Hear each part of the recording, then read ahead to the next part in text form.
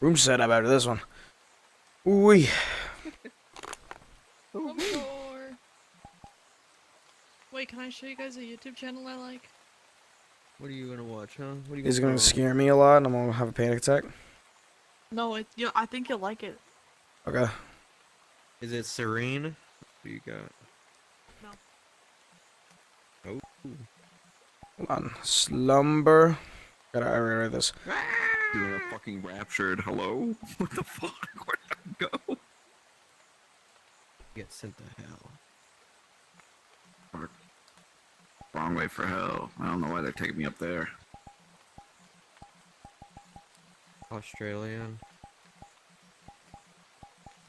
Wait, that is true. Australians go up for hell. I have to fix myself. You're mad as hell at me, dude. What if I just started digging, huh? What if I just dug out of that shit? Mad as I would've just fucking. I would've just not gone. You gotta tell me that I gotta, first of all, go to Pennsylvania. That's enough of a punishment on its fucking own, dude. And then, already.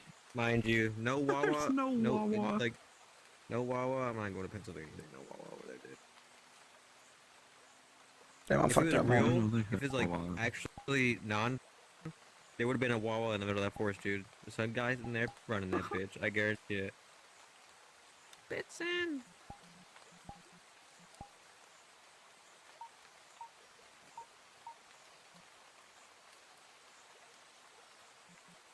There we go. There she blows.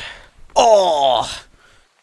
Quiz, are you ready to send the last night of the subathon with me for 2 minutes before you throw your shit off? Ready? It's gonna be awesome. The Flex had a channel and then she just killed herself. What channel did she at, dude? She just blew up.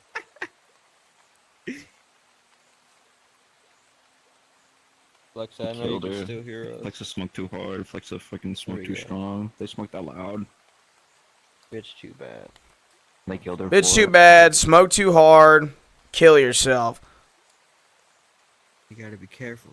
Don't kill me. Hear that, Israel? Is that Israel? I'm not gonna kill myself. Dude, I can't fucking. I can't believe he fucking said that. He's like, listen, I don't plan on killing myself. I'm loving life. I'm grateful for everything. Hear that, Israel? Holy fuck. There was a lot of talk about Israel today, dude. I just kind of had to talk over Zizix for like 6 hours. Oh, God.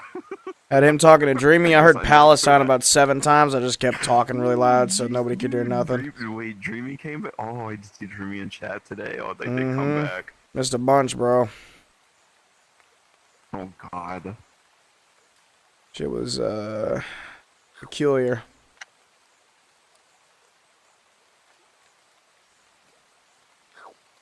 I'm gonna sleep for 12 of these hours, wake up, and it's gonna be fucking 3 p.m. I'm gonna go, shit. It's gonna be 6 hours. I'm gonna go, well, time to kill myself. You know what I did as a special occasion for this? Hi, Flexa.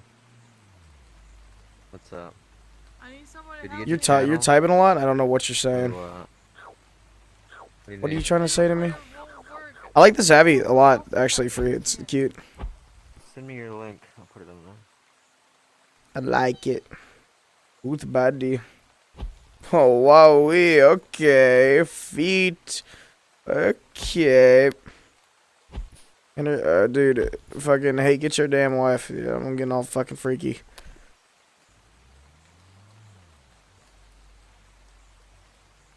Get your goddamn wife. Fucking pissing me off. The video player has AIDS. What do you mean the video player has AIDS? Freaking player has AIDS. I like seeing that we're getting up to the top of the fucking the thingy thing. I'm reading a look. That's the thing you think. I can't even enunciate what I'm trying to say, bro. Partner plus, you know what I mean. You don't know what I mean, but like partner true. plus. I do not listen. I know what you mean. You're hitting partner plus. You're hitting above that 100 mark. You ready to get super fucked up tomorrow night?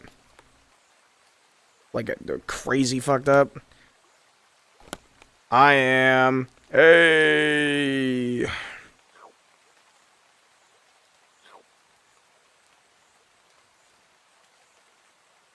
Ton of alcohol. I might die. Well, at least you had fun.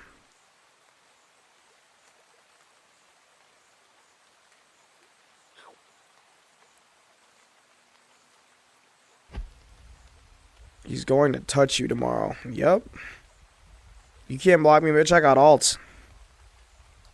I'll find you. He's gonna send his goblins out to do his bidding. Yep. Good luck, Buster. You're fucked. Literally. Turn on the UI. Yeah, literally. Good luck getting pregnant, bud. Gotta turn my damn UI on.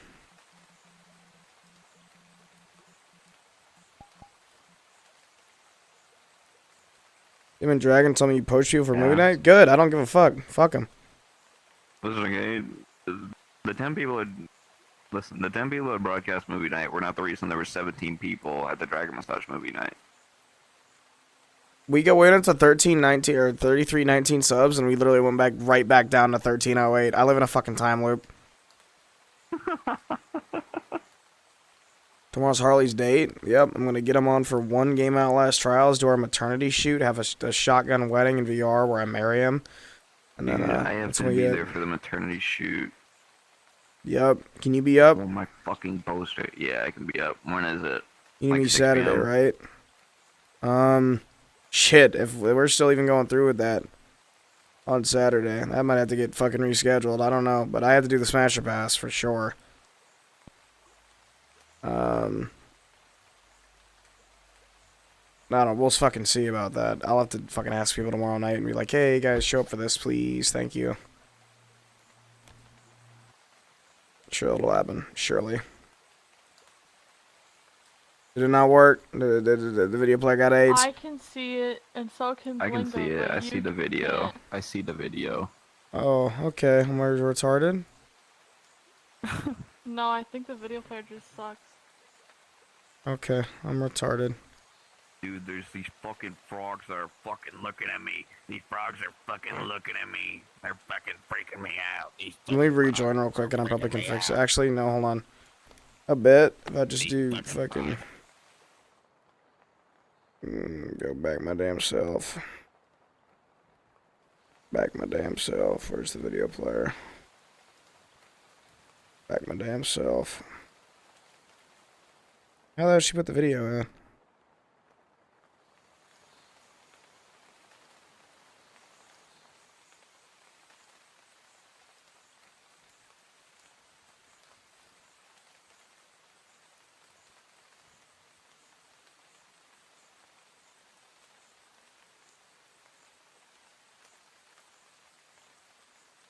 Not cooking?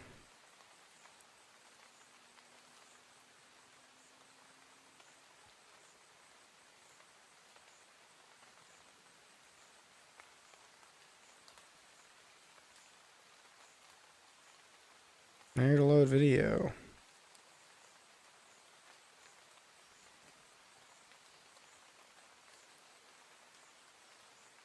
Not even your own mutes posted in Smasher Pass. Yep, I'm killing them all.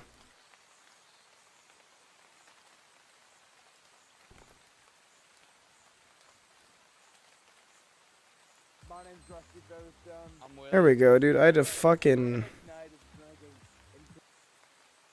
Wait, I saw it. Wait, I saw it. Wait. Wait, I fucking saw it.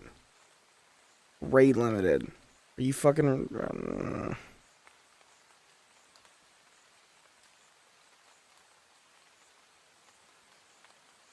Who gay? I might be the gay dude. I'm trying to get this shit to work, and every time I resync, it might be blowing up the player. I got it to work. Monday night was a smashing success. A little bit. We were a little there early. Your first soju, good. Soju and beer, pretty good. It kind of gave us the tools to be our own bartender in there. The vibes were not great, but we were there early. I think we give it a 2-8 vibes, 4-8 drinks. Agreed. 7-6. Where am I going? JJ. 6-7. Oh, Jackson. Oh, Jackson. They back it off. Jesus fucking lord. All right, so far, Yeah, our beautiful time and career Used time. to be We've had Larry. a handful of like near collisions. Quiz, quiz, quiz, quiz, quiz, Flooring it in the quiz, quiz, quiz. floor in reverse tonight. Come on. What are you Ow, ow, ow, ow. Quiz, stop. Quiz, no. Nuh-uh. Quiz, a no, no, no, buddy. No, no, no. Uh-uh. Open table. I didn't even think of that. Uh-uh. Come on, Tape come with on. a sensor on my headset so it won't turn off anymore. Found a parking spot. Our producer Lucas is I gotta Put find a way to tape make my headset. over my odometer. My car. My dad, what the fuck So- is a kilometer, dude? one guy that's above the loud. My headset stopped being a bitch and let me play in the dark. Whose dog is that at the bar, dude? Give him a drink. Oh, I feel left out. Get the dog a beer. Like, That God be goddamn damned, dog does don't not need ever a give a beer. mouse a cookie. 1 to 3. The beat after 1, you can either keep or remove your finger. If I guess exactly how many fingers are left. I like these boys because they're very normal, but eventually they're gonna start kissing each other because they get too drunk. Success is Okay. invalid. Wait, I fuck with that. That's what Broadcast did at one time. Broadcast, tell me about your one gay experience. What, the one at the Dave Matthews Band concert? Yep. So I went to a Dave Matthews Band concert and I got really drunk with one of my friends and I made out with him. It happens, dude. I have a friend who told me the exact same thing. He was at a bar and he just started making out with his friend, dude. It was, I always feel me, dude. He was playing Don't Crash Into Me and he said, crash into me. And then I made out with him. It was good, dude. Then you just start fucking kissing him. Something just My life a a movie. demon. The other guy. My life a movie, bro. I'm telling you. Yep. And then we never talked about it ever again. And that dude's got married now. So fuck, dude. Dude, you That's- should have gone to the dude, wedding. my friend that told me that story has a girlfriend he's gonna move in with. I did go to his wedding, dude. Now, and I think like we just kind of moved on from that. You should have told that. No, you should have told that story. You should have like told that story like Give the a fucking like speech. at the groom party. Yeah, at the groomsman's party. Just tell the story about how like listen. I knew the woman you would marry one day would receive a very special man. The way your tongue caressed mine at that Dave Matthews Band concert, I knew you were something special. I'll bring that out at their anniversary. I always knew you could kiss good. Nah. Come here, Got sugar. yourself a keeper over there. Go for another one. Yeah, go for another one. It'll fucking sock me in the face. I go, whoa! Queer? I'll go, sorry. Whoa, fucking. God forbid a white boy try. 12 more hours. Nope, 18. And the drinks were 18 hours. Shit. 18 That more guy was hours. like Uncle I can Ben stay it. from the guy from the farm.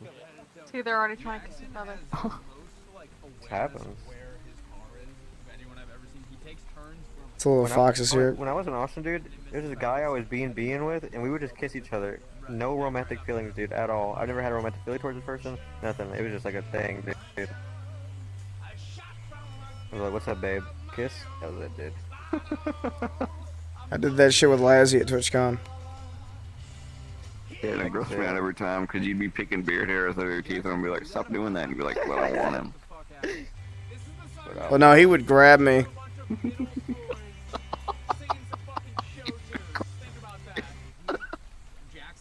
What do you I'm think gonna you do start when on you're Dragon. dude? Dragon would start grabbing on people and everyone would push them away. They'd be like, Hold no. on, Ray's live. Hello, I madam. can't say I ever saw Dragon have physical touch with anybody when I met him or saw him. He would just kind The of only just see me, physical say touch what's up, I've how ever they heard Dragon disappear. do. Dragon didn't even hug me when I was leaving. I think he gave me a handshake, but it was through a gloved hand. The only physical Dragon contact massage I think He changed. punched me in Dragon the ever done stomach. When Dragon said bye to me, he said, Yeah, that was "Hi, the only gang. physical See you contact I've later." ever heard Dragon Massage do. It's just punch people in the stomach. He beat the shit out of He me. did that to Chris Dawson while you guys were playing Flip Cup. He just fucking socked Chris Dawson in the gut.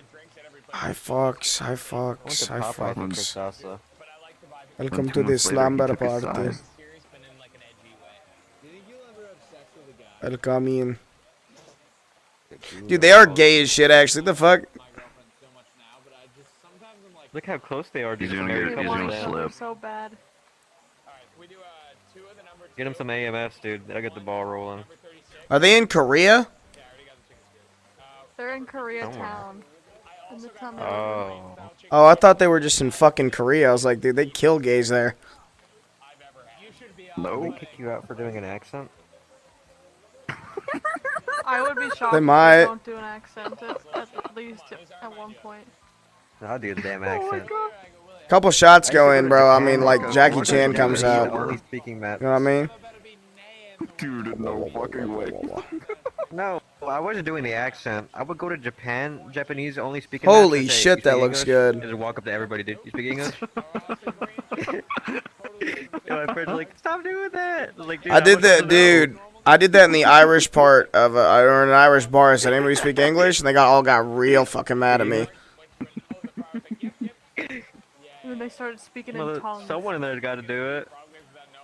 That's like Someone's gotta know. it's excluding you if they don't speak English, dude. That's true as shit. If they don't speak English, I don't know shit about it, man. We used to go around and dude, I remember we used to go to maps and then Mimi would be like, if there's anyone that ever kicks you out for speaking English, report them. That's exclusionary against TOS. Tell them. Damn right. You They don't speak can't tell American? me. What the fuck are you doing? You can't speak American. Fuck you. Buckaroo. Piss me off. I'm gonna do it. Go nuts, Mr. Trickster. No. Get in there. I was losing my shit, dude. I forgot I was listening to a whole other YouTube video while watching this one. I heard 4 different voices in your head. Like, who the fuck? Who are some of these people? I do that sometimes. Sometimes I have music, 2 videos, and a stream on, and I'm like, dude, I think my head's starting to explode. Soak in that pond for an hour. Look, they did it! You're not doing my hair. God. Oh, I gotta behave. Incredible rack. She gets the bike. No, I'm trying to APG. Asian boy girl. The dream to like find Asian boy girl. and then we're gonna go to karaoke. I want to do Over My Head by the Friend. I had a lovely time. I love. I was bar hopping, they were doing karaoke, but I wasn't figured it up there, dude. I was gonna sound like the food is shit. great. He loved the frogs. Get that out of here. What is that? Karaoke is about sounding good. I Now if I haven't sound like... Not lying. Well, I it was just 6 makes everyone AMFs laugh. in. Whatever came out of my goddamn mouth wasn't gonna be good. I get up there to sing and just projectile vomit. Okay, never mind. That's not as fun. What I did right here. I'm going in there and I'm singing Right now. Dude, if anybody pissed me off, I'd do that. back to back. With mutual consent. Your ass would... from I've heard you sing the FNAF songs. I don't know what the You gotta do it game without is. I'm laughing. going This is to- sweet, I'm doing I love Bohemian his sweet. Rhapsody. We what? Oh my god. Yeah, do Bohemian Rhapsody. It's the one song I always love to do during karaoke. Every time Is there's this karaoke, the Bohemian real Rhapsody. life? Is this just fantasy? It's fantasy. Trapped in a landslide. What up? I'll take her to bed. Reality. I like to sing Drake and start like licking my lips when I look at certain people like Turtwig. I could sing karaoke. I could sing November 18th by Drake. I can do that whole damn song, dude. I can sing the entirety of Hotline Bling and also Tootsie Slot. Can you do it in French though? Yep. All right, go. Omelette de fromage, à 8 tard. Winner. The reach of foot up. Easy cure there at the foot right. Arriba there. Fine in French. Okay, Inglorious Bastards, the Italian filmmaker. Buongiorno. Buongiorno. I'm from Ohio. Are they playing on the Dude. live? Yes, at the next broadcast Dang. movie night, we should watch fuck, The Ministry of Ungentlemanly Warfare. We should watch that. We should watch that next broadcast movie night. No, we're gonna watch Terminator 2. Dude, this restaurant is sick. They're just like playing games. Dude, with fuck it, people just for Twitch free. streaming. I could be doing this shit for fucking content. What the fuck am I doing, man? This sounds awesome. You do the Turtwig, but if he beats you, just Turtwig is a auto, dude. bitch. He won't do this. Listen, okay, think about it like this. I know Lassie was talking to you earlier about what were you going to spend all the money on from this check. But think about it. What if you bought a streaming backpack and then you started to become an 60K, IRL by the way, streamer? 60K. God. Get a streaming backpack. You can just get an iPhone You and can don't do go that. anywhere that doesn't have service. Okay. Yeah, but you could be a poorer version of Jason the Ween. You know, think about I saw it. Jason Wayne act like an old person today. We won't like yours, you don't like ours. Don't tell me no. Could I be Jason the Weed? Keller I the think Ween? we make you stable Ronaldo. I'll Keller be the Silky. Ween. I don't know what names you guys have been on, but you guys are a cute couple. Dude, Lassie could be our fucked up version of Fizz Tap. Think about it. Can I ask? No, I think we gotta make him face on or something. Why not? Be a case on. We just give him the shitty setup with the disco ball. Dude, listen, I think Lassie would actually fucking love that. A little shitty. Dude, this guy's drunk as shit. This guy's funny as hell. Dude, they're so fucking funny. Do they start making out more? Probably. Wait and see. Look at them. They need each They other. want to kiss so bad, just do it. Dude, literally, they're setting up for it. They're setting up the fucking yes. Oh, damn it! Dude, he starts grabbing too, bro. He wants him. Dude, goddamn that's what spoke about it Marquez now, does. dude. And he's Marquez so did that drunk to he's me. just vaping in the Marquez used to do that to me. Well, I would just, you know why I do that though? Because I get really drunk and I have no center of balance, bro. I'll grab onto fucking anything. I was grabbing on the page at one point, bro. Likes to hit you at some point. Not built like a fucking Dorito. No, I shouldn't have, dude. Okay, listen, I gained full perfect clarity in my head, dude. Stairs. No, I only needed help getting up them, bro. Getting down them so much easier. So unbelievably fucking drunk. That you should have fallen down the stairs. I literally said, you need to fucking, like, listen, okay, before you come down the stairs, fucking tell me. Because, like, if you fall, you're going to die. And then you saw me down there, and you're like, how the fuck did you get downstairs? And I was like, how the fuck are you down here? How the fuck did you get down here? Locked in, bro. That's all I needed to do is I locked the fuck in. Fucking What lock the fuck in. are they wearing, dude? I was so fucking lost. I was like, dude, how the fuck? I was, and you know what's funny is like Harley had like the same amount of alcohol. That motherfucker's twice my size. He fucking fell over in the goddamn laundry room. Well, he's twice your size, but he doesn't have like any more He doesn't have more mass. He doesn't have more mass to this all Harley, bit. like 6 That's foot? true, dude. Harley's like my height. I'm like 6 foot. Harley's 6 foot, right? I'm like 6'1" and he's like 160, dude. I was fucking. Come on, that motherfucker should be able to down a whole bottle of Elijah Craig like I did. That is a tall woman.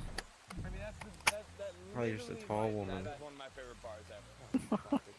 I gotta hit my stride, dude. When I went to TwitchCon, I did 25 shots in 45 minutes. Gotta do that again. No, dude.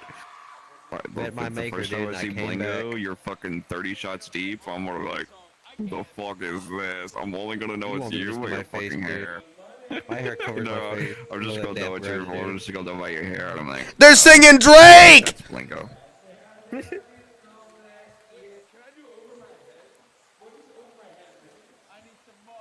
Yeah, I like these kind of karaoke rooms, dude. Fuck a karaoke room. I want a karaoke concert. And then, dude, fuck my chungus love. I flex so. Welcome back. Can't see the video anymore. Pull up the broadcast.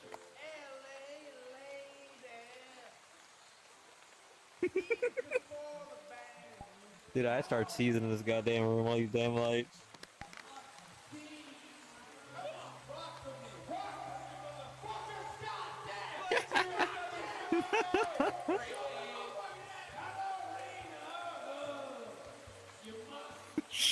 These people walking outside, dude. He's in his fucking underwear, dude. What happened? What the fuck happened? Okay, at least the line stops at getting gay. Getting really gay. Pop karaoke. I would say 10, I would give it a 10. Dude, they're so fucked. You're right. I'll give it a 10. I'd give it 5 vibes. 5-0 vibes from Holy I fuck! want to say that if you're, you know, I'd give it somewhere a between the 10, ages but of it's a fucking 5 scale. They're four fucking and own scale. They're Which so we all are. drunk. finding the song that you want. I gotta do this shit with somebody, bro. Fuck, god damn it, this is funny as fuck. Right guy's eyes, dude. It's taking all his focus, Dude, dude. I highly, Dude, he's doing the thing again. He's got the hand on the shoulder. He's gonna go for a kiss here. He's gonna go for a kiss here. Oh, dude, he's still on his nose got all close. He'd wanted to. All I do, you know what? Alright, I go to Japan and all I do is get really fucking drunk all the time and we do fucking streams writing bars. Just start fucking. Just That start one doing Dr. Pepper Lyra guy's streams gonna on come and Turwick get on you, 13th dude. Street. The Dr. Pepper guy's gonna get you. He's gonna give you Dr. Pepper. What Dr. Pepper guy? That fucking Dr. Pepper guy, I'm gonna start kissing him on his mouth, bro. Dude, no, you Throw it can't up there. assault the Dr. Pepper guy. He got me Put Dr. first, bro. Pepper back and take it. You think about it, what Dr. Pepper guy has Mentos in his mouth, and he's just been waiting for it. I know you got that fucking secret Dr. Pepper fucking zero in there, dude. Don't hide it. Forbid. Corn on the timeline instantly. Try to play another. Okay. I think she went to go do it. Yeah, she said she wouldn't want to do that.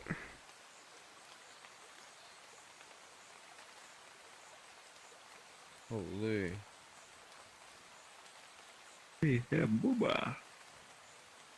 Bober. Bober. Boater. Boater. Bober. Boater. Bober. Boater. I wonder if I put enough tape on my headset for it to not turn off anymore. I have to see.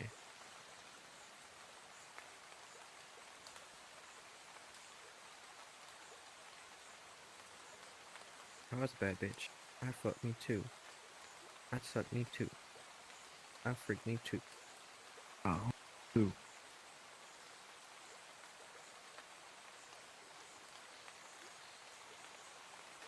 I was a bad bitch. I won't fuck me too. Me too. We fuck her to what? Oh, I saw his little We know VR your tail butt. leaning on my butt, dude. Leave me alone.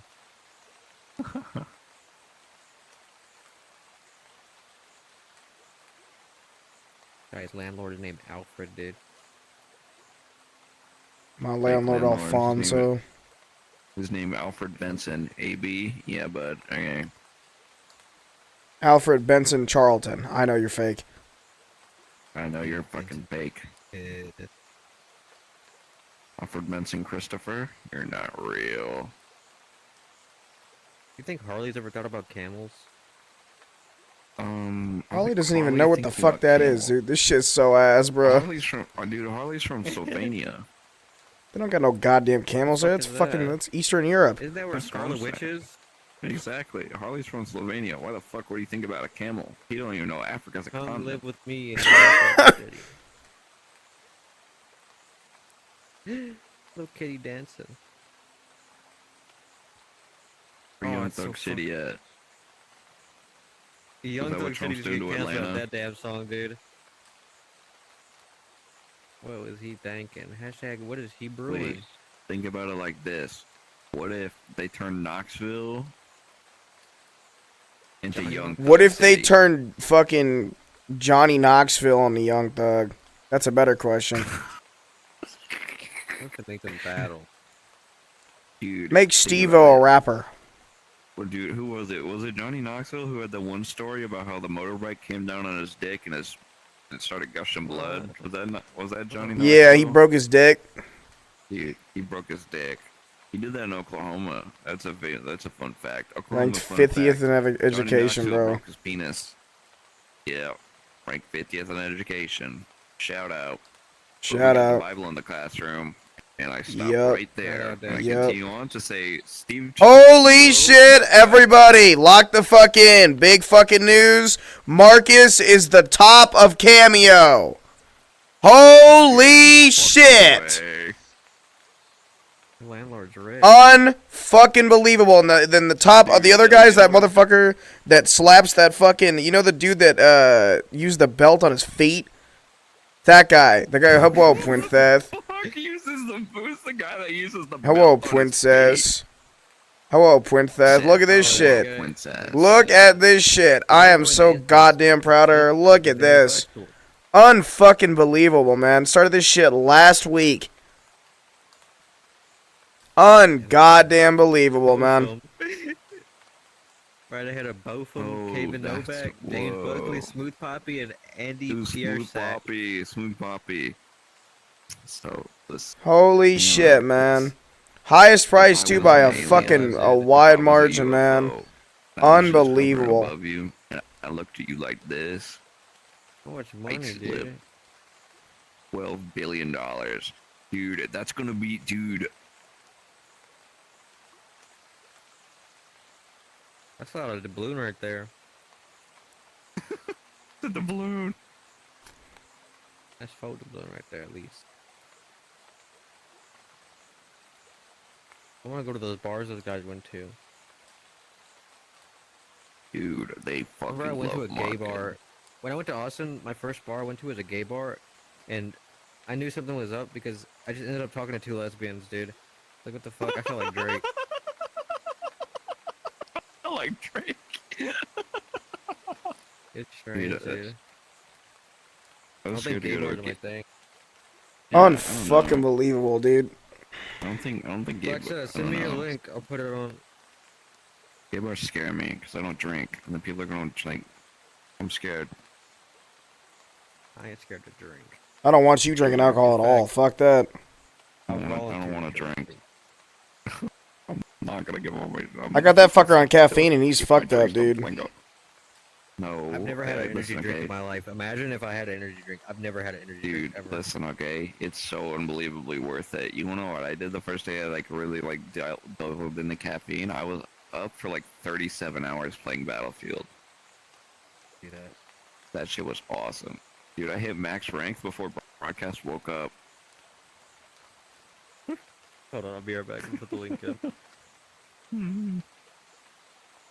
You know, I'm gonna do that again. On the 10th, I'm taking 800 milligrams of caffeine and I'm fucking grinding. I'm going live and I'm gonna play for 13 Dude, hours I actually straight. forgot that Battlefield comes out on the 10th and you just made me so goddamn happy. Like, Yeah. irrationally happy. Listen, okay? I'm gonna hit partner because I want to stream together with people and I'm only gonna play Battlefield. I want to be fucking people's off streams just thing. Just go fucking sit there playing Battlefield. 37 hours straight. You're gonna get a fucking premium, so you're gonna get a professional sponsorship, and I'm gonna be fucked, bro. It's over. I don't give a fuck. Dude, wait, I just realized those $200 I got the other day, I can buy Battlefield with it. Awesome. You didn't have Battlefield? No. Hey, well, hey, you're up. Dude, Do we gotta I- switch I video didn't players, by the way, know, because this so shit doesn't good. work? I see it. Blanco's gonna do it. I don't know, for some reason it just doesn't work when I paste it in. Well, I can't fucking see it. I'm gonna go fucking fix it. Dude, Go fucking... wait. I fucking Disney. No, wait. What fucking is that? No, I gotta go fucking fix it. God, son of a bitch. Gotta go fucking fix it. Son of a bitch. Goddamn, son of a fucking goddamn it.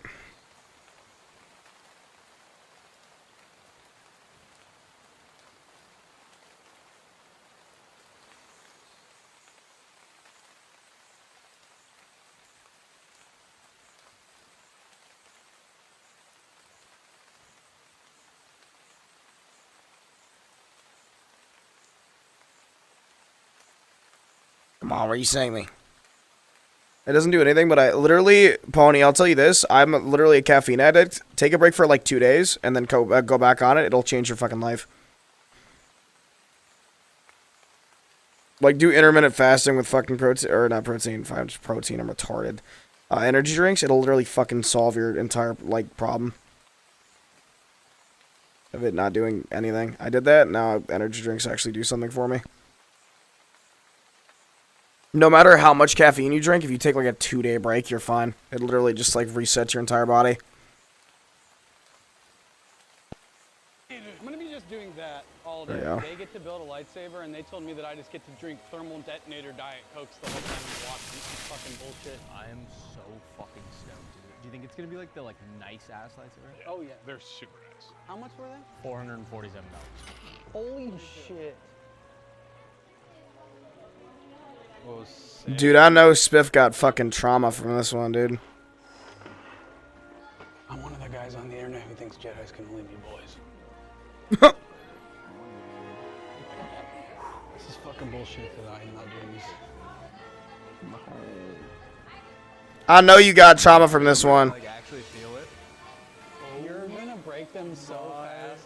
God. I know you got trauma from this one. There's gotta be That guy something got a red lingering. one. Dude, that's bullshit. Dude, that guy got a red My one. feelings are hurt. Wait, Luke, maybe you can get one Did you get a purple one? Actually, I would almost trade. No, I actually didn't get it. Dude, it's like $200 to get one. It's actually No, not. dude, It's they're- like $100 they're bucks. So listen, okay? If she offered to give me one, I would have said yes, but I didn't want to. I was like, what am I gonna do with a lightsaber for like the next 6 hours while I'm at Disney? Doesn't fit in the locker. Fucking hold it. And we're gonna go get as many. My family stopped buying me fake little lightsabers because I kept hitting my sister in the back of the head with them. I'd hold a lightsaber for 6 hours that I paid like $400 for. Fuck it, dude. I don't care. We're gonna rate it on In the how back it of the makes us fucking feel and how it tastes. Are these bars? Do you see the video flexer or It no? might even be like a 4-8 taste. It's okay. It's our first drink today after Don't waiting. say it They're like all the that. bars inside of the It inside makes of the us feel Star like Wars hitting on every section. front. 4.948 Disney. for It's only most 9.8. sizes only can't have be them that. bars. We made a good choice. So I'm Dude, gonna if I hit go it to a with good goddamn bar, Bill Star Wars thing, I'm Ball shooting for somebody. Yumbo. And 9. Out of blast. Dude, I'm ending up like Han or I'm ending up like Greedo. What was my Jedi name again? Glub shitto. Cronin. Yeah, Cronin Mark. I don't even know what that is, dude. I just heard it one time. That shit is awesome. Broadcast, can you, dude, go- Big fan of Glub Shitto. Is he drinking? That's one fuzzy tauntaun or 2 taste. That drink, the fuzzy one, has like a numbing component in it. It makes your mouth all Tastes weird. that way. Whoa. I don't know what it That's is her about second alcohol, but dick. Now we're having an allergic reaction. Yeah, whoa. Ugh. Numbness fun. The numbness is throwing me off a little bit. I'm gonna say. Dude, 4, 2 if you got me that wasted inside of a fucking Star Wars bar, I'm coming. I'm gonna. If I got drunk and my mouth started getting numb, I think I'd die. I was dying. That shit scares the fuck out of me. I ripped my jaw off. I think I got drugged. Like literally, I think It's I'm your gonna get final day on roofied. Earth, buddy. 4, 2 taste. So an 8 for an 8. think I got fuzzy ditty, dude. tauntaun. We're trying to sneak these without the guy seeing that we're drinking them because there's a 2-drink limit. What is it in the fuzzy tauntaun that is the numbing agent? Tauntaun fleece. I like the look of the Jedi mind trick. That's how they get it. They say it's Tauntaun fleece so that you can't fucking sue them. We're guys. Also, there's a 2-drink limit. Are you fucking serious? The fuzzy tauntaun They're drinking mini It's a pots, theme dude. park What the for fuck is that? kids. has really. Yeah, and Dad wants to get all fucked up. Why are the kids drinking? And Dad's trying to get fucked up. Dad's trying to get turned. He just spent $6K getting to fucking Disneyland. I don't give a fuck about the 2-drink Whatever limit. makes it really, whatever makes my mouth off the double the dosage. Give me a goddamn liter of that shit. Yeah, dude. I'm trying to show a Twilight how my Give me a Obi-Wan, liter of bro. that shit. I'm gonna walk out talking like Jabba. I'll be able to fucking fix it, dude. There's a Star War going on. I'll be the diplomat. I'm bringing back the old Your Republic, whole dude. mouth is You numb. give me You're a gonna drink. start biting on your tongue, and you're not gonna No, know. Good orange. Me drunk plus Star Wars, dude. It's just a lazy stream. Tell him to put on that fucking game, dude. Gotta stuff my listen, drunk as fuck, Star Wars, sitting on my couch, Bring it stuff back to the my Old Republic, fucking bro. stomach with a pillow. I'm lassie. Outer Rims 1, Fuzzy Tauntauns 2, The Outer Kisses Rim. 3. Up next, we have, Cad what's Bane next? roofied me? Alright, fourth drink, we got the Taco Donna Quencher. A lot of high hopes for this one. Looks like a Jedi. How the hell are they getting past the 2-drink limit? That motherfucker's gotta know. No, you know what I think it is? They're off, dude. I think they're all ordering 2 separate drinks. No, I think those are I think those are Maybe. Jedi business, go back. Someone just got shot in the fucking cantina, I dude. think this is the best one so far. It's almost like Yeah, like fucking that Glub one is Shitto's down. Goddamn drinks look too fruity, man. I don't mean gay, just like color-wise. You're one to talk, you're one to talk. pineapple drink. Color-wise. It kind of tastes like a liquid pina colada. which some just call a pina colada. I read a lot online that if you drink enough Taco Donna quenchers, your cum tastes sweeter. That's where I know that from. Yeah, wait. We gotta go really here. gay. Third base for the Cleveland Dude, you cannot be speaking about cum at the Star Wars bar. So it's a 4-5. Yeah, he can. And then a 3. He's just forced to jack you off. For an 8-3. Yep. 8-3. What's going on down I there? don't want to sign up for him. Honestly, My the Obi-Wan, damage is bro. probably bad. My Obi-Wan. We drank a bunch of My drinks, Obi-Wan. and right now we You know my owe Obi-Wan, bro. I'm gonna show him my waist window. $197. Oh my god! That's deeply That place is fucked up. expensive, We man. just finished our first round there. We learned we can go back in. They get like 6 drinks? That's a lot of imperial Pretty credits good. right there. Outer rim. Really good. 40 credits, Statwig. I would just shoot $200 for 6 fucking drinks is actually fucking bank robbery. That's insane. Do the math. This is my body. Maybe we should have listened to the drink limit. Tauntaun. Fuzzy Tauntaun. Taco de la Quencher. Taco de la No, I actually think the other one was above that, right? We had a Mantric and then No, Taco de la already Quencher. on Yeah, top okay. of how much they had to pay to get in the We'll see you park. guys in a second when we go back in. And we are all gonna Pay to get in the park. This is the Boba Then they Fett had to get the tequila. drinks. They've already spent $1,000 here. There's no bathroom. Dude, those guys have no fucking clue how drunk they are. They're about to catch a fucking beating. They're about to get fucking killed. Dude, fucking step up, bro. Fucking where's Kylo Ren? Fucking, where Kylo Ren at? I'm trying to run a fade. Oh, Kylo's there. Oh, fuck. Run it real quick. Dude, I kill him. Dude, to 3 drunk white boys against Kylo Ren who wins. Kylo Ren looks like an oriental short hair. They look so goddamn drunk. Dude, that woman holding back her children from running on. Dude, they would 100% get mowed down by these 3. We actually just bought this here. We're Dude, not- he's so drunk. Dude, holy shit. They're about to beat his ass, dude. What? I'm gonna propose to him. If he was here for one. He was gonna propose to me. What the fuck just happened? If he was here for one more second, I was He's gonna mystified. propose to him. I was gonna propose to him. Oh, fuck. Pushing me. That guy got me off with the force. That guy got me off with the force. He was an actor. And then he put his hands on Willie Knight, and I was like, oh my god, are we? He can kick Are we? Dude, how do those fuckers in stormtrooper outfits be able to like talk to these drunk fuckers all day? You see how fucked up he gets? His eyes start dilating so hard, I was like, dude. what happens if I He was full gonna start making out with him. if I full on slice one? These midichlorians are getting higher. If I repent my own ways, Don't stroke the can saber. you kill me with my own lightsaber? Can you kill me? Alright, never mind that. Can I? Maybe that. I want to change. Not only do I want to change my kyber crystal, I Will want you to marry ask me? you specifically. Will you marry me? Why? That is my concern. I love you. That is my concern. I love If you love the stormtroopers, do you know the first order salute? No. No. No, I guess I don't. Oh. War checked. You probably didn't see us because we were using ExpressVPN to No! No! They're corporate. Please tell me they get gay in the ad. Please tell me they get gay in the ad. I hope they start Must be getting Ewoks. Hold on. It's there. Is this a movie? No. The Twilight. It's real life. But speaking of movies, That's WiiLeaks, dude. They're doing the Mr. She's Beast back War yet? thing.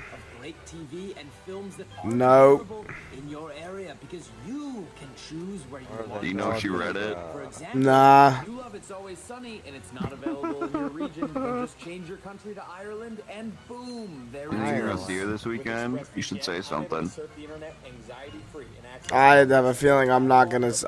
We're not gonna. the galaxy. Find Find out how you I can got a get 4 feeling. months free by scanning the QR code on screen, clicking the link in the description box below, or by going to expressvpn.com/Friday. Or reply and be like, yo, motherfucker, you got me for one. If everything goes to plan, we can get 4 more drinks out of this, and then we just need to get back in one more final time to get all 12 cocktails. What do you want to start with? JD, we gotta go to Disneyland and do this shit. Get super drunk at the cantina bars and spend $1,000 on shitty drinks. The same as the different one. So 8. Yeah. Oh, there's beers too, I guess. No beers. I'll One score propose best for to the- if I got Obi-Wan some score best for the I'll table, propose to I would fucking love Kylo, dude. I'll score propose to best anybody as who'll take me, bro. I don't give a fuck. Because for me, I don't want a full order of score best Whoever for will myself. have me. Yes, sir. Of course. This is Propose the to one Kyle. bar where they don't think my birthday is funny when they check my ID. Because they didn't have 9/11 in Star Wars. home planet. Wait, yeah, They you're didn't right. have 9/11 in Star Wars. Sure did. Oh, I think that was the first. I think 9/11 in Star Wars was when the first Death Star exploded, dude. I'm kind of hitting a wall just because Dude, it might have. we started drinking Actually, I and don't I'm know. really I think there were more excited people in now, I'm having, like, Alderaan than there were the an Death And that's why you Star. gotta rip Oh, four nobody on drinks Alderaan. non-stop. They fucking. Alderaan. You planning on Star going? Wars No. History. Yeah. Sadly, no. Thank you, sir. Dude, they 100% would have if you think about it. They would have said Alderaan's full of a bunch of traitors and domestic terrorists.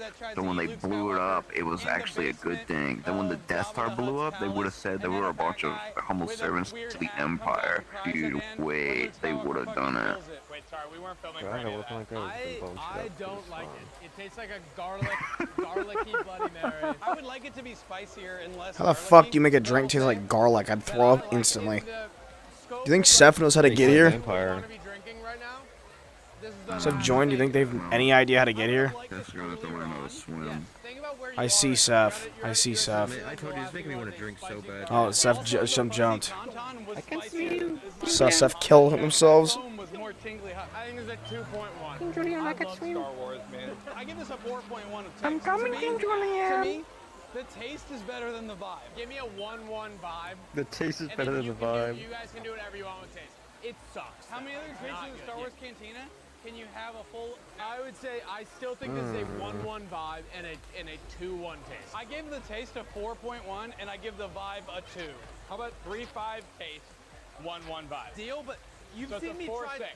4-6. That's the final answer. I've been chugging this 6, as much as 7. I can. That's as much damage He as I've said done. he'll take requests for money. You do over my head by the fray. You know over my head by the fray?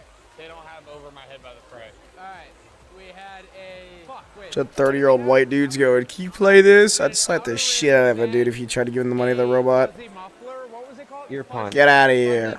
Fuzzy bonton. What? I think did Seth drown in that fucking And then we had. Seth? Jedi Mind Seth. Trick. Seth? We had. Yeah. Jeffy? This one's ass. They say this one is Sorry. drink is apart. This is Hey. Coruscant cooler, just I said. eyeballs on it. Looks Who the like we fuck got picked some Terminator cranberries 2? on top, like Like a fucking Not me. I watched Blair Witch. Oh, hello there. It was nice, dude. Terminator 2 is not that bad. Dude, Blair Witch is good. Fuck you, buddy. Hey. His home planet. Hey, pal. Come on. Come here. Come here. I don't think it's perfect. Come on. If it is Come on. this is what people in Kentucky. Watching 3 drunk white boys go to Star Wars. Coruscant, very comparable. This one This is is why we're slightly a little better than the disorderly. Bloody Mary. I think it's worse. It's worse. It's fun. 4-5 taste, 3-2 vibes for a 7. Whatever the math is on that. Is this Outer Rim cast? Like Outcast? The HQ has informed us that we've This is spent our second time. We're more good at it. money than they would have liked us to spend in a very short window, and they might have put a hold on the card, which is just from a fraud That's standpoint, really funny. good business. Bank held the card. This last round is going to be on the Seth feet. Loopster. The And Do you like Empire, Terminator dude. 2? Then I have to explain to my wife what No. I've been doing today, and she's going to not love that. All right, we got the. She's going to not love that. Dude, drink 7, the Yub Nub. Dude, this shit's gonna be fucking amazing. Lifesavers and got a commemorative mug. And we all drove separate. No, we didn't. No, none of us. Guys, drove. my VR chat cache is 30 gigabytes. Why does it turn on my UI so I can actually cuddle you Dude, I properly? cleared my shit yesterday. Whoa. I don't even know how to clear that shit. Now this is a bit of a Star Whoa. Wars trivia question. You have to restart. Like, it takes a full restart to clear. Han Solo So you wanna had re-roll felony up. put on his head. He was eventually Be caught. fine. Can you name My computer's any gonna of turn the to a other transformer. bounty hunters that were sicked on him that didn't catch him? It was, I give up, bro. No, he Transformers. killed Han Solo. Can you accept me even though I'm a retard? Our car didn't go through. Our car Okay, didn't go thank through. God. It is working. Cuddle me as I The am, car did not go through. even though I'm like It was retarded. embarrassing. Do you love me? He made us wash Do you dishes love me in like the you back say and you kiss do? him on the lips. We just got our card declined. We just got our card Hard declined. decline. The Empire is taking all my credits out of my account. Hey, coming up. It's coming up. It's coming up. It's there. Alright, producer Lucas, what's the damage? Hanger. right now, this is 245 total. We are thousands of dollars on the day. No, no, no, Jufa. Which is a video game from PlayStation 2. Sorry. Just the amount that they serve this in. This is the booziest. This is the booziest sea dog. Booziest. Yeah, for sure. One thing we have to take into consideration, though it's strong, they don't have the same ABV regulations on Coruscant that we do. You're right. It's kind of like how when you drink in Denver, you get drunker because you're at a higher altitude. We're at like 100,000. We're light years above. That motherfucker is Cloud City, beaming, We're dude. light years I don't above like the it. equator. I give it a 3. I give it 3-2. 3-4. If I got fucked up in Cloud City, dude, I'd find Luke's hand. I promise you. 3-3. 3-3. 3-2. If we're both set on tap. 3-2 then. 3-2.5. 3-2.5. 3-2.5. Shake on plus, that. Vibes are good. Here's the thing about the vibes. It's a small glass and it's our last drink. so 4, 5 vibes, 3, Yeah. 2 plus, equals 3-2.5. equals 7.25. 7, Yeah. 7.5. 7, 7. So it's right middle of the 7.75. pack. 7, 7.5. Daddy's got an itch for a roller coaster that only Space Mountain can scratch. But I don't know if Dude, that's here, so if we're they gonna go on find Space Mountain, I hope they fucking puke everywhere. We came here for the Rise of the Resistance ride, and it is the one ride that's not accepted on the Fast Pass. They make you buy it individually. I am anti-capitalist, I think. After this ride, I'm anti-capitalist. We're on the blue-collar part of the park. Dude, I have a story about this ride. Broadcast, I think I told you about it. Down syndrome guy. Also, our Yes, this is the ride where Kevin was streaming, and then like I took a photo of the guy that they said looked like you because he was in a Denver Broncos shirt and he was small and he was little, but he had Down syndrome. So I took a picture of him and the flash was on and I felt so. I was like, dude, Broadcast, this guy looks just like you, and I took a picture and the flash was on. I was like, dude, I'm killing myself. What you did was okay. Can we just sign up back for Oga's You probably reset him, dude. I don't. But we have to make an effort to make it look like we're different guys. Yes, but final thing, I Fine. actually am. I didn't mean to wheeze. Oh my god. These You're absolutely. The Winter Make me Soldier. want to never do anything Disney ever again. When I found out that our card, our corporate card got Hey, canceled, man. we could no Thumb. longer buy drinks at the cantina, I said, what Why do you call him payment Thumb? do you How the fuck can you type in that accept? position, Payment bro? that they said they accept was Confederate money. Really? We got options. We got Buzz Lightyear's Oh my god. I'll do Buzz Lightyear's ass closer. Dude, Space Mountain's a roller coaster. The fuck does thumb mean? Pirates of the Caribbean. No, that's famously not a roller coaster. Space Mountain's a roller coaster. What other roller coasters do we have to deal with? Type in roller coaster. Not a roller coaster, I'm gonna cry. Really? Look me in the face. I need the baddest bitch in the outer rim. What are we ASAP. doing? Where's he said Space Mountain? I signed you up for this. Is the But I'm saying most. sign us This up is for literally the Space most Mountain. mad I've ever been in my entire life. That's a roller coaster. Rassy. No, but that's not. That's where you. The Buzz Lightyear ride is where you have like a little gun and you just like. It's like a know? Because I know. Space Mountain is a roller coaster. Yeah. We just signed up for a Space Mountain slot. Did we? 55 minutes from now, which means hear me out. Holy fuck, being drunk and waiting 55 minutes for a roller coaster, I'd die. Dude, it's the middle of the fucking day. Which means we can do a drink at the bar and then go to Space Mountain. Dude, a drink at the 55 bar. minutes and ride a roller coaster. You want to hear the truth now? You want to hear the truth now? The 55 minutes is if you go in person and wait in line. We were not able to sign up. If you I would sign up, rather it do would that take than- 4 hours. So we either wait 4 hours or we stand in line for an hour.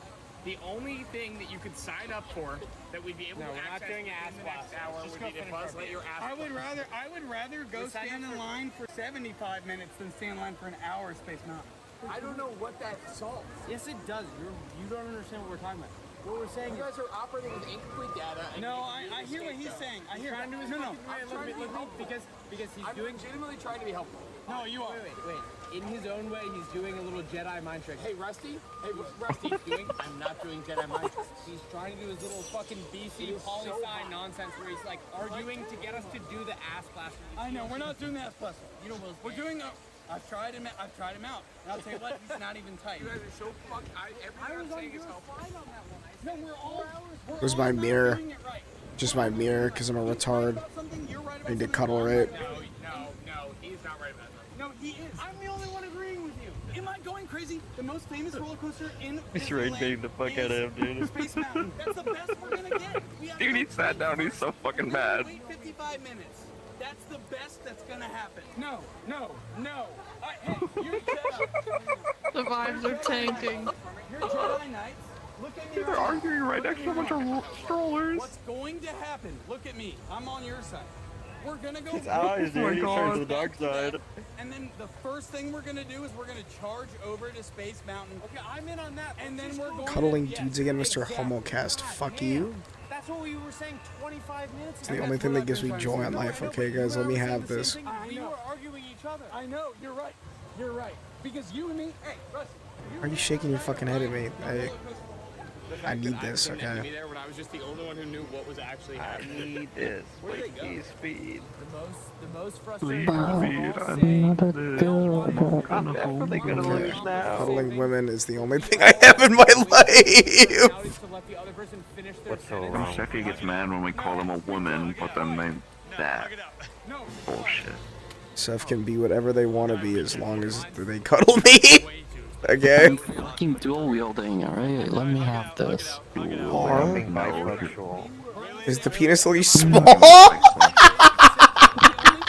It always has been. Thank God. Yeah. Please be small and cute. Oh God. It's like a fucking 2x2 cylinder, you know? Battery drain a lot faster than that. Like a fucking D battery. They are going to be pissed. Yeah. Because they're waiting on us to get in. Oh, it's already ready? Yeah. I'll accept that. I'll have to make it work. I think I know what I need to do. So we're gonna get Dude, holy fuck, they spent $2 grand. What? What?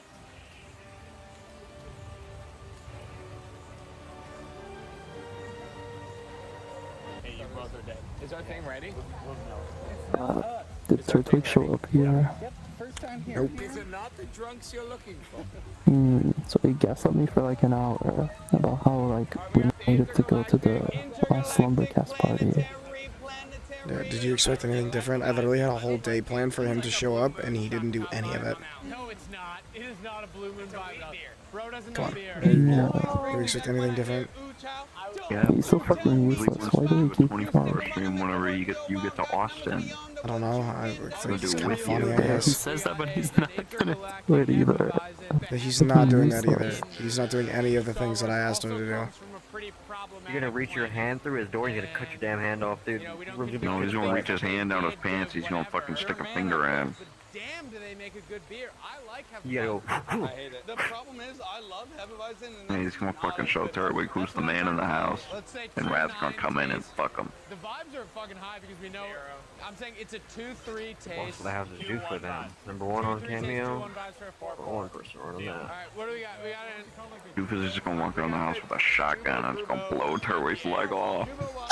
The warden. If you're like Turtwig into the room. Watson did Jeopardy. Let's just stay on. Say the Dengar Boskin Forlone. Those are all the. Those are He didn't even fucking speak English right there. Okay. Wait, time out. Here's the real review of this beer, and I would be shocked if either of you disagree. I don't like it. I don't like it, and here's why. A beer is supposed to be a beer. You can get cute with it, but when it starts getting into a territory You where can like, get cute that with doesn't it. even taste like a beer. Oh, I'm so sorry. I hit a guy's phone. Someone poured applesauce into my beer. I'm gonna go 1.7, and then the vibes are still high. I'm gonna go. Do you think you drink that or no? I'm a whatever he just said. I'm a hard double. It's applesauce and a beer. 6'8"? Okay, 6'8" for the beer. I drink like Fireball, you know? Like anything has to be better than Fireball. God, you drink Fireball? Why do you do that to yourself? I would almost go as far to say as it's No, I drink whatever I have. Gotta get you better alcohol, man. I Fireball's have a fucked up. problem. They get you drinking gasoline. Shots and like, yeah. The baddest bitches I know drinking fucking straight, fucking just terrible jet fuel. Dude, I'm like 49 years old. I don't get to choose anymore. I think the fucking age limit. 49 years old. I don't get fucking access to good alcohol anymore. Fuck off. Yeah, wherever the retirement home brings me, I drink. And I'll tell you what. It's a fucking scotch and rum, dude. Ew. I'll tell you what. I'd sacrifice my wife for you. Taco de Laurentiis. Well, I kind of ruined the okay, Taco de Laurentiis. Outer Rim. Taco de Laurentiis. Taco de Laurentiis. All the beers. Japanese water torture. What's it? Yuga Buga. Yuga Buga. Yep,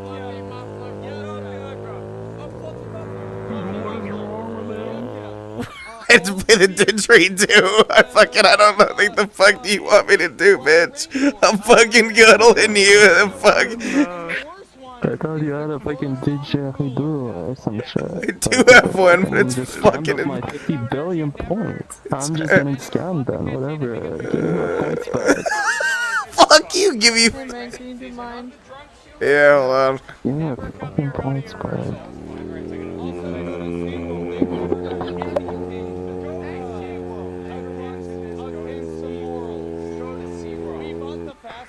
Is that good? Wouldn't let us ride any of the rides.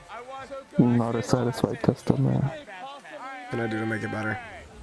I can do it again. Do you want me to do it again? I could be better. You can go like way higher.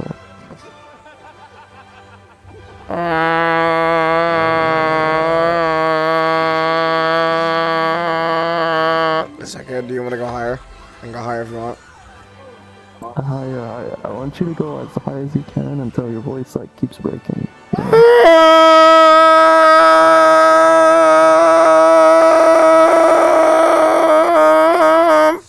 Is that good? Your grandparents are fucking geeking, dude. Yeah. Fucking hear that loud ass noise across the fucking house. Right now. Yeah, Dilly's fucking drunk and delirious tomorrow. Dude, it was SpongeBob trying to clean the plate with the fucking beam ray, dude. It's just gonna sound like something vibrating through the wall. That's a normal sound. Squeeze. If I scream in my room really loud, dude, no one in this house will notice. I think one time I was singing really Check loud, West too loud and I my scared my whole house will sister. And she thought somebody was breaking in, dude, because she hid under her blanket. I felt so bad. Let's go across the house. West, and I'm getting really rich. Look at this, shit, bitch, really loud. And she thought somebody broke in, dude. Of money in order to have fun. We had such a blast hanging out with you guys. Thank you so much. Cooler was ass. The course on Cooler was ass. We'll see you guys next week. You guys are awesome. You've got to be the dumbest motherfuckers Yeah, I've ever met.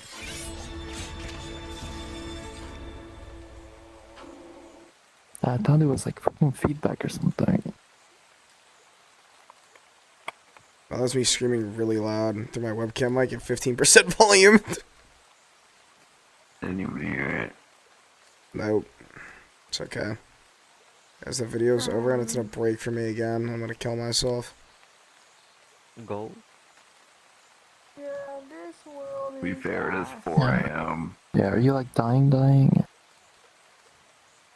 Dying? Like how? Queeze. Same thing? Fire burning. Okay.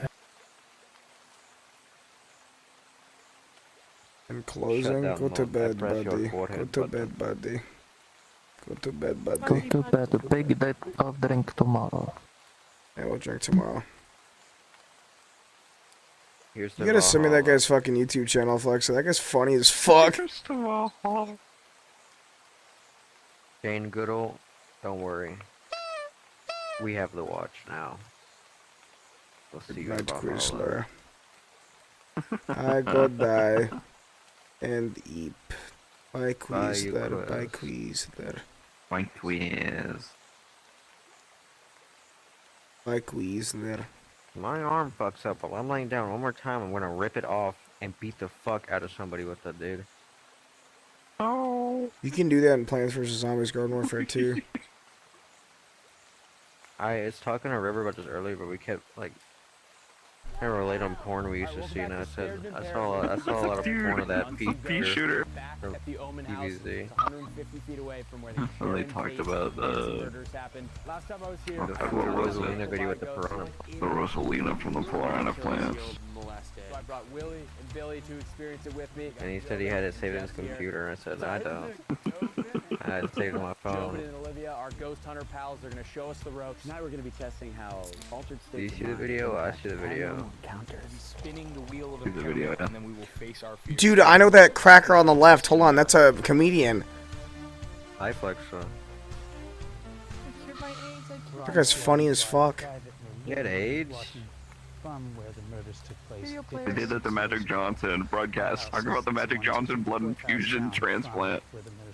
Okay, so Magic Johnson was able to cure his AIDS by getting a full blood transplant. They took all the blood out of him. Yes, he took the blood of young men, and he cured his AIDS with it. That's true. Were you one of the young men? No, I wasn't born when he did it. It was like 1994. I was a product of it. Oh God, what is that? Barbecue sauce? Yeah. I want to watch Danny McBride point guns with people. Cannibal. Wait till I get to a check. Are you good with the ladies? I think you know what I mean. Yeah. Which young I man? think somebody followed us from down the street. Got a ghost shirt on, Let's dude. go inside. I afraid no good. Ooh. Why are you covered in barbecue sauce? That guy looks like Vigilante. All I've said No, is no, I believe in Vigilantes are ghosts. way more sexy. However, I'm terrified of them. One part of my brain He knows ain't it him, he looks is the like way him. it makes sense. The other part of my brain is fucking terrified anytime I'm in Somebody the told me if I was, I was watching Peacemaker earlier. Somebody told me if I was a character, I'd be Vigilante. Crazy as ever. David, how have you A little scary. Yeah, whoever that is glazing you. Yeah, I was a junior in I'd be I Peacemaker. appreciate it. Dumb as shit. would be right here. My mom loved that shit. Peacemaker's funny. loves reading about It's either I'm Vigilante or I'm Judo Master, dude. We listened to an audiobook of one. I think it's just called Manson, right? It's a pile of shit. We're each gonna spin this wheel. Whatever it lands on will be our impairment of choice. I'm the control in this experiment. So I will be, just to set a good baseline, I'm gonna drink a case of beer. If I land on to get you drink, I'm walking Fucking baseline, drink a case of beer. Fucking. White Claws. THC drink. That's like gotta be the worst one, right? Last time we were You got any here, we Cayman had Jacks in this 60 house, milligrams dude? of I think you gotta go at least 20. I haven't never taken that much in my life. You're the coolest guy. He's gonna take your door. Don't embarrass us. Oh, him? No, he's not. He's really rude. He walked in the room and the bell went ding, and he said, "Dinner's ready." And then he goes, I "I bet that didn't guy press would that kill bell." somebody easily, dude. He just smoked them, like, shoot them off the fucking balcony. Not even bat an eye. Leave it alone, goddammit. You're fucking with a ghost toy. Hitman level shit. So few toys, and you assholes are fucking with it. I wanted to tell you. I went in and can't. Get a ghost do it. You don't have to. You have to go live. I really don't feel comfortable in my skin. I don't feel myself around him. Camera on a Thanks, tripod, pointing at static dolls. Something's probably coming over here, knocking him over, and he wants to get on camera, and he has. And it's all real, and I'm gonna have a bad night. They bring it. Ooh, but there's garlic bread. I guess I'll stick around. Yeah, boys, take a whip. Well, you still got it. You're getting the best ribs. Baby back ribs. Haunted ribs. You can only smell the fragrance, the aroma whipping off these ribs. It's a weird feeling. These look good in a mug. You feel ghosts? No. I'm hungry, and I'm honestly maybe more scared of his fucking short ribs than I am of any ghosts in this house. Cut ass dog. Hi, guys. You caught me in an awkward moment. Yeah, you guys don't know? He rips guys limb from limb and then he cooks it up. I think he slaughtered a 5'11" to 6'1" man and harvested all of his meat, and he's serving it. You guys are in for a treat. Seriously, you guys are in for one hell of a treat. Doggy. David, do you mind giving us a Upper. Yeah, I'll give you a toast right between my legs. Hey, you want some fucking toast? I feel like he did Dexter Morgan type. He just kills bad dudes. Some fucking toast. What the fuck is wrong with him? Wise guy, you fucking monkey. This guy's a freak. What time is it? All right, we have 3 minutes to go live. He's connected like a YouTube live stream that he's got going on. There's like 30 people hanging in there, and they all seem to know David very well. They warned us don't eat any of the cake here, and he admitted that that's a real thing in his fridge that has been sitting there for 4 years. So if that's true, everything the chat said was true, and there is a chainsaw, there is a torture dungeon, and yeah, I'm gonna die. My new strategy is to get hammered so I don't get so scared. So much of paranormal experience is about like your interaction with energy. And so when you drink, your body state and your energy changes completely and becomes a little more chaotic. So we think that it's going to allow more to affect you. That was insane at the table. I said my strategy was to get hammered, and they were like, good, yeah, awesome. That will make sure that the ghost can access you even better. What do you think the worst way to go about it?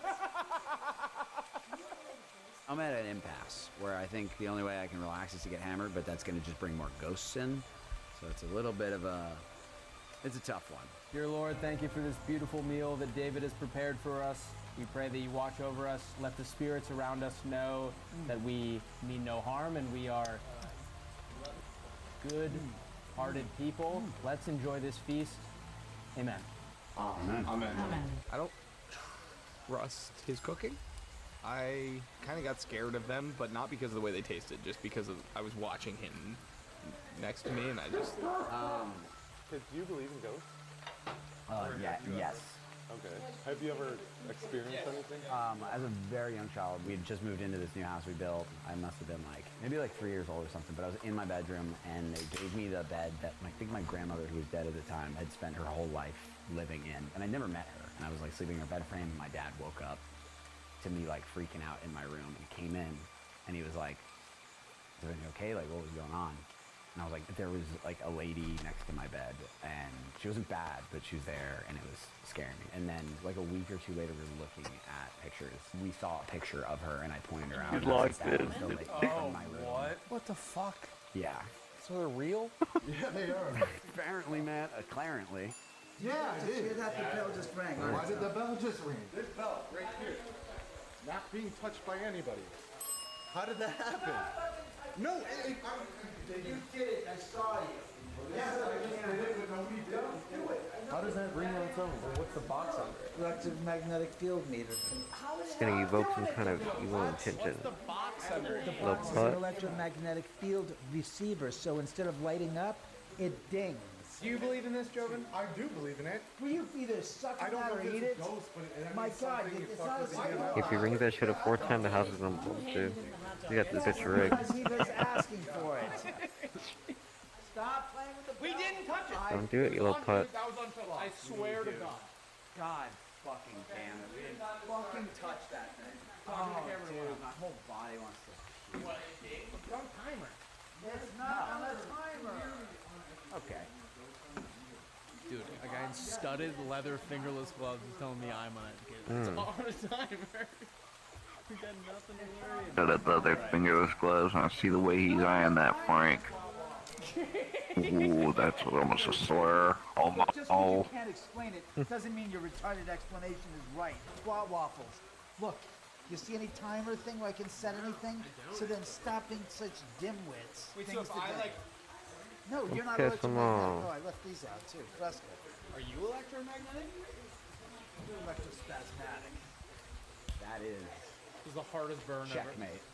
That is checkmate. I can't Dad. You guys are too funny. You guys are too much. I need to get stoned. Prick. God, I can't wait to see what he's got on the floor below us, where I will probably spend the rest of my life, which is not very long. I'm scared of being trapped here and freaking out. Willie, I'm not going first. I'm already scared. I sometimes take edibles, but never more than like 5 milligrams. So maybe that's not a lot, but it's all based on your tolerance, I think. 3 and 3/4. And also one final. Go all the way down. Yeah, go all the way down. No, dumbass. What? Back up. No, dumbass. Go all the way down. You want to prime the room. You want to prime it this way. Go to the end of the hall. The room, see? Guys never primed a room before. I was talking to Big Game here. I kind of forgot about this floor. One at a time, walk up and down the runway. Up and down this way? Yes. Correct me if I'm wrong, it's just back and forth. Yeah, just back and forth. Just how you'll feel things. You just celebrate the feeling. Turn down the... Wait, it's Dave. Wait, David. Oh, cool. Very good, guys. The lights are flickering downstairs right now. Shut up. So what? We're doing... Just walk the walk. Fight over me. Relax. We walked down here, the lights were not on. We opened up the door, the lights. Oh, no. Why is it doing that? Holy shit. Is there somebody in here? Can you make it stop? Keep it on. Keep the lights on. Do you feel anything? Not yet. Wait, he said they're gonna shit our pants. I want to go see the shit pants. Our pants? Our pants are gonna shit. We're finally buying a pair of these? Shit, calling Rusty's. I'm shitting Rusty's pants. Dave, is this normal? Salutations. Hello? Hello? Salutations. Okay, everybody just stay. Is this where the party at? Hello? We're watching 2 gay guys hunt a ghost inside of another gay guy's house who might kill them. Is the ghost gay? I think so. There's no shot this gay guy doesn't have control over his gay ghost. He very clearly made a deal with them. Like within a minute. There's a lot of gay It'd be like that. Shut up, Dave. Your lights were We're here to bring more gay to the party. just turned on by yourself. I could feel it, dude. I felt it when he spawned there. The air Everyone's gayer than me. Says who? It's combined. It's a combined effort. He didn't touch that. The less your legs are crossed, the gayer you are. So even I think you win here. Yeah, I will not cross my legs. I'm too fat for that. My thighs burn. I have no thighs, so I'm not. You have no legs. Yeah, I'm like malnourished legs. They're all fucking breaking apart. Oh. You become a half body. I have a problem. The louder I turn up the video player, the louder the rain is. Probably toggle for that all the way back there. Tanner, go to night shot. But there's a live feed going right now. People need to see, otherwise we'll be pissing in the wind. They're gonna be able to listen. This old guy is saying just so good, dude. I love old people saying. Little putts. Putts. White waffles. Nonsense, but then every once in a while Been trying to get real old timey and start dropping So some if you hear slurs. a word, it's a spirit manipulating the frequency. I learned my lesson. I don't do that. I feel a word. That's what we just said, I Dave. thought he had a revolver watch, Speed or dude. anything, it just scans the frequencies, picks at them. Yeah, it does it at us. I think that is. I'll tell you Did he the say truth. 6'7"? I have about 2 dozen. No. Try it. There goes the K2 meter. I heard it, dude. My goddamn eyes shot up like fucking Winter Soldier, dude. You're dragging them in. You're sucking them in. No, don't put them in. They don't believe in the toys. Haven't you realized that, like, then why are they dinging the bell? Because you're a ding dong, sweet boy. What are you thinking? I just fired the Ghostbox message. Oh yeah, watch this here.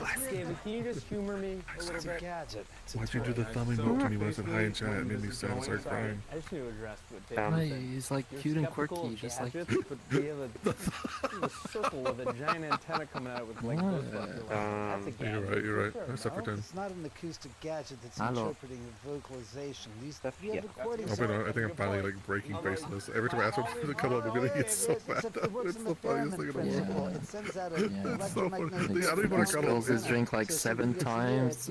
He's like, I'm going to the bathroom. He's going to smoke instead. Like he's so useless. He is so useless, dude. David, I'm looking at that It's thing really, there. really Definition funny. of a doohickey But he has such a big butt. That favorite butt's so big.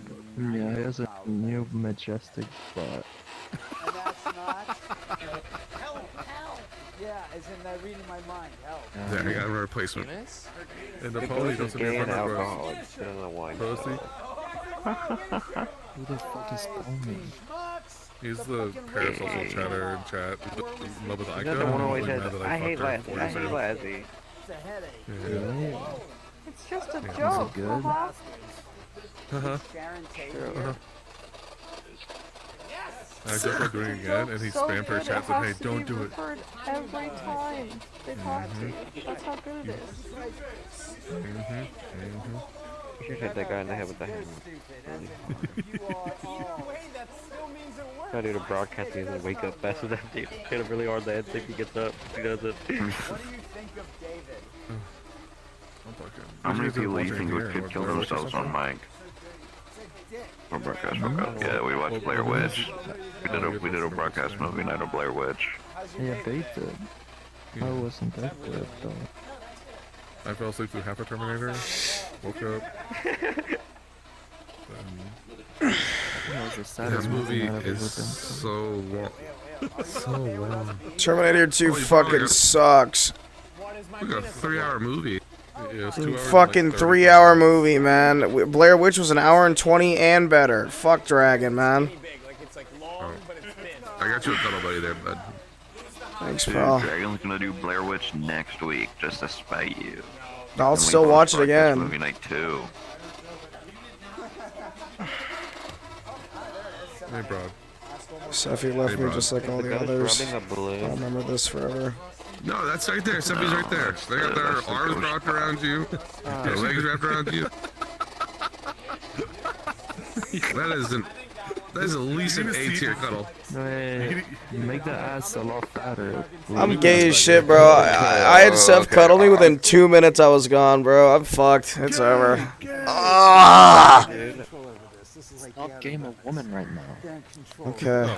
Straight. I just felt like comfortable, you know? Like you smiled at me like once. I was like, I feel good, man. Pick a damn side, you fence sitter. What? There now is a big old butt on it. What are you? Oh, I can't. Where are you?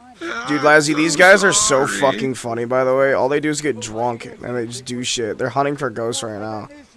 Why don't we do that? That's a lot of UCLA. I literally was like, dude, why the fuck do we not do that? They were in Koreatown and they were just going to like random bars and they were fucking shit-faced.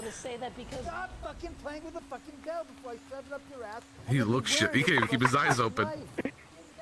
Because they keep ringing his bell, and he's like, since they got there, he's like, don't ring this. And then he's ringing, he's like, stop, dude, I'm serious. This is a gadget. It is The old man is gonna murder them all. Oh shit, okay. This is He's got them in that, he's led them to that cellar. Gawk, yummy. Biggest Lazzy hater. I hate Lazzy. Mute. Please sub to my Fansly. Man, that's It's all dragon, dude, I'm telling you. You got a Fansly? How you look? Dragon. Dude, I'm inspecting the Fansly. Down. Down. Dude, I'm gonna find a Bunkai collab on there, I'm afraid.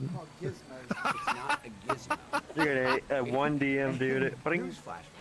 Here's your little I'm one. not inspecting, I gave up. Dude, their profile pic on Fansly is them putting a real life gun at me. What the fuck? Is that allowed? You got some weird people, dude. No, that's probably not allowed, actually. That's very strange. Oh, that's like FBI behavior.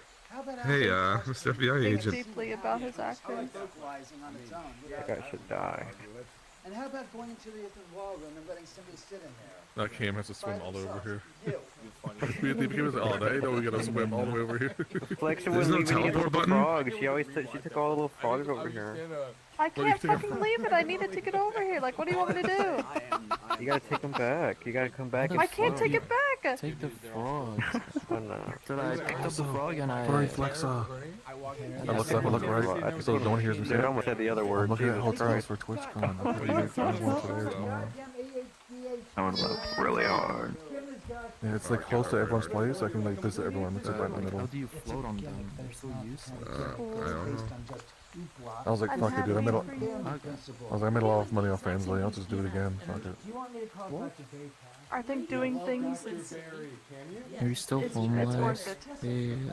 I'm not homeless. I'm Still I just want to see my Canadian. friends. I'm furloughed. Yes. Furloughed. Oh, Broadcast. Stop using fancy words. If I do literally all the work and get us a hotel room, will you come through? I'm not fired. No. I'm not jobless. I just not to work. I'm not paid until I figure it out. Just lie. I'll think about it, but I need my money Okay, because I'm I'm moving. jobless. I'm unemployed. All right, perfect. Yeah. He's a ghost doctor. You're a good little loser. Yes, you are. Yes, I am. Alright. I've like written down Lazzie's and Turtwig's like daily agenda, so I'm gonna try to copy it. Oh, hey man. Dude, you scared the fuck out of me, Turtle. Oh my god, you scared me so fucking bad. You don't want that smoke. He's been hiding under the water the entire time, like Oh the my mole. god, you scared me so bad, dude. Holy shit. Just come around here and start fucking talking and shit. Fucking You know what? Show up to my final fucking slumber party in desktop. I had to behead your stupid ass. People can't live like us, bro. These people can't do They don't know what it's like, man. They don't know what it's like, man. He can't even hear you, bro. He don't give Oh no, bro. I'm kicking him. I still woke up at 7:50. I got in the shower. I was like, why am I awake and I'm not showering gonna at do that. 7:50 in the morning? Why am I doing this? Yeah, I was wake on up at autopilot. 5, sit in bed for 3 hours. You already used that line. Ooh. Make a really shitty meal. Yeah, he's worse than me because I at least do something with my day. I'm gonna get in bed with them. Okay, if I wonder don't why you're stream, depressed. if I don't stream, I'll wake up at like 2 to 4 p.m. and then I just lay there, stretch my belly for like an hour and a half. Maybe beat my dick if it's like in the mood, you know. And then get up. How walk do you around the jerk house, off go, on that couch, dude?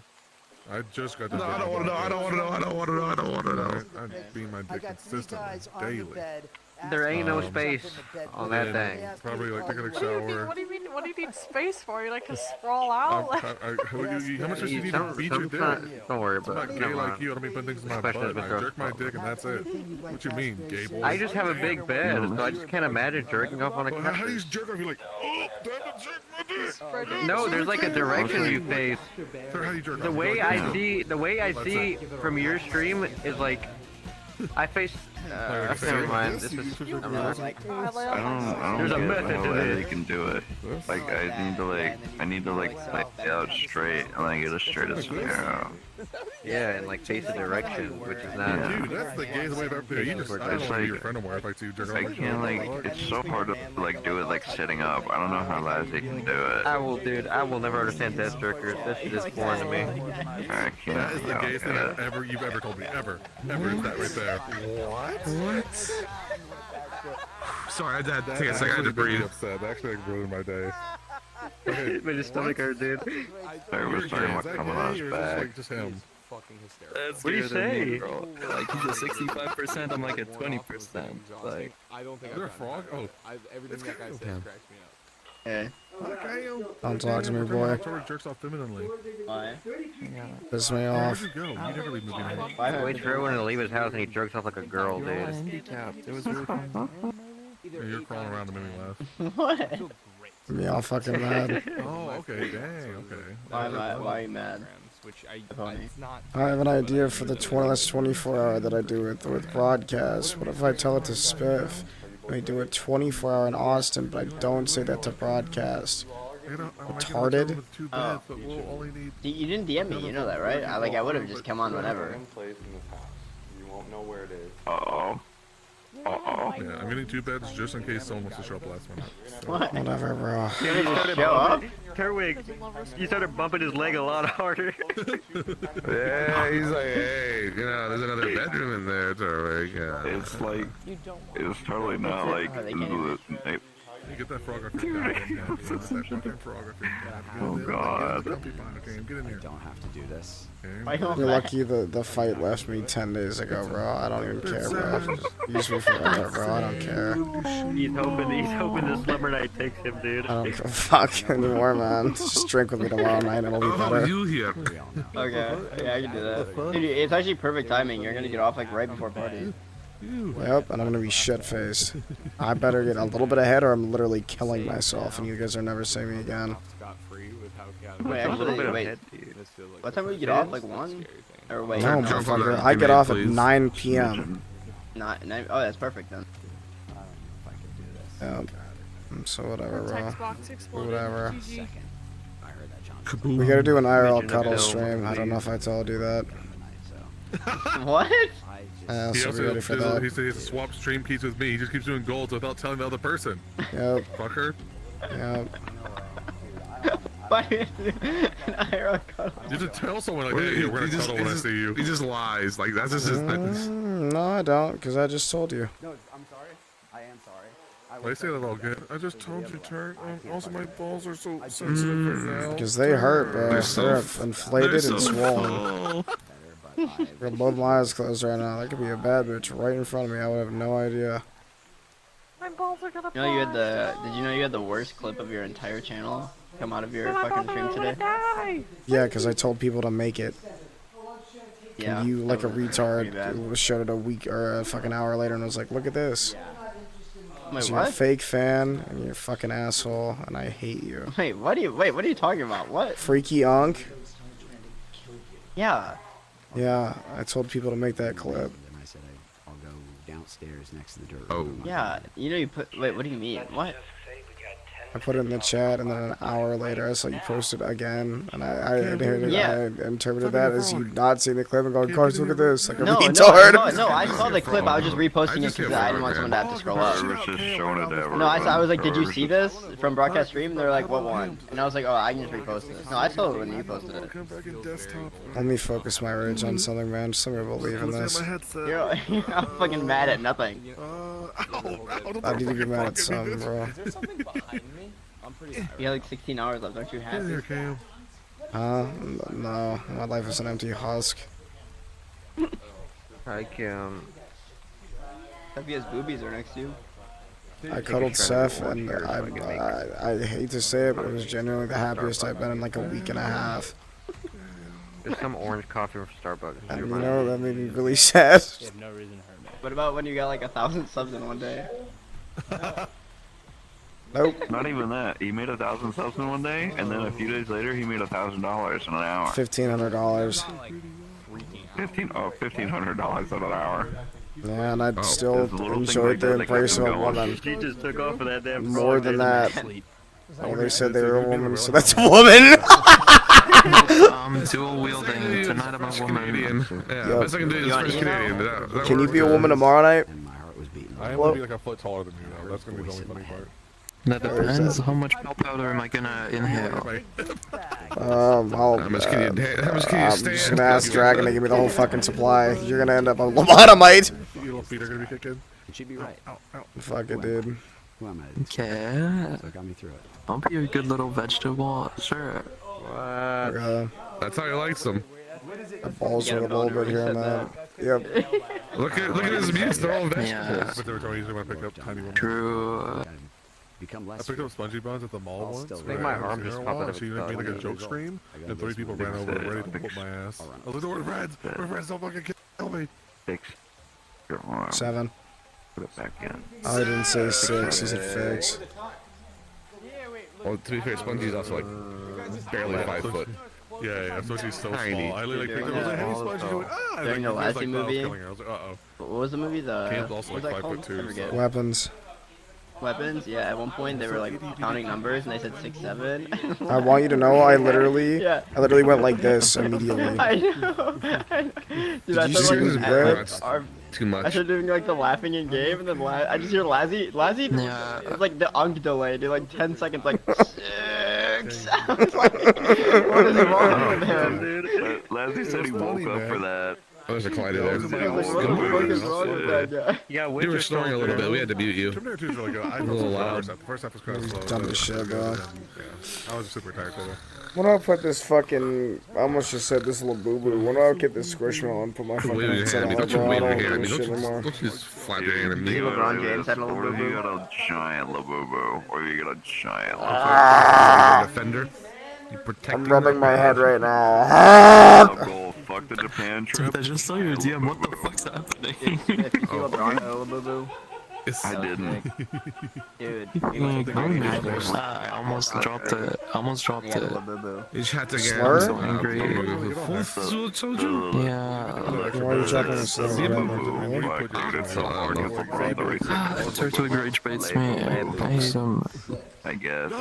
You just rage baited me, you actual. You rage bait me If by you queers rage, argue like, over me, I will by be so getting rage goddamn baited. mad. don't like this collider. Big Hoss is trying to The sleep fact right that you're now. stupid enough to get rage baited and now Hoss is I'm trying like to sleep. angry over it. Why El Jefe is trying to that? sleep. El Jefe is trying to Why sleep. is your stupid ass Hey! angry over like nothing? Hello? Am I muted? Dude, I missed me and Dom were sitting over broadcasting and we were talking about the me and Dom were talking about the stock market, dude. This is why I probably have him at 5%. Stocks with Dom since the market boomed. I need to get around the Dom big boy. again. I need I Dom to just get took on. the last bit of energy and I literally felt myself get lethargic into that. Oh, dude, I miss Dom. Dom was so cool. Dom was so fun to talk to. Dude, me and broadcast, dude, Dom was literally so guy now. Yeah, I know, he's a full-on guy. He's no longer gay. He's gay. Oh, he's gay. He's just more guy. I'm like laying face down, trying to act like I'm sleeping, so broadcast can fall asleep. Okay. It's like pity for that fucking loser. Thank God he can't hear it though. Holy. Yeah, thank God he can't hear us. Thank God Bitson can't hear it. Oh my God.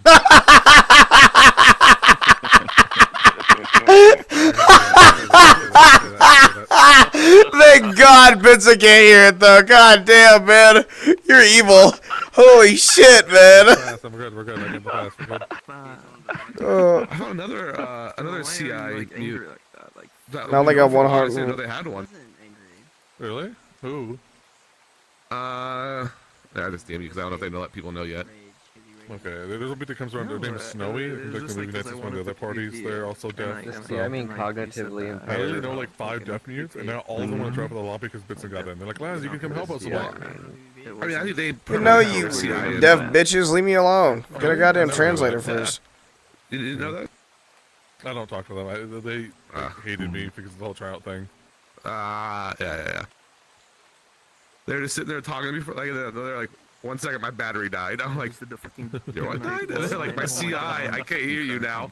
Like, oh. What happened to Flex? Oh no. If somebody doesn't put a video in, I'm gonna start screaming. Yep, and I'll do it again. I don't give a fuck. You're pissed off, now you're pissed off Cam. Yep, I'm sorry. You're pissing on me. You can't come to the beach tomorrow, man. Cam. Give him attention. Fuck the beach. I'm sending Cam after you. Cam, put him to sleep. Kill me. I want you to kill me. I want you to put a gun on and kill me. No. That's literally Give him attention, Cam. Give him attention. Go, attack. I can. You're so Affection. beautiful. Whoa. Another flexion. Here's a boner. I don't have a boner. You just smiled at me. You just like smiled at me. My valuables. I can. You look mighty beautiful today, might I say. Dashing. It's a very good thing it doesn't have the IRL cam on right now. Yep, it's big boner right now. Yep. Chubby boner. Yep. Don't look at I it. can see like this big fucking mass down there. It's scaring me. No, that poor crump plush, he's getting it right now. I'm giving that fucking that thing is giving me slow neck head right now.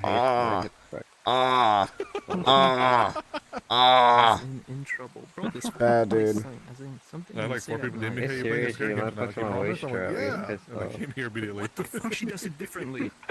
Thanks, man. There's a value has been fucking me up, man. They're really scary. I need this in my life. Probably more than the money. I need this in my life, you know. Fuck the money. Glider is kind of like fucking up. Okay. Yeah, kind of fucked the vibe up. Yeah, sorry, Steph, for your replacements here. This is what I mean. Shut up.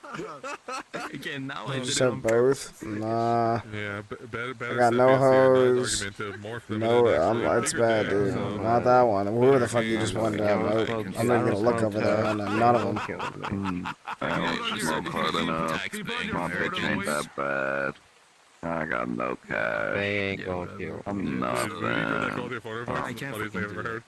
Right, me, I was like, I can find the hose. is Okay. talking? Who is that? There's no way it was that bad. It was that You bad. literally, you start like, I'm Stephanie. And then that call, you're like, hey guys, I'm in Florida. What's up? It's not even true.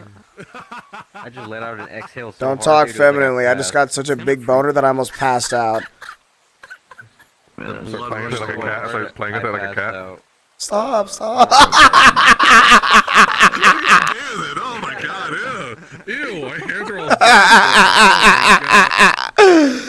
all. I'm here for you, big dog. All right, you know your big boy's with You're you. Okay, here. big Papa's You're here. Okay. fucking here for my fucking money, just like everybody else here. God damn it. I can complete this. Don't move. Don't move. Don't move. I can complete this. The only one nice here big that isn't funk for my money sandwich. is fucking thieving, and here's for my butthole. All right. Yeah, where is it? Give it to me. And that is shit. That's not, this is You have familiar. 70 years of man holding you right now. I know, right? You have like. I know. So. We're gonna do the old Embracing. man Do you feel like my grunts, like, beard? girl. Why does everybody have a groaner, dude? It's another one that's in here for my money. Hi, Jade. I keep rejecting your money. I don't want your fucking blood money. If you're nothing, but you shut your fucking mouth. CJ just said you a bitch. He's only here for Tarek, by the way. They don't give a fuck about you. But yeah.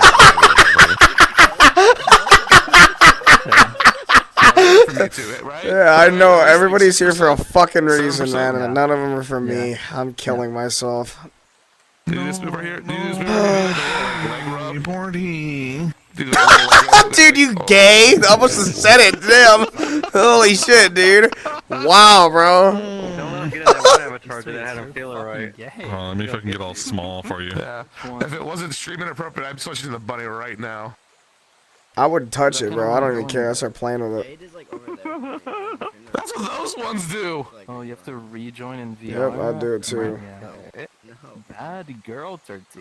The first thing they do is they start. If Turk batting at it. rejoins in Like, VR, I'm physics? kicking him from the instance. I don't even give a fuck. Good luck, buddy. Fucking Jade will just join him and suck his cock. Like, hey, That's, you ain't doing nothing back in time, man. at least he's not doing it here, bro. I don't want to hear the slurping like I did a couple days You're gonna see ago. where you're gonna see here, like from here, you're gonna hear the fucking rotation. I go, I don't want to hear it. A couple of days ago. That's really bad. Jade's gonna suck the skin off. Oh god. That mouth hurts. That mouth is hurt. It's like the Teletubby vacuum thingy. Did you suck start a lawnmower? That shit like a Hoover. Yes. Good princess, princess. Did you see that? Did you see that? Fucking Marcus is #1 on Cambio. Yeah, that's fucking. That's literally like them going big is one thing, but that's like literally insane. That's #1 in the world. Yeah, they hit #1 today. Number one in the world right now. Yep. And they also Snow, they give me did money. 30 Snow, cameos give me today, which money. means Snow, today Snow, they made give me money. $3,000. Yeah, she literally is editing 27 of them and hasn't sent any of them out yet. So good luck, bro. She's about to. You're about to not have another roommate. She's buying a house. I think literally like this week alone she's made. Snow, thanks for the $5. What's 60 times 120? 60 times 120. 6,000. 6,000 and 700 something. So yeah, 7.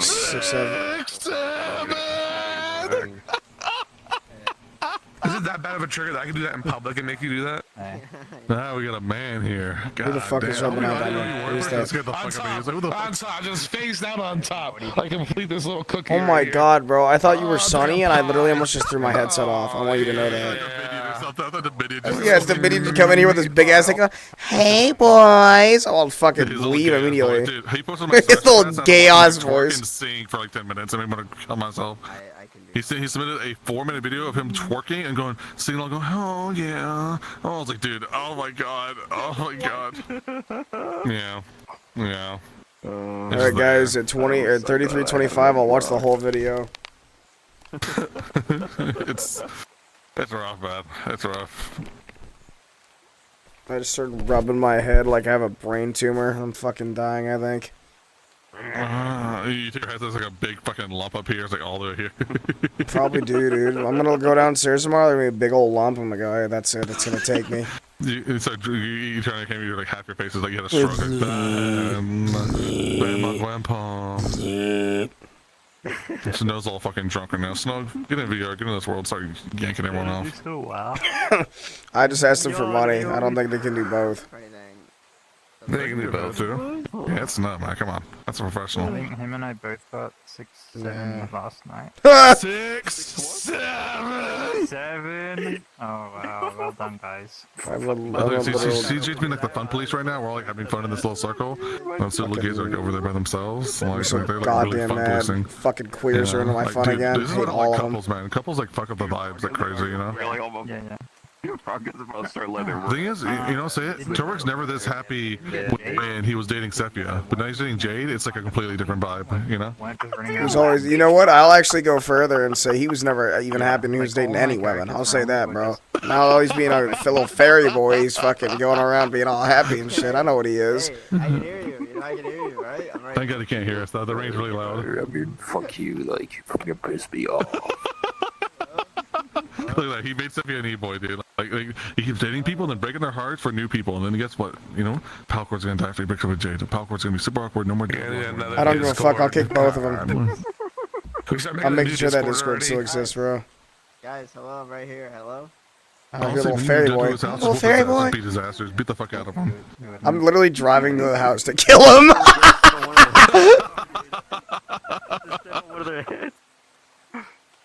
I'm not even gonna move. Go downstairs to see Drupa with $8 trillion cash. They're gonna smack you with $100 bills. Broadcast, I have an idea, right? Go ahead. We go in Jufa's room, and then we take like a group selfie with them, right? And then we say, we will release this if you don't give us half the cameo money.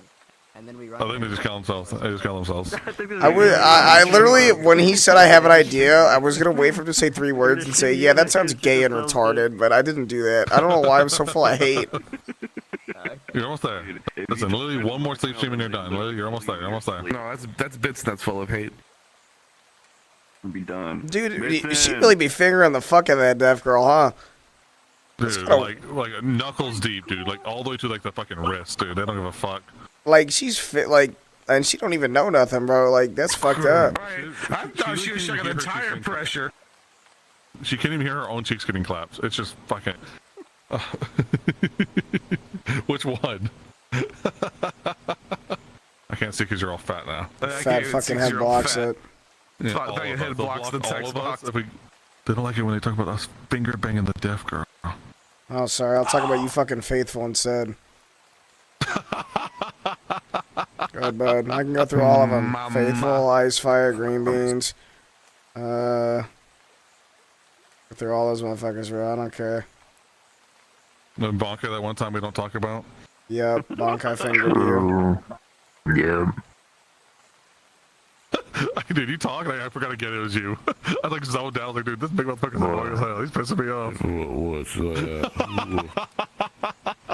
Dude, this is what happens when somebody breaks your heart, man. Fuck me. You had to go all straight. Yeah. Yeah, no, I'm just a fucking dude. Like, you see, like, you know, you're over here, and he starts yelling at you, saying you piss him off. Jade's like, oh, hey, Jade, it was good to see you, Jade.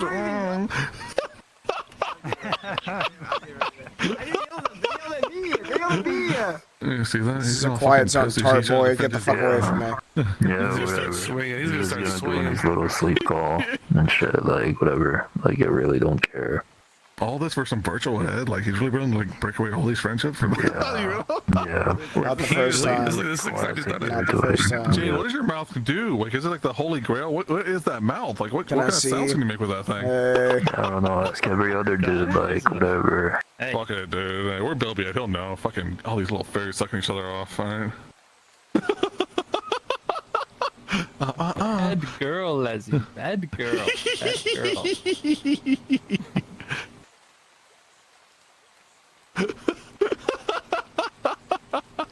Oh, that's why Tony's all mad.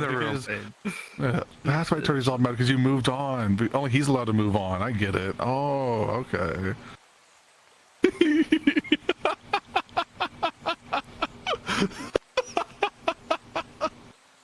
Why are we like this to each other? Why can't we just be nice? Like, why can't we be friends? Is this the power roast? Is this Yeah, we're doing the power roast right now. Over there, huh? Why'd you have to say that over there? No. What'd you say, boy? What's in my face? Saying slurs on my stream? There was no slur. You got a problem? Nope. Hey, lay back down, handsome. I'm putting a finger in. Honey Poo, come back, Honey Poo. Oh. Guys, I'm about to scare the shit out of all woman. Wrong hole. Hey, release, you're squeezing, release. Oh, there you go. Got it. Happy subathon, broad. Oh my god, hi. You're retard. Yeah. Oh. Did we successfully piss off everybody? Yeah, everyone's already all mad now.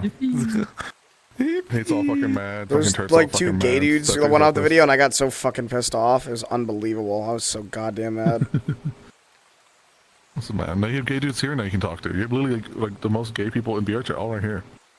Right, I can talk Yeah, to you people swear. that I'll never have a Did- chance what do you- with. Oh, yeah, I'm really depressed. Turway could like hang out with Bilby again and get kind of like into the mood. Jade, dude now. if Turway breaks his heart, maybe. Yeah, if Turtwig breaks up with me, I'm just gonna no life fucking Deadlock all year and I'll just kill myself. Fuck, who you gonna play Deadlock with? You're gonna be kicked from the Discord. You're gonna be all alone, pussy. Yeah, I'll solo queue and fucking kill myself. Yo, I love Turtwig leftovers, by the way, so I'll be right on your tail like shit. Who are you? Oi. Oi. Hello, Puppet. Hello, Puppet. Hello, Governor. I was like my slapper seconds.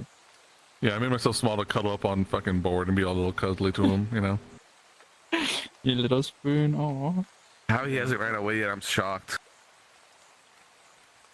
I How you feeling, boy? am so touch starved that this is. I need this. Hey.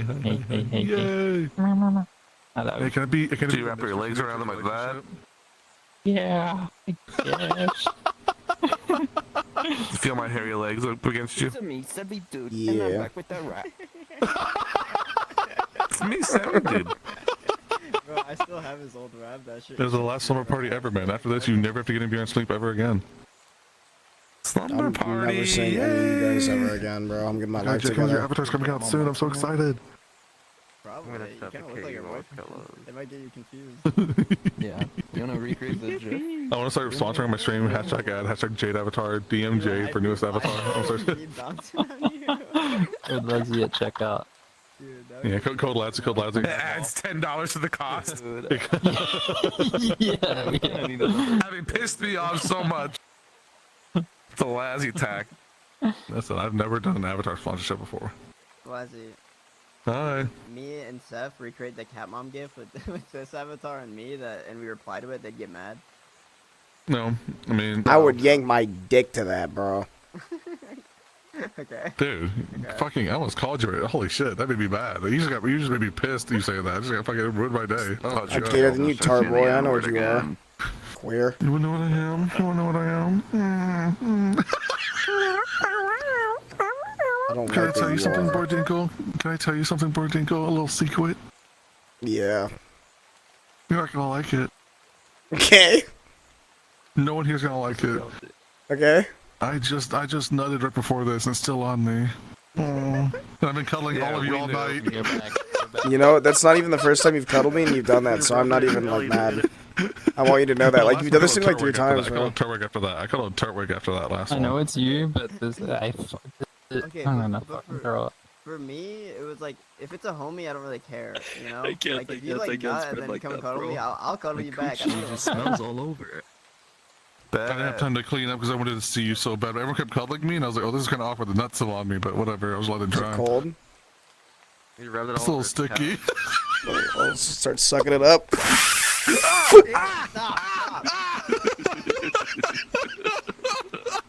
Heard a bad sound coming. Start peeling it off like paint, like dried Peeling it. Elmer's glue. It takes the hair. I don't know. It's gross. We got issues, man. What's the bigger? My bad. My bad. We Listen. got issues, bro. I was Oh all my pent up, fucking man. god. I was about to put the I'll start squishmallow on my headset, but this made me wait 5 minutes. What? Let me wait 5 minutes. Hold on, I'm positioning myself. I see my target. Target acquired. I can't do that. Jay, do you ever have a snout job before? Oh. Are you ever willing sucked a to furry try? penis before? Gay. You've done like a knot? Fuck Like you. dog Fuck dick. you. You also like a furry's knotted penis, but not my little dick, man. What am I doing But not my little dick. On my Z homo or what? Yeah. Can I try the Z homo, please? Please. My just bad, like my bad. staring. Not my little fella, huh? What all my cocktail weenie? Fuck you want me to do, bro? I'm just here jerking off. Well, fucking let me be. But maybe my little like 2-inch little smarty. You can't just like kiss it, dude. My 2-inch little smarty. Nope. I'm not there yet. I'm not there yet. No, that shit grows me out. Nope. People from more than once. I think 2 or 3. Yeah. I try to whip out The like some like. Fuck. Yeah. Well, okay, what if you put like a little furry dick in that avatar, but like you're just doing back shots. You didn't see it until like she flipped over. If I don't see it, it's maybe. Well, I'm sorry, I don't mind. Wait, Turt, come over. I'll show you my Z homo. Do you actually have it? Turn on that bitch like a Dodge Viper. Oh my god, all the gays. I'm not doing that. I don't wanna. Let me see it. Hey man, you're so close, man. How do you feel? But you're almost there. You're almost there. Don't look. You need permission. Nothing ultimately will change in my life because of this. Are you still gonna go live Saturday, Friday, and Saturday because you have plans or no? Yep. Dude, you actually no time off? I planned it. There's like menus. Fuck 'em. Okay. Okay, man. Let me triple check. Okay, I'm hitting. Okay, good. Listen, you're gonna wake up. You're gonna have 6 hours left. You're gonna go yippee, and then you're good. Oh my god. Yeah, I probably will have fucking 6 Dude, we hours all left. fucking Actually. lagged. We all lagged. Whatever's happening, we all lagged. Big ass dick, huh? I can't. You can't. I hate how you had to say unsheath it. They just came on Turt wig. No, it's like dancing. They just had like a big frothy load on Turt. Isn't that the one you have? That's where you draw the line. Yeah. Of all things, that's where you draw the line, huh? He started fucking spitting all over Turtle. He goes fucking weird. You put that in your mouth before, queer? What the hell? It was a different one, okay. Which one? Was it like the horse dick? No, oh hell no. No. You're not that good. Okay, did you put a horse dick in your butt or no? You want one in your butt? What about like You a trying really small to dick, try? Like the opposite, like a really small dick, like hypothetically. Yeah. Kinda, I guess, maybe. Ah, yeah. That's cool. That's cool, I guess. That's cool. Such a retard. He elevated off the couch, dude. You want we call it a retard? What the fuck? I'm be retarded? Me? Say that to my fucking face, Jade. Sorry, I weren't. My bad. I take it back. Oh, Sorry. I thought you were, and I was gonna get all close to you and get all shy. Fuck. No. That was really gay of me. I'm sorry, guys. That's all quiet. Fuck. Broadcast. Someone start being straight. So gay. Queers. Hey guys, so, so have you fucked when with the last us? time you put your penis? Can we? Hey. Why not? Hello? I've never lied in my life. There's a big reward for his Hello? Okay, who cares? I'm a God-fearing Yeah, I don't know. I love my bitch wife. Man, I guess you don't really ride dick anymore, so I guess you're not really receiving in this. Like, not at all? 1500. Yeah. Like, What's your percentage now? Drink American beer. I can't really do that shit. American beer's gone woke. Hello. Holy freak. Hey, don't jerk off. Hey. My friend. It was literally in my face, bro. What the fuck am I supposed to do? Okay, you just say thank you, ma'am, and go, oh, that's it, alright? Okay, sorry. Jade, when are you becoming a little fucking gay femboy furry, huh? I have a fairy model in the works. I'm just lazy. Uh-huh. Get to work. Get out and take off your headset. Get to work right now. Oh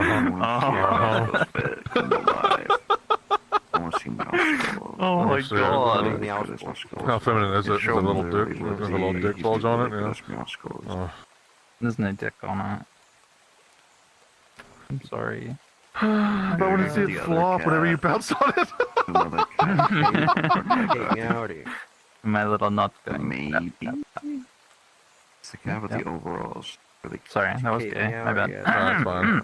I had a big boy writing me once, and halfway through they started writing me, but it had a flaccid. It was like this little flaccid when we were bouncing. Completely killed the vibe. Like, it had a full reset. Like, we had to like cuddle for like an hour. I would rather it be hard than flaccid.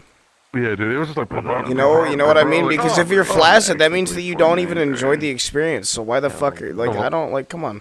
No, Well, that's they not true. said That's not true. That's not true. That's not true. That's not true. In my mind, So you that's know gay true. man, fake gay, fake gay. No, that's in my mind. That's Crazy. true. In my mind, that's true. You have to be hard, or I don't want to do it. I played forever, but that hasn't happened in 2 years. This motherfucker, you know, No, when not they're even like soft, seeing they're like a not hard. small useless dick. What?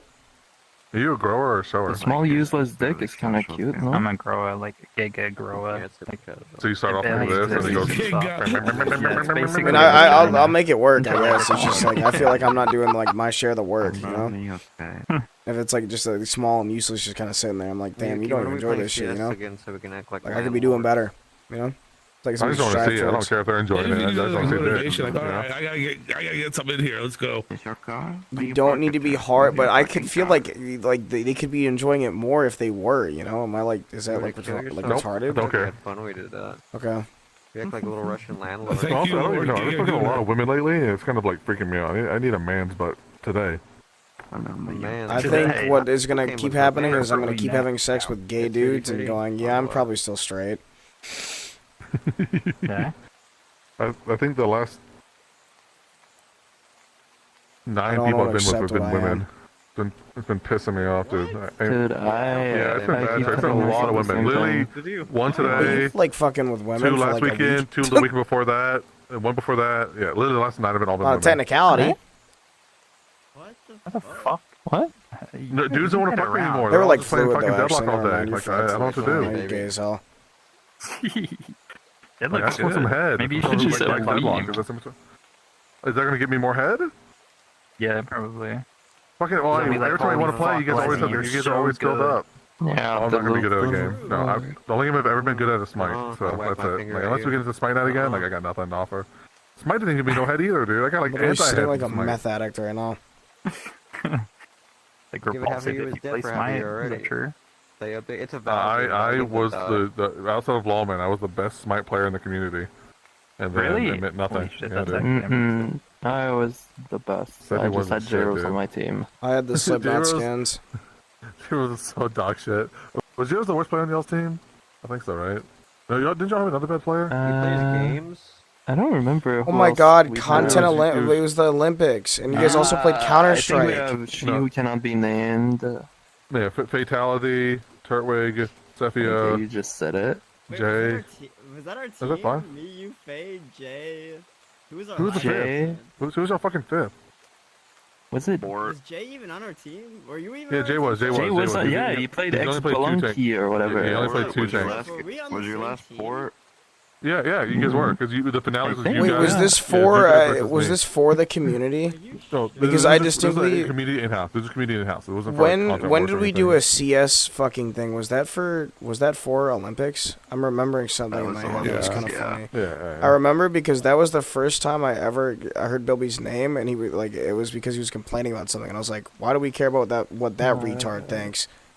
And now you literally dedicate your entire life to him. Oh my god, it Yep. was me, Yeah. you, Jay, Yeah, Faye, now you're like, heads up. wow. Holy shit, Heads way up, to that's what was play heads us. up. Those Heads. heads? Yeah. A heads fucking suck dick then. Yeah.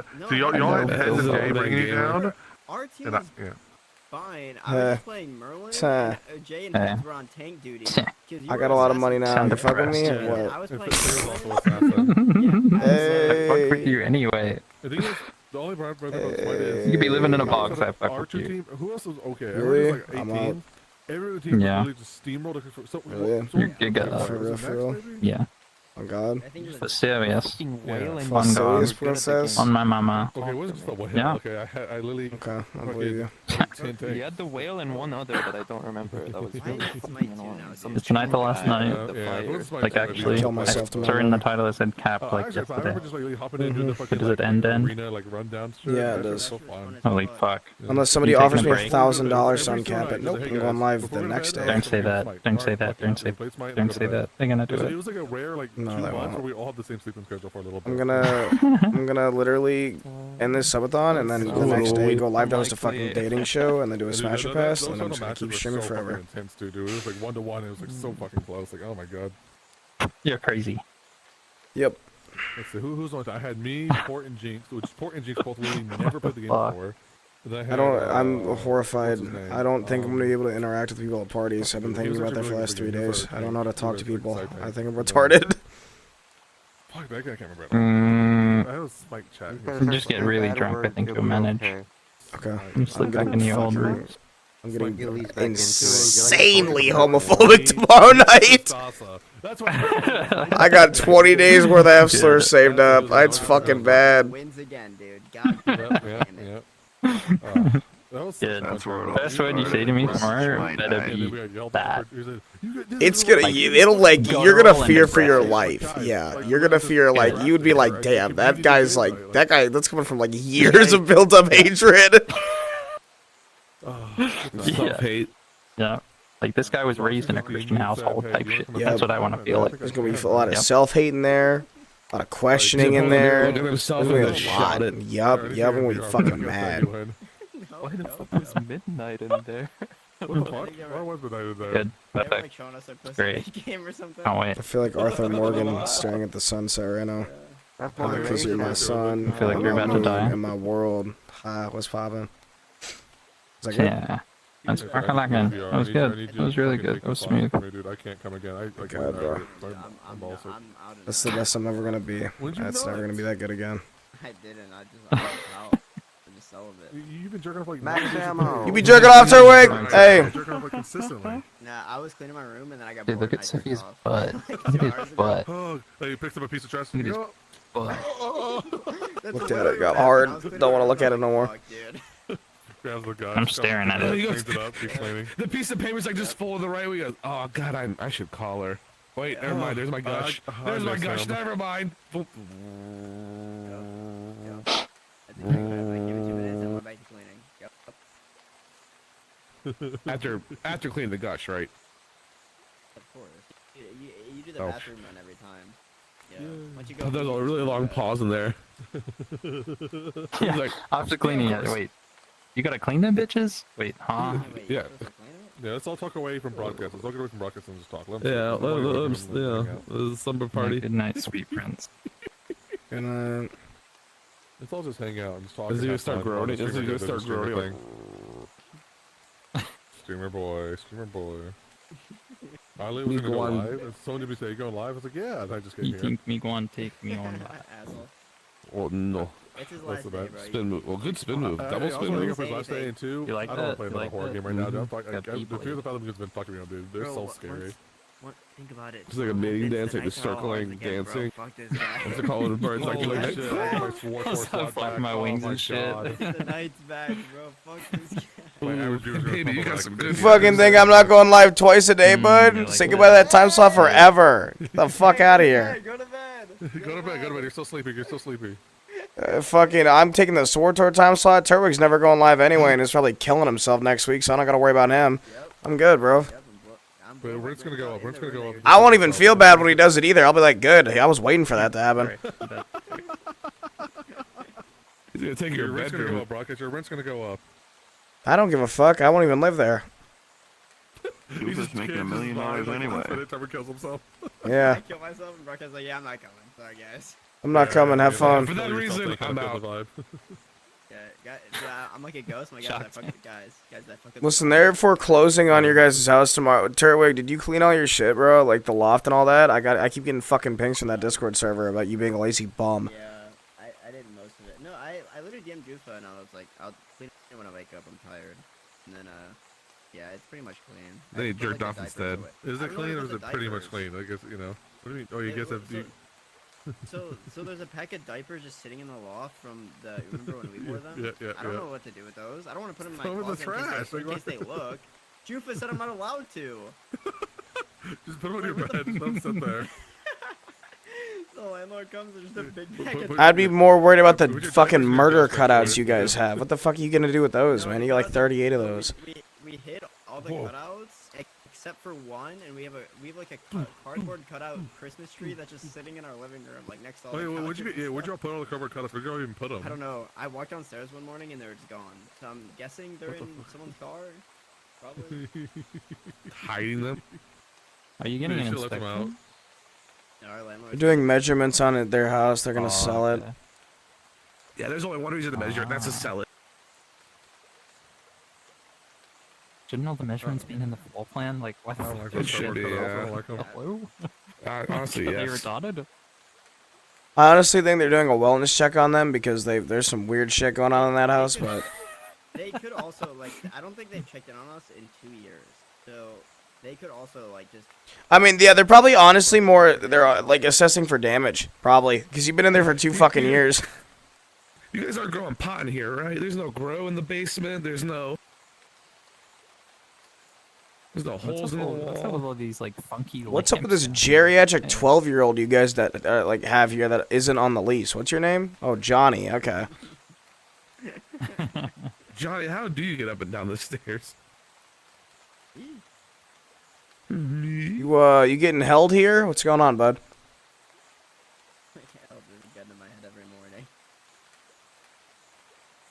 Alright, you guys gotta be funny. I need to go fuck to bed. Whenever it comes out in VR chat. Yeah, can we do that? Boy. It's the horror movie with the dog. Yeah, apparently it's really good. So, the dog sees all like the spirits and shit, and it's trying to like save its human from all the spirits and the scary demons. That sounds scary as fuck. Yeah. Also, Frankenstein, Guillermo del Toro, Frankenstein movie coming out literally. Try one more time. Next Try week. one more time, but try to do like honestly try to say his name. Guillermo Guillermo del Toro. Guillermo del Toro. Guillermo del Toro. Guillermo. Guillermo del Toro. He didn't try. He didn't try. He just rolled his head to the side and said, in like 2 weeks, Frankenstein movie's coming out in theaters, and then it'll be out in Netflix in November. So Wait. It'll come out at the end of the month, and we can watch it in November. Have they already cam-ripped The Long Walk, that Steven Spielberg movie? Is it already HD yet? I hope you know, Brockett, I actually watched that a couple days ago. Is it good, or am I gonna kill myself? I'll give it like a 9 out of 10. It is really fucking dark. You will leave depressed. Just look, I'm gonna It is sing. Who really was fucking that? dark. It's really good though. I like it. So you couldn't just say yes? Yeah. Oh, okay. It's not in There's your VR answer. chat yet. It's not in VR chat yet. It's not in VR chat yet. So. Okay. So just like smile at me. You don't gotta cuddle me. Yeah. I'm okay. I go to the movie theater like every 2 weeks. Once every 2 weeks, if something good's out. So I wanted to watch the do fucking Demon Slayer in theaters, but I know how I look, and I was like, I can't do that, man. I can't look like this and go to a fucking anime movie. What does it mean? I know what I look. Dude, I mean, we saw the Reddit post, man. I keep getting. I'm the gayest dude ever, man. That shit sucks. I can kill myself, I think. You're too pathetic. I wonder if that movie's in a good theater. I'll go see it. Let's see, is it in the But good Long theater? Walk Or is it really the good. shit one? Yeah, I super recommend Long Walk. That shit was fucking bussin' for Long Baby. I have 1.5 thousand comments telling me that my life is bad. Yeah. Wait. What? I made a Reddit post on r/roast me, hoping they'd make fun of me a little bit, and then woke up today with 2,000 upvotes, 1.5k comments, and they're not even making fun of me. The number one comment says, "Lily, I can't make fun of you. Your life is too pathetic. Please just get your life together." And all the other comments are, "You are so pathetic." And like some people are saying, for the first time in the 10 years this Reddit's been around, no one's like been so pathetic they haven't made fun of them until me. That's. I mean, which is worse. That's actually kind I'd of rather get fucking impressive. roasted. I'd rather them make fun of me. Like fuck me, man. Yeah. So now I have 1,000 Yeah. people that think I'm so pathetic they can't even make fun of me. Like I have like Asperger's or something. So. How bad did you make the roast me? I just took a picture of myself. Nothing too crazy, you know. Just a Oh, picture of okay. Lazzy. And my Okay. shirt off a little bit. My nipples were kind of hanging low. You know, it's normal.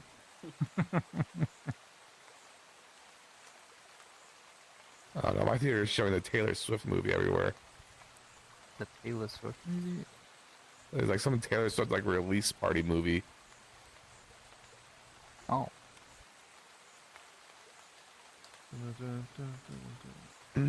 Taylor Swift, the official release party of a showgirl. Sure, literally looks like a Las Vegas showgirl. Okay, I'm already over it. I'm over being sick. I can hear it in my voice still. Yeah, you're almost out of Yeah, I it. can You're almost tell. there.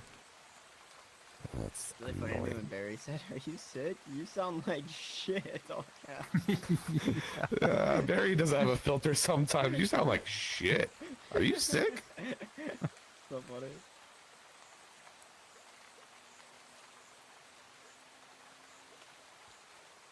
Report, Steffi. How's he doing?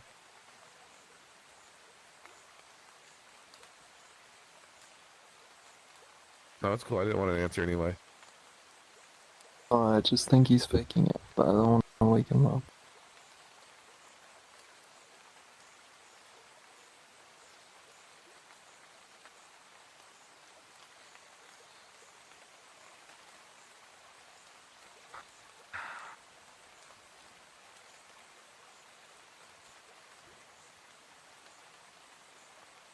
A little foot clacker. Not bad. Up. Oh. Up. Up. Oh, fuck. I'm trying to scratch my eye and I think it's fucking colorblind, dude. Oh, fuck. Dude, I got this new chicken turret. It's been so good. It's like been like my new favorite thing to eat right now. What is Is it in a frozen bag? Yeah. Is it from Sam's Club? Yeah. Are they whole patties? They're like pretty big, yeah. They're like chicken breasts. They're like big chicken breasts. I genuinely think you and Crispy are eating the same exact thing. Really? Yes. Okay, so I've never had it before ever. I literally never had it, and it's really really spicy. Yeah, Well, it's from I mean, Sam's Club. It's for you, it's so spicy. yeah. Oh, I mean, you know how I That am, is you know, insane bitch. that you just like Hold on. locked that guess. What the fuck? Hey, dude, like I mean, I don't just eat it by itself. I get it. I get fucking chicken or mashed potatoes, mac and cheese, make a whole meal out of it. And dude, it is like one of the, like the tastiest things I've had in a while. I've been really enjoying it. Hold on, I can really find. I can really send it to you right now. It's spicy chick breast fillet with rib meat. That's what I'm just trying to find With the rib picture of the. That's just the way they say the cut. They can't just call it chicken breast because that's other meat or other. Yep. is. Yes. Literally, Crispy There's no wakes way up this is the every same thing. morning, There's has no them on way the it's the same computer. thing. Dead serious. Yes, dead serious. They walk out, they grab that, they put it in the air fryer, put it on a sandwich, a little bit of ketchup, and then walk back to their room every morning. What is it again? Read it so I can Here, look it up. here, I'll post it in chat and I'll put it in Concord or something. I don't even eat a single one out of that bag. Dude, what? They How just the eat the whole fuck bag. did they get the exact same thing? That's That like microwave mac and cheese in a cup. Yeah, Like little. I get mac and cheese in little cups. Yeah. And then instant mashed potatoes. Yeah. Oh my You're on the god, same you guys diet. literally have the same diet. As much as I make fun of you, Crispy has the I same literally diet. just like I said, like my mom was just at some point said, "Hey, do you think you'll like this?" I'm like, "It's pretty hot." I'm like, "Fuck it, I'll try it." And it kicks, but it's automatically so good. Like I'm loving it. It is. Is it like so is it fucking like good? crispy chicken? Like is it like? It's like a pretty good size like chicken breast, like a flat patty one. Yeah. And then you throw it in the air Yes, fryer it's for like fried 20 chicken. minutes. Yeah, big fried chicken thing. And dude, it's like I cut into it and just like the juice squirts out, hits me in the lips a little bit. And I go, and then like it's fucking, it is. It's so good. I don't know. It made me very happy. I literally had it the last 2 days in a row. That's why I've been doing like no spaghetti streams because I just like eat that every day. I think I bought a bag of those a week for like the last like 2 months. Really? Well, I bought it's the literally ones my for new- myself, and they're like, "I'm gonna try this," and that's all they eat now. I get the regular chicken tenders too from Sam's Club, but they're just like okay. But this one, like the flavoring is actually so good. I don't know. I'm addicted to it. Well, that's not true. They eat food if I make. Like if I make like the Indian food I've been making, they eat that. But no vegetables. They pick out the vegetables. Oh man, I want more food. I'm hungry again. Talking about food made me hungry again. You always getting hungry. Well. He's like the Hulk. That's a secret. I could always eat. Listen, He's gonna eat you. Crunch, I crunch. could probably eat Turwig's like weight in food. Give me like a month. How much protein is in one turtwig? Let's say how many days would it take you to eat 100 pounds of food? How You many? gotta eat Okay, everything, so bro. when I do the chicken tender, okay, if I went, fuck it, okay, SpaghettiOs is probably what, like, at least like a pound or two, right? I have no idea. How big is the can? How many ounces? Let me look it up. Let me go to Amazon. God, how much is an ounce of spaghetti? Because I do the big cans, remember? Well, there's 5 hot 16 dogs. ounces in a pound, so 16 ounces is a pound. Let's see here. Basically, It is- that's. Where do I find the fucking ounces, man, on this fucking thing? This says 1 cup 252G.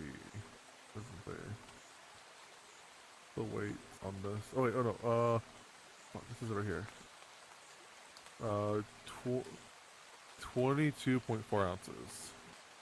Per can? Yeah. So a pound and a, yeah, a pound and a half. And you just 1.5 pounds. There's 2 cans. So 3 pounds. Okay, it's 3 pounds of food. Uh-oh. Am I fat? That might be 4 pounds because it's a pound and a half per can. They're the hot dogs. Am I fat?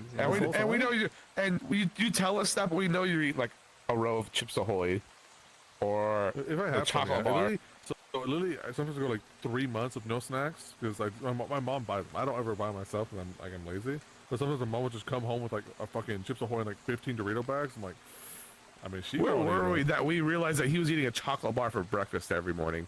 Oh, they're in the PAL healthy day. Yeah. During We're like, my oh yeah, my fitness pal. We're like, I was like, let's there's a check up chocolate on bar here Lassie. every morning. I was like, let's check up on Lassie, and it's like 12. It was like noon, and all he wrote down was Hershey's chocolate bar.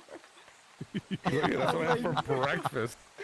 I was like, dude. It was sitting right there, man. It sounded like a delicate little snack I could have. Well, it's just staring at you every morning. Listen, I have no self-control. That's why if I go out to shopping, I never buy any sweets at all. But my mom, even I tell her, hey, don't buy me sweets, I'm trying to cut them off. She'll just buy them. I'm like, like moving pillows around. Yeah, I am. Stop it. You're freaking everyone out, Jade. We saw your bed. You got like all like a billion pillows and plushies and pink lights and. I got the gay comfy bed, man. Nice. Except he's stroking your tail. Hey, don't stop now that I called it out. Oh, Girl. I want chicken again. No, you don't. You want broccoli. Dude, air fried A little chicken bit- is so fucking good, though. A little bit of soy Dude, sauce. Oh, we know. I didn't even start using an air fryer until this year. I've never used an air fryer before until this year, ever. Really? So, yeah. Who's that Like, gay- don't- who's no- that? The thing is, not just me. No one in my family, my dad, mom, grandma, like, no one in my entire family ever used one. It just never was a thing. And I kept seeing things about it on YouTube over and over and over. Like, you know what? We have an air fryer in this house. Like, I saw a box of it. Like, my mom got one for like Christmas like 5 years ago and never used it. So I grabbed it, plugged that bitch in, threw some of my chicken tenders in there that I usually throw in the microwave, and I was like, damn! This is like a billion times better than a fucking microwave. Like, It's literally so a much billion times better. better. Like, it is, an air fryer is actually insane. It is, like, I throw pizza in there sometimes. Did you ever air fry pizza? That shit's good as fuck. I air fry my pizzas, yeah. When we were at the we were at the festival, we thought their RV would have an oven. Didn't have an oven, so Crispy had brought in 3 of their pizzas because they're obsessed with frozen pizza. Yeah. They grilled it.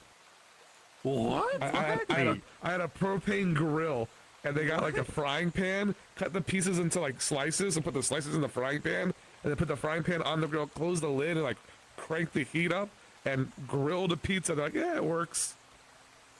What the fuck? I feel like that would work. Though. That's a ranked fat right there. That's a ranked fat right there. Just someone who's like, I can't eat anything other than frozen pizzas. There you go. Yep, there's your answer. Oh. I'm taking Lassie to a rave next year. Yay! It seemed just like your type of atmosphere. Like everyone's so friendly and kind, and like I goes used to out of go their to way raves to all do the nice time. things. And yeah, I was a big rave guy. Back in Arlington, used to have a big rave scene. Arlington, Dallas, and I'd go there and I literally would like go to fucking shows, like metal shows, and then raves every single, like 2-3 times a week. I would used to be the most social, outgoing person of all time, and then I got a laptop, and then it all went downhill after that. I was like, wait a minute, the laptop, because I never had a laptop. I literally just had a shitty phone, and that was it. And I played games on my fucking Xbox, and that was my gaming. And then when I got a laptop, I was like, oh, I could just play SWORD Tour for 18 uninterrupted hours. Okay. I'm not sure you have an appreciation for how much bigger these raves are. How'd you acquire the laptop? Did you pay for it? Was it a job or something? How'd you get it? My dad got it for me for college. Oh, nice. Yeah, my dad had like a job then, and he said, hey, you're going to college, so here's literally a car and a laptop. I was like, holy shit, okay. So, yeah, I had that car for almost 10 years, dude. And the car was already old as shit. It's like a 2001 fucking Taurus. And yeah, dude, that boy was fighting for his life. It broke down in the middle of the highway all the time. That bitch would die consistently. But he was my baby boy, dude. I loved him. But when my grandma passed away, like I was like I literally was about to lose the house, and I had to sell it to help pay bills. So. But the guy who fucking bought it never changed the tags, and so I had to literally go to a fucking court thing to get my fucking tags changed because he didn't do it. He bought the car for me, sold it to someone else, and the guy started just running fucking like red lights, running fucking like toll tags, and it all went back to me. I'm like, hey, you motherfucker! That goes like this whole ordeal. The thing is, it's not like this guy was far away. He was like my next door neighbor. I was like, homie, you know what you're doing to my fucking car? And he was like, I like walking, like confronted him, and I was like, hey. And he like looked at me and they're doing a little walk inside his house. I was like, hey, come here. He's like 42. He's not like a kid. He's a grown ass man. Yeah. I was like, dude, what you doing, man? Don't run from me. I know where you live. You're right there. Like, just take the plate off the car. I would literally just homie, take no, the plate he right off literally- the car. Literally, the only reason he paid me back for the tickets and then he changed the title because I told his mama on him. His mom was like 75. I was like, hey, yo, Mrs. Doubt, he fucked me over. What you mean he fucked you over? Because she's like old as shit. And like she's like this old black lady. She's like, what you mean? And she's like calling out the little walker. I was like, he no, mama, don't listen to him. Mama, don't listen to him. I was like, he didn't change his tags. He's running red lights. You running what? Get in the house, mama. He's like 41, by the way. Mama, it's fine. Get in the damn house. I'm sorry. She hands me like $100 bill. Listen, we'll get you the money in like a month. Is that okay? I'm like, hey, listen, you're good. Don't stress it. Just like make sure he changes the tags. That's it. And yeah, get all the money back and everything paid for. But That's so funny. You running what? Get in the damn house. and he's like, Yes, mama. Listen. Yes, mama. And like he's like this like gangbanger kind of guy. He like the neck tattoos, fucking like all like gang down and shit. And mama said something. I'm sorry, mama. Mama, I'm sorry. Now like my only thing is like that shit is, man. Yeah, my first car was a 2006 Pontiac Grand Prix. My friend had a 2007 Pontiac Grand Prix, and they were both like they were both like beater cars, right? And we would literally, we were like really close. We'd like drive everywhere, like, you know, if we were like going somewhere, we'd be going together. And he lived kind of close to me, and sometimes we'd see each other at a red light, and if we saw each other, we would just bump into each other's bumpers. It was so funny. Holy like, dude, that is. You would like, dude, I'd be like sitting in a red light, and then someone would just randomly bump me. I'm like, what the fuck just happened? I look back, and he's just smiling through his windshield. I'm like, dude, you fucking idiot, bro. There was one time, there's a video of it where I was driving, and I was like, oh, I gotta bump in. My friend was in the car, and he's recording. I bumped my friend, and I turned to my right, and there's a cop just looking at us, like looking at me. You just bumped my friend's car. I was like, oh fuck, dude, god damn it. Yeah. My friend did the same thing. So we live kind of near each other too. I'd like drive, like we had a McDonald's nearby that I'd always go to after school. After school, I'd go to McDonald's, get some food because I'm all fat, you know? And I was leaving the McDonald's, this car was like following me, like fucking almost like rear-ended me, like following me. I was like, dude, what the fuck is happening, dude? Its windows were all tinted. I'm like, am I getting killed? And like there was a red light. I just ran it. I ran the red light, and this car also ran the red light to follow me. I'm like, dude, I'm gonna die. I'm like driving, like going like 60 in a fucking housing zone. I'm like, I'm gonna die. I was like, you know what? Fuck it. I parked the car, grabbed my gun. I was like, all right, guess I'm killing the motherfucker. I was like fully ready just to kill someone. Hopped into the car. My friends just laughing. Like it's like 3 of my friends in the car just laughing their asses off. I'm like, we both got a ticket for that. We both got fucking ticket for that. For that dumb band they did. We both got a ticket for that. Like, dude, I was so. I was like, you Put fucking one of this innocent tire. assholes. I thought I was gonna die. Fuckers, man. So what if I can find a video? It's somewhere. Jade. Hi. Hello, Poppy. Hello, Poppy. Oh, damn, he said that. I just want to watch Pirates of the Caribbean again, not because of that. Where he pokes his head into the thing. Hello, Poppy. This big nasty teeth. Like, Yeah.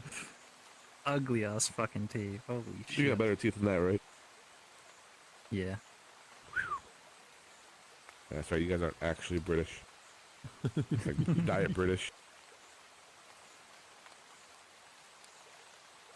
Oh, man. Oh. This is what I'm point. It's like I like step after the movie. I don't have to go to bed right away. Well, dude, you can do whatever you want, man. You can do whatever I want. Yep. Literally, the best part about it is, dude, there's times where I, like, back when, like, I was, like, super depressed, I didn't stream and didn't do anything, dude, I'd wake up at, like, 7 p.m., go, you know what, fuck it, sleep another 6 hours, wake up, fuck it, sleep another, like, 2 hours, beat my dick, Sounds get like that's some food like- in my body, go back to sleep, nothing matters, man. What do you mean it sounds like me? What do you mean? Which part? Turt's like, oh, God, I just No, slept what? 8 hours, but, God, I'm so tired, what if I just, You know? do say that loud. Like, I'm so tired. Like, what did you do today? I Literally slept today, I and slept for jerked off. 12 hours and then proceeded to lay in bed for 2 more hours. It was so bad. Just dead rot. It was so bad. I think Did you just get like terrible sleep? Dude, you remember telling No, me I you were get like great waking up sleep. and then I check up on you like half an hour after? I'm like, hey, how's the waking up going?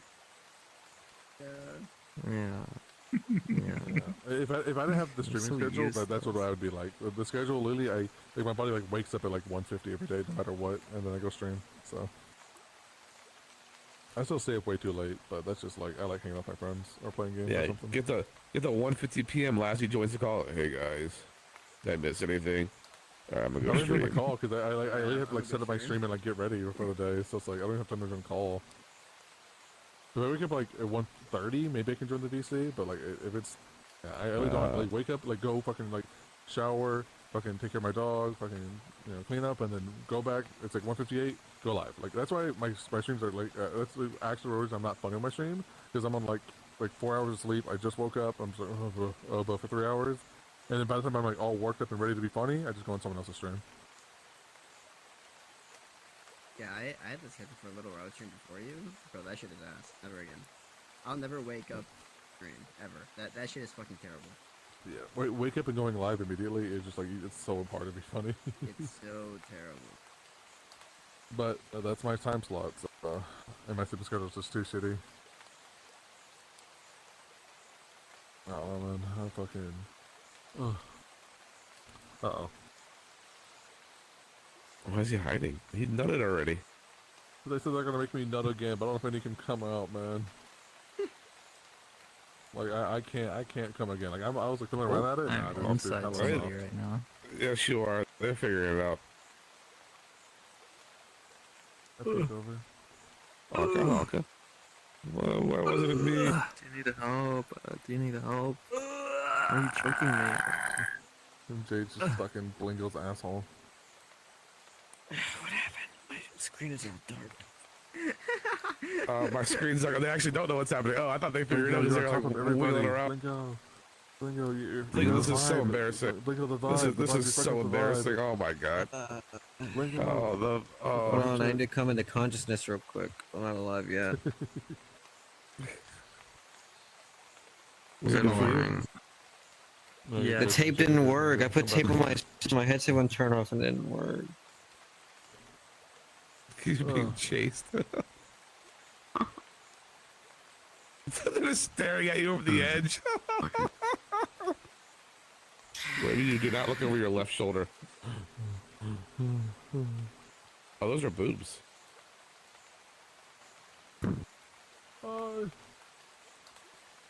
Turtwig, do it. Turtwig, do it. We have a fucking mission, Can we just Turtwig. cuddle and talk about our feelings? No. Do the thing. Come on. There's no cum left. There's no cum left. There's nothing left in the tank. The new thing. Someone beat you to it. Someone beat you to it.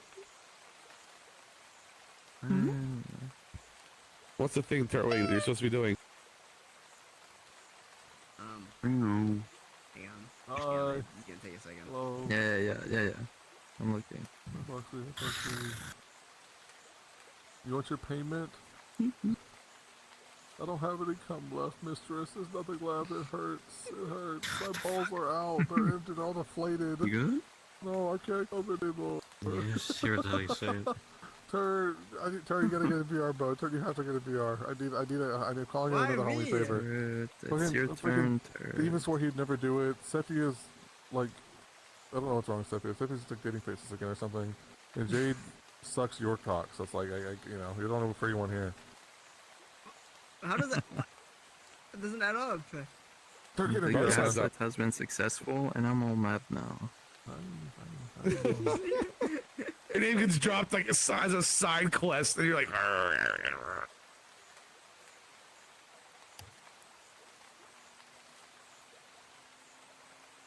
that's a big yawn. Fuck. Yeah, my bad. Hello.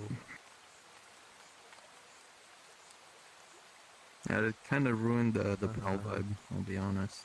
Jesus like, we Christ, just have to up in sit heaven. there and watch Lazzy get his face eaten, like... I mean, do you want them in your face? You could just ask.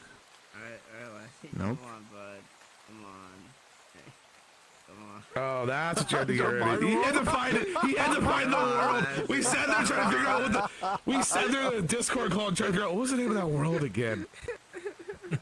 Love something. And I was like, no, MDMA. It had there's MDMA in it. Why do you have a count? Well, for me and Trevor combined, probably. Yeah. Today? Yep. Just unlucky. I tried, man. I tried. Listen, man, if I did enjoy it earlier, I'd be down. But I literally, I played my dick a little bit earlier to see, like, maybe, but nah, there's nothing in the tank. As a box, you're really hot, but I'm 31, man. You can't expect me to come more than once in a week. Like, this ain't it. What? Wait, that's not how that works. Yep, anyone over 30 can't come more than once. Yep, Steven knows it too. Camera, I'm 48. I'm done for the year. Like, whatever. Rudy reputation for all I'm done men. for the year. I've been damn. That's it for the season. Jesus. My field's been properly Actually, plowed. maybe I can go one more time. Why'd you make that sorry, noise? Sorry. Don't look at me. Look at Turtwig. Steffi, you have to ever take you in, Steffi. It's time to get in there. You're tagged in, bud. Dude, no. Go say your line. Go save it. I mean, say the line. What? What are your plans tonight, Fox? Say Are you the going for like line. 10 today? I thought that's what you. You No, I was just trying stupid. to find the world. Jesus. That's 15? not what I. That's a lot of... Well, what's the ratio now? 'Cause you've been giving a lot more lately. You've been fucking pounding dick lately. Like, damn, majority fucking given now? Damn. Turt, you're in. Foxy gives dick now. You can put it in your butt. I'm straight. Did you get it, Turt? Hello? I didn't. You have to do it again. I like all the. I'm straight now. I lost it. Okay.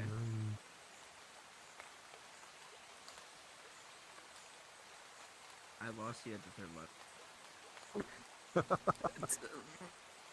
Okay, I'm DMing you on Discord. You're so freaking useless. Oh my god, you make Faceless look smart. Like, Damn. Damn, that's Sorry, pretty bad. Faceless, huh? Every other name out of your mouth, huh? You got something on the mind there, Seth? Wait, is Kyle not coming around anymore? Fuck, no. Fuck. We lost Kyle? Oh, God. Y'all saw dating, like, interesting people? I mean, I guess outside of Faceless, but the other interesting people? They left. oh my god.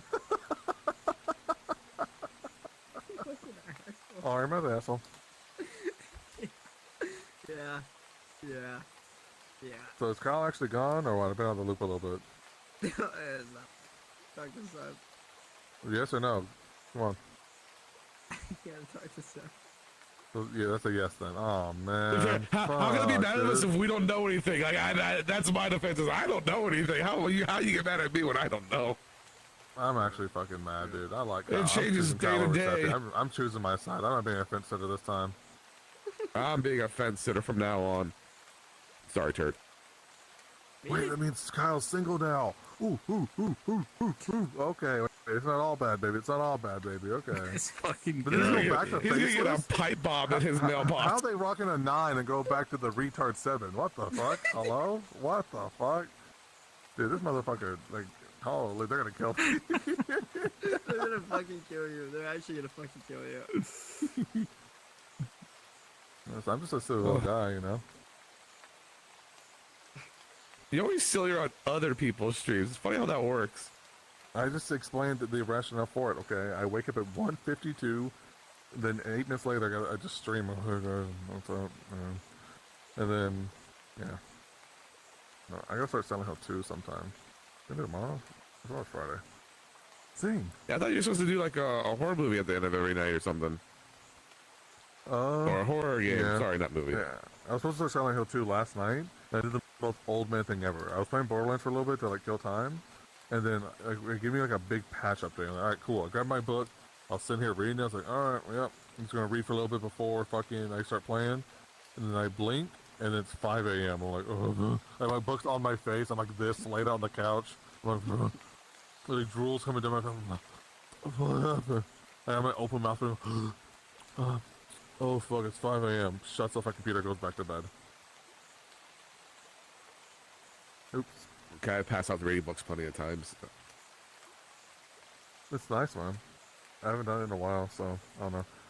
Well, it's been a whole month. I mean, the only bad thing is I have a lot. I think I've overbought games. I have way too many games to play. Let's see, I have 3 more Fearless Fathoms, No. Five Nights at Freddy's, Chorus. That was a game? Crossroads, yep. Soma, Locked Up, Rotten Flesh, Bank Night. Locked Up for October. Still Wakes the Deep from 10 to 6. Pieces of Me, September 7th, Father's Day, Blair Witch VR, Spooky Jump Scare Mansion, and Mother, the role-playing game. And then, of course, Silent Hill 2. I gotta play all those. It's really Hey! I just had milk this here for a second. Girls. Hey. Oh my god, Slay! Oh my god. Oh no. I drove Steffi away. Zing! You did kind of do that by yourself. That Okay, was that's just not you. my fault. It's not. I literally didn't know they broke up with Kyle, man. So how am I supposed to know? What the fuck? Zing. Zing. Konnichiwa. Ni hao. Ni hao. Ni hao. Oh, zing. You're like Naruto sign. Yeah. Sleep. Yummy, yummy, hot. Summon my plushies around me. Yeah. Yeah, like So a whirlwind. single or? Stop saying that. Stop saying that. My brother's just trying to figure out the news, okay? Like, there wasn't no announcement about this. There's no ad everyone. Hey, well, this is like what's going on? Like, and back with the retard, like that one. Stop! Like, there's No, many. they're not. They're not. There's so many better options in this I thing, dude. Like, mean- holy. You saw what I saw. We saw the same. We saw the same thing. Yeah, I don't know, man. Maybe I'm not the problem. Maybe people are friends are the problem, you know? The Zing's not the problem. The Zing's cool. It's just a dog. That's literally just a dog. Yeah, I'm gonna grow hot dogs tomorrow. I don't think like 15 of them and then pass out. I will say we're at down! the. Oh, we're at the festival. I bought like 48 hot dogs. I was like, oh, I can't eat hot dogs. I don't like them. I ate a lot of hot dogs at festival. when we realized there was no oven for the pizza and that we got high and ate a lot of food. Oven's kind of crazy, so. I don't know. All my shit's fine, so I'm gonna call it here. I've already. Yeah, Nice, good cool. night. So what's happening to the slumber party when everyone's asleep? How's that work? Buzzing. Oh, Foxy came in and was like, oh, there's nothing to feast on here. Buzzing. Bye, Smith. Bye, Steven. I go down. brother. Bye, Foxy. Listen, I said it before. I said I can't come again. Okay. All right. I'll fuck Milk. I don't care. That makes me. That's more doable for me. Bye, Foxy. Have fun dancing. Oh, Milk. Okay, I can't do that. I can't see Milk like that. Oh God, Milk, stop. So like, faces, Seffi. Stop. Is it like a three-way thing, or? So who's dating who now? Who's available? Like what's the news there? You know. So but I don't know. So I'm just like I'm in the dark. Yeah, you do Are we know. allowed to go to Turks, like- Kingdom, or is that like a bad look? Yes, we can go to Kingdom. Oh, but is Steffi going to be at Kingdom though? Yes, Steffi's about to be at Kingdom. But is Steffi going to be talking to Kyle at Kingdom? I don't know. Is Faces going to be at Kingdom? I don't know. There's a lot of questions I'm having. I feel like you do know. I don't know what's going on here, man. I feel like you do know. You just don't feel like saying it. There's the live stream right there, you know? Oh, it's on streaming, right? Oh, they've been streaming this whole thing. This like really personal like moment for Sepia and their inability to like hold a relationship, like right now live. Am I the asshole? Driving around there, boss, taking a lap. Dude, finally, it's not me anymore, dude. Finally, fuck. Sepia can't get mad at me. I mean, don't have, usually it is mental you. damage. Come here, Jade. Come here. You can't drive away from these problems. Hi, Jade. Hi. Hello, Zay. Hello, Zay. Hello, Bob. Good to see you, my love. Hey, back up. You ready more VR chat this weekend? Ready for the 35 birthdays this weekend? If you don't know, Turt, since you probably don't play VR chat, Alia's birthday tomorrow, Milk's birthday tomorrow, Mika Moonlight's birthday tomorrow, so it's all tomorrow. Nip Clem's birthday's tomorrow. I don't think she's celebrating anything tomorrow, is she? Oh, but you can say happy birthday. I had a DM from Mika and Milk, so... Yeah. So yeah, birthdays, yippee! Are we? Wait, I'll hop them. Are we all gonna leave at the same time so it's not awkward? I want to go to over. I have nowhere to go, so I guess I just go offline. We all Can we leave at the same come hang in time. the Discord? It's actually Play pretty World easy. of Warcraft? Can we put I'll something in play the video RuneScape. player for them, or like, is it possible? Oh yeah, Yeah, I think the players over Hang on, there. I'll put some Sissy Hypno on, like 10-hour Sissy Hypno. You You put like on. Halloween Trap or whatever it's called that people like lo-fi. Put an 8-hour Warhammer lore video in there. Ooh. You could put Lazzy, it like I've been watching this guy on YouTube make Warhammer like fucking Titan like figurines and shit. Oh my god. Is he just painting them? The bigger ones? Or He what? he like builds them all and then paints them all like super and like makes a sick fucking face and shit. Oh, They sell those and they're like $300 to $500 for the. And the thing is, all those you're saying can be used on the tabletop. You can use those. They just cost a lot of points. Yeah. It looks I have a so friend who sick. owns like a fucking $700 fucking Necron Lord, and it's like this whole thing like a spear and towers and all that. It costs $700, and he's never even used it because every time he goes to a tournament, they're like, yeah, that's not viable here. We don't have enough points for it, and so he just yeah, but it's a cool decoration. So Yeah. That'd be so Alright, good night, fucking guys. See y'all cool. tomorrow for all the parties. Bye, let's Bye. move forever. So Seppi, Kyle, Faceless. Stop, right? stop. This fucking guy. He's so retarded. He may be blocked for the weekend. He may be blocked for the weekend. I believe he may be.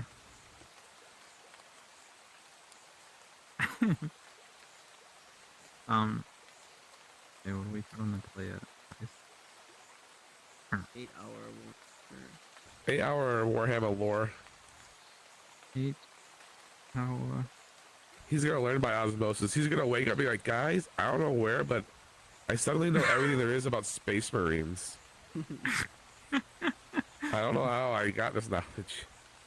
Wait, can you really fall asleep to 8 hours of Warhammer 40k lore? Wait, that's perfect. He's kind of asleep. I see him wiggle every now and again. This guy's voice is fucking freaking me out. I'm sorry. Fuck, I'll mute him often. No, not you, not you.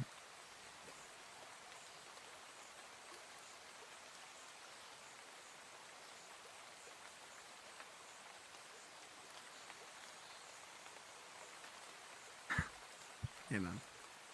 Alright, man. Hey. Sorry, I forgot about personal space, huh? It's okay. Yeah, I'm okay with it. Oh.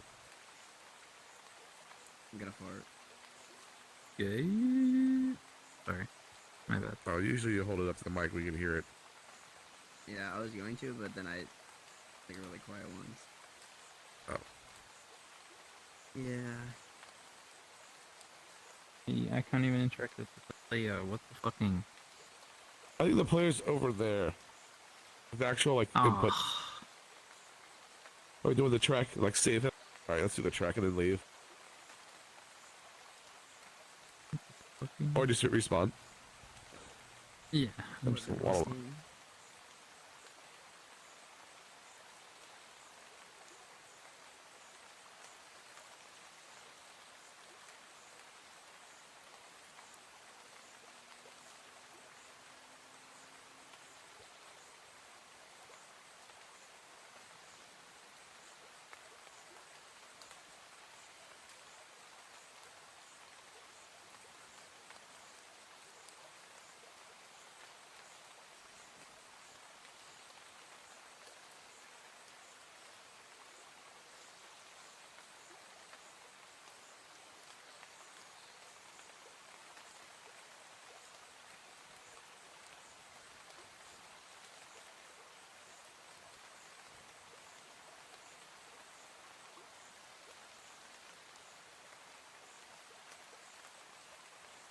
The Imperium faced a reckoning.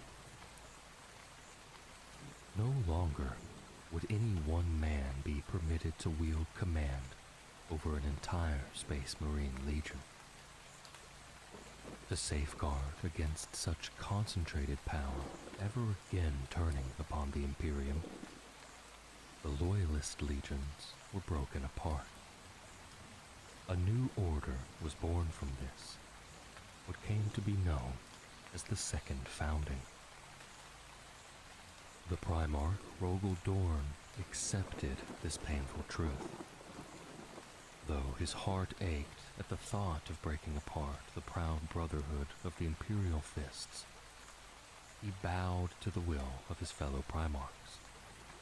From his legion, new chapters were formed, each with their own names, heraldry, and future. Yet, Dorn ensured that each successor chapter received a relic of purpose, a symbol of unity, a gift from his own hand. To the chapter known as the Soul Drinkers, believed to have formed from the personal garb of First Captain Sigismund and fleet-based strike units of the 7th Legion, he granted a mighty weapon, the Soul Spear. Forged in the Age of Legend, the Soul Spear was a vortex relic, once used by Dorn to slay warp beasts and claim worlds in the Emperor's name. It became a sacred icon, proof that the Soul Drinkers, though now apart, were still bound by the spirit of their lineage. Centuries passed. In the twilight years of the 36th millennium, the Imperium was shaken by the rain of blood. The violent and faith-fueled madness of High Lord Goj Bandire. The age of apostasy had begun. In 378 M36, High Marshal Siginandus of the Black Templars declared a crusade to liberate Holy Terra. Alongside the Imperial Fists, the Soul Drinkers, the fervent Firehawks, and elements of the Martian Tech Guard, they marched upon Vandire's ecclesiarchal palace. What followed was known as the Wars of Apostasy, a crusade that would end with Vandire's death at the hands of one of his own former protectors, Alicia Dominica, founder of the Adepta Sororitas. During this era, the Soul Drinkers achieved many victories, some on Terra, others on far-flung worlds where Xenos forces, such as the Eldari, were met and repelled. But even glory can become a snare. For over 1,000 years, the Soul Spear had been lost, vanished with the chapter's flagship, the Sanctifier, during a warp jump. At long last, it resurfaced, not in a place of honor, but among the trinkets of a wealthy fool who had no idea of its true worth. The Soul Drinkers vowed to recover their relic, but that oath brought them into conflict with other Imperial factions, chief among them the Adeptus Mechanicus. Ostensibly aiding the ecclesiarchy, the Mechanicus in truth sought to take the Soul Spear for study and replication. The confrontation culminated in the destruction of the Mechanicus star fort, Laconia. Several Adeptus Ministorum and Mechanicus vessels were also damaged in the aftermath. Pursued and harried, Soul Drinkers retreated into a nearby asteroid field, where they were besieged until Chapter Master Gorgalion arrived via a route long thought sealed. Reinforcements had come. Gorgalion brought news. The Inquisition had offered peace at a cost. The Space Marines who had taken part in the Laconia assault were to be sacrificed in exchange for absolution. Gorgalion refused. Only a Soul Drinker could judge another Soul Drinker. He demanded that Captain Sarpedon submit to a ritual duel, the Shield Rites, a test of righteousness sealed in blood. During the combat, a strange force took hold of Sarpedon. Mutation twisted his form. 8 arachnoid limbs burst from his body, granting him the edge he needed. Gorgolion fell. The cause of Sarpedon's mutation would later become known. The insidious influence of Tzeentch, the changer of ways. Sarpedon assumed command, though some in the chapter resisted. The majority accepted his leadership. Even faced with corruption and new mutations manifesting in Space Marines within the chapter, the Soul Drinkers refused to forsake their loyalty to the Emperor. They had turned from the Imperium, but not from him. The apothecary Palas discovered a way to halt the mutations, with information recovered from the planetoid Stratix Luminae. But the price for this information was steep. Sergeant Telos and his assault marines were left behind on the planet, and in desperation, they fell fully to chaos. But the Soul Drinkers would clash with the traitorous Telos again, on a world where both the Crimson Fists and the sadistic Drakari had also come to hunt him. Sarpedon dueled his former brother and left him for dead. But it was not the Soul Drinkers who ended Telos. The Inquisition destroyed the world he had claimed, erasing him at last. But peace did not follow. Within the chapter, a scout marine named Umanes rose to power and challenged Sarpedon's rule. As they battled one another, the Howling Griffins prepared to strike, believing the Soul Drinkers had become the Black Chalice, a chaos force in disguise. Sarpedon defeated Umanes. Upon his victory, Sarpedon addressed his brothers, offering the mantle of leadership to any of them, but none stepped forward. So he remained chapter master, even as some among the younger Soul Drinkers chose to depart, seeking a different path. As the Soul Drinkers fled from the relentless pursuit of an Adeptus Mechanicus task force, their ancient space hulk groaned under the strain of dwindling fuel. Pushed far from known space, they ventured deep into the mysterious veiled regions of the galaxy, seeking fuel, refuge, and time. There, among dead stars and long-forgotten systems, they found signs of human life, and of a presence more dreadful still. The Necrons had awoken in this region. These undying machines had already scoured world after world, erasing all life from planets that once knew the voice of man.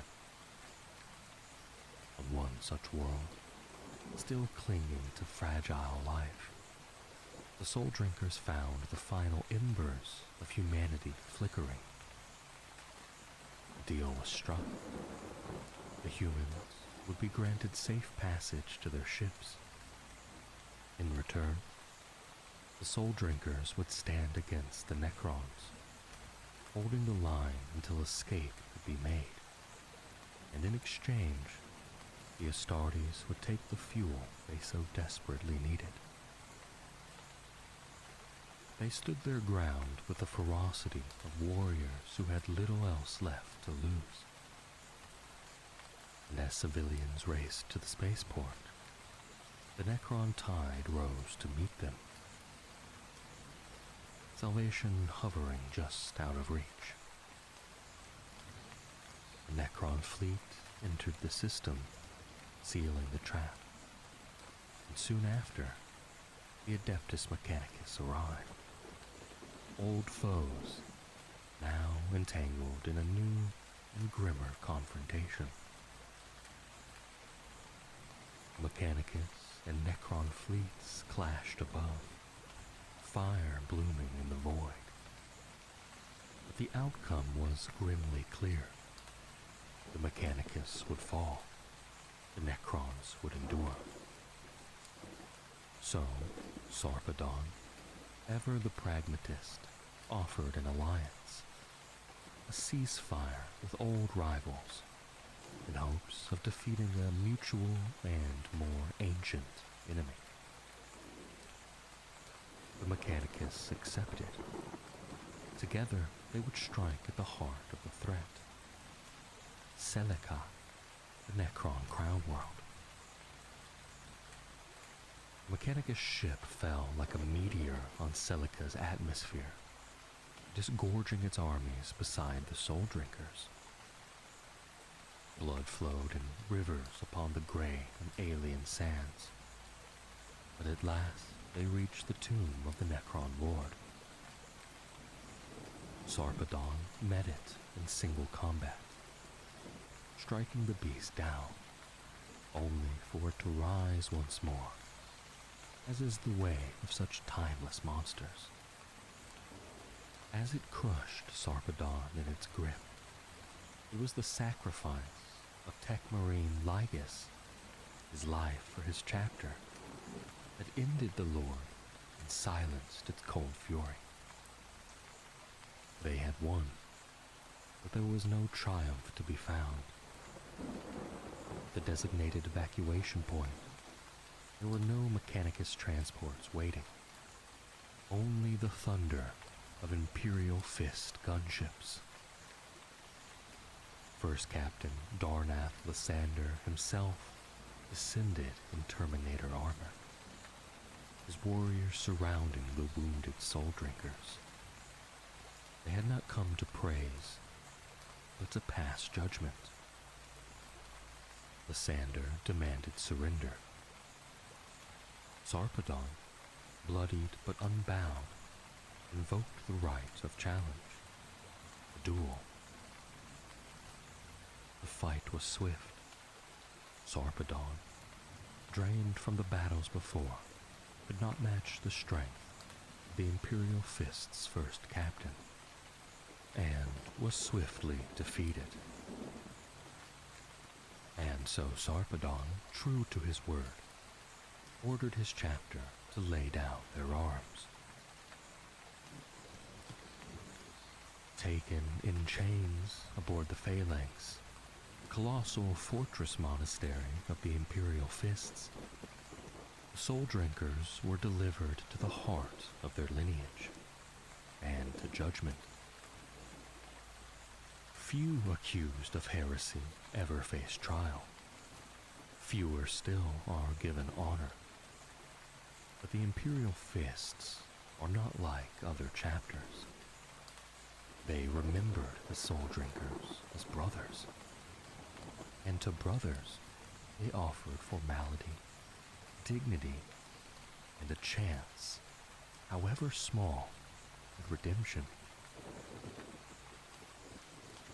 Each measure of the trial was carried out with unwavering precision. Every rite, every procedure honored. For if the Soul Drinkers were to fall, none could say it was without fairness. Among the evidence gathered against them was a tome, taken from one of Chaplain Ictinos' flock, the Catechism Martial. Confiscated alongside his power armor, the book's ancient binding hid truths long thought lost or buried. These Marines, those who had followed Ictinos, when other officers had fallen, had come to see the chaplain as their anchor, their shield. But within the catechism lay secrets too heavy to carry. And in the light of the phalanx's halls, those secrets would finally be revealed. Interrogations followed. Brother Chaon, one of Ictinos's flock, was brought before Lord Castellan Lucrantis. Under careful questioning, truth spilled like oil across a sacred floor. It was revealed that Deinathos, the revered philosopher-soldier, the one who had penned the catechism itself, still lived. He had survived in silence, hidden for 6,000 Terran years, inside a dreadnought's adamantium tomb in the very world of Celica. Ingenious traps guarded the crypt, ensuring only an Astartes could ever reach it. And when it was at last discovered, Deinathos came forth willingly to stand beside his chapter and before the blade of judgment. A conclave of chapters assembled, voices from the Crimson Fists, Howling Griffins, Iron Knights, outsiders too, Doom Eagles, Silver Skulls, Angels Sanguine. The Adeptus Sororitas stood watch. The Inquisition listened in silence, and the tech priests recorded every word, their minds turning like gears behind the mask. Prosecuting the Soul Drinkers was Brother Reynes, once captain of the Crimson Fist's second company, now a penitent warrior who had walked the galaxy seeking death. Dishonored by the Soul Drinkers on Intimian 4, he vowed to regain his honor by bringing their tale to light. He stood tall, his voice cold. The Soul Drinkers, he said, had been corrupt for millennia. Puppets to Deinathos, servants of chaos. More revelations followed. From the angels sanguine came a shattering truth. They had studied the gene seed of a captured soul drinker. Its lineage could not be traced to Rogel Dorn. Then came movements in the shadows. Pilgrims from the Order of the Blinded Eye, manipulated by Deinathos, broke the soul drinker's bonds. The warriors made their final stand in the Phalanx's librarium, bolters raised, hearts defiant. A battle followed, a storm of gunfire in ancient halls. But this was only the beginning, a distraction. Elsewhere, Deinathos's final move was already underway. The battle in the librarian was never meant to end in victory. It was a misdirection. One final veil behind which Deinathos set the last piece of his ancient plan into motion. Far from the firefight, Chaplain Ictinos moved with purpose. His devotion not to the Emperor, but to the philosopher-soldier who had foreseen all. His prey was Captain Nkalo of the Iron Knights. The chaplain abducted him in silence and delivered him to Deinathos. With Nkalo's blood, Deinathos unlocked a secret few even knew existed. The Predator's Eye. A warp gate sealed 10,000 years ago by Rogel Dorn himself. Dorn could not destroy it, so he buried it. hidden in the very bones of the phalanx, where it had slumbered ever since. Now, with the seal broken, the warp tore open, and from it came the Howling. Abraxas, a demon prince of Tzeentch, emerged in fire and madness. A being of ancient spite and infinite cunning. He was the final instrument in Danathos' long symphony. With the phalanx as his chariot, Abraxas would lead the legions of chaos through the stars. To Danathos, the Imperium was beyond saving. Only fire could temper its soul. Through agony, through war and collapse, he would rebuild it. Stronger, wiser, with himself as its new master. But Sarpedon still lived. Escaping captivity, he gathered what few battle brothers remained, leaving them behind to fight and fall in the halls of the librarium. He sought the truth. But he was ambushed. Ictenos' flock struck with deadly precision. His squad mates were slain. Sarpedon, enraged, cut them down one by one, until only Ictenos remained. The duel was brutal. Wounded, nearly broken, Sarpedon triumphed and unleashed his psychic gift, the Hell. He tore through Ictenos' mind like a burning blade, unearthing everything Danathos had kept hidden. Plans within plans, manipulations that spanned millennia. Sarpedon had never been free, not truly. He had always been Danathos' instrument.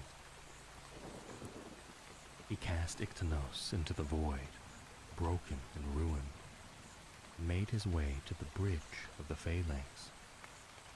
There, the corrupted dreadnought awaited. The two clashed, steel against psyker, past against present. Sarpedon was grievously wounded. Missiles tore his flesh, and the power fist of Danathos lifted him from the ground, ready to crush the last of the soul drinkers. But in that moment, Sarpedon acted. From his belt, he drew the soul spear, the ancient vortex weapon, his chapter's relic. With the last of his strength, he drove the twin blades through the dreadnought's core. The sarcophagus cracked. The power fist fell slack. Danathos, once philosopher, now heretic, was exposed.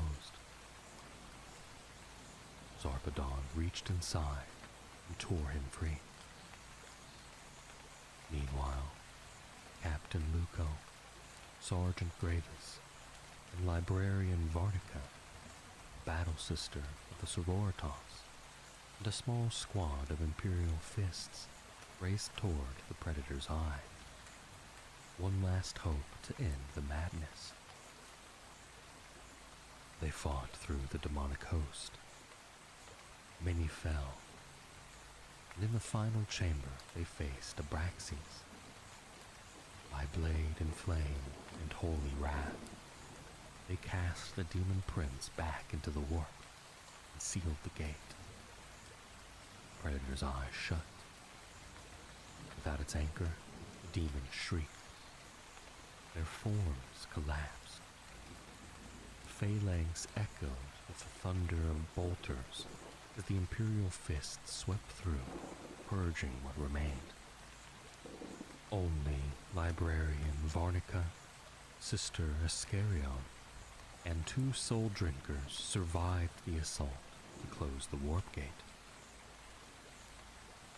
When First Captain Lysander arrived to take them into custody, the two soul drinkers made a final choice.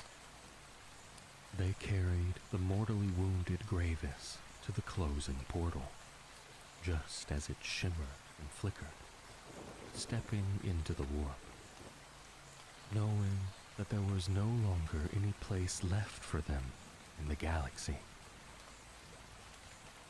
Back on the Phalanx, Sarpedon emerged, carrying Danathos' feeble, withered form. Before Chapter Master Vladimir Pugh, he laid bare the truth. It had been Danathos, not Chaos, who damned the Soul Drinkers. It had been his pride, his scheme, his ambition. And now it was time to pay. Sarpedon turned to the Predator's eye. With the Philosopher Soldier screaming in fear, he stepped forward, dragging Danathos with him. The portal swallowed them both, and then closed forever. The Phalanx was saved. The threat ended. And on solemn columns with the Apothecarium, 2 lists were carved into stone.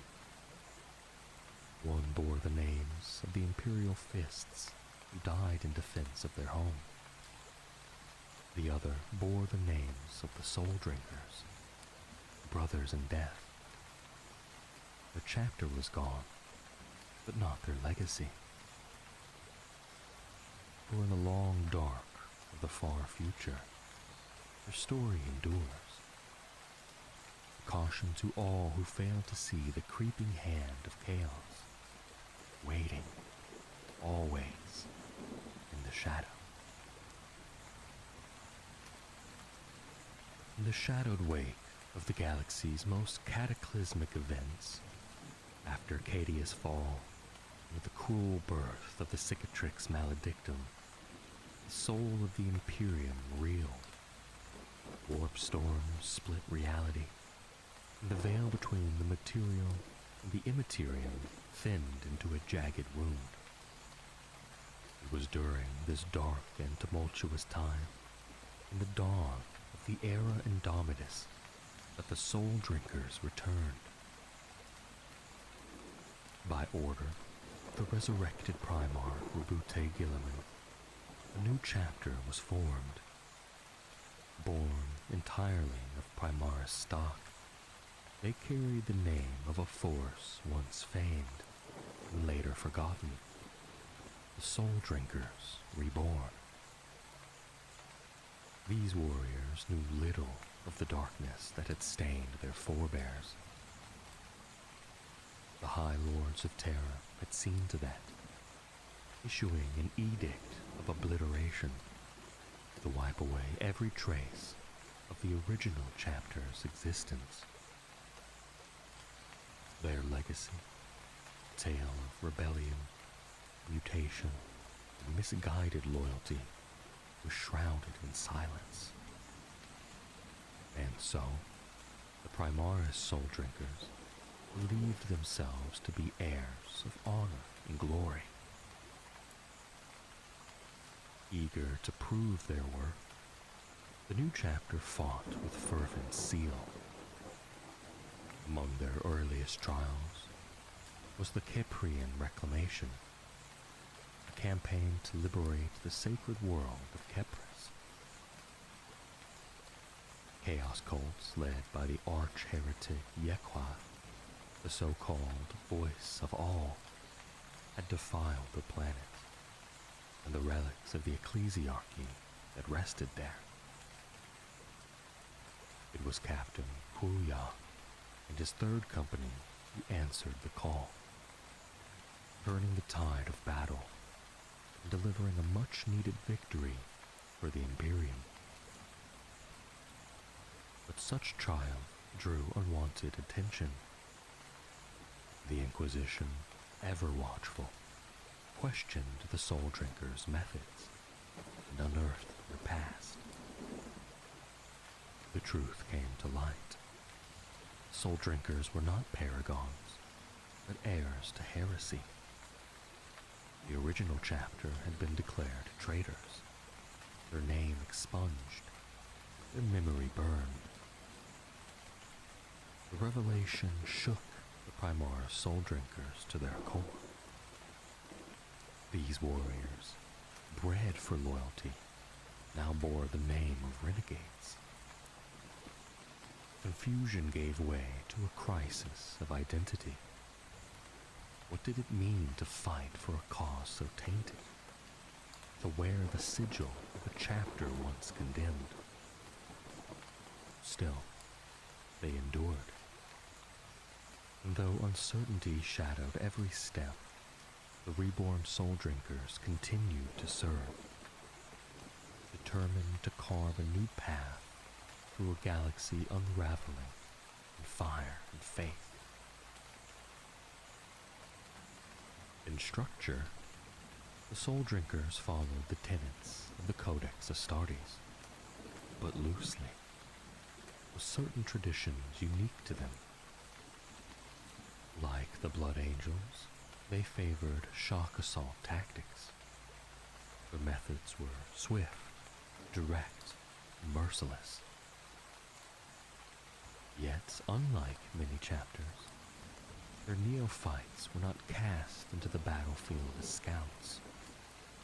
Instead, they learned by serving their elders, witnessing war, tending armor, and chronicling the deeds of their masters in ancient chansons, inscribed on humble data slates. Every record was archived for future generations, preserving the legacy of the chapter, one battle at a time. But their path was not one of steady growth. After their fall from Imperial grace, the Soul Drinkers suffered grievous losses. Following the first chapter war, and the battle for VMAF, they numbered only 700 Astartes. Stratix Luminae saw them reduced to 450. Endymion IV and the second chapter war carved that number down further to 300. Then came the Exodus. Umanes and his followers broke away, leaving the chapter with a mere 250 warriors. By the time they clashed with the Necrons in the Veiled regions, fewer than 100 Soul Drinkers remained.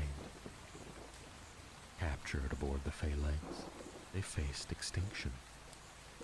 And when Danathos revealed his treachery, and Demon Prince Abraxas tore into reality, the final warriors of the old chapter died, not in shame, but in honor, defending their enemies from a threat greater still. In the end, only 4 firstborn were known to survive: Danathos, Sarpedon, Luco, and Gravis. These last sons of the old chapter passed into the warp through a closing portal, leaving behind only mystery.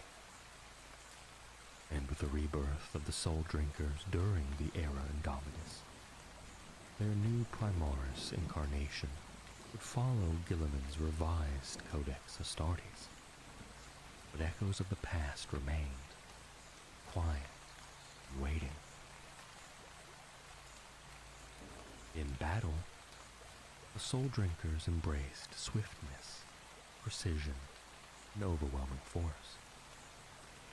Their tactics were inherited from the ship-to-ship specialists of the Imperial Fist's Legion. Shock assaults, boarding operations, and drop pod insertions became their hallmarks. Their combat doctrine was shaped by a tone. The Catechisms Martial, written by the legendary Danathos. Every Soul Drinker carried a copy, and within its pages lay the soul of their war philosophy. Their doctrine was not to endure, but to strike, to crush enemy lines before they could dig in. Where others favored drawn-out conflicts and dug-in sieges, the Soul Drinkers chose movement, fire, and fury. Though it was later revealed that their gene seed did not stem from Rogel Dorn as believed, the lessons they followed endured. They had become masters of void war and mobile combat, regardless of their true lineage. But it was the origin of their gene seed that brought the greatest unease. During the trial aboard the Phalanx, Commander Gethsemar of the Angel Sanguine presented troubling evidence. His chapter's sanguinary priests had harvested gene seed from captured Soul Drinkers, hoping to understand if corruption had tainted their blood. What they found was startling. The Soul Drinkers did not descend from Rogel Dorn. Their heritage could not be traced to any known Primarch. The chapter's name, it seemed, had its roots not in honor, but mutation. An early change in the omophagia, the organ that allowed Astartes to experience a creature's memories by consuming its flesh. Through their unique ceremony of the chalice, the Soul Drinkers did more than recall memories. They felt the creature's soul, its pain, its joy, its fear. They drank the very essence of being. Metaphysically speaking, the Soul Drinkers did not merely remember their enemies. They became them, if only for a moment. It is a grim irony, perhaps, that those who drank souls would come to question their own. And though the new chapter fights on, Primaris warriors with the name of traitors, they carry a heavy burden, one not easily cast aside. They walk in the shadow of a fallen legacy, yet strive still to forge a path worthy of the Emperor's light. Even to stand upon the same battlefield as the Thousand Sons is to risk not just your mortal form, but also your very sanity and soul. They are unmatched sorcerers, manipulating the perilous energies of the warp to reorder fate, mutate living flesh, and steal the will and wits of friend and foe alike. To do battle with this infernal legion is to face the Imperium unleashed. Their advance is heralded by magical firestorms and volley upon volley of warp-infused shells and bolts. As the battle lines close, shrieking herds of mutant Zangor, gibbering chaos spawn, flame-belching demon engines, and tank-sized bestial abominations surge forwards to hack and tear, throttle, immolate, and devour. Worse than the carnage the Thousand Sons wreak, however, worse even than their unholy twisting of reality itself, is the fear that however their enemies strive, those who battle them can never be sure of victory. Illusions and trickery are second nature to these diabolical champions of Tzeentch. Even those who believe the Thousand Sons bested may in truth be mere puppets, unknowingly serving the very foes they fight. Magnus the Red, the Crimson King of Sortiarius. The fate of the Thousand Sons is inextricably linked to their gene sire, the demon Primarch Magnus the Red. In millennia lost to dust, he was a son of the Emperor himself, a beacon of wisdom and power, who served his master with the best of intentions. Now, Magnus is abhorrent, embittered, greater yet lesser than he was before, as is the legion he leads. Magnus the Red is a towering demonic demigod, whose might is augmented by the boundless gifts of Tzeentch. He is sorcery made flesh, a winged behemoth who commands the Empyrean at will, whose mere presence breaks the fundamental bonds of reality and turns all to madness. Magnus's power is such that he can obliterate legions of foes with a word or a baleful glare. The warp-saturated blade he wields can take any form he wills, and with a single blow can sunder a fortress gate or mighty war engine. Magnus's rune-etched armor is proof against even the most powerful attacks, be they physical or spiritual. And his flesh is so drenched in warp energy that he can never be truly slain. The demon Primarch's very presence twists reality into myriad fractured reflections and shatters the sanity of even the staunchest foes. He is a locus of unbridled change, a nexus of plots uncounted, the greatest servant of Tzeentch, and a walking repository of forbidden and sanity-blasting secrets. Yet he was not always thus. What records endure regarding Magnus and his path to damnation are sealed in vaults deep beneath the Imperial Palace, or else kept by the Thousand Sons themselves.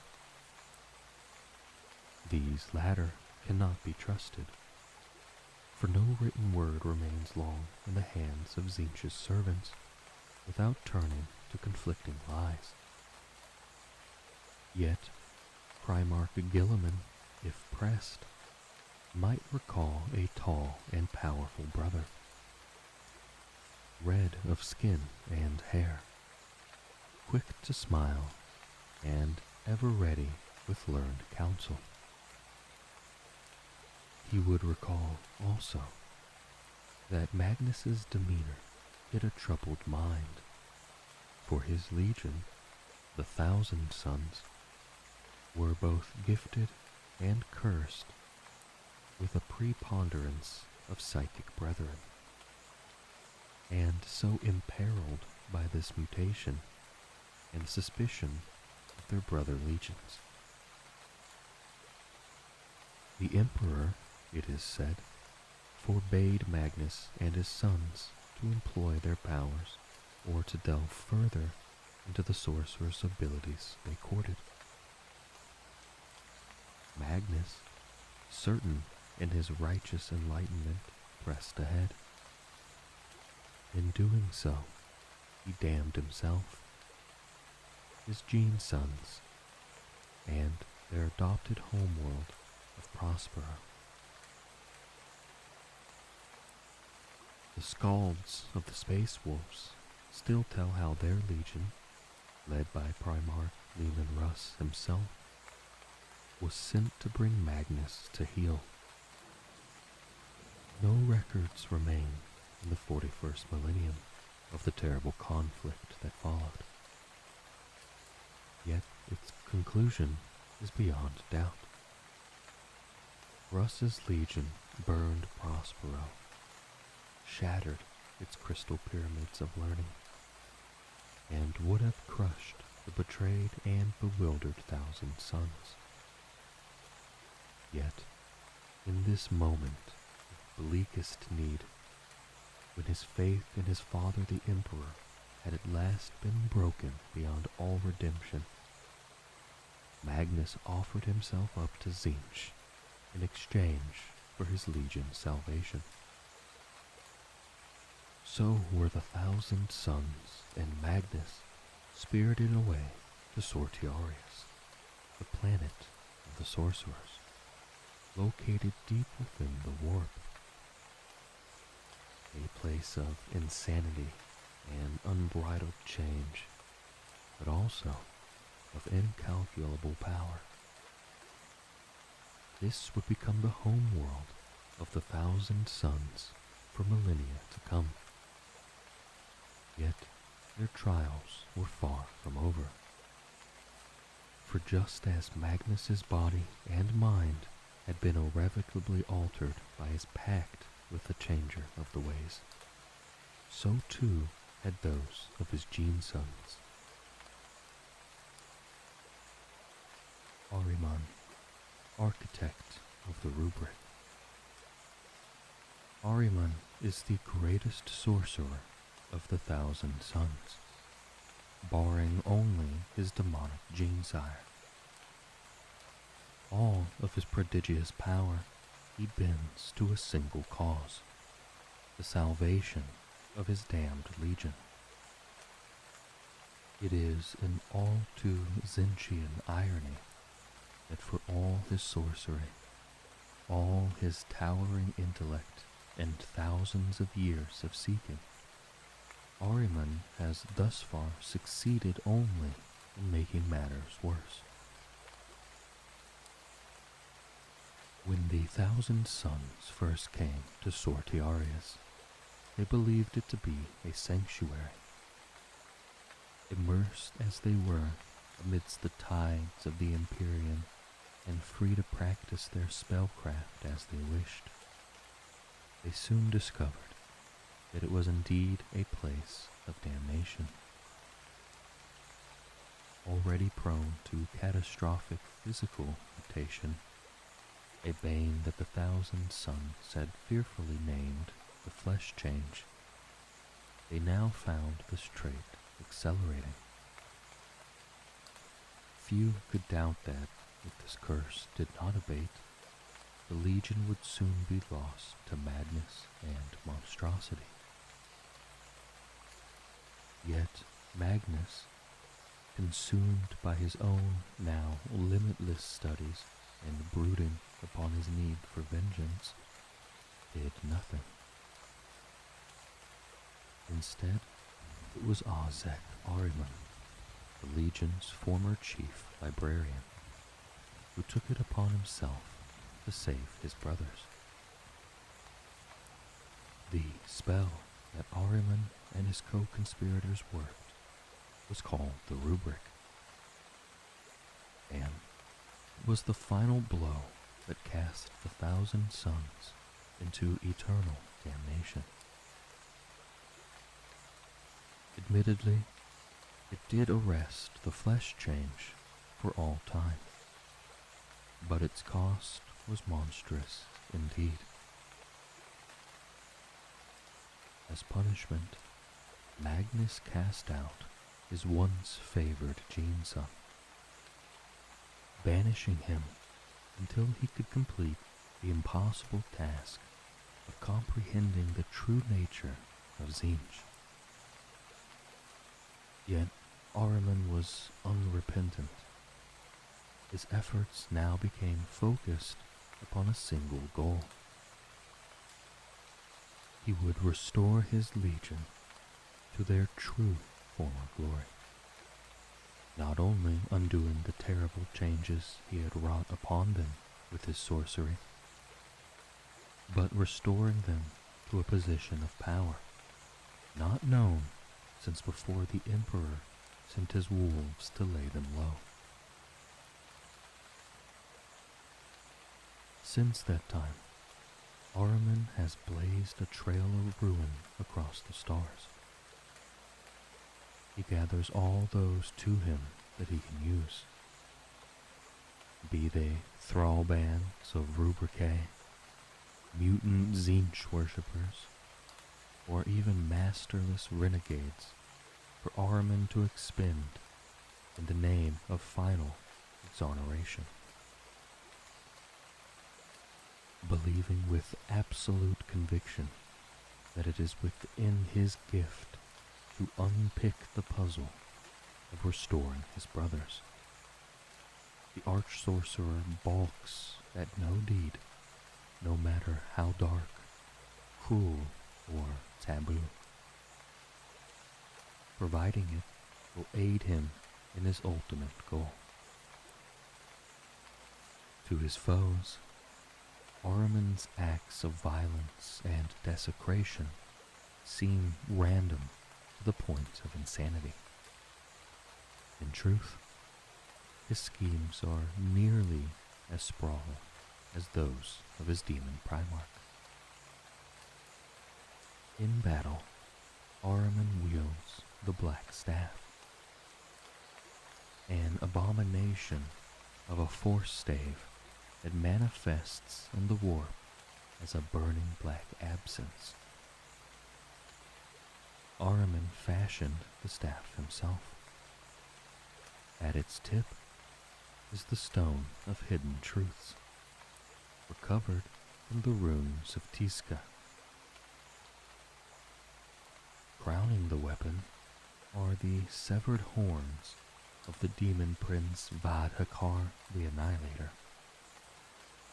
while its haft is built around the charred fragments of Ahriman's own Hekla staff that burned on Prospero during the Space Wolves' invasion. Its blade, meanwhile, is forged from the desecrated remains of an ancient Eldari Farseer's stave.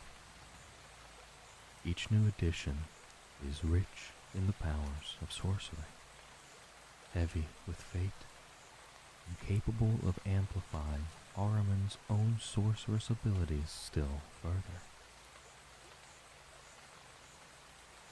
The Rubric of Ahriman.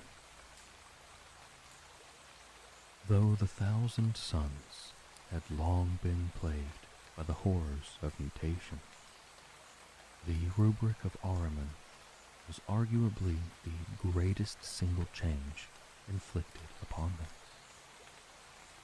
For many of Magnus's gene sons, it was also the last.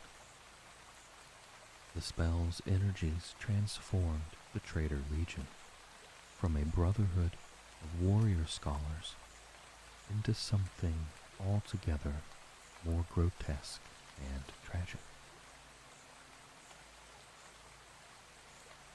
The power of the warp is ever in flux. When its influence is felt by the stuff of real space, it causes mutation and change. Unbound, unstable, this energy twists all it touches. Such changes take many forms, and can be beneficial for those who can harness them, at least while they remain under control. Many who embrace such empiric might are transformed over time so that they come to physically embody their own deepest obsessions, desires, or innermost secrets. Some believe the 1,000 Suns were marked by Tzeentch long before their true damnation. Others whisper that it was the Legion's manifold pursuit of knowledge, Their use of the euphemistically titled tutelary familiars, actually demonic entities, or some faucet of the sorceress energies they courted, that led to their anarchic and widespread physical change. Whatever the truth, by the time they became the masters of the planet of sorcerers, even the Thousand Suns' own fluctuating records hold a tale of mutation, degeneration, and madness. Once clean and powerful limbs became many-hued tentacles. Hands that had formerly scribed learned treatises now grew vicious talons, or became snapping pincers.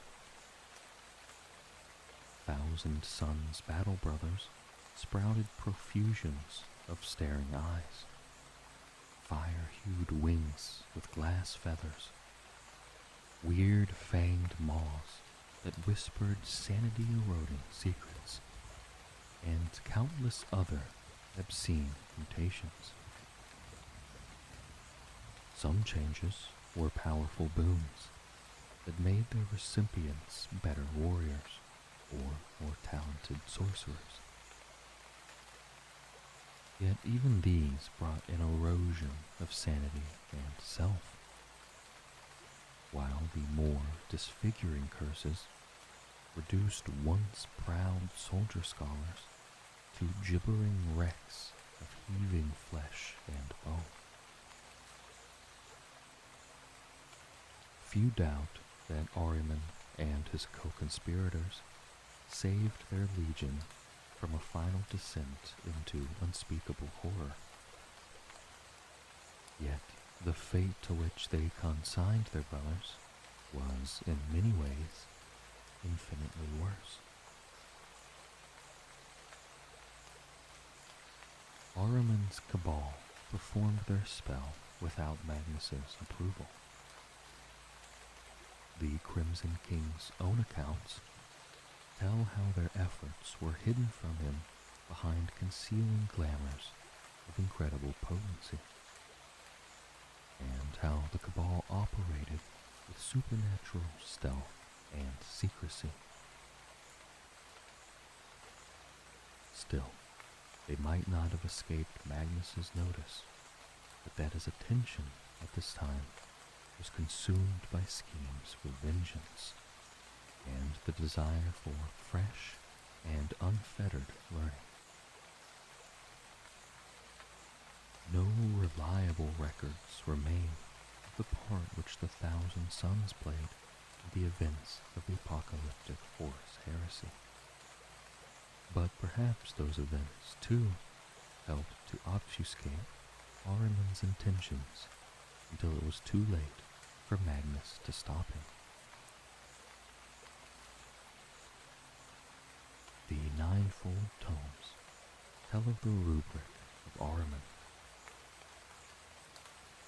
They describe how the spell was so unbelievably powerful that it sent a bow wave and a dolorous howl rolling through the Empyrean into infinity.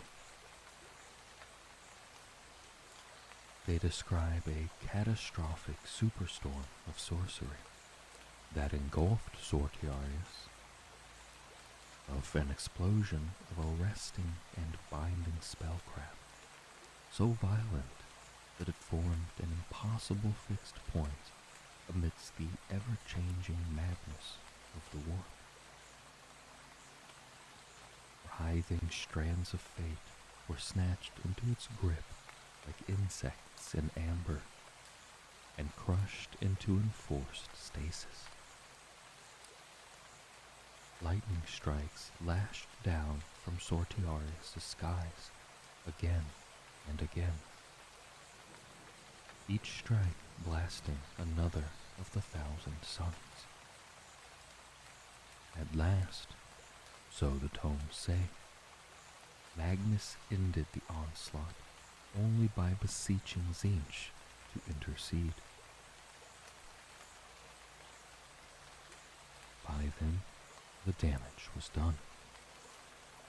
Every single Thousand Sons warrior struck by the sorceress bolts had been reduced to ensorcelled dust, sealed forever within their battle armor. Their souls, their minds, all had become mere geists, doomed to haunt their cursed war gear and lended a mere mindless semblance of life. Never again would they be slaves to change.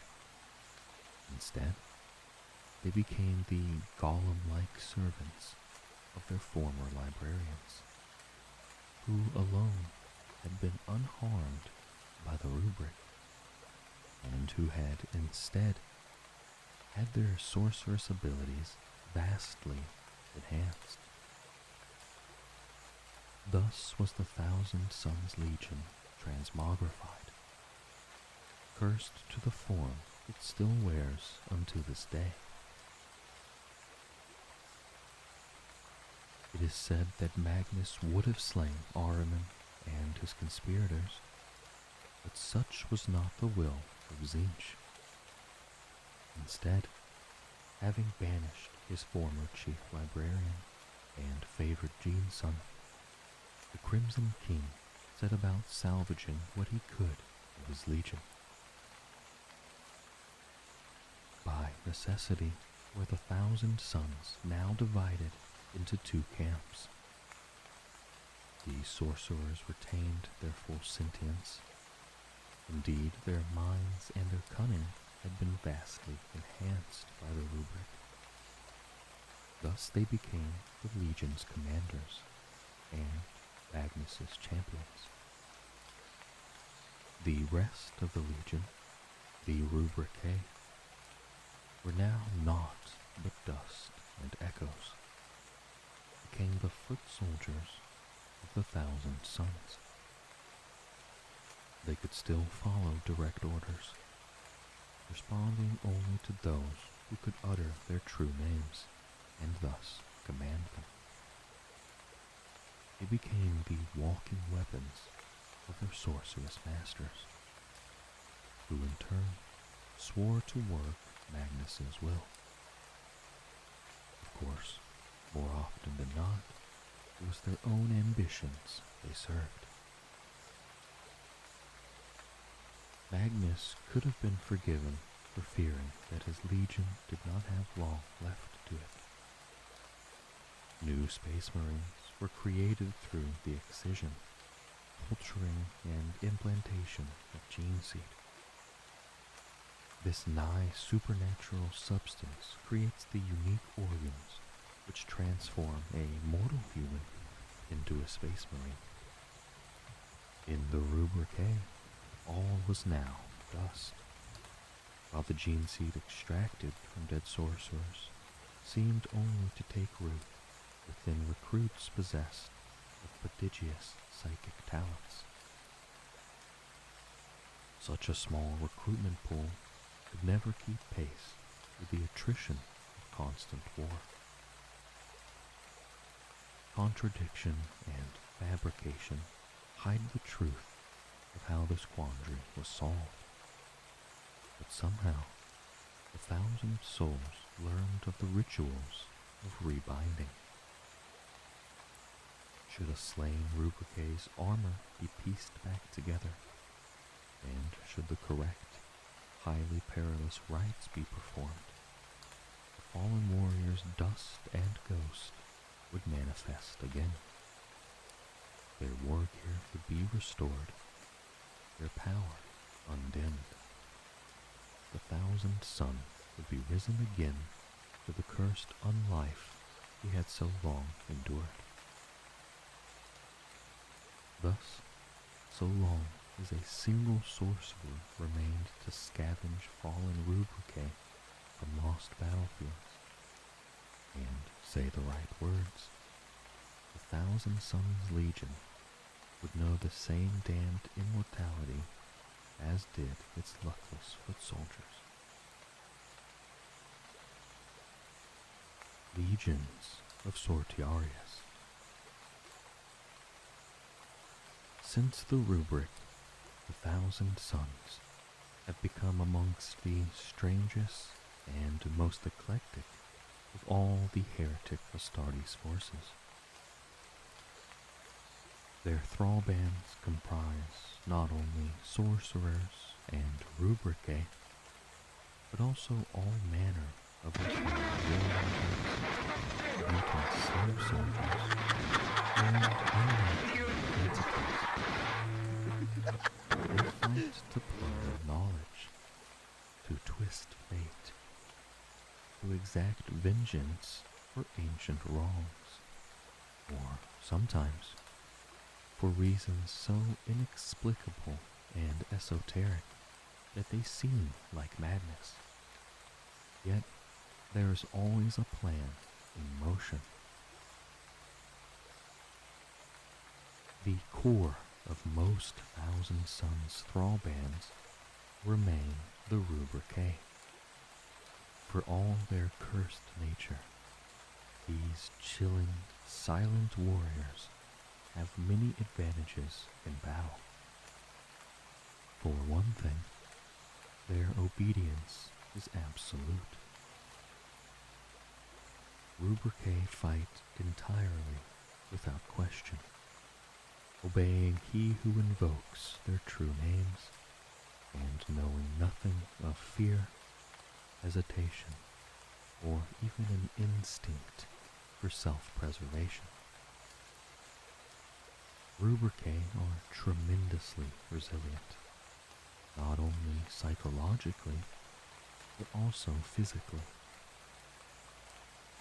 Lacking any true corporeal form to be wounded, they can only be stopped by the ruinous dismemberment or wholesale destruction of the armor that houses their essence.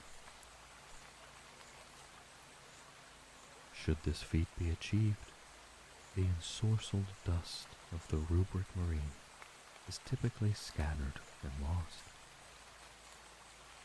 Yet no matter how long that warrior may spend effectively dead, still they can be restored to their cursed unlife time and again. Horrific whispers persist that the rubric somehow afflicted even those 1,000 Suns who inhabited the time stream before its casting. How such a sanity-bending thing could be, none can say. Yet more than one thrall band is descended to plunder ancient battlefields from the days of imperial prehistory. Though they have lost any true sentience, war recalls to the rubricae the martial abilities they possessed in life. These remain undimmed, and are now augmented by an array of fearsome sorcerous armaments provided by their masters. Excellent shots all, the rubricae lay down unceasing hails of fire from ensorcelled bolt guns and screaming soul reaper cannons, or engulf their foes in conflagrations of mutagenic fire that burn away not only the foes' bodies, but also their souls. The rubricae remain just as skilled at close quarters, fighting in eerie silence, but with all the speed and poise of living, breathing Adeptus Astartes. Only when the fires of battle die and the foe are no more do they settle back into a state of mindless torpor until their masters call upon them to act again. Indeed, even this lifeless state can work to the 1,000 Suns' advantage. More than once, inert rubricae have been disguised as statues amidst the confusion of urban war zones, striking suddenly and with complete surprise at a word from their masters. During the raid on Svanorth Void Docks, 50 rubricae were concealed within the airless interior spaces of a wrecked Imperial bulk hauler. The rubricae drifted undetected through their enemies' patrol lines before reanimating and boarding the Imperial warship that came to investigate their seemingly abandoned transport. Some sorcerers have even been known to seal rubricae inside Xenos tombs and other repositories of esoteric knowledge, ordering them to stand eternal guard over their arcane caches. Springing to life only should the incautious or acquisitive disturb them. The Rubric Marines and the elite Scarab Occult Terminators form a resilient and powerful core to any thrall band. They are, however, far from the only assets that the Lords of Sortiarius have at their disposal. Many sorcerers bulk out their thrall bands with numerous but eminently expendable hosts of slaves and servants. Beyond counting are the cults of Tzeentch-worshipping humans scattered throughout the Imperium. The desperate, the insane, the mutated, and the deviously ambitious, all offering worship to Tzeentch. The underbelly of the Imperium teems with petty magisters and their pitiful followers, all offering themselves, body and soul, to the changer of the ways, in hopes of seizing even an iota of power to change their powerless lives. Armed and hurled into battle, such chaos cults support Thousand Suns invasions with cunningly timed uprisings, or hack out the holds of Thrallband warships, ready to be expended like living ammunition once battle is joined. Herds of Zangor, too, provides the sorcerers with flesh and blood soldiery. These mutants are creatures of Tzeentch through and through, blessed with the Change God's mark, and protected by sorcery and unnatural fate. Savage meldings of human, avian, and savage beasts, these creatures nonetheless wield ensorcelled weapons with remarkable skills.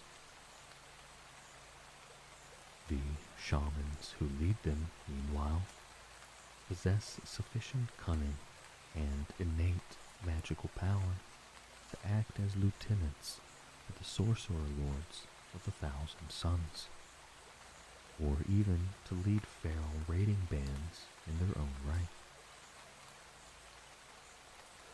The Thousand Suns can also call upon war engines with rumbling engines and thundering guns. Many of the Legion's battle tanks still survive, though some have undergone mutations of their own, or else been taken as hosts for predatory demonic entities. More such manifestations of Tzeentch's will are bound into the brazen shells of the Legion's demon engines. These bestial machines are built by warpsmiths, skilled in the infernal arts, and whose services the Thousand Suns have either bartered for or secured by force, trickery, or hypnotic compulsion. Hunting packs of tanks, armored transports, and rapacious demon engines are often employed to provide thrall bands with overwhelming firepower and increased maneuverability. Equally, the Thousand Sons are not above stealing such assets from other renegade warbands, or even from securing alliances with such forces. These arrangements are always temporary, and invariably end badly for the sorcerer's unfortunate allies. The ruling cabals. It is a strange contradiction that the chosen traitor legion of the Change God organizes itself with a rigid hierarchical system. Imposed by Magnus in the wake of the rubric, this structure has been maintained by all of his gene sons, at least in appearance, through the bloody millennia since. Magnus the Red occupies the pinnacle of power on Sortiarius, both literally and figuratively. From his ensorcelled chambers atop the Tower of the Cyclops, the demon Primarch's single eye sees all, and his insidious will reaches out like Tzeentch's own to influence the plots and deeds of his cunning scions. Below Magnus are his most powerful lieutenants, known as the Rahadi, the Magister Templi, who rule over the Legion's 9 great cults.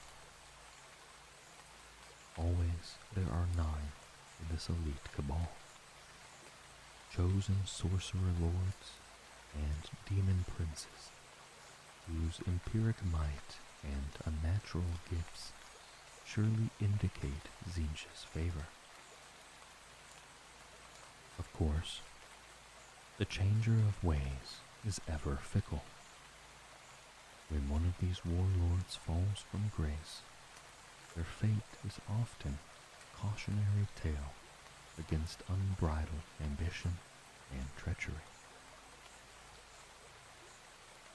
While none but the hopelessly insane would think to scheme against Magnus himself, the jealous and rightly paranoid Rahadi have no wish to share power with their fellows. Thus, their ranks change often.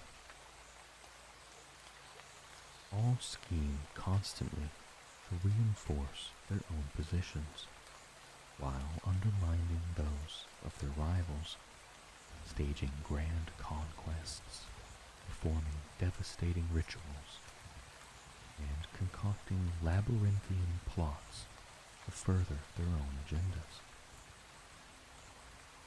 Should one of these eldritch beings take to the battlefield, it will always be in aid of such schemes, and the hapless foes soon become nothing more than victims sacrificed to the Rahadi's ambitions.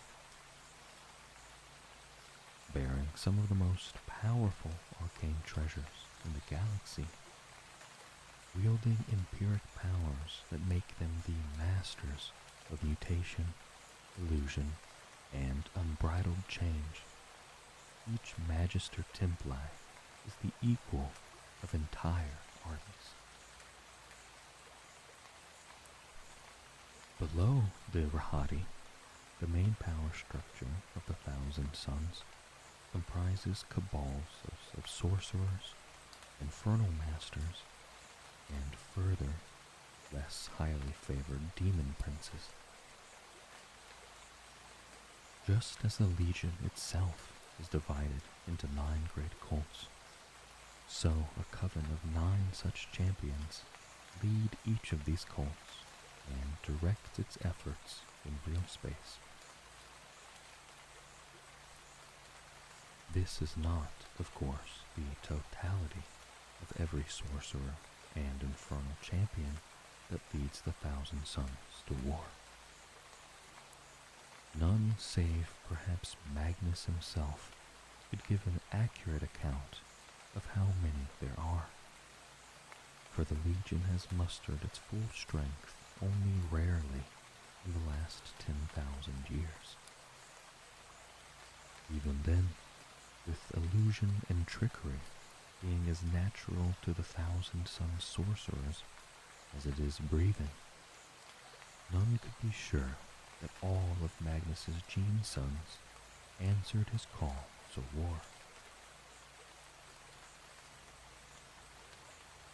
Just as the Rahadi scheme constantly against one another, so the rest of the Thousand Sons champions strive constantly to advance their own power and positions. Those sorcerers charged with leading the Rubricae into battle aspire to muster the arcane lore and infernal influence to rise to the rank of exalted and command entire thrall bands. Those exalted sorcerers and infernal masters already leading such warbands plot war constantly, seeking a path by which they might seize a position within their chosen cult's ruling cabal. Meanwhile, those who rule eye the mantles of the Rahadi jealously and lay their plans to assume the position of Magister Templi in their own right.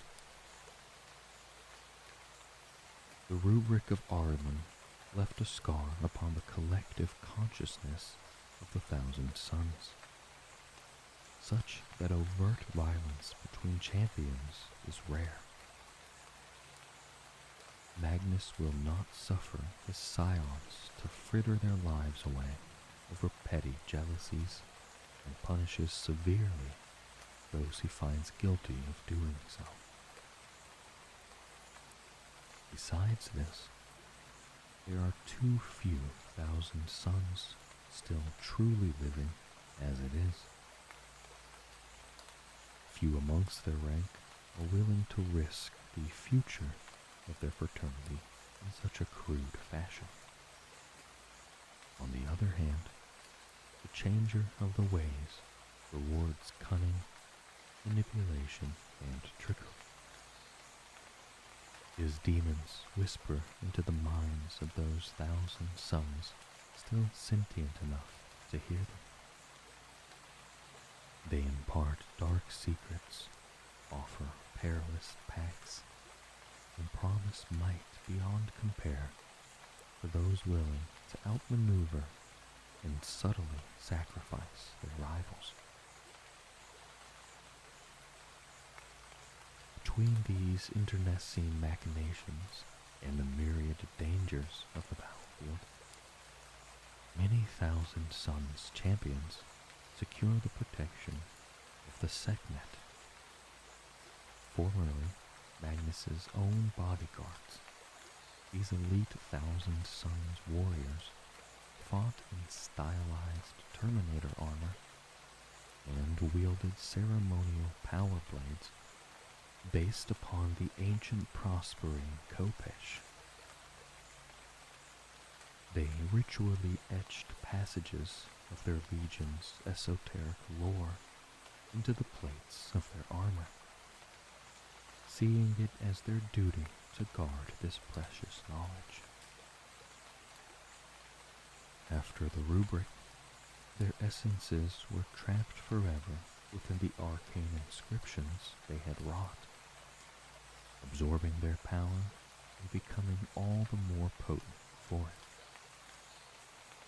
Now, these Sekhmet guardians can be claimed by any Thousand Son sorcerer, infernal master, or demon prince with sufficient lore to command them.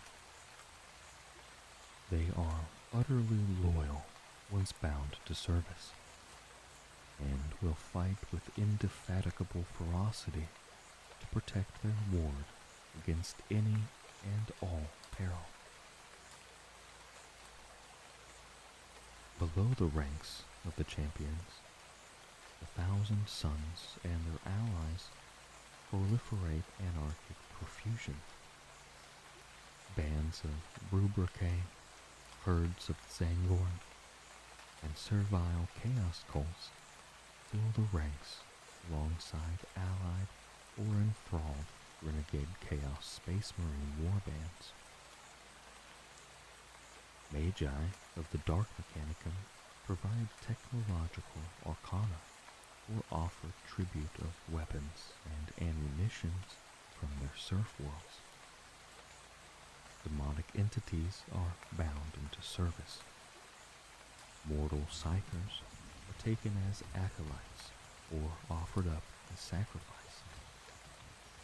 There are few tools the Thousand Sons will not use to work their will, and few bargains they will not strike or later renege on in service of their goals. The Great Cults. The 9 great cults of the Thousand Sons are immensely powerful, if much fragmented bodies. Each offers worship to, and works the will of, a different aspect of the changer of the ways. In doing so, they further the overall cause of their legion, sometimes in competition with the other great cults, but always at the expense of their luckless foes. Each of the great cults specializes in a different facet of the Zinchian power, such as stolen knowledge, cunning scheming, or the manipulation of time itself. These foci color the way in which the cults make war, the kinds of strategies and tactics they employ, and even inform the grand plans they seek to put into motion across the galactic stage. In order to effect these plans, each cult maintains its own cabal of Zinch-marked champions to direct its efforts. Its own ranks of Sekhmet and Rubricae, squadrons of war engines, packs of demon engines, and hosts of lesser Zinch worshippers, whose number vary greatly even from one conflict to the next. Moreover, each great cult is further divided in numerous thrall bands. And, as the cults differ, so too do their thrall bands. While all are raiding forces at their core, their strength, composition, and favored methods of war vary depending upon the whims and influence of the sorcerers who lead them. Some fight entirely alone, their leaders bent upon some nefarious design or self-motivated quest in which great numbers would prove more a hindrance than a help. Forces of this sort often cross the galaxy by secret paths, opening coruscating warp portals or stealing through isolated spars of the Eldari webway. The better to strike swiftly and silently. At other times, multiple thrall bands from these same, or even different, great cults gather their might to launch a great offensive, or to defend some site precious for the Legion's designs. It takes a great event indeed to draw the great cults together and see them fight as one. Yet, when they do, the very stars tremble. The most recent example was Magnus's vengeful attack upon the Space Wolves' home world of Fenris. By that apocalyptic conflict's end, Fenris itself was scarred and tainted. Space Wolves badly mauled, while the nearby world of Midgardia was sacrificed wholesale in order to power an almighty ritual. By Magnus's will did these energies draw Sortiarius out of the warp's depths, allowing it to manifest in real space around the same star as long-lamented Prospero. This conflict marked the greatest victory for the Thousand Sons Legion in millennia. Yet it was but the first stage in Magnus's labyrinthine plot for revenge and vindication. Sortiarius, the planet of the sorcerers. There is nothing natural or true about the planet of the sorcerers. Nothing that is not in perpetual flux. Sortiarius is a demon world. It is an agglomeration of raw empiric energy, bound escapably to the whims of the Changer of the Ways.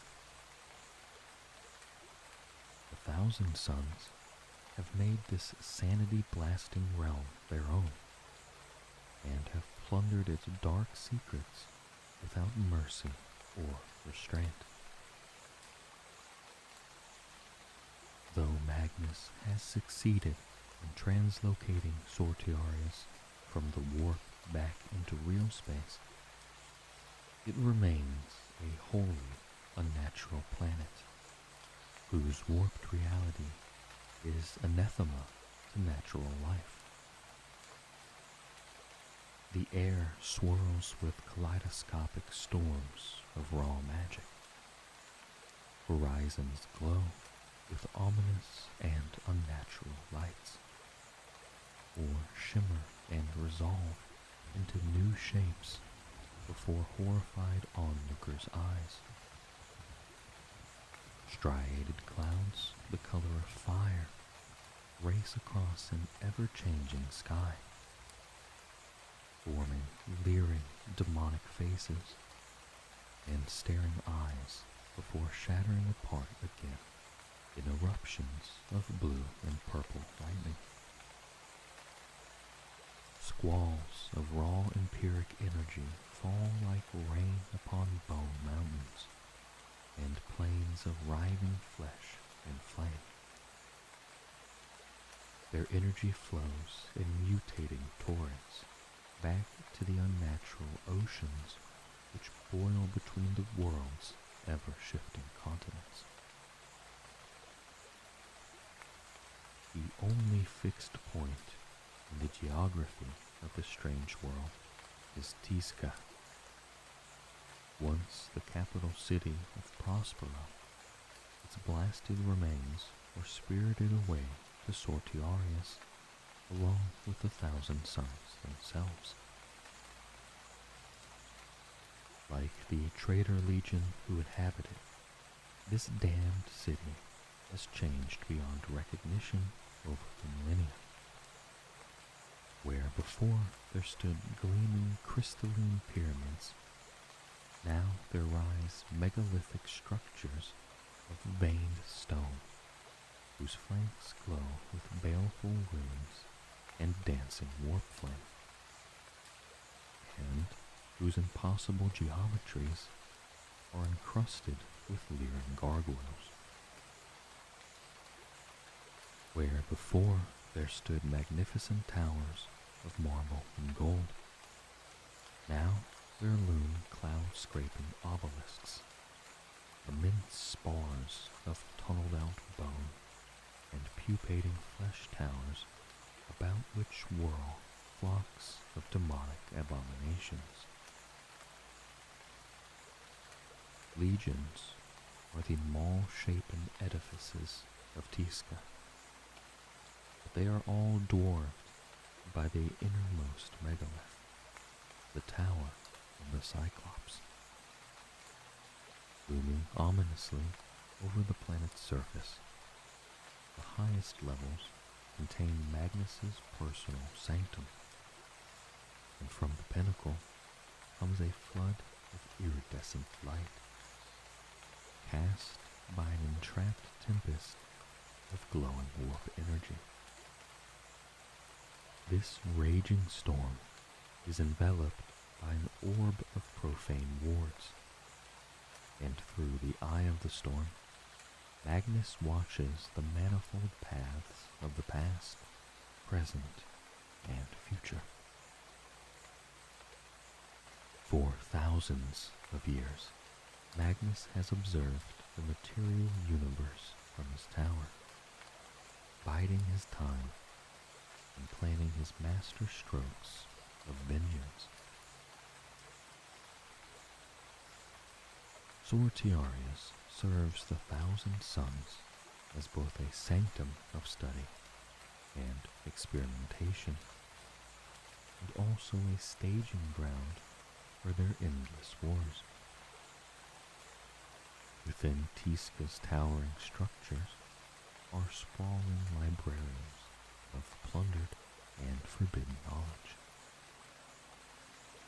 These lie side by side with alchemical laboratories breathed in unnatural fumes and ringing with the screams of endlessly mutating experimental subjects. Labyrinthian corridors lead to sorcerers' lairs, scrying chambers, sacrificial altars, summoning circles, troves of sorcerous arcana, and unholy armories without number. All are employed by the great cults of the Thousand Suns in order to strengthen their many-faceted war machine. Further facilities lie within Tiska's fluid bowels, their purpose to support Magnus's martial endeavors. The vast, nine-circled pit known as the Abyssal Maw, in which demon engines and brazen battle tanks are fashioned, repaired, or bound into servitude. The glimmering spire of glass, the living crystal void docks that rotate constantly through ninefold astral alignments high above the Tower of the Cyclops. The sanctums sacrilegious, which contain fluctuating warp portals that, with skill, foresight, and favorable fate, can be used to travel thousands of light years across the galaxy and bypass even the most formidable enemy defenses with entire thrall bands. Amongst the most potent of Sortiarius's assets are the obelisks of ruin. Though each is different in form and precise function, these impero-geometrical constructs are the source of the demon world's orbital defenses.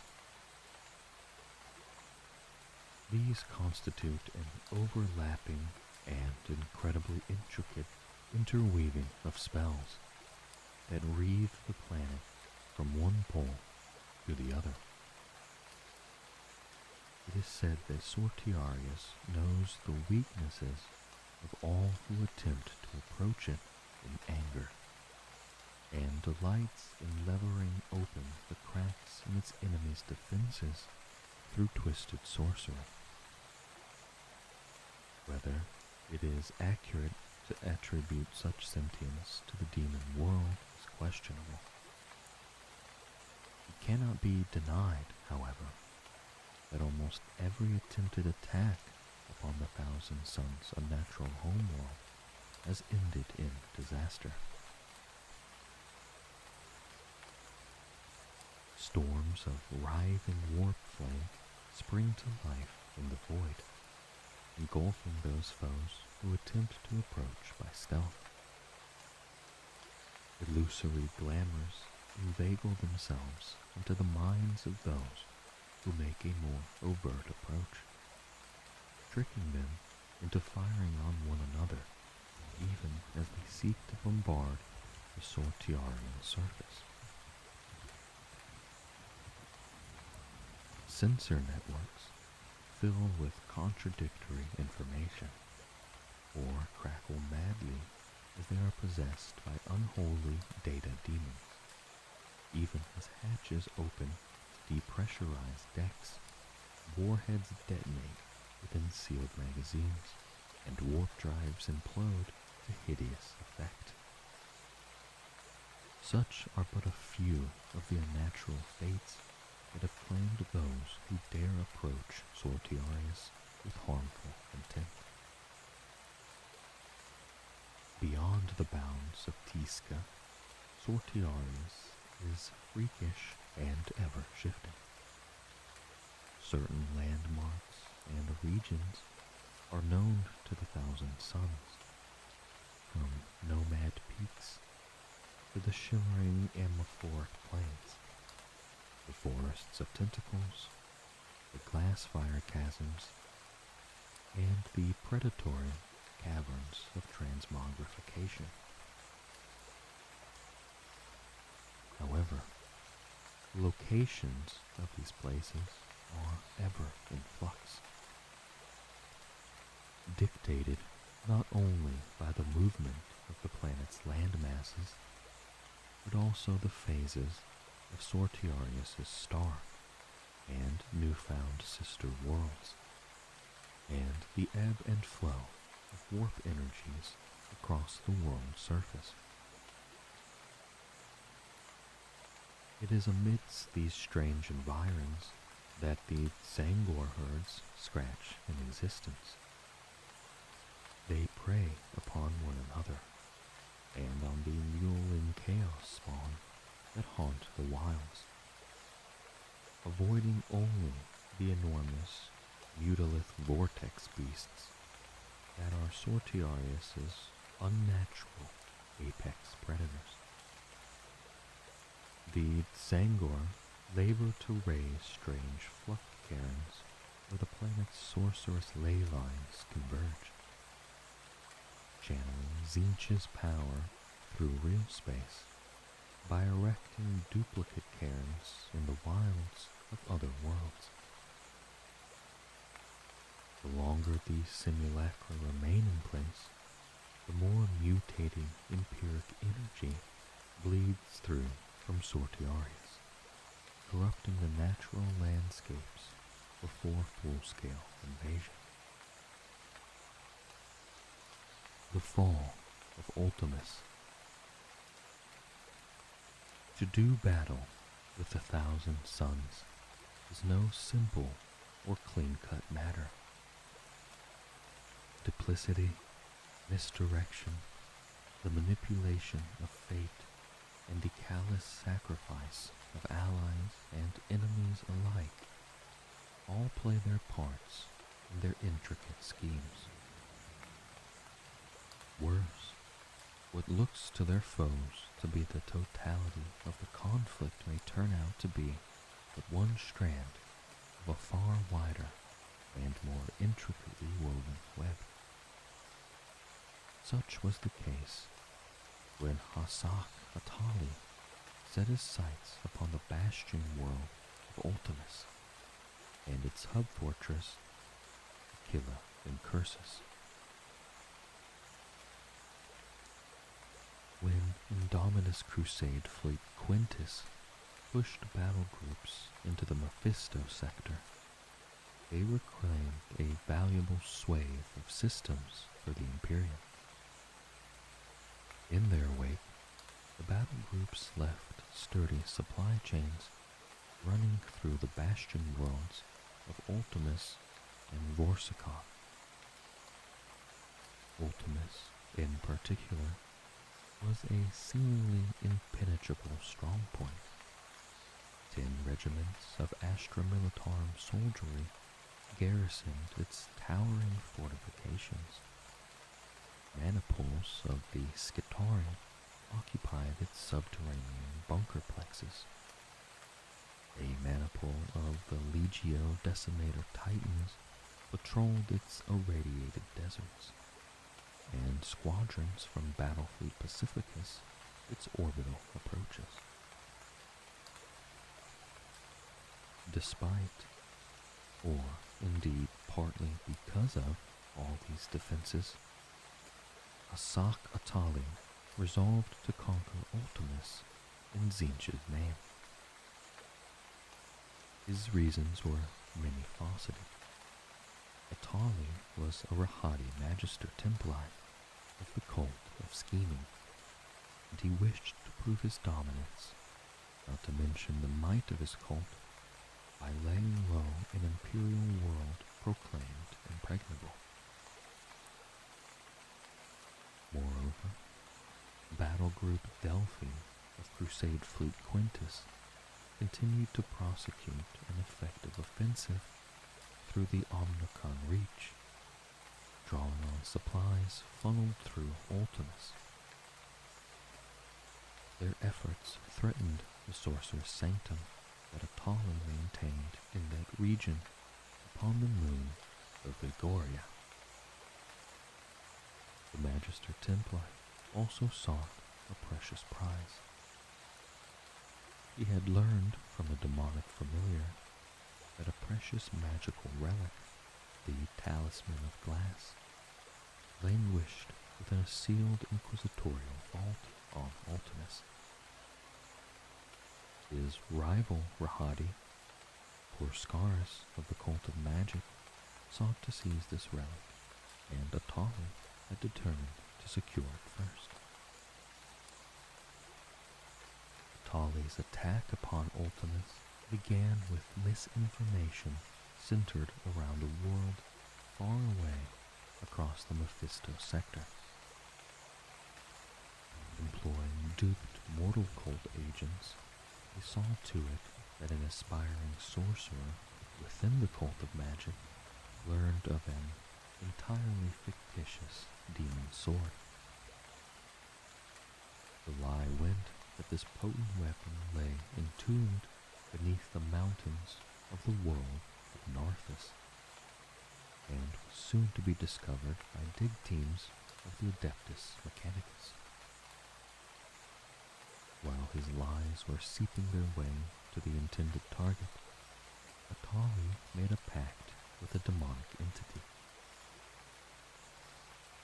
This creature manifested before Hapfester, an exalted sorcerer of the cult of magic, who had recently fallen from the favor with his cult's Rahadi, and would do anything to curry that favor with his displeased master.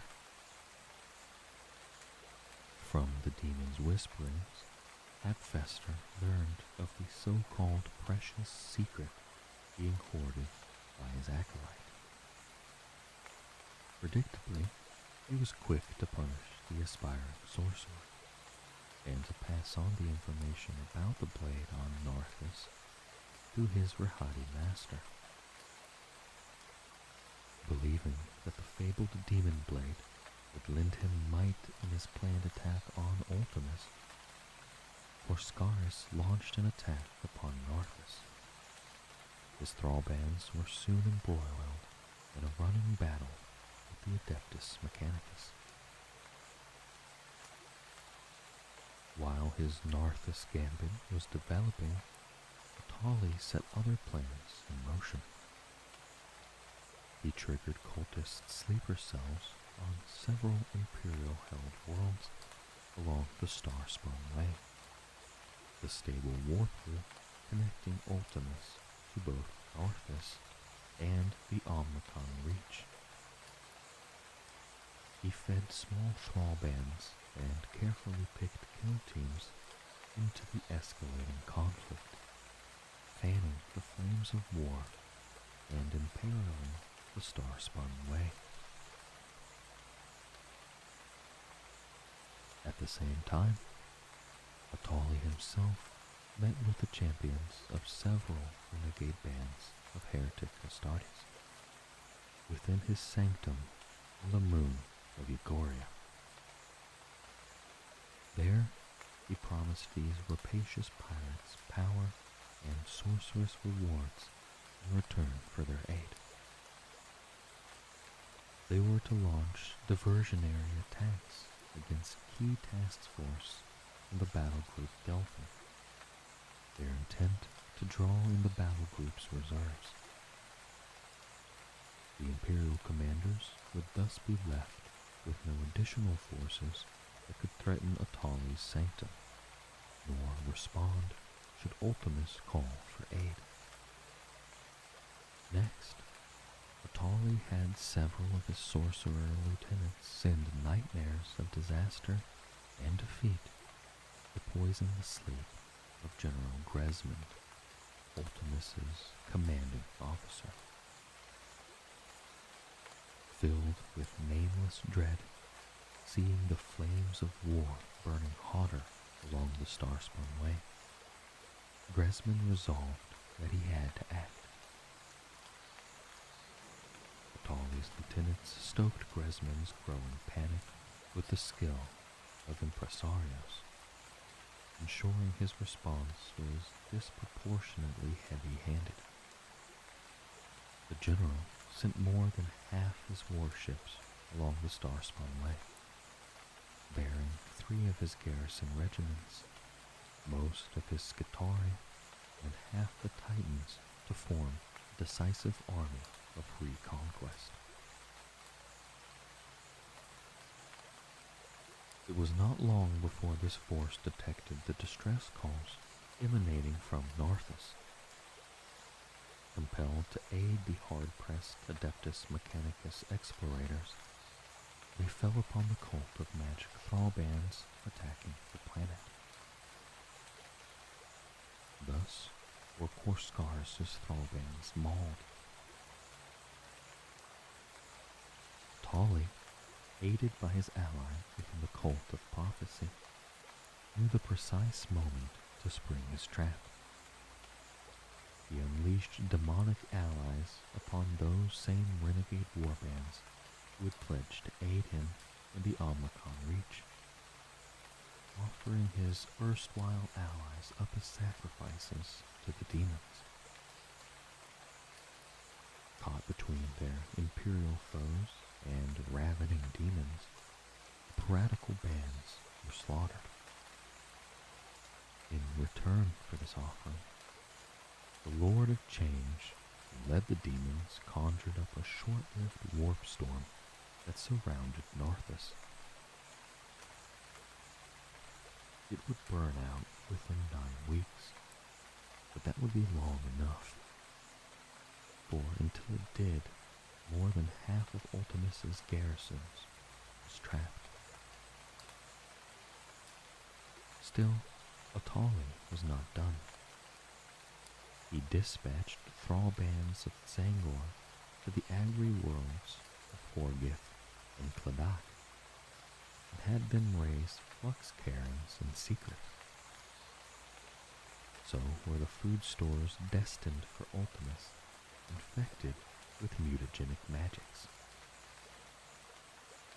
He swore a blood favor pact with a sorcerer of the Cult of Time, having them launch a raid against the planet Decimar.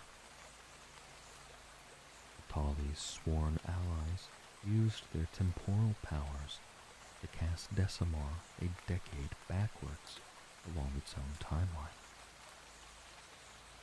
Everything that had happened upon that world for the last 10 years was undone, and while it would happen again as fate intended, this sent ripples through time and space. 4 of Ultimus's garrison regiments were Decimari, and now all 4 had not yet been raised.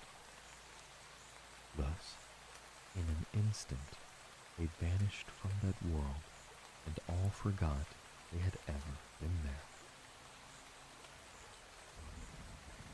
At last, Rahadi Asak Atali launched his invasion of Ultimus with vast and terrible forces. Against them stood a handful of warships, a demi-maniple of Titans, and a meager 3 regiments of Astra Militarum. Of course, the Imperial forces fought as hard as they could, but driven by a mysterious plague of mutation spreading through their ranks, from tainted rations and horribly overmatched in martial might, they could never prevail. Atali claimed the talisman of glass from amongst Ultimus's blasted ruins, but he also protected his personal sanctum, undermined an entire battle group of Indominus Fleet Quintus, and crippled the military might of his most despised Rahadi rival. Meanwhile, the punishments and inquisitions as to how General Gresmond had come to leave a crucial redoubt world so woefully unprotected would rage on for years to come.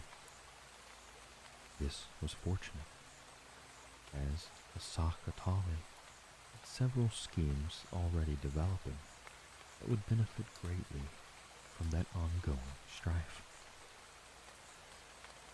In the waning days of the old Earth, before the stars had truly been reclaimed, Ozek Ahriman was born into the techno-barbarian nobility of the Achaemenid Empire, a wealthy tribe whose kings had cast their lot with the Emperor of Mankind during the brutal Unification Wars.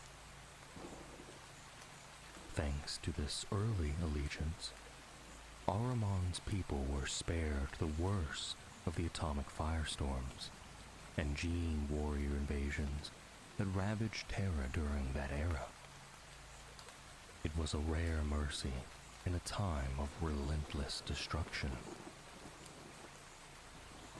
When peace at last blanketed Terra beneath the banner of the nascent Imperium, and the Emperor forged his fateful alliance with the Mechanicum of Mars, Ahriman and his twin brother, Ormuzd, were chosen to join the new force being raised to reclaim the stars, the Space Marine Legions. Inducted into the 15th Legion, later to be named the Thousand Sons, Ozek fought alongside the Emperor during the earliest campaigns of the Great Crusade. But within 5 standard years, strange changes began to manifest among his gene brothers. Some developed psychic gifts, powerful, unnatural talents of the mind. Others fell victim to the Legion's hidden curse, the dreaded flesh change. A horrifying mutation that twisted Space Marines into gibbering beasts.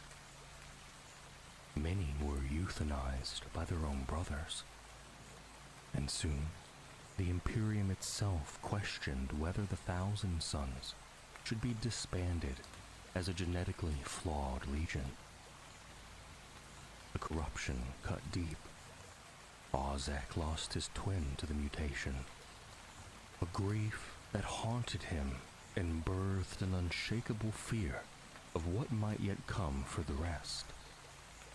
As a silent vow, he had Ormuzd cherished pendant, a gift from their mother, worked into the shoulder guard of his power armor, mirroring the one he wore himself. Then came Prospero. When the Thousand Sons rediscovered their lost Primarch, Magnus the Red, the crimson giant of Cyclopean gaze, hope returned. Magnus brought with him a cure, or so it seemed. Through mysterious, possibly sorcerous methods, and at the cost of one of his own eyes, Magnus halted the flesh change. Few spoke aloud of the price he paid. Fewer still dared to ask what force had answered his plea. While Ahriman's exploits during the Great Crusade were not widely recorded, it is known that he was, for a time, seconded to the Word-Bearers Legion. There, surrounded by warriors who openly deified the Emperor in defiance of Imperial truth, he felt uncomfortable. Yet even among them, he found a strange camaraderie, particularly with the Legion's chaplain, Erebus, who would later play a pivotal role in galactic betrayal. Ahriman, ever a believer in the power of knowledge, supported the Emperor's initiative to embed remembrancers, Imperial civilian historians, within the Crusade's armies. He believed that if the galaxy could witness the Thousand Sons for what they truly were, then the fear of psychic power might one day fade. Records place Ahriman at the Agoru campaign, near the end of the 2nd century of the Great Crusade. There, the 28th Expeditionary Fleet, aided by the Space Wolves, brought a pre-industrial world into compliance. During this campaign, Ahriman defied Magnus's explicit orders and would lead a search party to find their absent Primarch. This would mark the first time he would openly question Magnus's judgment, and it would not be the last. While on Agoru, Ahriman encountered Rune Priest Othir Wordmake of the Space Wolves. They spoke of psychic power as brothers in arms, or so Ahriman believed.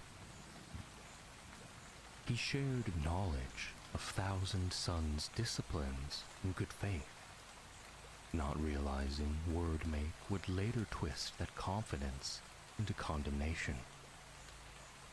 And yet, their cooperation on Agoru would soon prove essential, as both legions faced warped spawn horrors, weapon forms, monstrous entities not unlike demons or corrupted titans. In this, Ahriman and the wolves first glimpsed the truth of chaos. During this time, Ahriman was also tasked with mentoring a young remembrancer, Lemuel Gallman, who showed signs of psychic potential. Ahriman trained him carefully, even bringing him into combat during the Heliosa pacification, where once again the flesh change re-emerged. Ahriman watched, hollow-eyed, as Space Wolves executed the twisted remains of his brothers. Though Magnus had once promised the mutations were gone forever, their return seared a deep wound into Ahriman's soul, one even Gallman could feel. Ahriman was also present at Olenor when the Emperor elevated Horus to War Master. He also stood as witness of the Council of Nicaea, where the fate of Psykers across the Imperium was debated and ultimately sealed. To Ahriman, the council felt less like a deliberation and more like a trial, with the Thousand Sons as the accused. Then came betrayal. The first to speak against the Thousand Sons practices was none other than Ophir Wordmake, the space wolf Ahriman had once called friend. Worse still, it was at Nicaea that Ahriman first learned the darkest truth of his legion's salvation. Magnus had made a pact, however veiled, with the warp itself. The deal that ended the flesh change was born of sorcery and ruinous power. A revelation that threatened to prove their accusers right. In horror, Ahriman confronted Magnus. But before he could fully comprehend the depths of his Primarch's dealings, Magnus stripped the memory from his mind. By the time the Horus Heresy began, Ahriman had risen to power within the Thousand Sons. He was now Chief Librarian, commander of the elite Scarab Occult, and captain of the First Fellowship. He led the cults of the Corvidae, masters of precognition and seers of fate, those who read the strands of possibilities like others read maps. Alongside others, like Amon and Anku Anan, Ahriman grew increasingly concerned by Magnus's growing secrecy and withdrawal. Their Primarch, it seemed, was unraveling mysteries of terrible scale beneath the vaults of Tizca, chasing visions no one else could see. Magnus had foreseen something dire, the downfall of Horus, the betrayal of the Imperium, a galactic civil war, an age of darkness, prophesied long ago by ancient Terran mystics. He believed the Kainbrock Anathame, a cursed Xenos blade, would wound Horus on the moon of Davin. From that wound, something primordial would reach out to claim him. In a desperate attempt to avert this fate, Magnus began preparing a ritual, one that would allow him to project his consciousness into the warp and protect Horus's soul.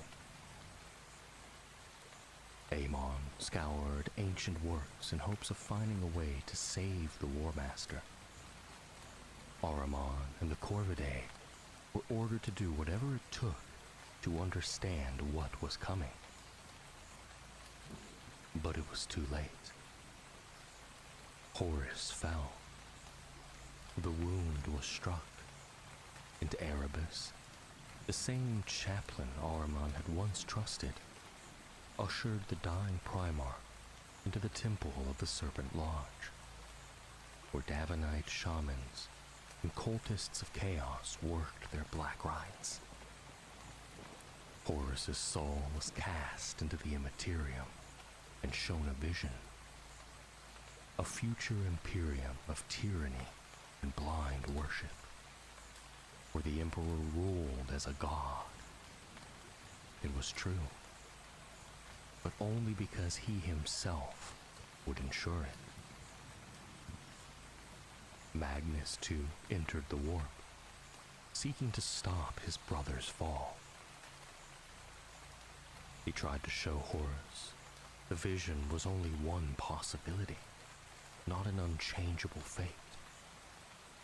But Horus, resentful and proud, embraced what he saw as his destiny. Magnus learned, to his dread, that Lorgar and the Word Bearers had long since turned, that the corruption was already spreading, and the great betrayal had begun. And so Magnus turned to Ahriman and gave him his final command. See what comes no matter the cost. And Ahriman obeyed. In desperation, Magnus the Red sought once more to save the Imperium. He had seen the War Master's betrayal before it had began, had glimpsed the dagger poised to strike the Emperor's back. With urgency, he cast his mind once more through the Immaterium, using sorcery to breach the psychic wards of the Imperial Palace and send a warning to his father. But in doing so, he shattered more than just walls. He tore through the Emperor's hidden work beneath Terra, a secret project meant to secure a human pathway into the webway.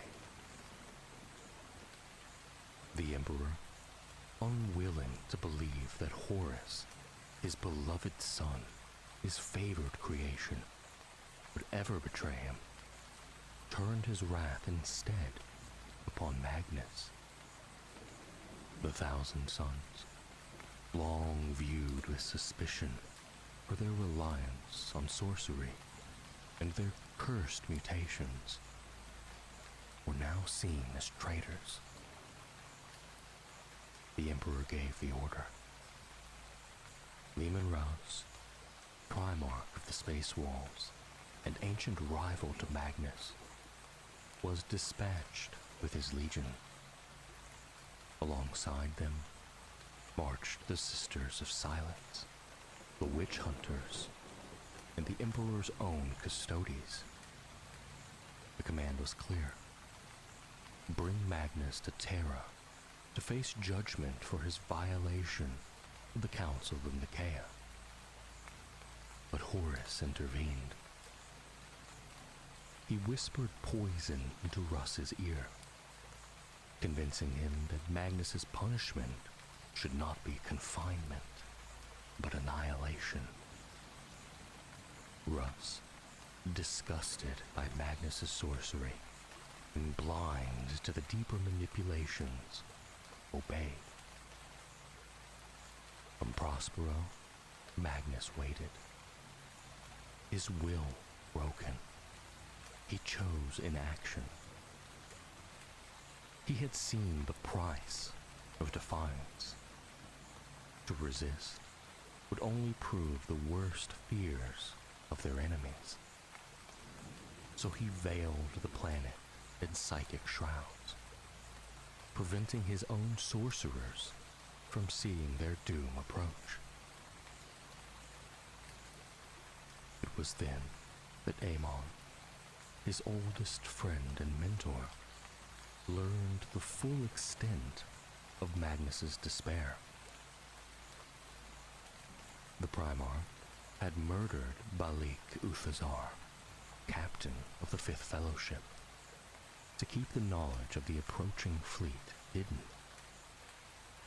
He had done terrible things, he admitted, but he believed they were necessary.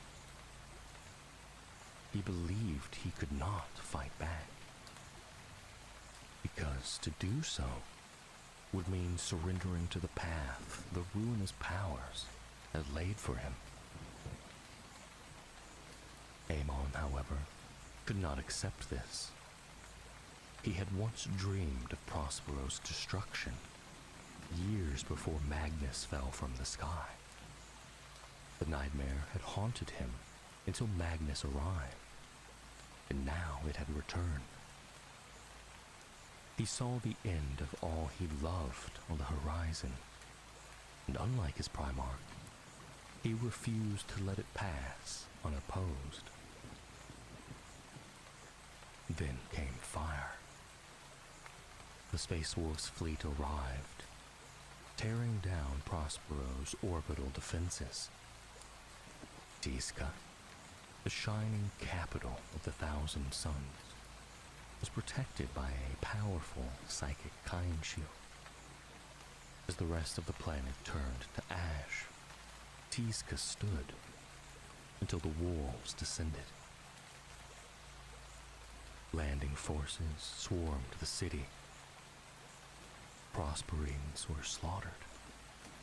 Fires consumed everything. And still, Magnus did nothing. But the Legion did not share his passivity. They rose in defiance. They fought not to win, but to die on their feet. Before he faced his brother, Magnus entrusted Amon with a single object. The Book of Magnus, a tome containing all his accumulated knowledge of sorcery, psychers, and the secrets of the warp. Amon was to give it to Azek Ahriman, should he survive. It was the last gift of a Primarch to his sons.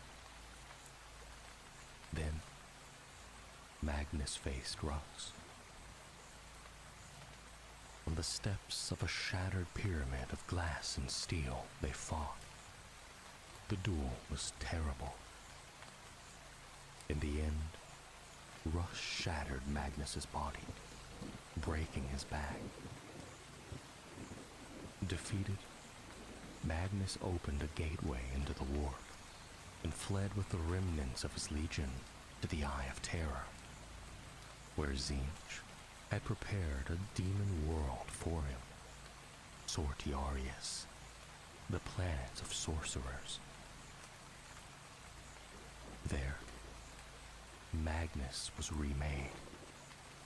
The Changer of the Ways rewarded his champion with immortality, transforming the Crimson King into a demon prince. But peace did not follow.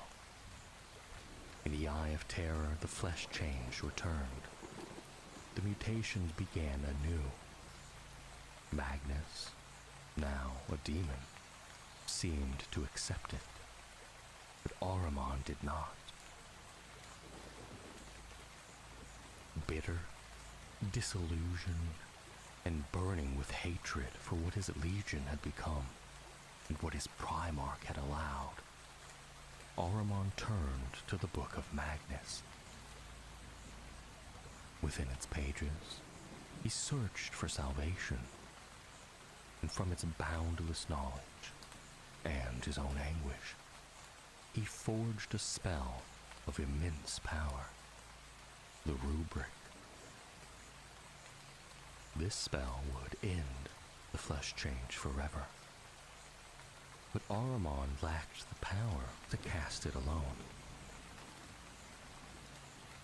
So he gathered a cabal, the strongest sorcerers of the Legion, including Amon.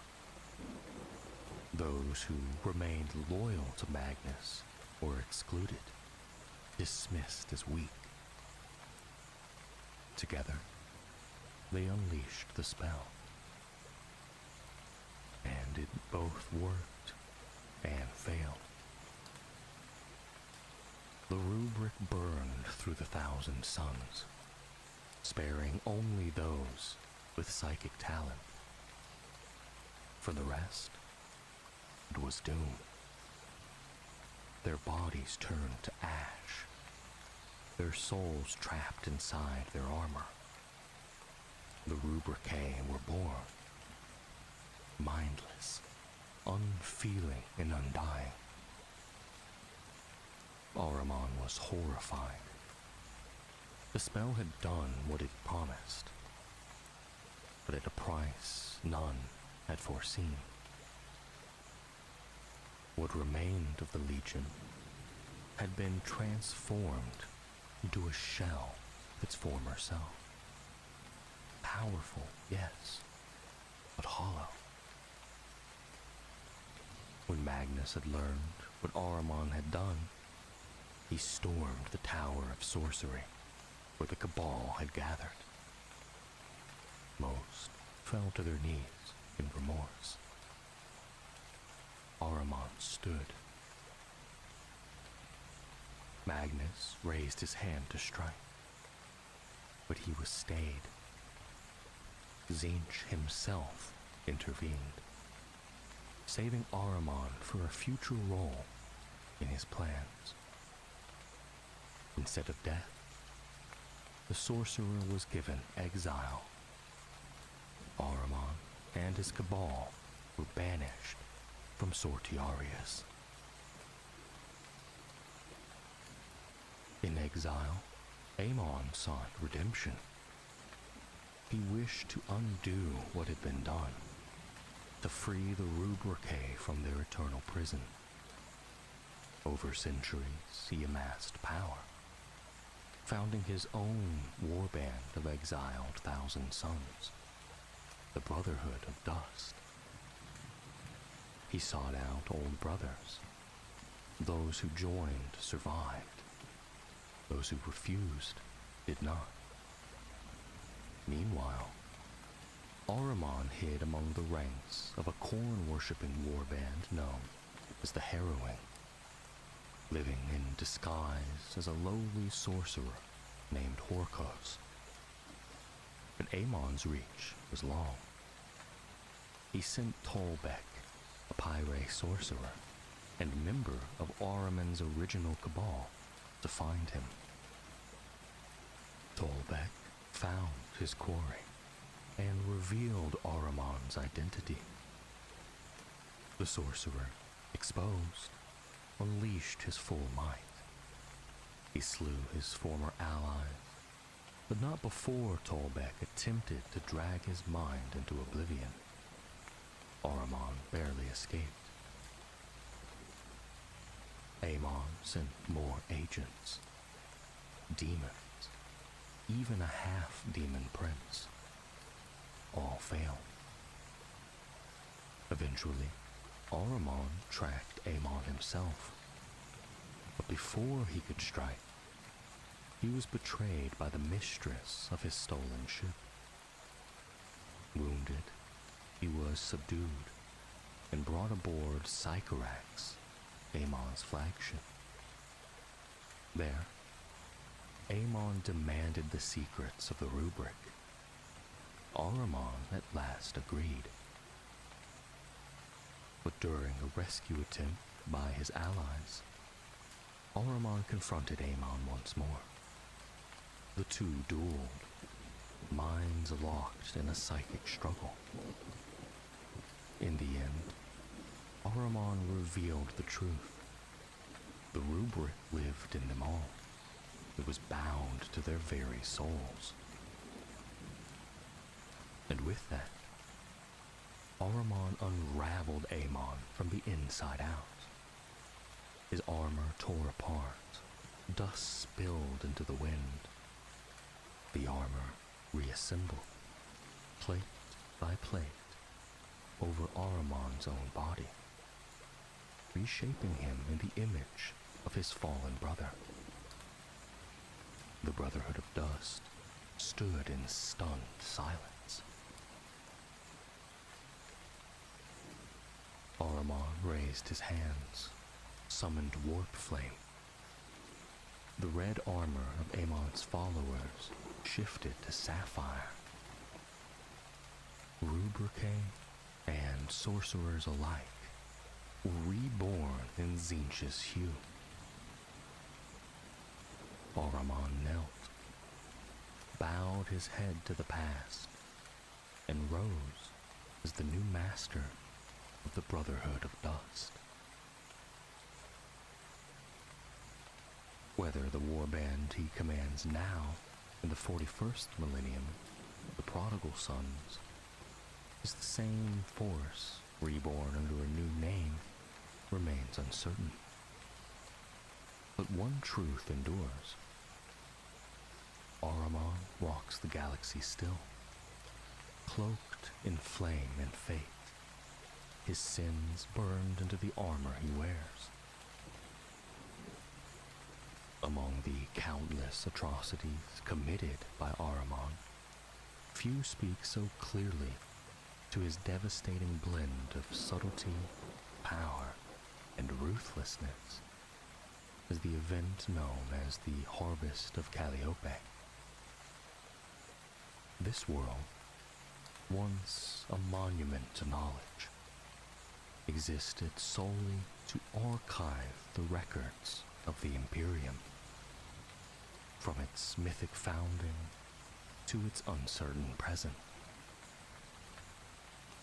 Its very ecology revolved around this purpose. Cities built around ancient index vaults, data spool void stations orbiting from pole to pole, and vast cavernous stacks of rotting parchment that burrowed deep into the crust. Every soul on Calliope played their part. Hunters, clearing vermin from forgotten archives, scribes, vying for dominance over contradictory indexes.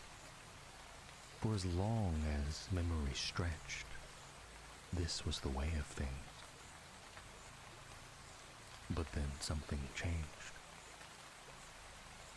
A new movement emerged from within the caste of indexers, an intellectual faction calling themselves the Summation.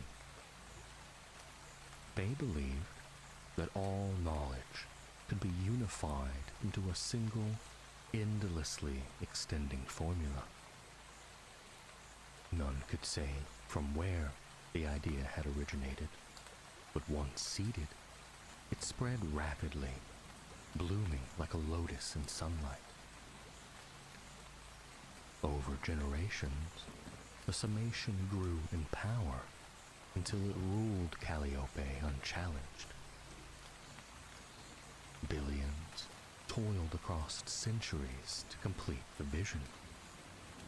And at last, on the day of the Emperor's ascension, in the High Hall of Indexes, the final line of symbols was inscribed. At that precise moment, the planet fell silent. When an Imperial void ship arrived, 10 standard years later, it found only a few emaciated survivors wandering among dry corpses. The minds of those left behind, still broken, could retain no memory for more than a few fleeting seconds. Stranger still, every archive was blank. Data stores were wiped clean. Scroll, books, slates, every page barren. There was only one remnant of what had occurred. An image, lingering in the scorched memory of the survivors. A figure in a horned helm, cloaked in flame, stepping from a wound in the air. He had come to claim the fruits of Calliope's labor, harvested at last by the hand that had planted the Summation seed so many lifetimes ago. Ahriman himself. There existed an object of great importance to Ahriman, the silver-dipped skull of Lepidus, a martyr of the Second Black Crusade, engraved with 10,000 words of detestation. It lay sealed in a polar shrine city on Dianaxis, a mausoleum world revered throughout the Imperium. Ahriman had once sought to claim the skull by guile and conspiracy, but when that failed, he turned to fire and war. For nearly 8 millennia, the honored dead of humanity had been brought to Dianaxis.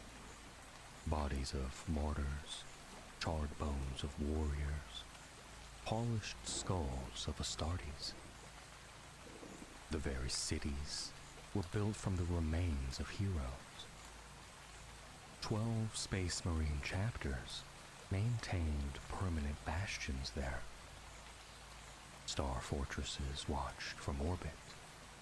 Millions stood vigil over the bones of the dead. But far away, Ahriman began a ritual of alignment. He burned worlds, ending lives in swaths, each death part of a greater pattern. As the sacrificed systems spun into a perfect design, Dianaxis was drawn to the center. The moment the alignment was complete, its sun was torn from reality, leaving a screaming hole in the sky. The mausoleum world descended into chaos. Rainbow-hued fire licked at bone towers.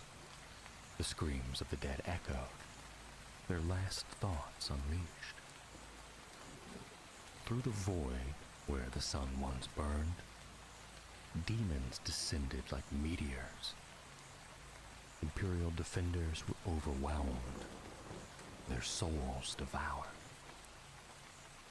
In the midst of this apocalypse, Ahriman appeared, just like on Calliope, but this time surrounded by a circle of sorcerers and rubricae.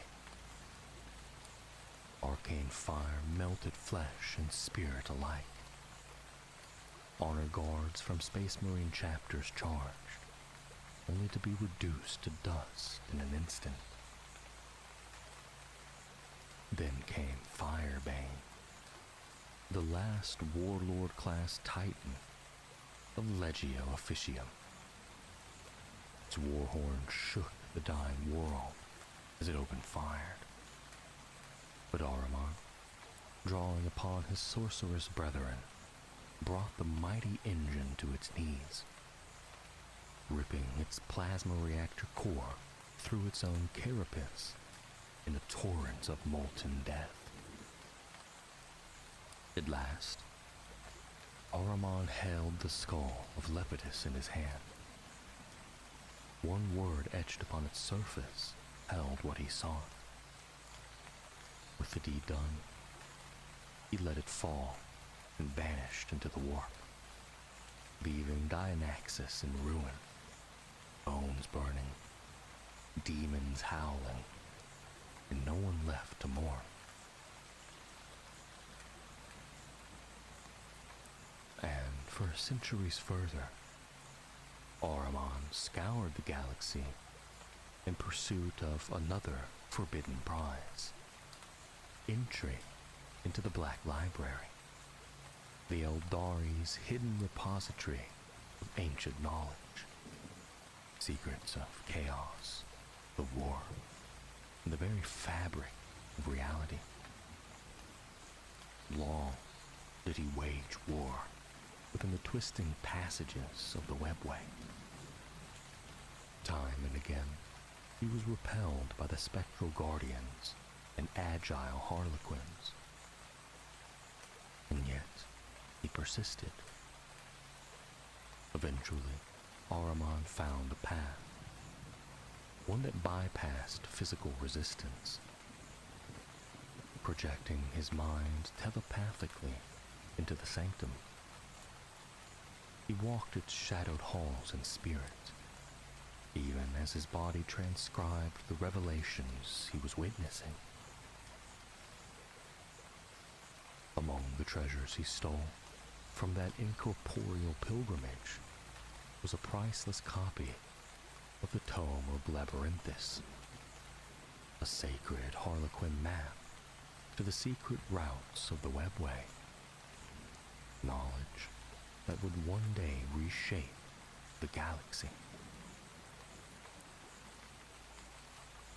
Long after the rubric was cast, and the rift between master and son had grown into legend, Ahriman was summoned by no less than Magnus the Red himself. For the first time since that fateful day in Prospero, the Crimson King and his former chief librarian stood united once more. Vengeance, shared and burning, brought them together.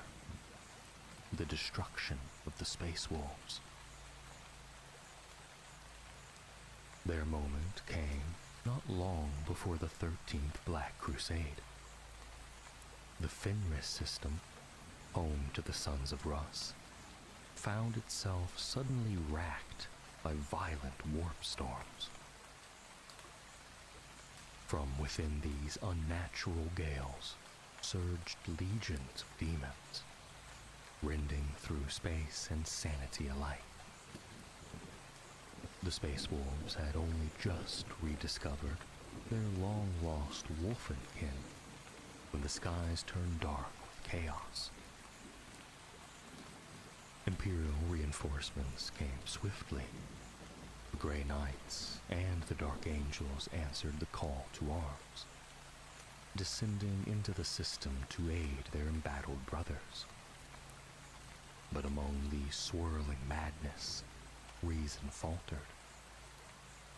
A terrible manipulation was afoot.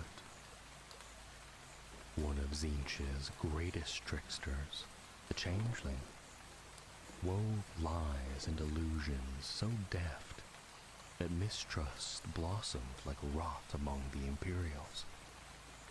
Allies turned suspicious. Coordination crumbled, and still the storm intensified. It was the Grey Knights who saw it first, who read the pattern in the warp, etched in madness and stormlight. It was a sigil not seen for 10,000 years, a symbol of vengeance, the mark of Prospero. And then they came. 9 silver towers descended from the warp-churned skies above Fenris. From these massive spires of impossible architecture poured forth the 1,000 suns, accompanied by shrieking Zangors and mutated cultists. Scarab occult terminators marched through the ice and blood, their ancient armor gleaming with sickly light. Rubric Marines followed behind them, silent sentinels of the past, eyes aglow with magical flame. From secret portals and hidden rifts, more warbands emerged. These were exiles, once scattered across the stars.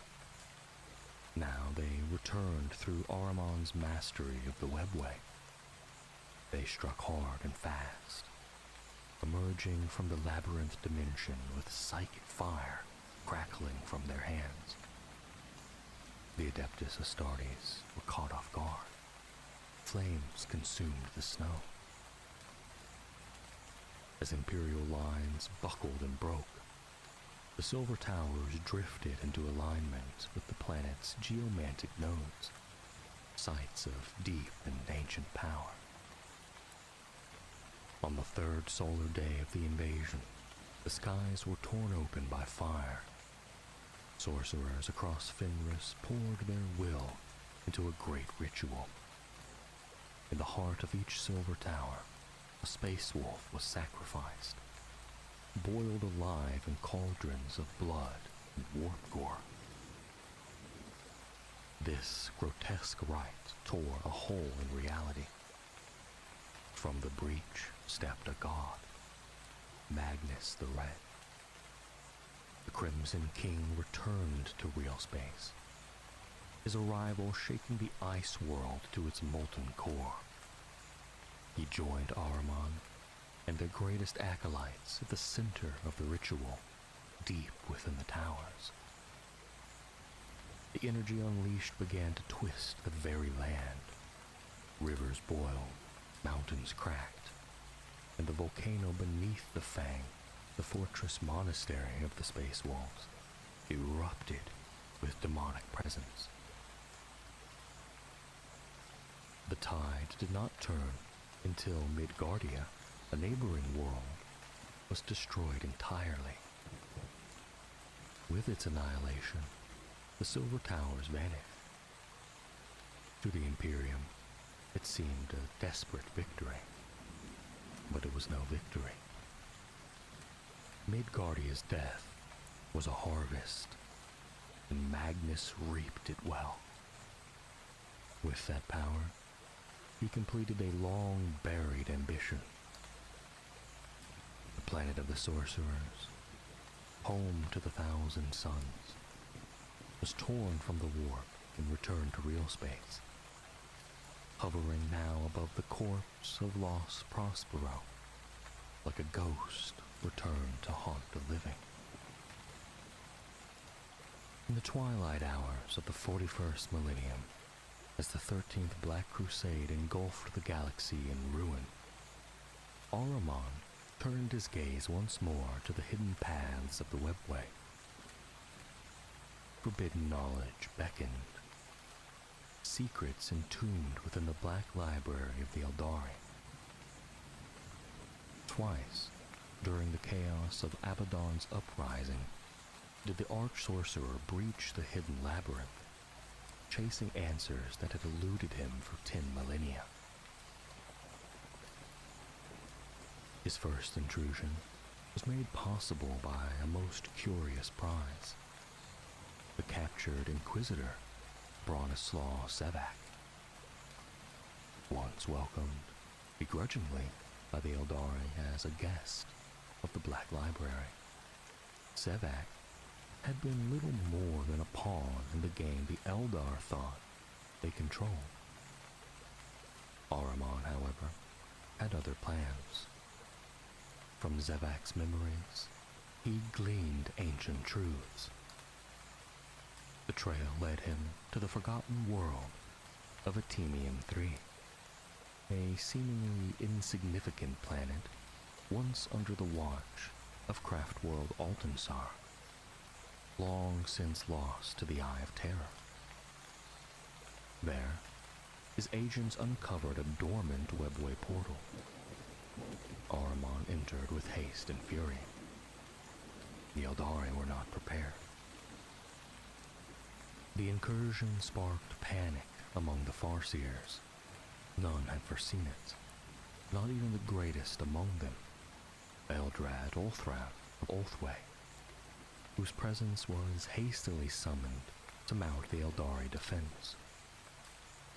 The battle was swift and terrible, but in the end, Ahriman was repelled.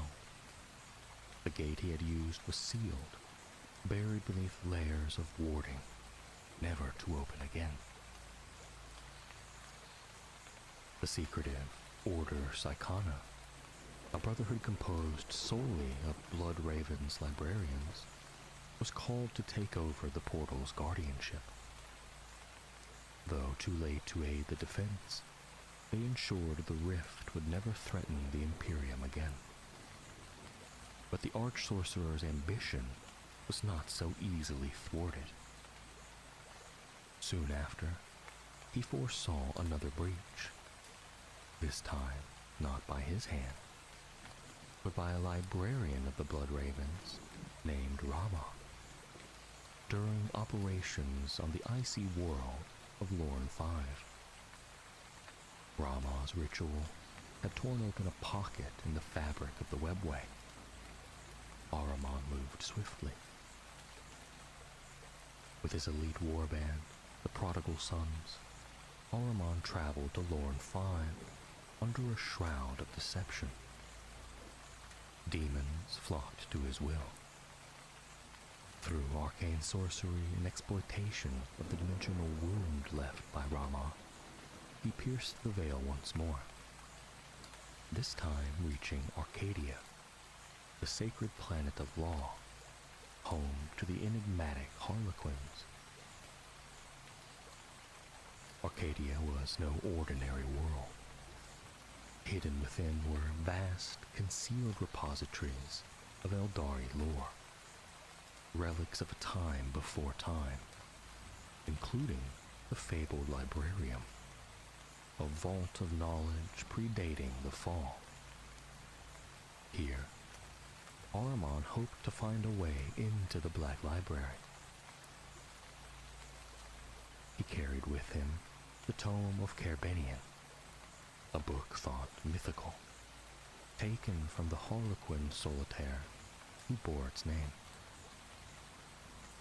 With this artifact, he sought the sword of Lanithrak, a weapon wielded in the ancient war against the Catan.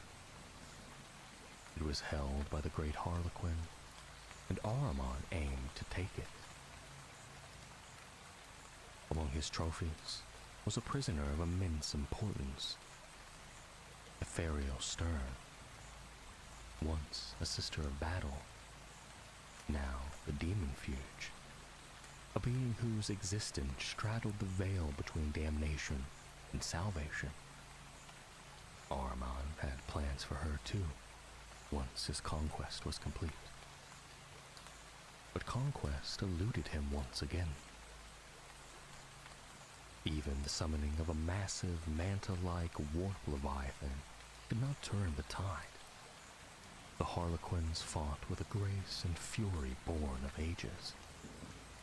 Casualties mounted, demons fell, and Ahriman was cast out once more, driven from the webway with none of his goals achieved. Yet in failure his legend grew. He had come closer to the Black Library than any mortal had right to. He had outwitted the Ossarjani, captured Sevat, and pierced the veil of one of the oldest secrets in the galaxy. To Magnus the Red, it was enough. Ahriman's star once more ascended. In the stillness that followed Cadia's fall and the birth of the Great Rift, Ahriman's purpose sharpened. Hidden demon spies had whispered of something strange, of Eldari who had defied death, who returned not as revenants, but resurrected souls reborn. The Inari. Within them, Ahriman saw a possibility.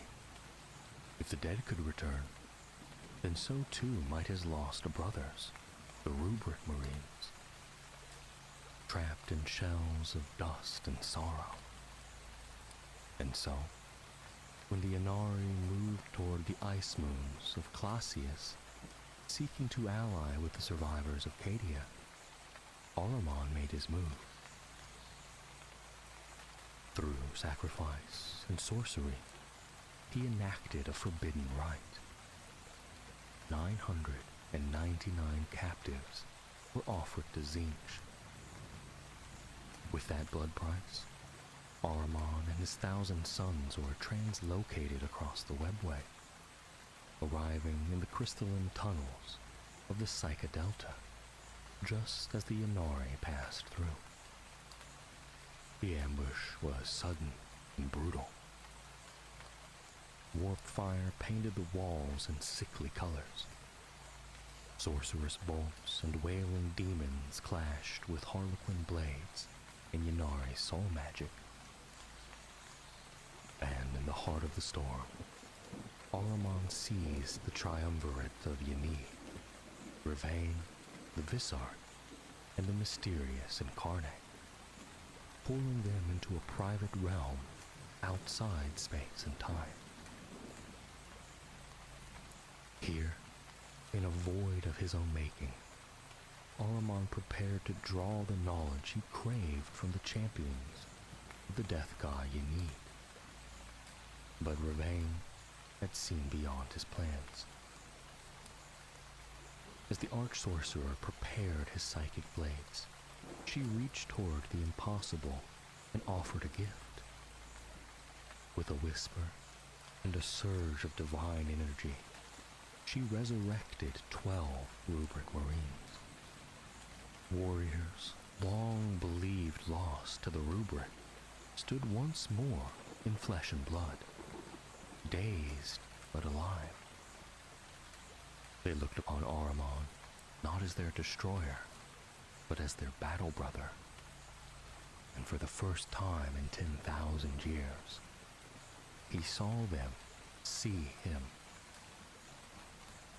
Overcome, Ahriman released the Inari from the void, but it was too late. A Wraith Knight tore through the webway walls, cleaving open a massive rift. As the Eldari forces fled, the Incarnate inhaled deeply, and with a terrible wail, dragged the newly reborn thousand suns into the abyss. Ahriman screamed. They were gone, again, resurrected only to be lost once more. Yet the seed had been planted. The rubric could be undone. It was possible. And he now knew who held the key. In the wake of his shattering revelation within the webway, Ozek Ahriman was a changed being. For 10,000 standard years he had wandered the warp, driven by a singular obsession to undo the rubric, to restore the minds and flesh of his fallen brothers. The thousand suns turned to ash within their armor. Time and again he had failed, but now, after witnessing the miracle wrought on by Ivrain, priestess of Enid, he no longer searched blindly in the dark. He knew the power existed. He had seen it. He had felt it.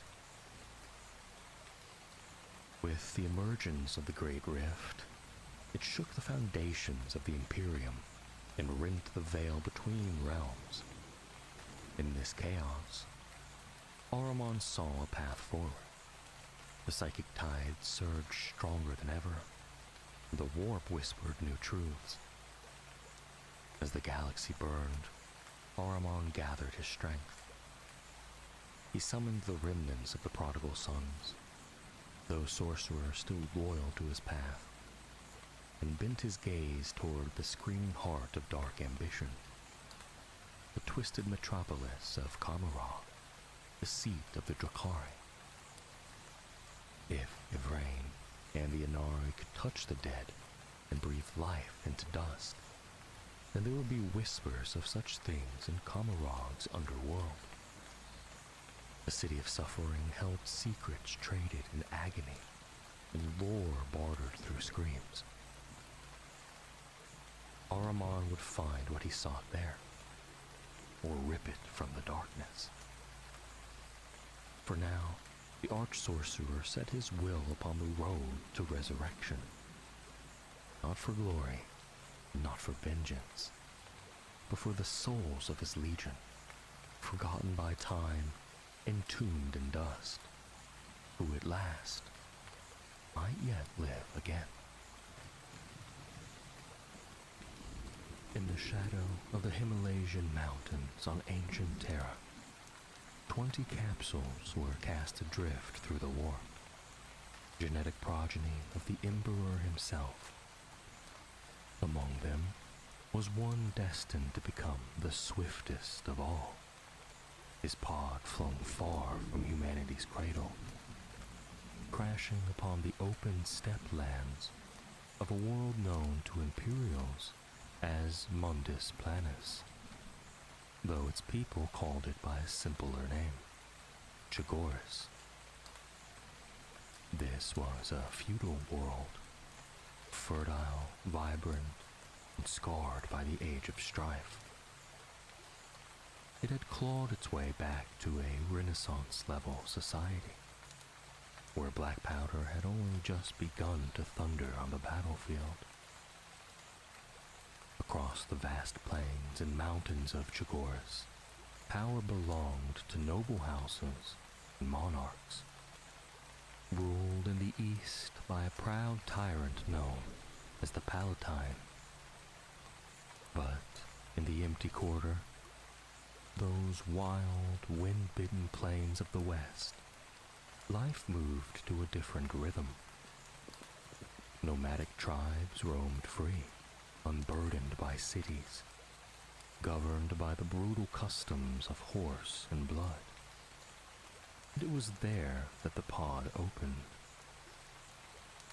A child of otherworldly beauty and presence was found by a wandering chieftain of the Talskar tribe, a man called Ong Khan. He took the boy as his own, raising him among his people, never knowing the son he had adopted was not of this world. The boy grew quickly, learning the ways of the steppe, of war, survival, and honor. But fate came swiftly. Ong Khan and his warriors were murdered by a rival tribe, the Curade, a blood debt by Chagorian custom. Most sons would have taken a few lives in vengeance. Jagatai did more. He unleashed his fury upon the Curade. In a single night, their village burned, their warriors were slain, and the chieftain's head hung above Jagatai's tent. None were spared. It was a massacre that shattered the tribal cycle of revenge, and it earned him a name. Warrior, butcher, genius. He was elected Khan of the Tall Scars, and with the wind at his back, he declared a new purpose: to unite all the tribes of the Empty Quarter. One by one, they either fell or bent the knee. Those who submitted were honored, those who resisted erased.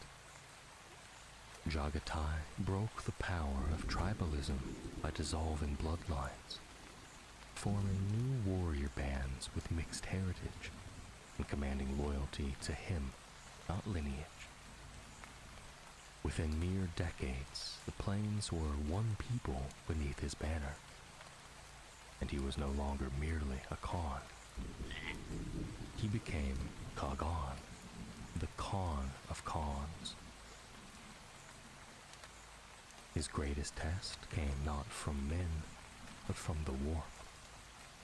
A cult of chaos had begun to fester on Chagor's central continent, spreading its corruption through cities and fields.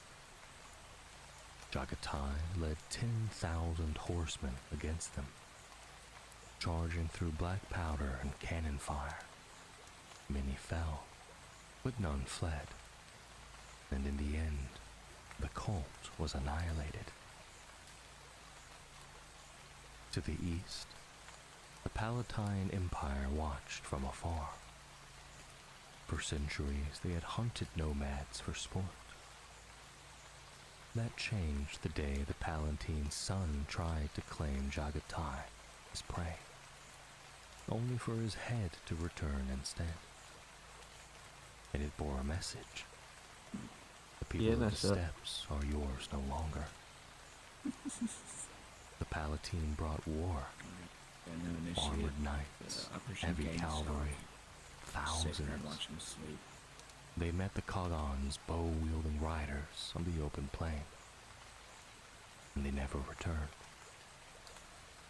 The horse tribes, faster and more agile, rained death from afar. The Palatine was slain, his empire shattered, his cities taken or razed. The world fell to the Kagan, and with each conquest, he offered the same choice: serve or die. Fucking MFK now. In just 20 standard years, Jagatai forged a global empire. Peace followed, swift, brutal, and final. And then, from the sky, came a stranger. In 865 M30, a ship descended upon Chagorus. From it stepped the Emperor of Mankind, flanked by Horus and the 16th Legion. Ironically, it was not the 5th Legion that discovered the world of their gene-sire, but the Luna Wolves. Jagatai met his father with eyes unflinching. The Kagan had conquered a world. The Emperor had conquered hundreds. Still, The two men saw something in one another. Most chronicles claim that Jagatai submitted in awe. His own writings suggest otherwise. He saw a man who offered the same choice he had once offered the tribes: submit and rise, or resist and fall. And so Jagatai did not kneel out of fear, but calculation. He bargained. In exchange for loyalty, he demanded respect for the people of Chagoras, and a voice in the Imperium's future. And so the Emperor gave him a new purpose, and the Khan of Khans slipped free of the burden of rule. War called to him once more. The 5th Legion had long since earned the name Star Hunters, for they prowled the void alone, scattered across forgotten fronts. What Jagatai inherited was not a legion, but 1,000 warbands, brothers in blood, strangers in name. So he did what he had always done. He summoned them. Astropathic calls rang across the stars. Over the course of a decade, the pioneer companies returned, wary, bitter, and proud. They gathered in the empty quarter, and the Kagan saw that though their armor bore many colors, their gene seed was the same. He bound them in culture where genetics failed. Upon the wide plains of Chagoras, they took the blooding. 50,000 warriors drew blades and carved scars into their faces, marking the end of their old lives. Then came the naming, a rite of rebirth. They shed their pasts and took new names, many in the old tongue of Chagoras, names that spoke of deeds and dreams. And thus, the white scars were born. The Kagan gave his warriors more than scars, however. He taught them the noble pursuits, calligraphy, hunting, storytelling, arts that sharpened the mind as well as the blade. It was a blend of tradition and practicality, and it clashed with the imperial truth. The Emperor's secular doctrine allowed no room for superstition, yet Jagatai did not bend, and some, like Gilliman and Lorgar, took issue with this. But Jagatai had seen the world broken by pride. He knew the cost of stubborn unity. What he forged was not perfect, but it was strong. In time, the disparate nomads became one legion.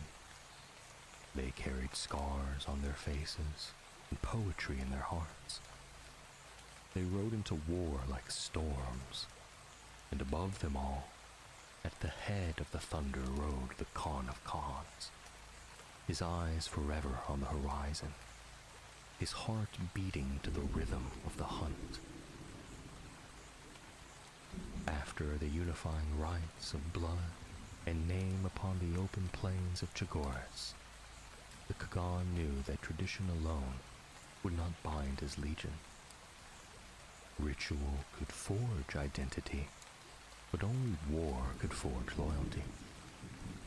Thus, Jagatai Khan led his newly reborn White Scars into the stars, to test their mettle not as scattered warbands, but as a legion. Their proving ground was the Kolarn Circle, a lawless region long left to fester in the dark. Scouted decades earlier by the 103rd Pioneer Company, the Soul Hunters, it was known to harbor both feral and degenerate strains of mankind, and roving Xenos hosts. These were not worlds of great value or glory. They held no vital resources, but the Kagan had chosen them with purpose. On these brutal ash-scoured worlds, no single company could prevail alone. The Fifth Legion would either learn to fight as one or be broken. Into this crucible, Jagatai scattered the warriors of his Chagorian Keshik, men whose names would echo across centuries. Each was entrusted with a spark of the Kagan's wisdom, to lead by deed, to teach through war. 80,000 warriors entered the circle. For 5 Terran years, they battled across its burning skies and bloodied soil. 1 in 10 would not return. The orc hordes of Singermar and Vorgeist were shattered through mobile warfare, where speed was weapon and ambush an art. Though outnumbered, the Chagorian style of strike and fade proved to be brutally effective.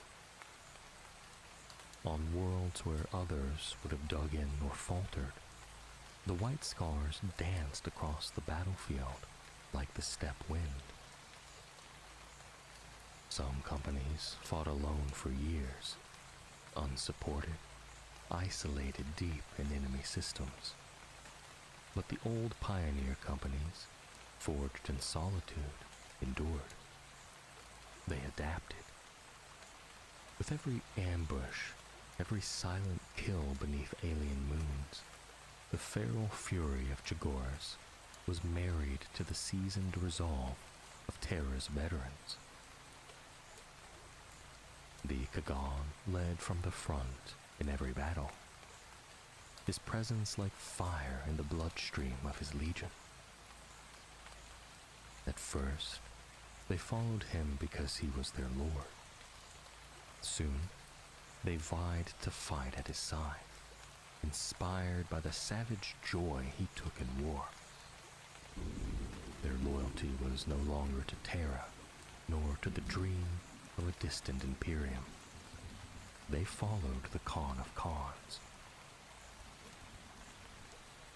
In those days, none questioned such loyalty. A Primarch was the Emperor's will made flesh. To love him was to serve the Imperium.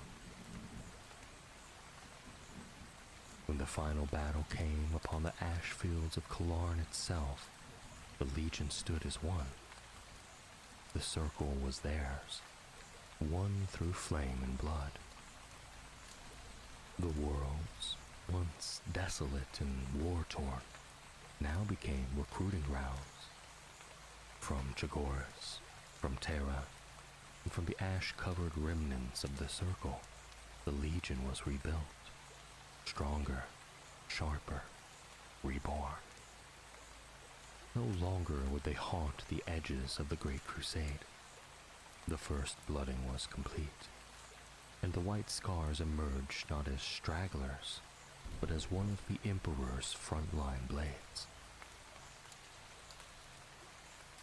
When they rejoined the Great Crusade, the White Scars no longer fought as fractured pioneer companies. They finally rode together, a true legion. The galaxy was aflame in the final century of the 30th millennium. The Imperium expanded like wildfire, pushing its borders to the void's very edge. Terrible foes rose to resist mankind's dominion, and were cast down by the fury of the legions Astartes. The White Scars lacked the sheer numbers of some of their kin, but what they lacked in mass, they more than made up for in momentum. Where others planned, they struck. Where others entrenched, they advanced. They descended upon enemies like a sudden monsoon, unseen, unrelenting, and unforgivable. To many, they appeared no more than savage raiders, no better than Angron's berserkers or the savage executioners of Fenris. But those who fought beside them and survived knew otherwise.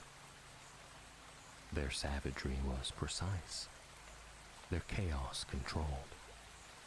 They scorned endless planning, favoring instinct honed in blood.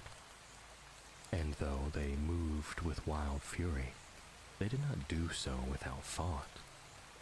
They were craftsmen, scholars, and poets. They honored beauty as they honored war. They carried wisdom like a quiver, drawing knowledge as others drew blades. They were both storm and silence, hunter and sage. As Sanguinius once said of them, they smile often, and they laugh when they kill. They fought for joy, not cruelty, for honor and not slaughter. When they showed no mercy, it was in respect for a worthy foe, not bloodlust. When they defied imperial command, it was not rebellion, but confidence in their own way of war. They sought no validation, only results. And yet, still many saw them as lessers, outsiders, nomads.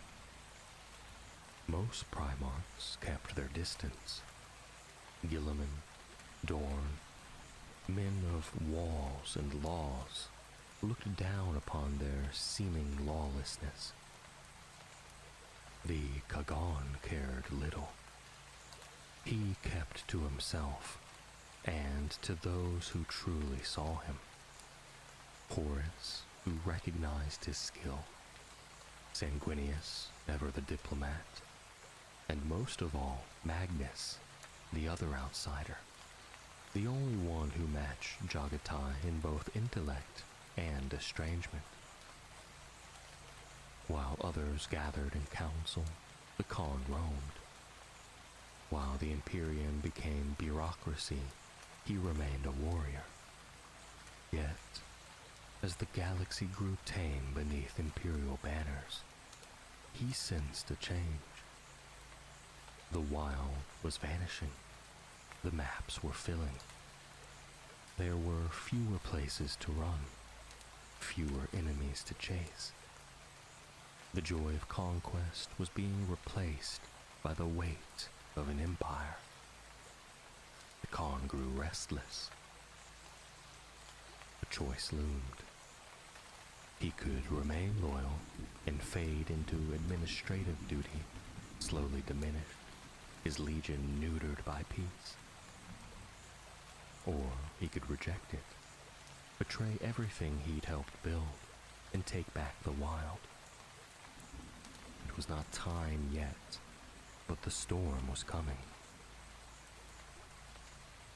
There is a tale the White Scars tell, though seldom beyond their own brotherhoods. No remembrancer ever etched it in verse. No picked record preserves the light of dying cities or the glint of blood on the Kagan's blade. But in whispered tones around campfires, or within the quiet of a thunderhawk's hold, the warriors of Chagoris speak of it when others scoff at the Khan's prowess, or mistake his smile for softness. They call it the tale of the Pale Emperor. Its details have blurred across the centuries, embroidered by warrior poets and recited in shifting voices across brotherhoods. But some truths never change. One is that the tale unfolds in the final years of the Great Crusade, likely around 980 M30. Another is that 5 White Scar brotherhoods ventured into wild space near the Mandragoran sector. And the last, and most important, is that Jagatai Khan himself led them. At the galaxy's edge, amidst voids haunted by Xenos ghosts and half-charted stars, they found a string of worlds. Human worlds, isolated, yet advanced. Colonies of Terran descent that had survived the Age of Strife, not as feral shadows, but as refined echoes of lost civilization. The first of these worlds hosted several cities, prosperous and clean, technologically equal to the Imperium, yet small, too small to resist the Emperor's will for long.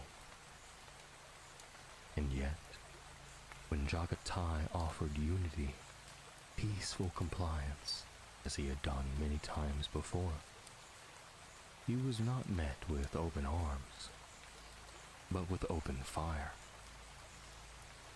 The White Scar's fleet came under attack.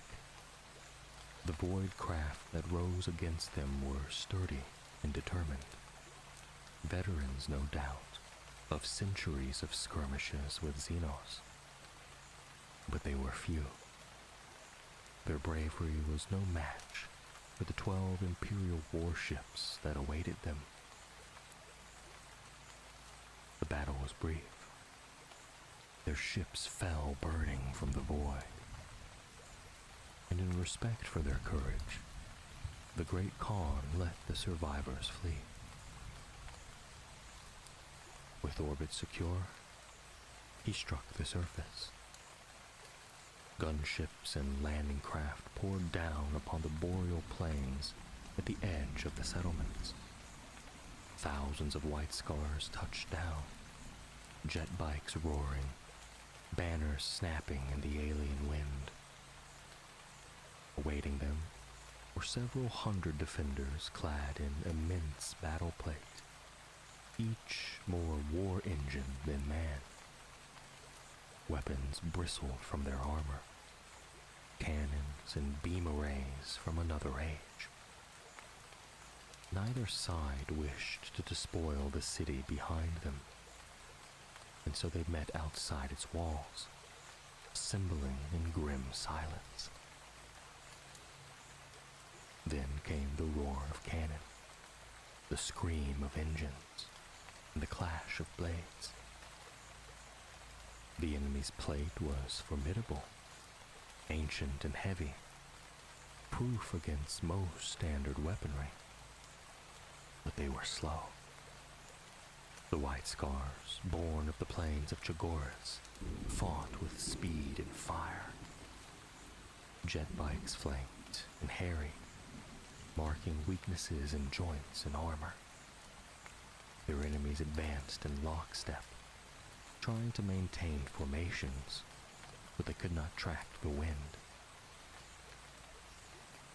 Once the gaps formed, the jet bikes circled and turned, shifting from skirmish line to killing wedge. At this point rode the Kagan. Jagatai Khan, blade flashing, struck like lightning. Larger than most Astartes, and as fast as any of them, he carved through his foes with impossible grace. His warriors surged behind him. One by one, the armored giants fell. The city stood. Jagatai spared it. From among his victorious warriors, he chose 3 champions, honored emissaries, to carry his offer to the ruler of these worlds: surrender and prosper, or resist and perish. It was how the Khan preferred his wars: swift, fair, and followed by dignity, not annihilation. But the Pale Emperor, whose name is never remembered, responded with cruelty. His guards returned the emissaries in pieces. The Khan said nothing, but his rage was deep, cold. That night, the White Scars descended. They razed the city, tore down its towers, and hunted every last soul. No mercy, no survivors. They moved from world to world like a storm. Cities burned, thrones cracked. The Pale Emperor's domain became ash. At last, they came to his final stronghold. His palace gates fell like all the rest. His finest warriors died screaming. His court lay in ruins, and the Pale Emperor was left alone, seated on a throne that could not save him. Jagatai stood before him, bloodied and unbowed. You chose this doom. You forced my hand for the sake of your own petty pride. I would like to kill you, to have your blood join that of all the others you have forced me to kill. But I will not. You will remain here and let others know of the price of pride, that we shall not have to sully our blades again. So ends the tale, as most tell it. But among the oldest brotherhoods, the ones composed of the first true sons of Chagoras, another version is whispered. A different ending. The Khan, standing above the Pale Emperor, said instead, "You have chosen the doom I could not. You have chosen pride over servitude. I would like to kill you, for you remind me of my own choices, but I will not. You will remain here, so that I will remember the price of pride, and why we sully our blades with the slaughter of small emperors." When the Horus Heresy tore the galaxy apart, the White Scars stood at a crossroads. Jagatai Khan had long kept his legion apart, distant from the politics and rivalries that wove through the other legions. Though his closest bonds were with Horus Lupercal and Magnus the Red, the Khan remained solitary, guided by instinct and honor more than allegiance. At first, whispers spread that the White Scars might turn. They had no deep ties to Terra, nor strong oaths to the other loyalist legions. But such speculation failed to grasp the truth of the Khan. For while others built their strength on hierarchy or rage, he had built his upon freedom, and would never bow to a tyrant's will. When Horus made his move, the Khan hesitated, not from fear, but from clarity. He saw that both sides, loyalist and traitor, could destroy all he had built if the truth were not revealed in time. At Prospero, where the ashes of betrayal still hung thick in the air, the White Scars met the Thousand Suns. There, secrets unraveled. The Khan, torn between his affection for Magnus and loyalty to the Emperor, chose his path. He would not kneel to Horus. And from that moment on, the White Scars became a fury unbound. They rode across burning stars and shattered fleets, striking where needed, refusing to be pinned. They fought with unmatched speed, harrying traitor forces and shielding vital worlds. Though the path to Terra was long, the Khan carved it with blood and fire. At the siege of Terra, they arrived when hope had nearly withered. Their jet bikes screamed over ruined battlements, slashing into traitor lines with righteous fury. Though the records are few, their presence was like a storm breaking the dead air. Swift, precise, and utterly unstoppable. After the heresy, the White Scars did not rest. They hunted the remnants of the traitor legions, carving bloody paths through warp-tainted space. Jagatai Khan himself led many of these campaigns, none more infamous than the years spent battling the Drakari, the cruel raiders of the Webway. In one final furious pursuit, the Khan chased a Dark Eldar raiding force into the labyrinthian tunnels of the Webway. His warriors fought beside him, but the paths twisted and the shadows deepened. There, at the edge of real space and madness, Jagatai vanished. No body was found, no message returned. Some say he was slain in battle, surrounded by enemies in the dark. Others whisper he still writhes within the Webway, lost but unbroken, biding his time. Among the White Scars, one truth remains. The Khan is not dead. He simply rides ahead. Since their days as nomadic hunters on the plains of Chagoras, the White Scars have perfected the art of pursuit, augmented by gene-forged reflexes and centuries of tactical doctrine. They are among the Imperium's most formidable trackers. Their renown is such that even those outside their ranks know of the master of the hunt and his sacred quests. Yet such legends are only part of the story. Across the millennia, the White Scars have relentlessly hunted the Imperium's most elusive foes.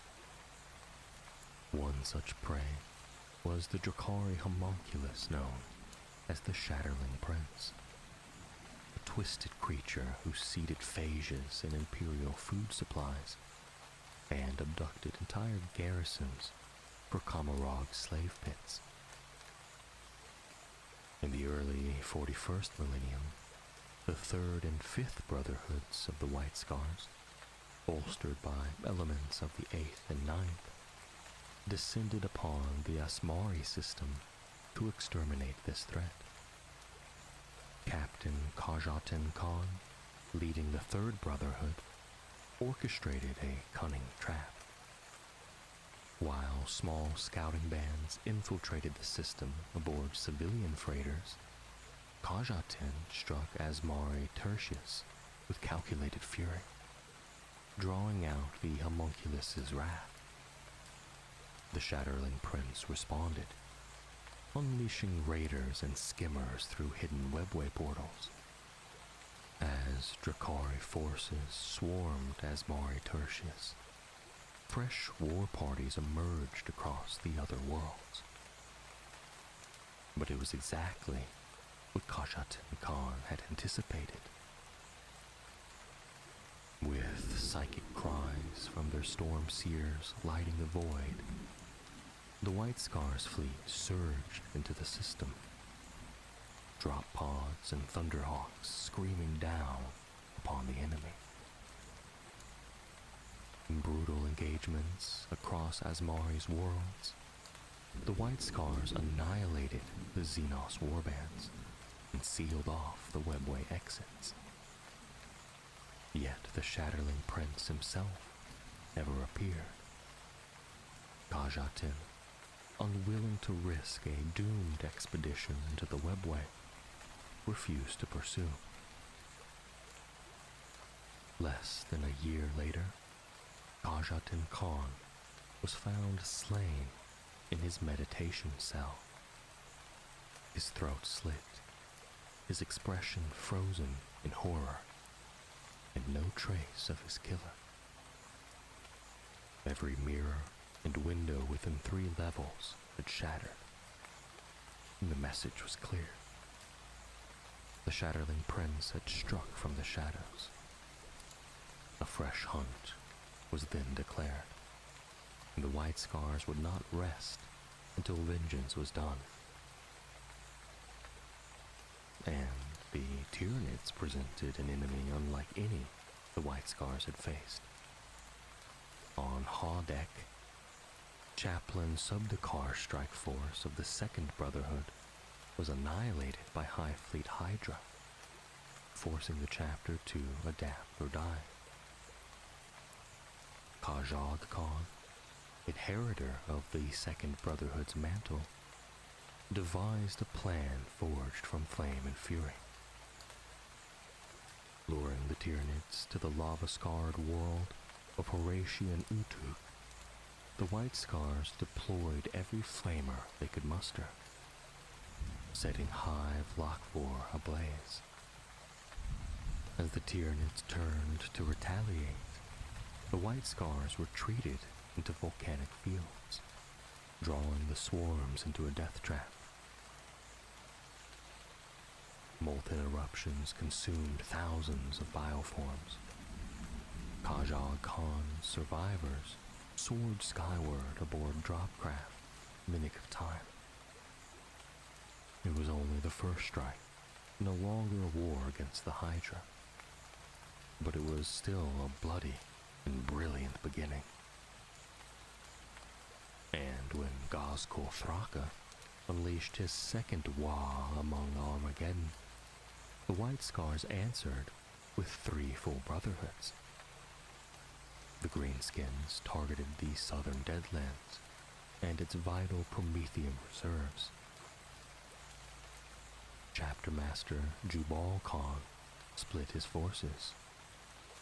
Subodhan Khan to the Prometheum stations, while he took the north to destroy a suspicious Orc shipyard. There, amidst scrapyard hell, the Orcs worked tirelessly, assembling grotesque submersibles. Jubal led swift raids to sabotage the facilities, but the Greenskins built faster than he could destroy. Eventually, the White Scars were forced into brutal close-quarters warfare, burning through the shipyards building by building. Despite their efforts, Orc vessels still slipped into the ocean, forcing Jabal to double down and raise what remained. Meanwhile, Subodhan Khan launched a masterstroke into Dante's Canyon. Destroying the surrounding stations, he lured the Orcs into a rigged valley, burying thousands beneath avalanches and cracked ice. As the war boss and his elite advanced, Subodhan and his assault marines met them in savage combat. Wounded and grounded, Subodhan slew the war boss with a final strike. The Greenskins broke, and the Deadlands were saved, at great cost. Amidst the shipyard chaos, White Scar's aircraft became lifelines.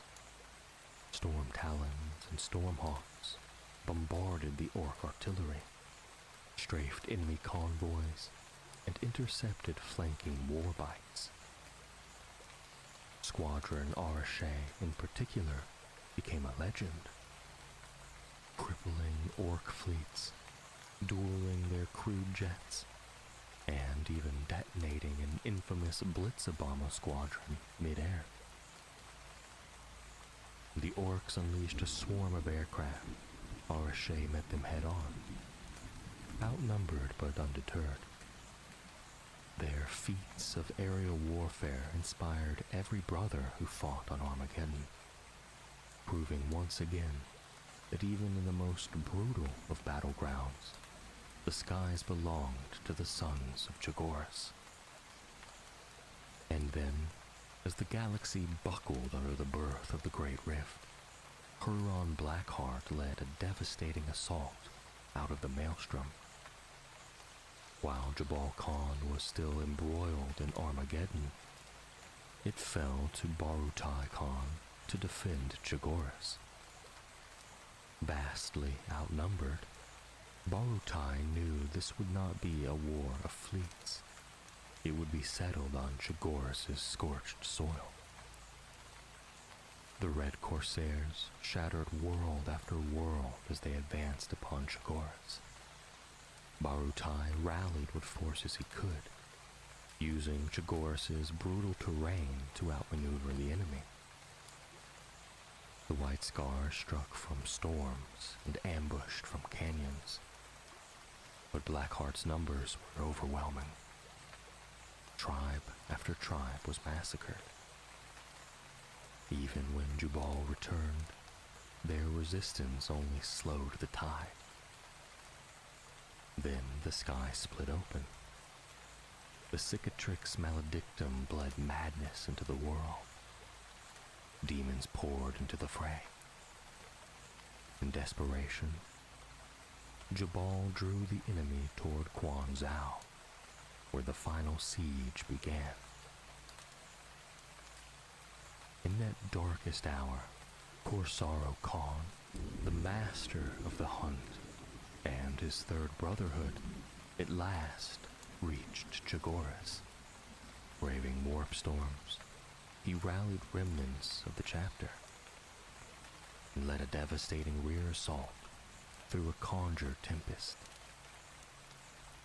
And after days of brutal combat, Blackheart withdrew, but not without damage.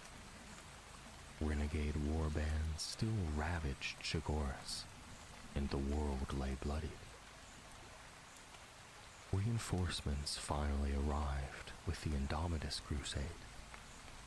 Battle Group Delphi II brought new Primaris reinforcements and a fresh tide of vengeance. The White Scars began rebuilding, scarred but defiant. The hunt continues. The war never ends. Since the dark days of the Horus Heresy, Imperial scholars have long debated how the most loyal legions of the Adeptus Astartes could have fallen so far. How the purest devotion became hatred. How nobility turned to wickedness. Yet, when it comes to the Night Lords, some whisper their hearts always belonged to the shadows. Created with higher purpose, perhaps their destiny could have been different, but their legacy is one steeped in poisoned belief and atrocity.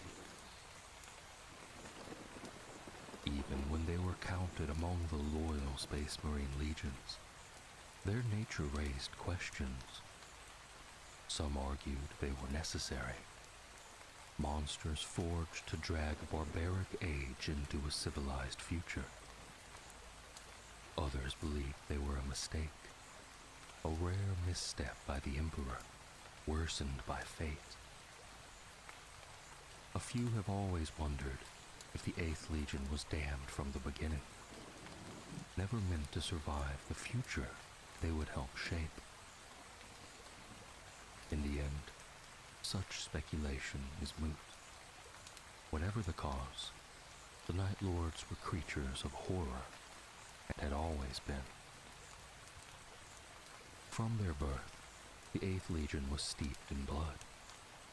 Its first recruits were drawn from the linked prison sinks of ancient Terra. Vast, cavernous obulettes buried beneath the planet's surface. filled with the wreckage of millennia, and those condemned never to see light or freedom again. Here, in this place of shadow and silence, only the strong survived. Those ruthless enough to kill, cunning enough to hide. Among these hopeless warrens, children were born, pale as moonlight and silent as ghosts. They moved like wraiths through the dark. Even hardened murderers avoided them. These were the night's children, whispered of in fear. And it was from these ghost-like offspring of the dark that the Emperor would forge the 8th Legion. They were unlike their brothers, ashen-skinned, dour, shaped by a gene seed that seemed made for them. It heightened their ability to see through darkness far beyond other legions. Yet their gift was also a curse. Sunlight and starlight pained them. Though they now walked the world above, the warriors of the 8th Legion had already been claimed by eternal night. The Emperor first unleashed his 8th Legion on those who clung to the sins of old night. Some had knelt only because they believed resistance futile. Others thought the Imperium a passing empire like all others before it. The crimes against unity wore many faces. The Saragorn Enclave's secret gene splicing, the psi-breeding horrors of the court of Antaeus, the vast human march to extinction known only as the March of 10 Million. When such abominations needed more than annihilation, when they required justice, vengeance, and fear, the Emperor sent the 8th Legion. The warriors of the 8th had no tolerance for ambiguity. There were no gray areas in their understanding of the world. Truth was light, guilt was shadow. The night was for monsters, and monsters only understood one thing: blood. To the 8th Legion, justice was a blade, cold, sharp, and uncaring. They were weapons meant for darkness, forged to win a war for a light that would never welcome them. At least, that's what history says now. Perhaps it is too kind. Perhaps some sought nobility in monsters to make sense of nightmares.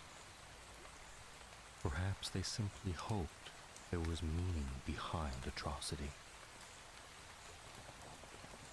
Many claim that the fall of the Night Lords began when Conrad Kurz, the 8th Primarch, was reunited with his legion.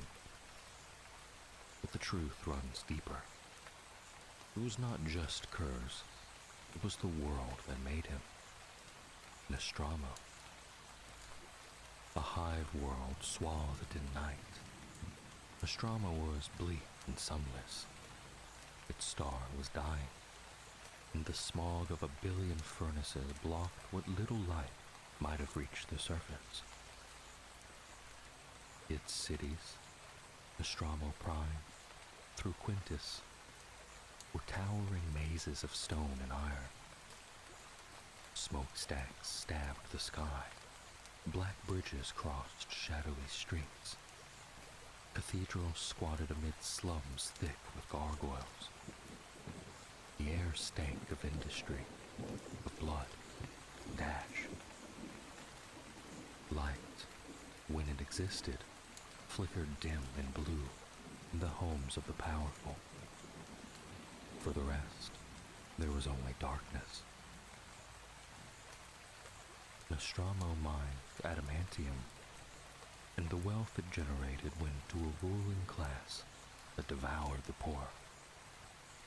Its people were pale and pupil-eyed, their bodies thin, their minds haunted. Depression and suicide were more common than birth. Death came in many forms: sickness, despair, brutality, and worse. There were no true laws on Nostromo, only fear. Gangs ruled every level of society, from the gutters to the gilded halls. Violence was law. Murder was economy.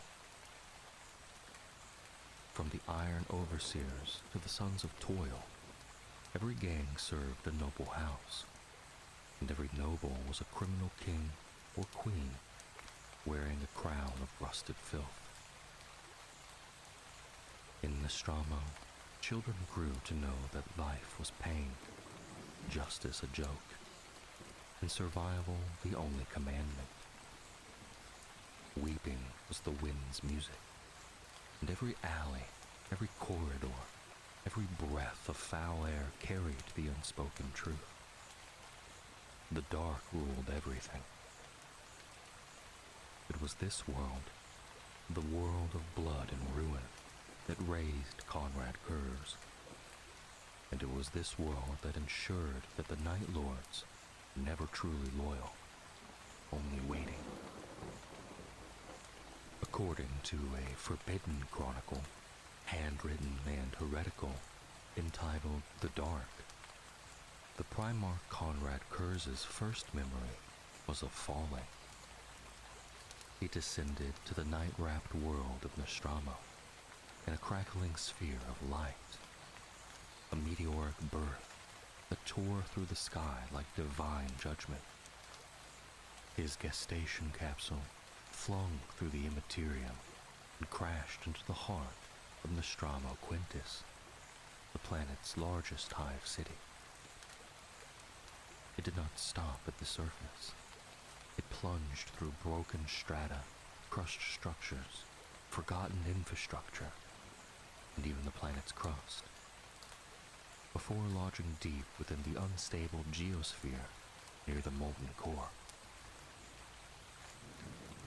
That descent carved a wound into the world, an adamantium-veined scar that no natural force should have made. The crater it left became a place of fearful myth.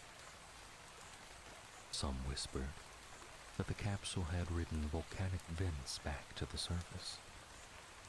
Others claimed the child within had swum through molten metal itself to claw his way back to the lightless world above. But unlike his brother Primarchs, Conrad Kurz was not taken in by a family.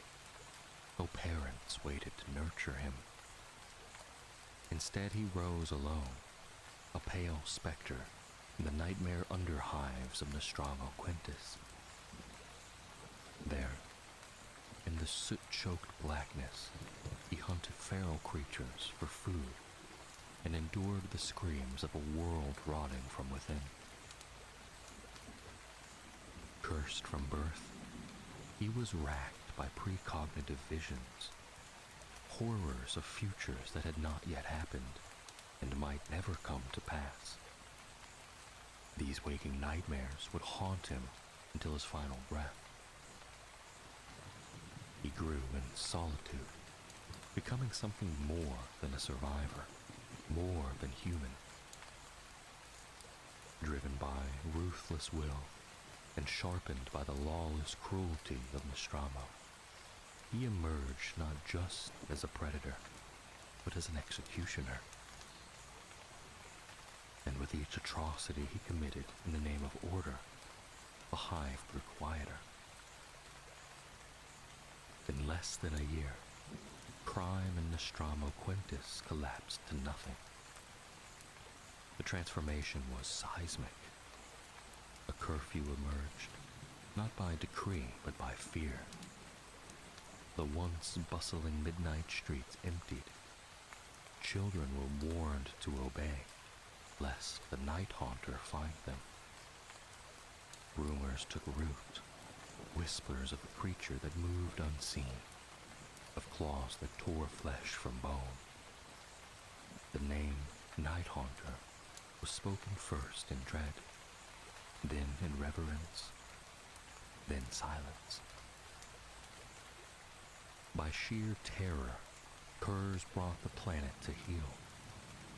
He hunted its criminal overlords like vermin, eviscerating them in alleys and displaying their remains as gruesome warnings. Nobles and murderers, slavers and scions alike, all bled in the shadows, and in their place, a twisted peace took hold. The Night Haunter became Nostromo's Dark King. He ruled alone, absorbing every scrap of knowledge he could find with obsessive diligence. Kurz governed with wisdom until injustice was whispered. Then he acted.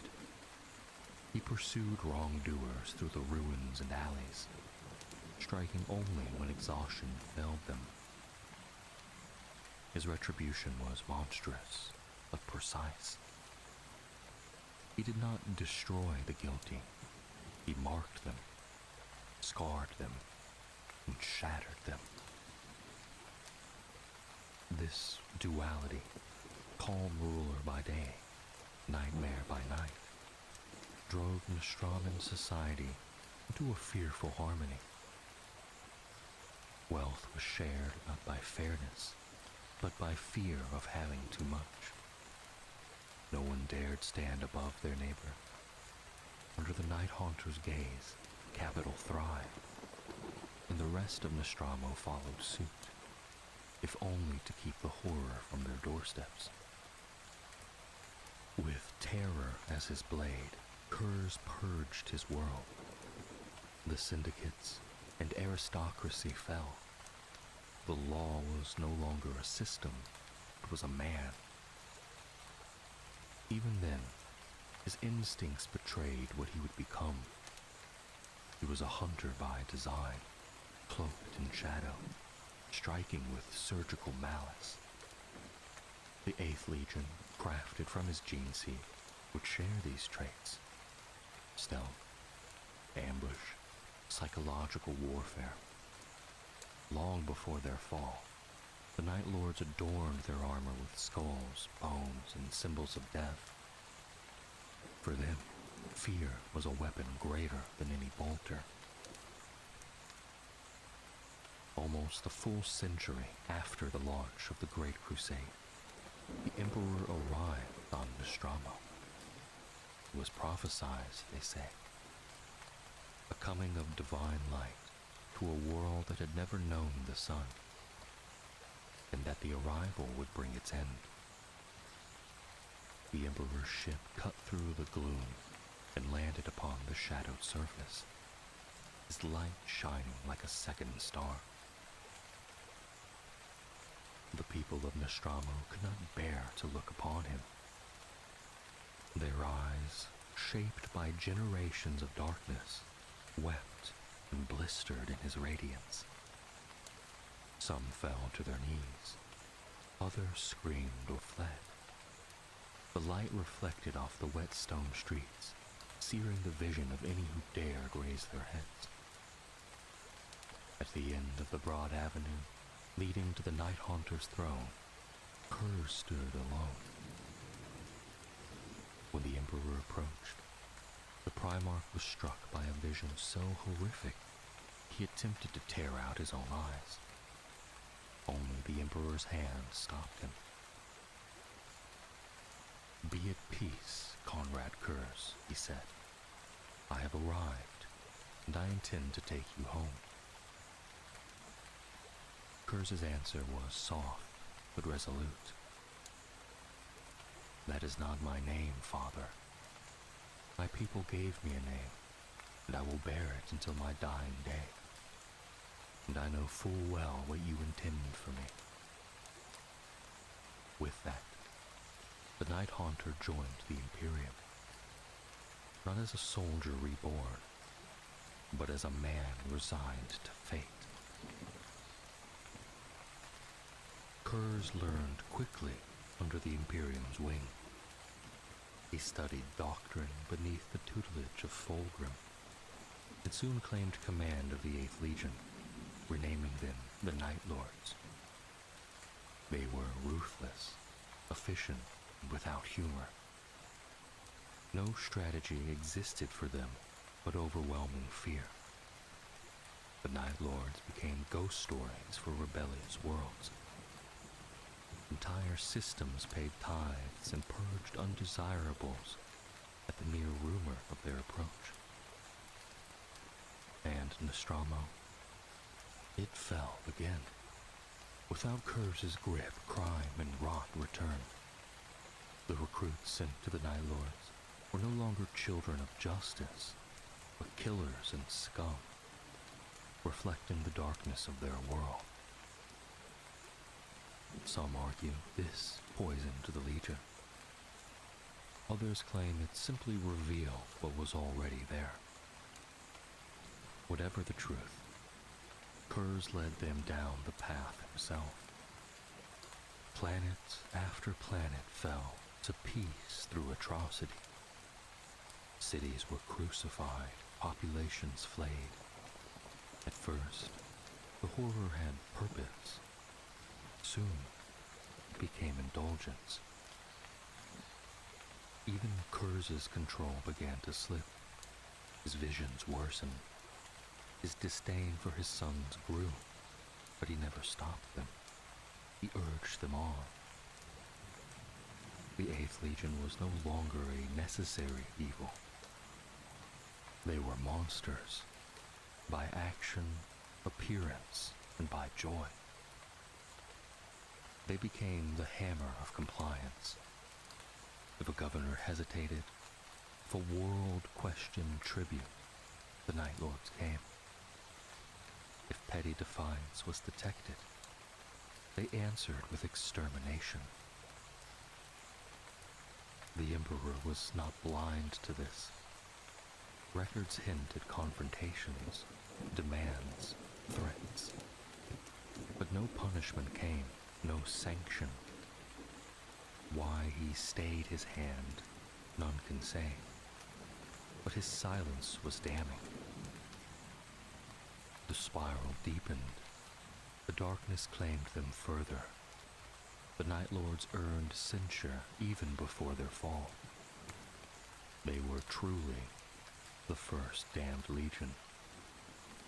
Made of darkness, commanded by a man racked with foreboding, enslaved to fear. Perhaps they never had a choice. Perhaps they were always meant to return to the night that birthed them. Nostromo died in 984 M30, but its death began long before the first lance battery ever fired. Many Imperial scholars point to the Dropsite Massacre as the first true betrayal among the Primarchs.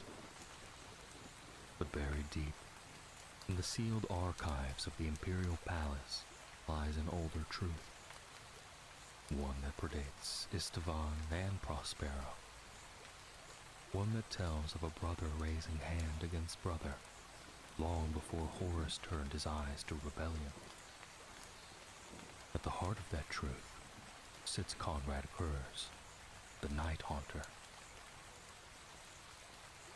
The incident unfolded in the bloody aftermath of the Shroud Compliance, a brutal campaign waged to bring a stubborn clade of humanity under Imperial rule. The Emperor's children, the Imperial Fists, and the Night Lords had all been deployed. Rare was the campaign that saw 3 Primarchs march together. Rarer still, one where so little harmony existed between them. Rogel Dorn and Conrad Curse were never made to understand each other. Even the final city of Sherode fell beneath the wrath of the Night Lords, its people butchered indiscriminately in a spectacle of terror and fire. The tension snapped taut. The other legions had long looked upon the Night Lords with a mixture of distaste and unease. The excess of their retribution had earned whispered scorn and loud condemnation. Kurz, increasingly consumed by visions of calamity, began to wither from within. He saw the galaxy falling to chaos. He saw the ideals he had bled for twisted, his sons becoming murderers with no cause. The Night Haunter withdrew into himself, devoured by visions of a future he could not change. Then word came. Nostromo had fallen back into corruption.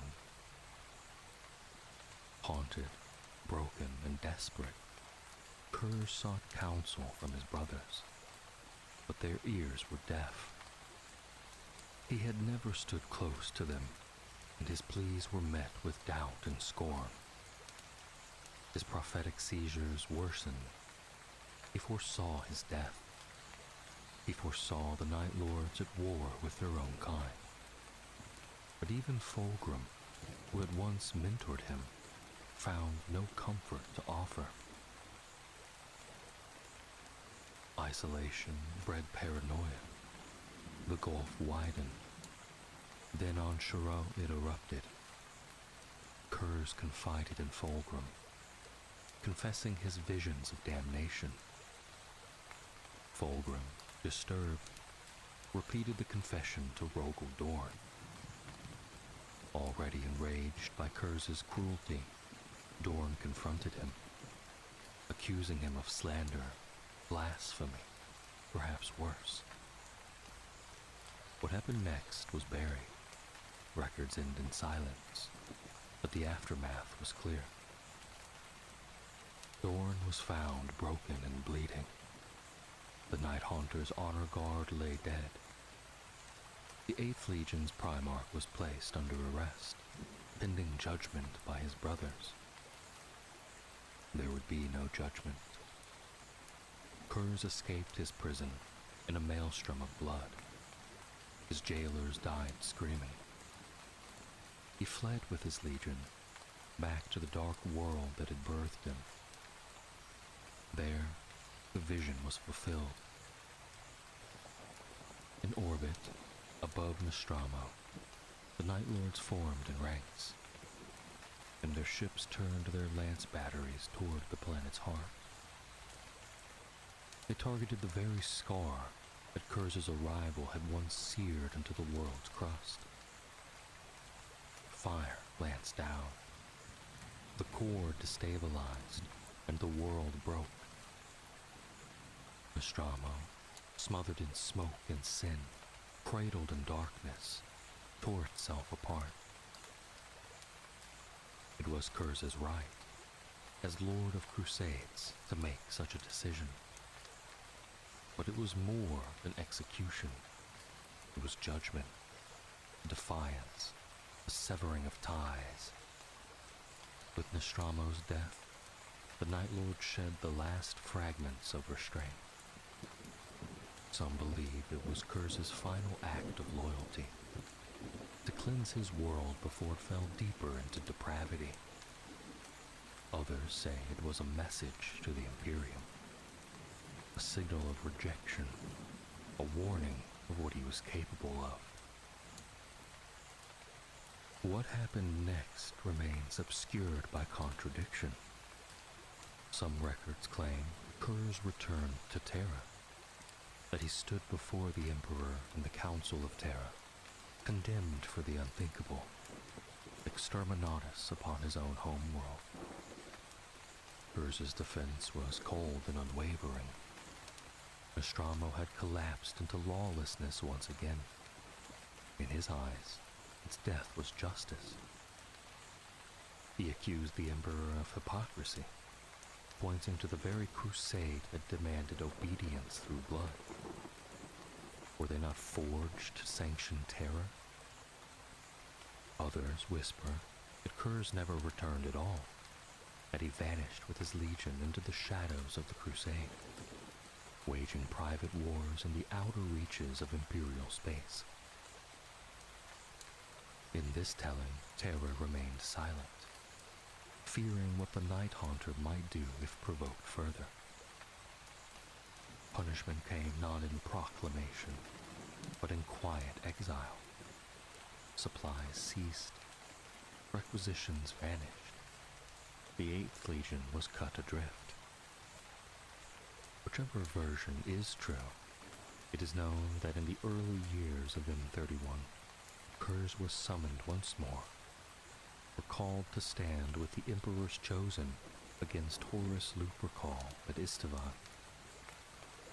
But the seeds of betrayal had long since taken root. To many, the Night Haunter was the most obvious villain among the traitor Primarchs. His legacy was one of fear and murder, his mind fractured, his actions already stained in infamy long before Istvan. He had attacked Rogel Dorn. He had slain his own world. Yet this view is simple, and the tragedy of Conrad Kurz is not. Like several of his brothers, Kurz had inherited a portion of the Emperor's foresight, a shard of divine ability to see into the many paths of the future. But where the Emperor saw countless branching fates, Kurz saw only one, a single road. It was paved with death, with betrayal, with the fall of the Imperium and his own end. No matter what he did, no matter how fiercely he fought, or how perfectly he served, the vision never changed. He was damned. His sons were damned. The galaxy itself would drown in war, and he would die, alone and forgotten. It broke him.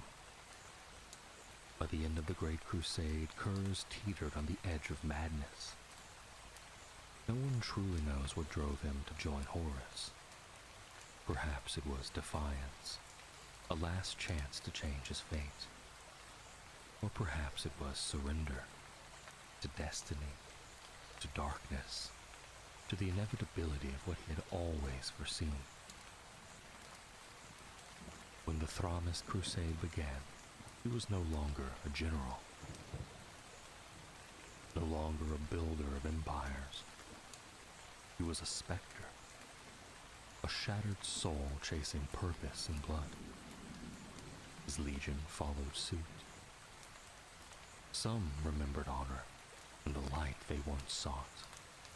Others drowned in slaughter. Kurz no longer led. He wandered through his memories and his madness, while his sons chose their path. Some to preserve what little remained of their pride. Others to feed the nightmares he had always feared. As war consumed the Thramist sector and the eastern fringe, the Night Lords burned. And in their fire, the soul of a legion was lost. Even as the galaxy convulsed in the firestorm of the Horus heresy, the first echoes of the Night Lord's final tragedy began to ring. Conrad Kurz, their haunted Primarch, would become a herald of those echoes. The Legion, torn by inner torment and distrust, began to turn inward, lashing out against itself in a desperate bid to excise what it believed to be corruption within its own ranks. But they had chosen the wrong enemy. The rot had not seeped in from without. It had always lived within the Legion's heart, from the very beginning. From the moment the Emperor crafted Conrad Kurz, and he was set upon Nostromo, the seed of decay had been sown. The curse they sought to kill was the Night Haunter himself. Unlike his brothers, Kurz had only inherited a fragment of the Emperor's foresight, a sliver of divine prophecy twisted by incompleteness. And within that fragment he saw ruin and his own death. Saw his sons drowning in atrocity, cast into an eternal war against those who should have been their kin. For a time he fought against the vision. He killed and punished. He tried to carve a better path, one corpse at a time. And yet, no matter how much blood he spilled, the vision never changed. When Horus shattered the Emperor's grand design and plunged the galaxy into madness, Kurz looked again, and the future was still the same. His resistance gave way to resignation and then to madness. By the Thramas Crusade, the Night Hunter had ceased to struggle. He had embraced the inevitability of damnation and found comfort in the futility of his existence. The death and terror that followed were no longer tools, but truth. Infuriated by the Emperor's rejection of their methods, Kurz and the Night Lords pledged themselves willingly to Horus's rebellion.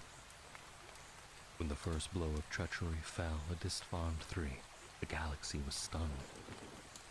Yet some were surprised to see the Night Lords among those still counted as loyalists in the opening battles. For years, they had stalked the shadows between condemnation and necessity, enacting terror on behalf of the Imperium. Perhaps it was that legacy of punishing those who strayed from the light that convinced some the Night Lords still stood for order. But as the betrayal at Isstvan V soon revealed, they had not severed ties with the Great Crusade because of loyalty. They had done so because they had become the very criminals they once hunted. Once unfettered from any pretense of honor or purpose, the Night Lords unleashed themselves across the stars in a campaign of terror that echoes still. They fought in the Siege of Terra. They broke worlds in the Eastern Fringe. Even after Horus's death, they hunted, killed, and burned, driven not by conquest, but cruelty. To the eyes of the traitors, the Night Lords appeared a formidable asset, experienced, brutal, loyal to none but vengeance. Horus knew this, and placed them at the forefront of his war effort. In the wake of Isstvan, they were sent ahead to herald his coming, to show the Imperium what price rebellion carried. Across dozens of systems, they spread death like ink across parchment. Those who bowed were spared. Those who resisted vanished under a tide of flayed skin and screams. Fear became compliance, and compliance tribute. The northern reaches of the Imperium collapsed under this psychological warfare. But fear is a tool that dulls with use. In time, the Night Lords became an infection rather than a weapon. Every setback, every drop in production, every administrative failure was met with disproportionate punishment. Whole cities were put to the sword for the sins of paperwork. It became clear, even to Horus, that they were now more danger than asset. And so, the War Master repurposed them. As they had done in the north, so would they serve in the east. There, on the edge of Imperial control, Horus would let them loose, upon the stars that once called Nostromo their heart. Horus turned the 8th Legion toward the Nostromo sector, home to nearly 100 populated systems. Though Nostromo itself was dead, its neighboring worlds still pulsed with bitter hearts and dark industry. For the traders, it was a treasure trove of resources and recruits. But to Conrad Kurz, it was something else. It was a mirror, a memory, a judgment. What he found there was rot, corruption renewed in his absence. Gangs ruled, syndicates bloomed. Cities returned to crime and cruelty, far from the brutal order he had once imposed. To other legions, this might have been manageable. Co-opt the gangs, demand tribute, feed Horus's war machine. But Kurz had not returned to negotiate. He had come to punish. The Sindarks of Kedor IV learned of this firsthand. They pledged loyalty, expecting an alliance. Kurz gave them death. But even as the Nostromo sector burned under the Night Lord's return, a deeper fracture split the Legion itself. For generations, the 8th Legion had drawn its recruits from these very worlds. And what those worlds had become, so too had the Legion. The new Night Lords were not the same warriors who had once fought beside the Lunar Wolves and the Blood Angels. They were brutes and butchers. They had no code, no creed, only fear and domination. The veterans of Terra and the older Nostroman lines saw it clearly, and they despised it. These two factions, those who sought power through violence, and those who still clung to a shadow of principle, began a cold civil war within the Legion. At its heart was Conrad Kurz. Some, like Nackard Thol, wanted only to leave Kurz behind, to rule as warlords beneath Horus. Others, like Sevatar and Barbatos, fought to restore their Primarch's focus, to remind him that he was more than a prophet of doom. They bore the red gauntlets, a mark once of death, now turned to a symbol of loyalty to the old ideals. There were no open battles, no declarations, but across Thramas, Night Lords bled each other just as much as they bled their enemies. Through assassinations, dishonor, sabotage, and manipulation. As the Thramas Crusade began in full, it was not just the Imperium they fought, it was themselves. When the Primarchs of the Traitor Legions met aboard the Vengeful Spirit, Conrad Kurz did not stand among them in flesh. He was present only as a shadow, projected by a hololithic emitter, remote and withdrawn. To him was given the Eastern Fringe. Sagalasa, Heraldar, Thramas. Forge worlds, border fortresses, the crucibles of resistance. But the real purpose was simple. Horus needed the Night Lords far from Terra. They were dangerous, unpredictable, and cruel. Let them keep the Dark Angels busy. Let them destroy what they could. Let them burn themselves out on the rim of the galaxy. History would remember the Thramas Crusade as a brutal campaign between the Dark Angels and the Night Lords.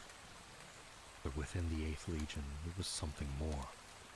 A war for the soul of Conrad Kurz. Was he the tyrant Nostromo feared, or the weapon the Imperium needed? Was he the damned prophet of his own death, or still a Primarch deserving of loyalty? As war raged across the Thramas sector, Night Lords bled in silence, some for honor, some for power, all for a future that none could clearly see. Through it all, the Night Haunter drifted, ever deeper into prophecy and despair.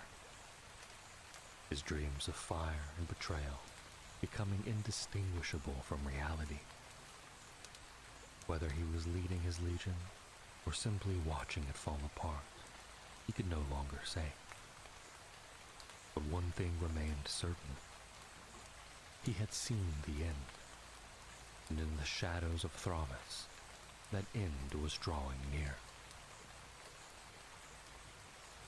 As his legion warred across the stars and battled over its fractured soul, Conrad Kurz turned away. The Night Haunter, once the blade of justice, the shadow beneath the Emperor's light, succumbed to despair.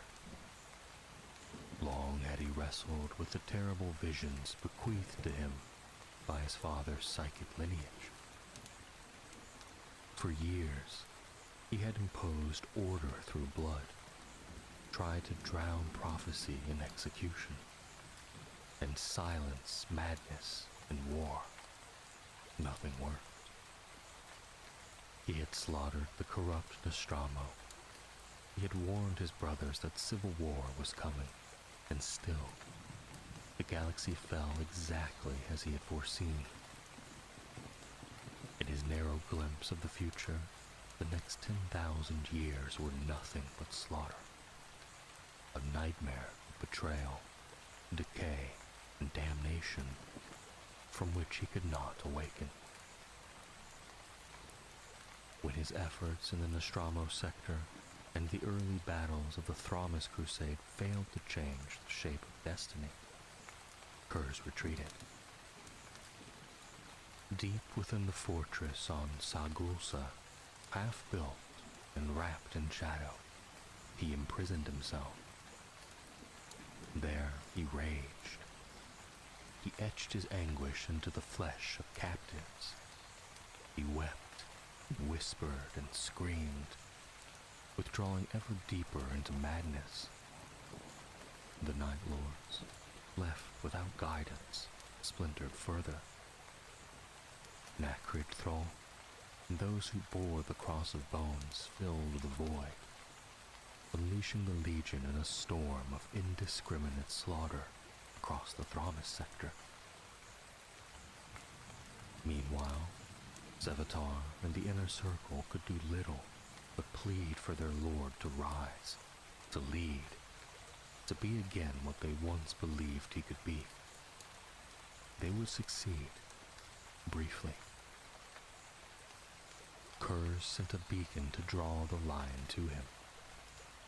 On the surface of Sagwalsa, the two Primarchs met in what began as parley and ended in bloodshed. What words passed between them are lost to time, but Kurz slandered L. Johnson, and the Lion responded with a blow. The fight that followed was brutal.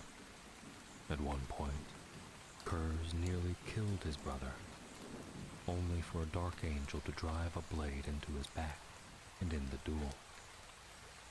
Both legions intervened. Both Primarchs survived. None can say what Kurz hoped to gain. Did he wish to sway his brother to Horus's cause? Warn him of the fate that awaited them all? Or did he simply hope the Lion would kill him and end his torment? Only blood answered. Later, in Sheol, he attacked again, and once more was dragged from death's edge by his own sons. His body broken, his mind fractured. But even as he lay comatose, the Legion still revolved around him, still tore itself apart over him. Though his plans had failed, Kurz's withdrawal granted power to others. Thol's warbands, unchecked, overcommitted. As the Dark Angel struck back, the balance shifted. One by one, the champions of the Cross of Bones fell.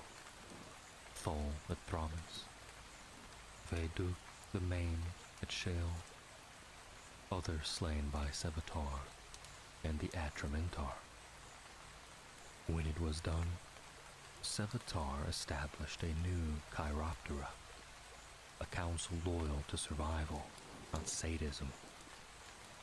Under his pragmatic rule, the Legion began to rally. The plan was clear. Abandon the Thramas sector, leave behind the broken legacy of Nostromo, return to the War Master's side in the Segmentum Solar, and fight as a Legion once more. But fate intervened. The Dark Angels came first, black ships spilling from the warp like a tidal wave of retribution. The Night Lords resisted, wounded but not yet destroyed, until Conrad Kurz awoke. He ordered them to turn, to strike. They obeyed. What followed was suicide. Legionaries turned back, charging into the jaws of death. Others, seeing the futility, fled blindly into the warp. The Legion was broken, scattered across the galaxy, unable to reform. All that they had bled for was undone by their own Gene-Father. The nightmare he had foreseen came to pass because of him. And so, the Night Haunter went into exile, a prisoner aboard the Invincible Reason, haunted by the knowledge that he himself had sealed their doom. In the dying light of the 31st Millennium's first decade, the scattered warbands of the Night Lords struck at Sotha. The planet, though remote, guarded a priceless treasure, the Pharaohs, a beacon, a relic, a key to Ultramar's defenses. It was a prize worthy of a War Master's praise. And Zahar Sayakar, a Claw Master consumed by ambition, led the assault. His forces descended in fire, drop pods rained, the city of Sothopolis burned. 7 companies of Night Lords fell upon the 13th Legion's defenders, and Sayakar, protected by elite Ultramantar Terminators, rode at the vanguard. The Ultramarines fought bravely, retreating street by street. At Attican Square, beneath the statue of Gilliman, they made their final stand. Sayakar responded with horror. He hoarded civilians as shields. He flayed neophytes. He defiled every standard of honor the Astartes once held dear. The square ran red with blood. And then, as Sayakar prepared to claim his triumph, the Atramantar turned on him. The true veterans of Sevatar's line. They had only ever been sent to ensure the upstart Clawmaster died when his purpose was served. Glory was meaningless. Only the knife and who wielded it mattered. Sayakar died screaming beneath the gaze of the god he defied. The ambush at Sagulasa shattered the Night Lords, their fleet broken, their Primarch mortally wounded. The lion hunted curs across the decks of the Invincible Reason for 16 solar weeks, but he could never catch him. Curs stalked the shadows, killing kill teams one after another, spreading terror as only he could. Eventually, the remaining Night Lords vanished into the void. Curs remained.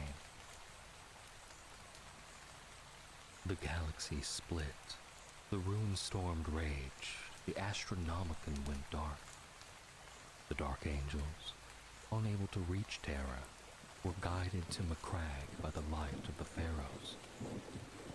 There, they joined Sanguinius and Gilliman. Together, they forged the Imperium Secundus, an empire in exile. Sanguinius was named Emperor. The Lion became Lord Protector. There was a snake in their midst. Curs, hidden aboard their flagship, broke free. He ravaged Macragge, spreading terror through its streets. Gilliman and the lion confronted him, but he had laid a trap. The chapel collapsed, crushing both Primarchs, saved only by the intervention of barbarous Dantioch, a loyalist iron warrior.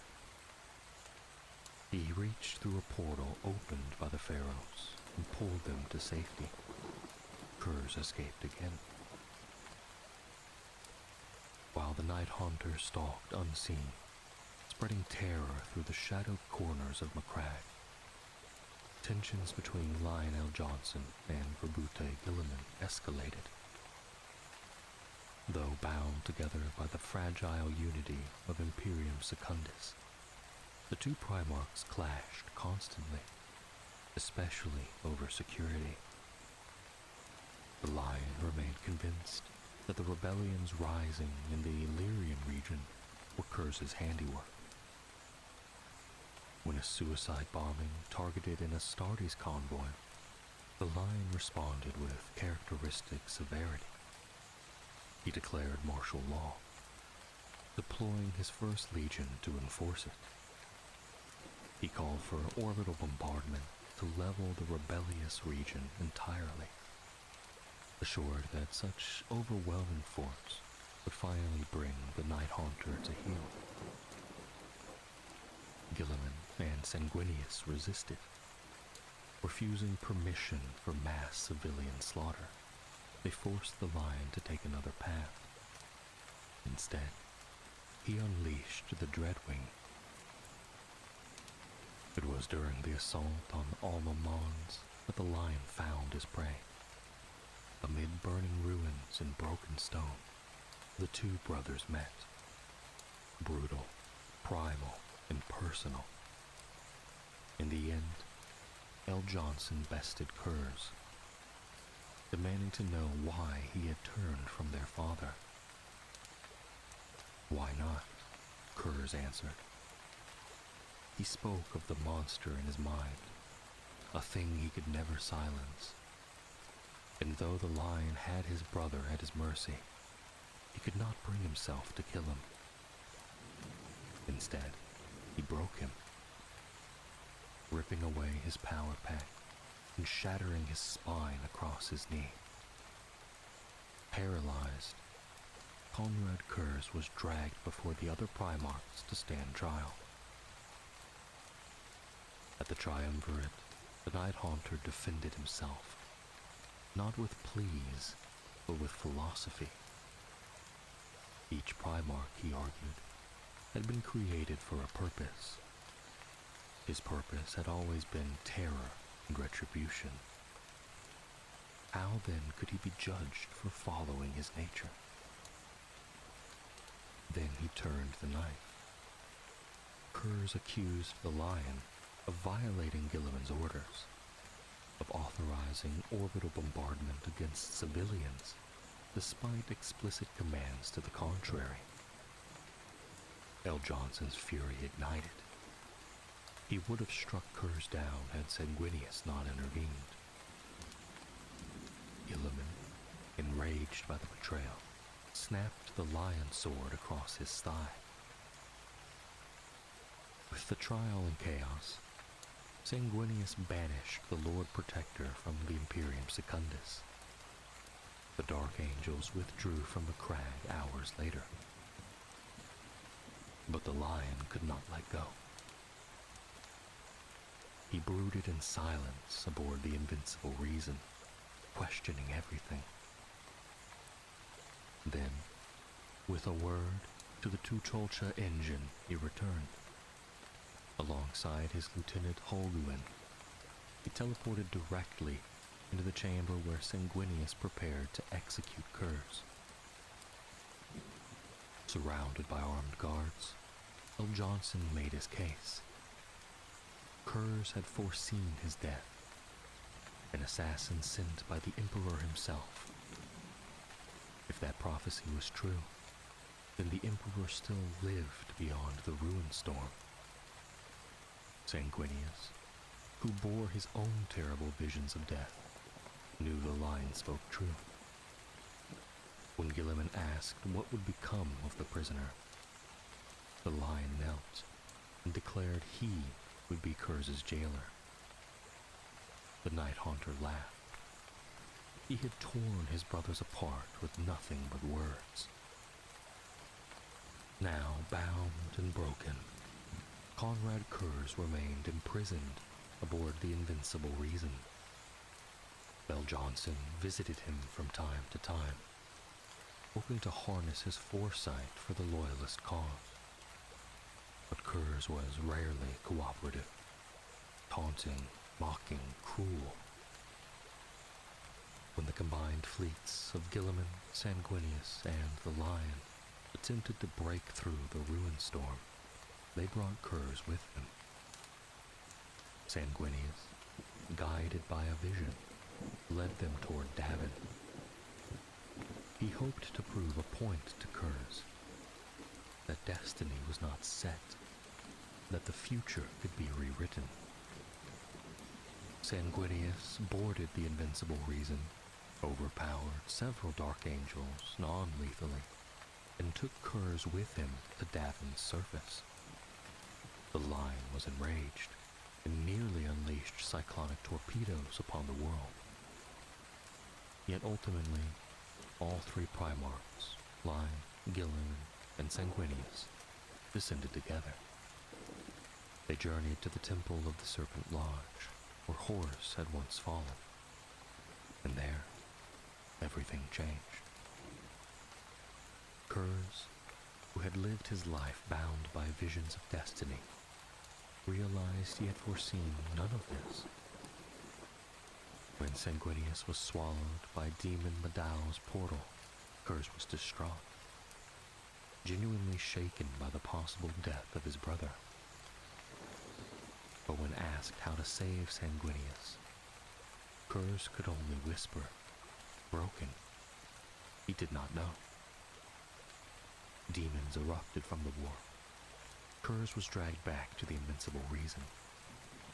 In the aftermath, a path to Terra through the ruined storm was finally revealed.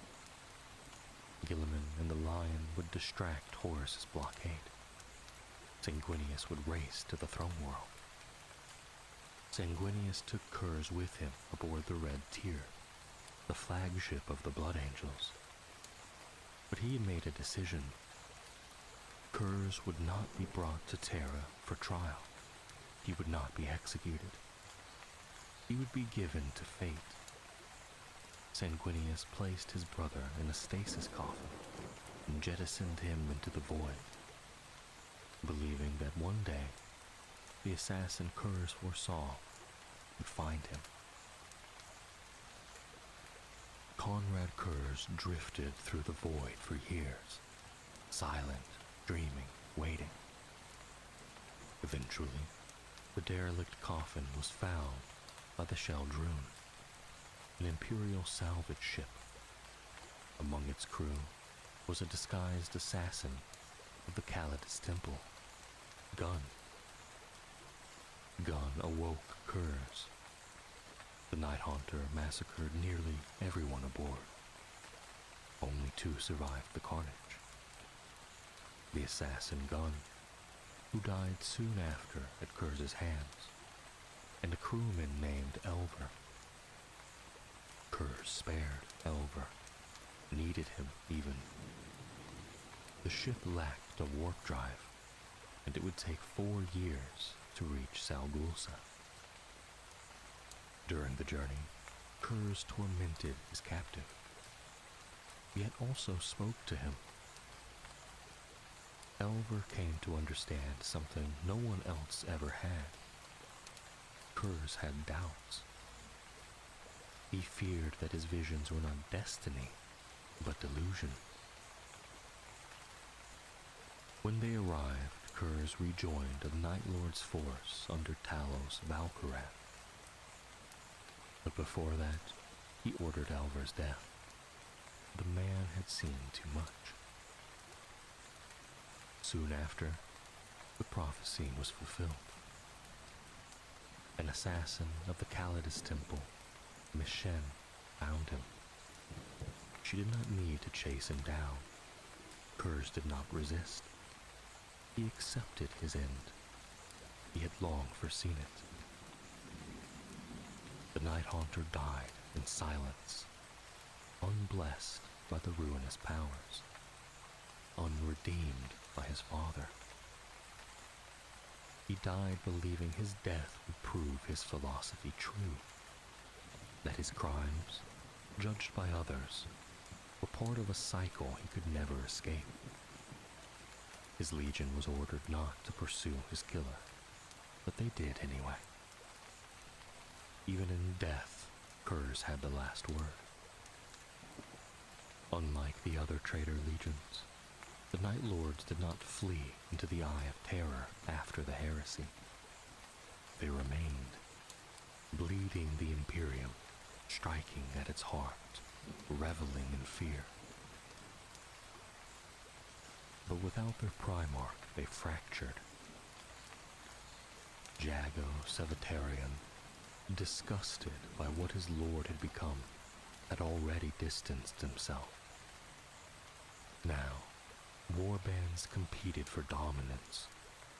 Some sold their blades to pirates or chaos warlords. Some followed Abaddon in his Black Crusades. Others waged private wars of terror. They still paid lip service to chaos, but they only served themselves and the broken justice of their father. Their greatest raid in the years that followed was the sack of Scound's Fall, only a few hundred light years from Holy Terra. And from them came nearly all of Chaos's raptors. Then the galaxy broke. The Great Rift tore reality asunder, dividing the Imperium. The Night Lords rejoiced. With half the Imperium cloaked in darkness, the 8th Legion rose again. Departamento Munitorum worlds were stripped bare. Space Marine strongholds were looted. Astropaths were captured, tortured, and turned into psychic sirens, luring stranded Imperial vessels into traps. Entire planets were reshaped into monuments of pain. The Night Lords did not build empires. They built fear. They did not rule. They hunted. And in the Era Indomitus, they prospered once more. Their Primarch was gone, but his legacy endured. Terror still had a name. It was whispered in the dark. Night Lords. There is an old Terran saying, older than the Imperium itself, that every war, no matter how vast or devastating, begins with a single shot. For the Imperium of Man, that shot rang out on the world of Istvan III, when blood was drawn not from alien foes or rebellious tyrants, but from brother Astartes. 15 years before that fateful betrayal, Istvan III had been brought into Imperial compliance. The campaign was led by Primarch Korax and the shadow-cloaked warriors of the Raven Guard, members of the 27th Expeditionary Fleet. The Istvanians, grim and disciplined in war, had proven no easy prey. They were professional soldiers who did not falter easily, even before the transhuman might of the Adeptus Astartes. But falter they did. At Redarth Valley, the last embers of resistance were extinguished beneath the talons of Korax's 19th Legion. The remaining Istvanian leadership knelt in surrender before the Primarch and his 800 companies. They had been adversaries, but they were welcomed into the fold, not as slaves, but as future Imperial citizens. The Imperial truth, that cold secular doctrine forged in Terra's golden halls, was to be their new scripture. To oversee this cultural transformation, the Emperor entrusted Vardis Prahl, once a major of the 11th Lastran Rifles, and now a seasoned civil servant, with the role of Imperial Planetary Governor. Prahl's mission? To uphold compliance, dismantle the old faiths, and enforce the truth. He was to be the Emperor's hand upon this world. But truth, when forced upon the faithful, often festers. Time passed. Governor Prahl tore down shrines. He cracked open the sealed vaults of ancient Istvanian cults. He declared war, not on armies, but on fear, superstition, and faith, the pillars of Istvan's culture. The results of this crusade were never known. Warp storms, writhing in the space around the system, thickened into a psychic shroud. Communication with Istvan ceased. 6 standard years later, a faint astropathic echo clawed its way to the fringes of Imperial space. A Death Guard patrol vessel, adrift near Neo-Geddon, intercepted the broken signal. Fragmented though it was, the core message chilled the hearts of all who heard it. Istvan III had rebelled. Prahl, the Emperor's own appointee, now led the uprising. The Coral City, Privanat, the jewel of the planet, ran red with the blood of Imperial citizens. The signal was at least 2 years old, perhaps more. It mattered not. The act of rebellion was a black stain upon the Great Crusade. The betrayal of a sworn Imperial commander demanded retribution. The one to deliver that punishment would be the War Master himself, Horus Lupercal. To the Imperium, the reconquest of Istvan III was an act of justice. To Horus, it was the perfect mask. The War Master used the opportunity not only to crush a revolt, but to gather his own strength and eliminate the loyal opposition hidden within his own legion and those of his allies. The distant location of Istvan, along with the swirling warp storms cloaking the region, provided the perfect cover.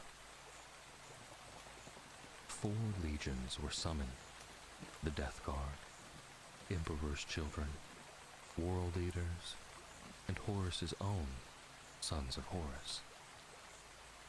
Under the guise of crushing rebellion, he gathered these warriors to his banner. Meanwhile, he dispatched 3 of the most loyalist legions: the Dark Angels, Blood Angels, and Ultramarines, to distant campaigns in the Cygnus and Viridian systems, far from the truth of what was to unfold. Other legions remained scattered across the galaxy, locked in ongoing campaigns, blind to the betrayal gestating in the heart of their own brotherhood. The word-bearers, long corrupted, were already entwined in Horus's treachery. The White Scars and Imperial Fists were too near to Terra to be approached directly, and the Thousand Suns and Space Wolves had already been consumed by the flames of Prospero. colossal war fleet soon darkened the void around the Istvan system. Initial battles on Istvan Extremis, the system's outermost world, tested the mettle of the legions. In one such skirmish, Nathaniel Garrow of the Death Guard fought beside Lord Commander Eidolon of the Emperor's Children, striking down a powerful war singer, a psyker of forbidden strength. Garrow was gravely wounded, his torso crushed, his leg severed, and only survived due to the grisly expertise of the Emperor's Children's chief apothecary, Fabius. Eidolon, meanwhile, revealed a disturbing enhancement, a tracheal implant that allowed him to unleash a sonic scream, a weapon stolen from alien biology. It was a victory, but one that reeked of corruption. At last, Horus met in secret with Angron, Mortarion, and Eidolon aboard the Vengeful Spirit. There, the true nature of the campaign was unveiled. The Primarchs had already identified loyalist elements in their legions, battle brothers whose allegiance to the Emperor was beyond question. These warriors, if left unchecked, could endanger the entire conspiracy. And so, the plan was formed. 1/3 of each legion, those deemed suspect, were ordered to spearhead the assault on Istvan III. Drop pods rained from orbit, filled with thousands of loyal space marines who believed they were fighting for the Emperor. Once planetside, they would be trapped. There would be no escape. 4 primary targets were identified in the Coral City. The Emperor's Children would strike at the seat of government, aiming to capture or kill Prahl himself. The World Eaters would seize the central plazas, the arteries of movement. The Death Guard were assigned the western fortifications to isolate and destroy the entrenched defenders. And to the east, where the Siren Hold stood in eerie defiance, cloaked in the power of forbidden cults and psychic might, the sons of Horus were unleashed, with orders to annihilate everything. Additional targets, including the city's starport and infrastructure centers, were assigned to smaller strike teams. The first wave descended, a force of the Emperor's finest, unknowingly marching into the furnace of betrayal. Their war would not be one of liberation. It would be a purge. It began as iron rain, fiery trails streaking down through the skies of Istvan III, as thousands of drop pods smashed into the surface of the Coral City. Thunder rolled across the horizon, as orbital lance strikes hammered ground targets in perfect coordination, clearing the skies and granting the Space Marine Legion's absolute air superiority. This was no tentative invasion. It was annihilation incarnate. Resistance was fierce, more frenzied than the original compliance campaign that had once pacified the world. But the defenders, now half-mad, flesh-scarred zealots of Slanesh, faced the full fury of the Emperor's Angels of Death. They wielded stolen Imperial weapons and manned expertly arranged trench networks bristling with autocannons, mortars, and armored basilisks that emerged from hidden bunkers. Even Malkador heavy tanks rumbled up from below the earth to meet the assault. But the Death Guard were unshakable. The sons of Barbarets dropped directly into the heart of enemy fire. Artillery overshot, blinded by the audacity of the landing. And in the smoke-choked trenches of the Western Front, the Death Guard advanced, unstoppable. Terminator squads tore down gun towers and cracked open bunkers. Tactical Marines stormed the trenches in waves, bolters roaring in disciplined volleys.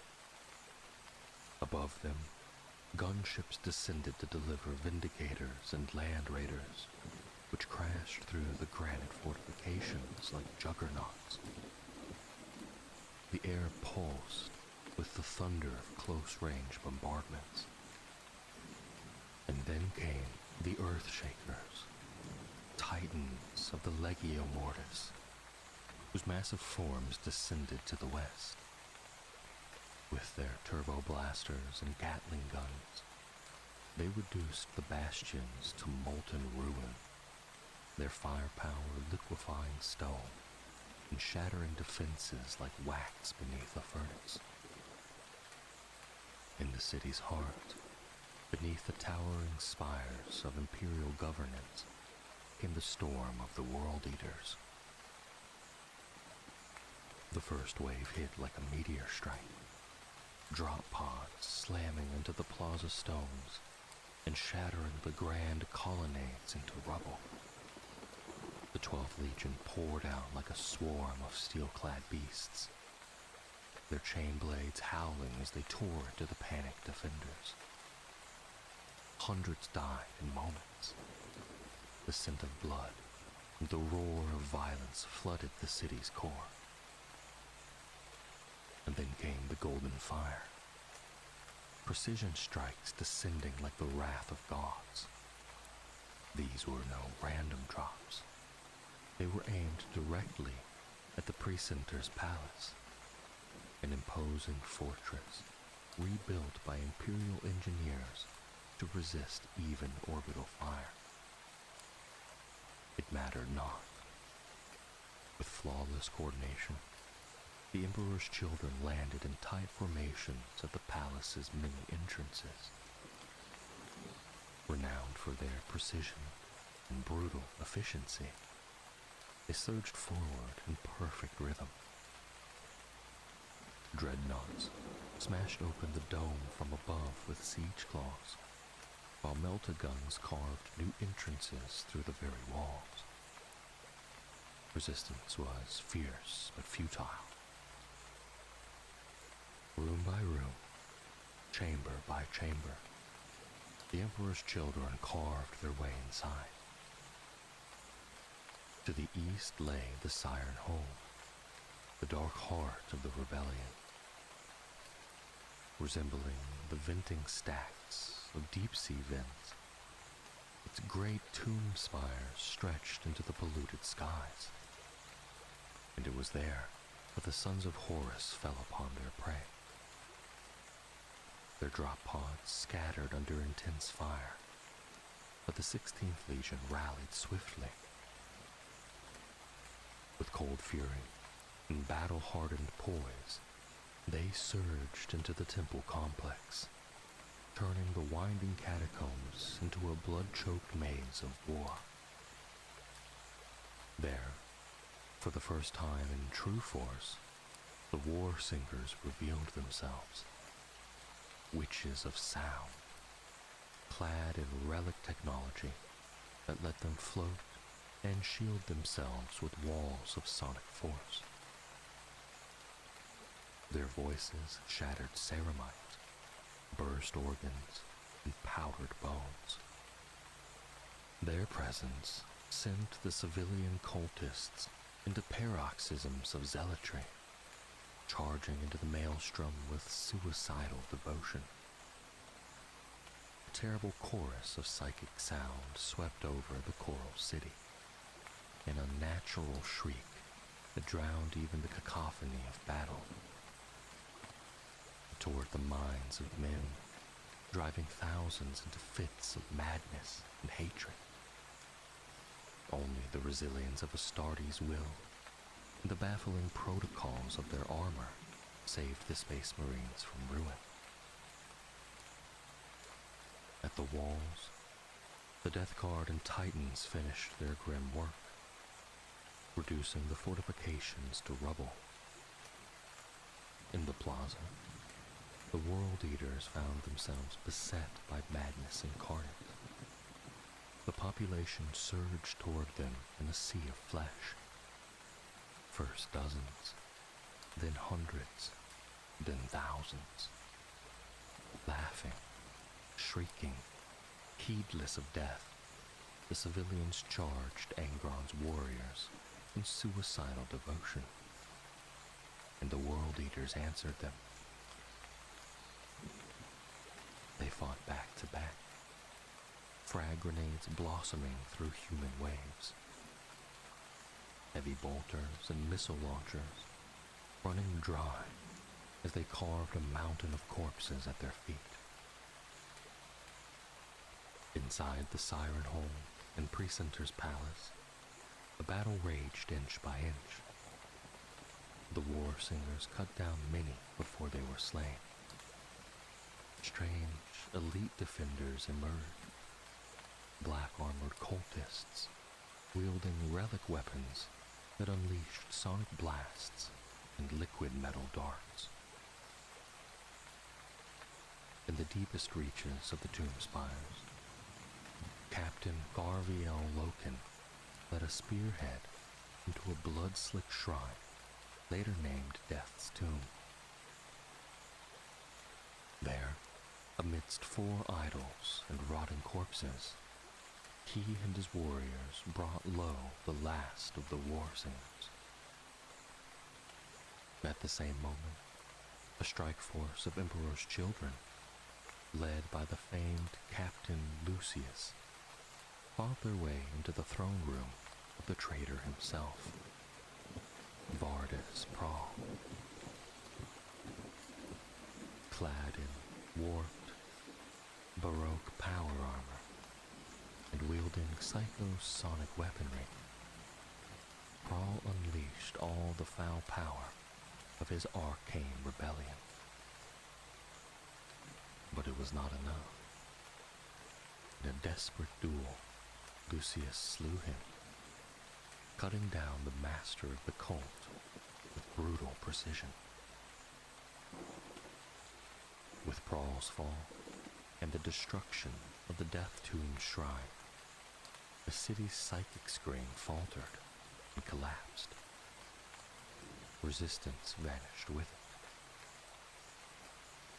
By nightfall, the rebellion was in ruins. The objectives were secured, the defenders slain in the tens of thousands.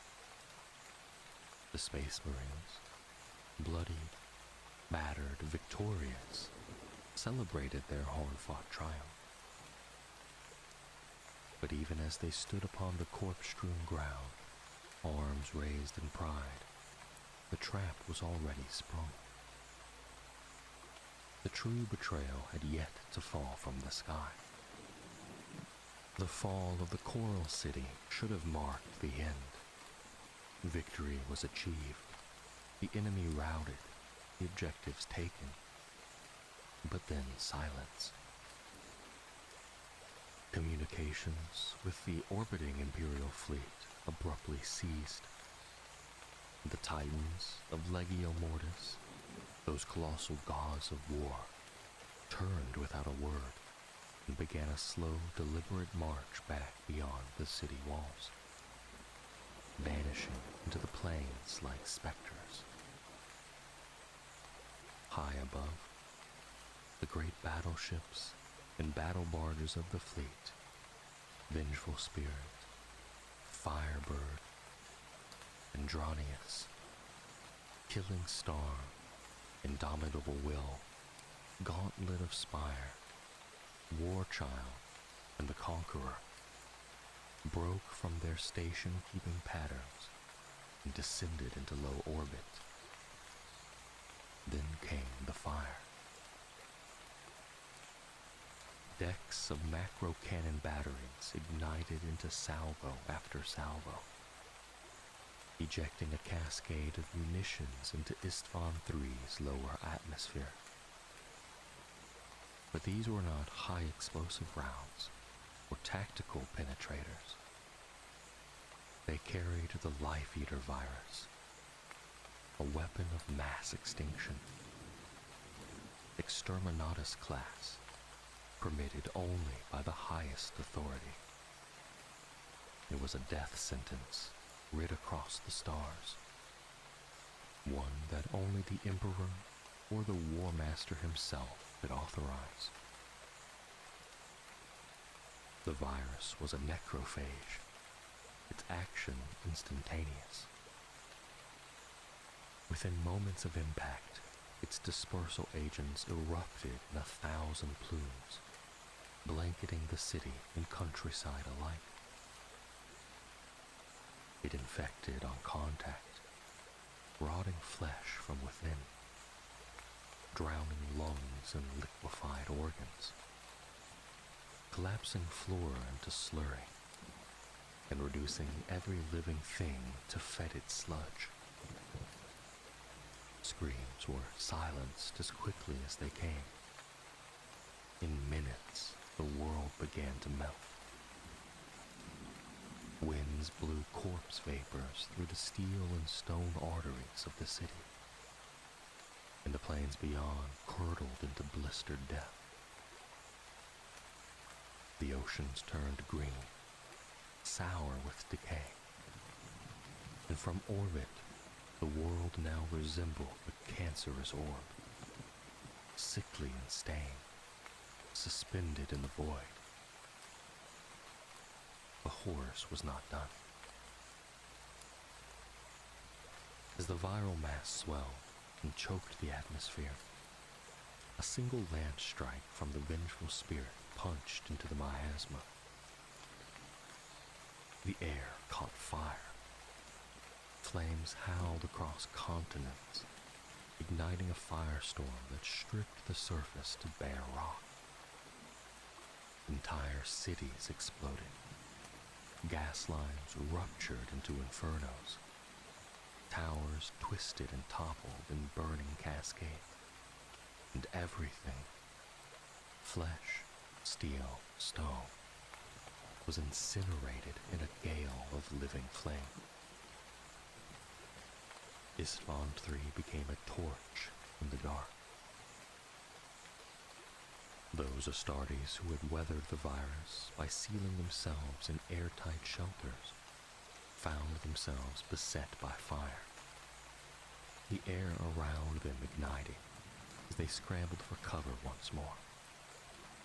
But there was no cover from this, not from the betrayal, not from the flames. By the time silence fell upon the command decks of the vengeful spirit, 8 billion souls were gone. The galaxy, unknowingly, had just crossed into civil war. Yet, even as Horus's hammer fell, his plans had already begun to unravel. Among the stars, aboard the orbiting fleet, some had discovered the truth. Some had resisted. Battle Captain Nathaniel Garrow of the Death Guard, a veteran of Terra, and one of the 14th Legion's earliest recruits, had sensed the stench of betrayal. Acting swiftly, he rallied loyalists and took command of the frigate Eisenstein, broadcasting warnings to the brothers below, those still unaware of what was to come. Elsewhere, in the fleet of the Emperor's children, Captain Saul Tarvitz, a line officer long suspicious, of his legion's secrecy, made his own discovery mere minutes before the bombardment. Unable to prevent it, he commandeered a Thunderhawk gunship and flew to the surface, bringing his warning with him. Thanks to these two men, many received the message. They found shelter, sealed bunkers, bastions, even the catacombs beneath the Siren Hole. They survived, but not all were so lucky. The World Eaters, stationed furthest from secure shelter, bore the brunt of the virus strike. Some reached safety, most did not. Even their power armor, though sealed, could not wholly protect against the virulent rot.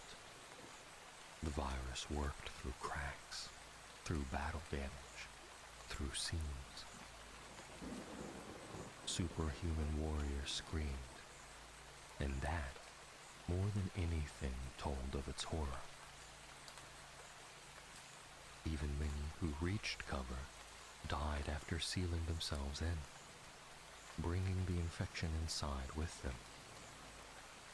And those who survived the virus met the fire, and there was no sanctuary in flame. In orbit, loyalists who were not assigned to the ground attack found themselves betrayed as well, knives in the dark. Traitor Marines turning on their own ships, cutting down Imperial Army soldiers, iterators, and functionaries. Some resisted, some fled. Some fought shipboard wars that delayed or disrupted the War Master's plan. On board the torpedo monitor, Duquois, Loyalist forces held out. They turned their guns on traitor vessels, destroying escorts and crippling the Killing Star before they were overwhelmed and annihilated. The Mechanicus vessel, Xerxes 977, late to the fleet and uninformed of Horus's betrayal, refused to surrender. It had to be brought down by force, its hulk spiraling into the fires below. And aboard the heavy cruiser Sunstone, the Terran Duke Mortector led his lifeguard in a deck-by-deck battle against a delegation of Emperor's children, attempting to seize the vessel and assassinate the Emperor's representative. The final fate of the Sunstone is unknown, only that it ended in a cataclysmic magazine explosion, scattering wreckage into the black. Amid the chaos, Garrow knew what must be done. The Eisenstein, lightly armed, had no hope against Horus's fleet, but fortune favored them. Their position at the fleet's rear gave them a sliver of opportunity. Faking a reactor malfunction, they dropped back from formation under the pretext of standard safety protocol. It wouldn't hold long. First Captain Callus Typhon of the Death Guard soon noted the silence from his subordinate, Ignatius Grolgor, already slain aboard the Eisenstein, and gave chase aboard the fearsome Terminus Est.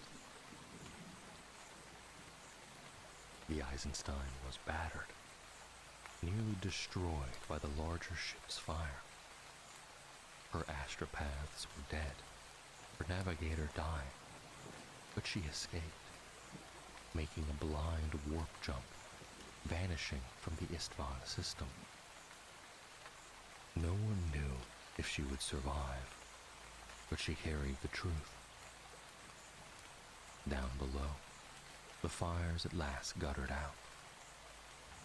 Auspex sweeps, surveyor scans began to comb the charred surface of Istvan III, expecting nothing more than echoes of death. What they found shocked them.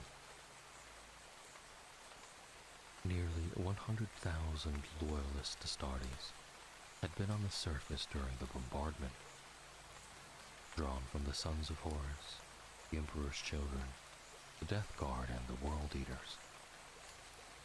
Despite the virus, despite the firestorm, a staggering 2/3 of them had survived. Sheltered in bunkers and bastions, warned just in time, they had trusted to training, equipment, and gene-forged resilience, and endured. Now, they rose from the ashes. As storms broke over the scarred land, communications burst to life. Box channels crackled. Signals screamed across the ruin. There were demands, curses, cries of fury and heartbreak, words spoken in betrayal. Never before had the legions of Astartes turned so terribly upon their own. Now, on the ashen bones of Istvan III, the Loyalists prepared to answer that betrayal with vengeance. The failure of the virus bombing to annihilate the Loyalists sent ripples of chaos through Horus's already fraying plans. As he scrambled to reassert control and began drafting orders for a conventional orbital bombardment, the situation was torn from his grasp.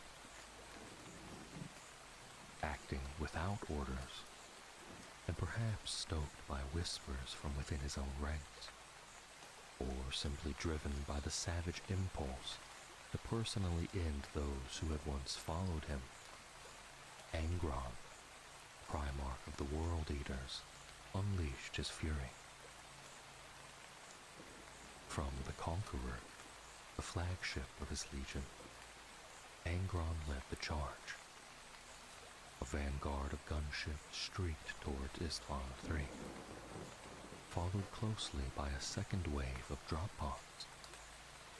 At the forefront was the Red Angel himself, descending into the ash-scoured plazas west of the Precentor's palace, with 50 companies of blood-hungry world eaters at his back. Horus and his inner circle could only watch in seething outrage. Angron had acted without sanction, throwing the entire battle plan into disarray. Yet down he came, and down came his sons, the skies above the ruined city churning with thunderhawks and storm eagles. Their strafing runs were met with sporadic but immediate return fire. They had found the Loyalists.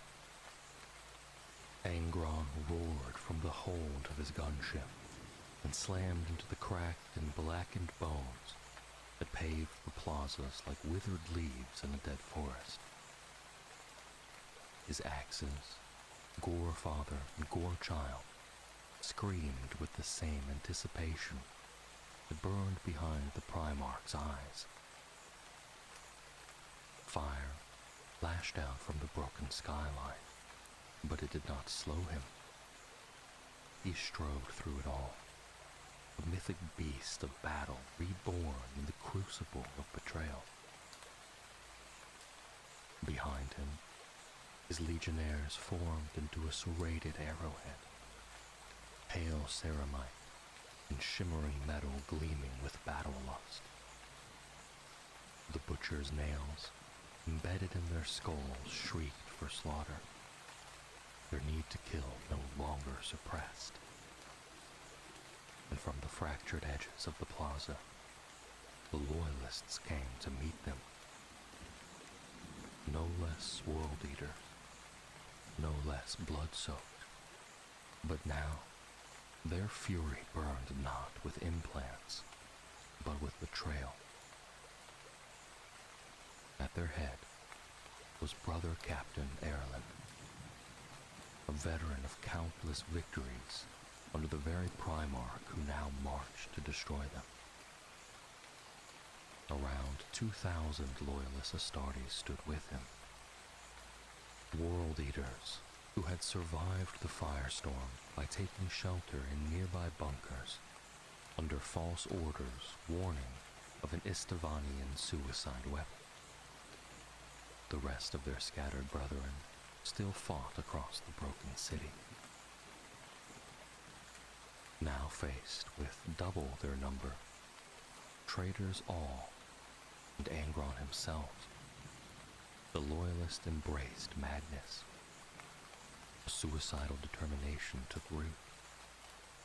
If they were to die, then so too would the betrayers they dragged into the grave beside them.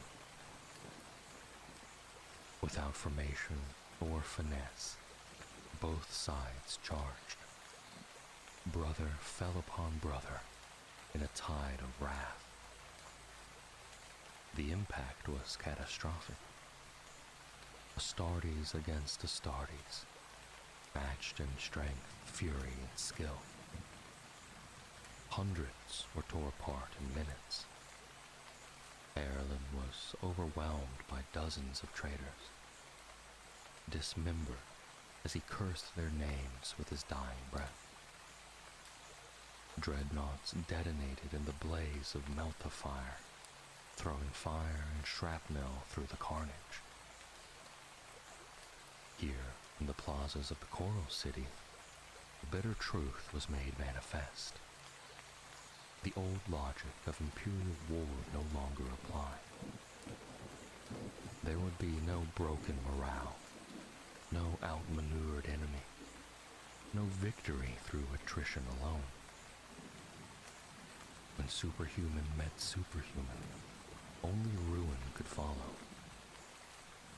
Armor cracked not from one blow, but 20. Guns ran dry, blades shattered from overuse, and still they fought. Each death came at the cost of another. Among the blood and ruin, Angron was a force of nature, unrelenting, unkillable. He carved a red path through the melee, flesh and armor alike falling to his axes. Nothing stopped him. No bolter, blade, or defiance could stay his hand. The Red Angel roared the names of those he slew, as though their deaths were sacraments. And when the last loyalist fell, and the thunderous clash ebbed into silence, the traitor stood amid the ruins, victorious. If such a word held any meaning in the face of such atrocity. Their white and blue armor was now drowned in gore, surrounded by the shredded dead and caked ash. Angron surveyed the horror and declared, "It is well done." Then, without hesitation, he ordered his legion to fan out through the city, to find more survivors, and to kill. Thus the true butchery began. This was the first time the Astartes turned fully upon one another. No quarter, no mercy, no forgiveness. Just vengeance, treachery, and war. Horus was livid. Angron's disobedience had jeopardized the delicate plan he had so carefully constructed. To eliminate the Loyalists with minimal risk, and without wasting valuable forces. That plan now lay in ruin. Yet Angron had forced his hand. Horus could not afford to strike the surface again with bombardment, not without incinerating the World Eaters as well, risking the wrath of their fleet, a potential civil war within the rebellion itself. Nor could he leave the Loyalists to regroup. They had to be crushed. Now. With no other choice, Horus committed to a ground war. But the War Master saw an opportunity in this chaos. Rather than rely on a single legion to finish the job, he would draw all his followers into the bloodshed. Every force under his command would taste brother's blood. Every hand would be stained. In this shared betrayal, their paths would be sealed. No turning back, no room for doubt. The Emperor's children came next. Lord Commander Eidolon, perhaps eager to atone for the embarrassment Saul Tarvitz had brought upon them, moved swiftly.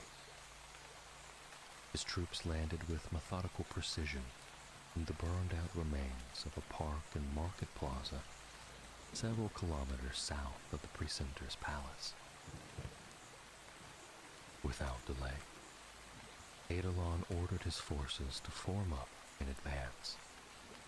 Confident the survivors ahead were shattered remnants. Meanwhile, more World Eaters arrived, reinforcing Engron's bloody tie. Death Guard and Sons of Horus gunships scoured the outskirts of the Coral City, dropping seeker squads and reconnaissance units into the ruins to hunt Loyalists, assuming this to be the final phase of a successful purge. But they were wrong. Eidolon's column soon discovered the precentor's palace was anything but a broken shell. The Loyalist Emperor's children still held it, and held it well. The traitor assault was met with withering fire. Eidolon's forces were stalled, then pushed back in retreat, leaving behind scorched wreckage and crumbled dead. Repeated attempts to push through were shattered by ambushes and redoubts hastily erected from the ruins, each effort costing more lives. Elsewhere, the gunship patrols fared no better. The ruined sprawl of the Coral City swallowed Aspect scans, cloaking the Loyalists' movements. Bolts of las cannon fire and missile trails lit the sky from positions the traitors had once known themselves. Now the enemy used that knowledge against them. And then came the final humiliation. One Storm Eagle gunship, identified as belonging to the Sons of Horus, and cleared for landing aboard the strike cruiser Minotaur, was revealed to be a weapon of vengeance. Its pilot, broadcasting over open box, cried, "Avenge the blood of Terra," before ramming the vessel into the ship's rearming bay. Its las cannons tore through supply lines. The resulting explosion killed an entire company of Horus's own warriors. Panic surged through traitor ranks. Communications scrambled again. Box codes were reissued. The Minotaur burned, and the cost of treachery mounted. Far from a clean execution, the Loyalists were rising, and they would not die quietly. Night fell over Istvan III like a burial shroud. The sky, once scorched with fire, now bled ash and dust from the upper atmosphere, the lingering aftermath of the planet-spanning firestorm. From that poisoned firmament came rain, torrential, continent-wide deluge born of a world's agony. The heat, still rising from the ruined ground, twisted the winds into hurricane-force gales that tore through the wreckage of Coral City. Streets became rivers of cinders. The shattered remnants of city blocks groaned under the lash of ash storm, and thunder rolled through the broken skyline as lightning blinded the heavens. Box links crackled and failed. Auspex sweeps turned to static. Air support was grounded. The surface of Istvan 3, once under the careful scrutiny of the trader fleet, now lay effectively cut off, swallowed by the wrath of the very weapon they had unleashed. Though the virus bombing had succeeded in its horrific slaughter of civilians, the next phase, the clean eradication of the Loyalist Astartes, was fast becoming a strategic catastrophe. The storm cloaked the defenders. The shattered city became their fortress. The Emperor's children had failed to break the Loyalist lines. Angron's world eaters had vanished into the northern ruins. A rabid tide, even their commanders couldn't recall or rein in. Probing flights by trader gunships yielded nothing but downed aircraft in sudden, sharp engagements with hidden enemies. The Loyalists, though vastly outnumbered, refused to die, and they fought with purpose. Coral City, once a place of music, now a morgue, echoed once more with the sound of war. The Loyalists pulled their enemies into tight, charred ruins, into dead-end streets and broken spires, where the traitors' greater numbers and firepower meant nothing. Running battles flared through the blackened tenements. Each corner turned was a trap, every street a battleground. The loyal forces concentrated their efforts in 3 key locations: the northwestern city blocks, the blood-soaked courtyards of the Precentor's palace, and the labyrinthian death trap that was the Siren Hold. Horus and his generals could no longer doubt it. Beneath the city, in tunnels and sewer systems, through miles of half-collapsed catacombs, the Loyalists were regrouping, consolidating, plotting vengeance with sharpened blades. And so the war ground on. Horus still had the titans of the Legio Mortis in reserve, but not even god machines could navigate the ash-choked streets or see through the storm's veil. Deploying them in such chaos would be madness. And so days turned to weeks. The storm did not lift. The world itself seemed determined to punish all who fought upon it. Within that darkness, battle raged. In skeletal habitation towers and corpse-choked sewage networks, Astartes met Astartes in brutal, close-quarter slaughter. Blades sang, bolters howled. The traitor reinforcements arrived only in pieces, staggered and unreliable, forced to rely on precarious drop-pod deliveries for ammunition. The defenders knew every inch of the ruins. The attackers advanced only through the price of blood. In the southern industrial sector, Vindicator and Predator tanks clawed their way forward, street by street. The Loyalist ambushes struck like scythe blades. Sniper fire from broken windows, meltas from sewer gates, missiles fired from behind toppled smokestacks. Progress was slow, costly. Every meter was won with lives. In the Siren Hold, a transformation occurred. There, where once the proud green livery of the Sons of Horus had adorned the warriors of the 16th Legion, Blackened hands now scraped away the warplate's heraldry. Paint peeled. Symbols were struck off. The name of Horus was spat upon. They had become the Luna Wolves again, reborn in the betrayal's fire. At their head was Captain Garvio Loca.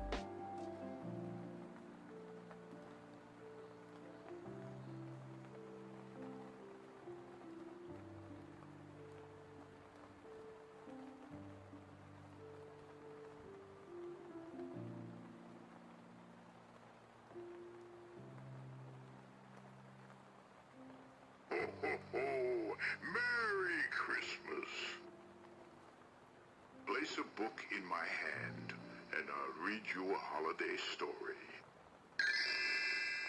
The greatest gift of all. I know it's hard to get to sleep the night of Christmas Eve. You toss and turn and stop to think of all the toys I'll leave. A brand new doll for Sister, a racing car for you. And Mom and Dad would also get a lovely gift or two. And as you start to close your eyes, you think you hear a sound. A truck, a plane, a car, a train. You'd better look around. And through the window you can see there's really nothing there except a single shining star just hanging in the air. And at that very moment, you know without a doubt, it's not the gifts or toys you get. That's not what it's about. So now you know, and as you sleep, the snowflakes start to fall. That love and kindness really is the greatest gift of all. I love that story. Let's read a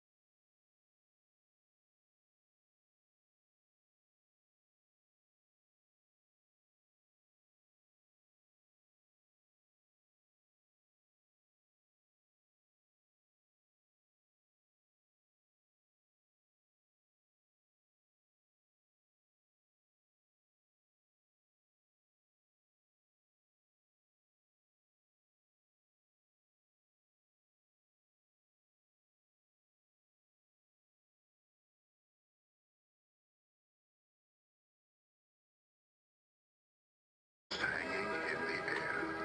And at that very moment, you know without a doubt, it's not the gifts or toys you get.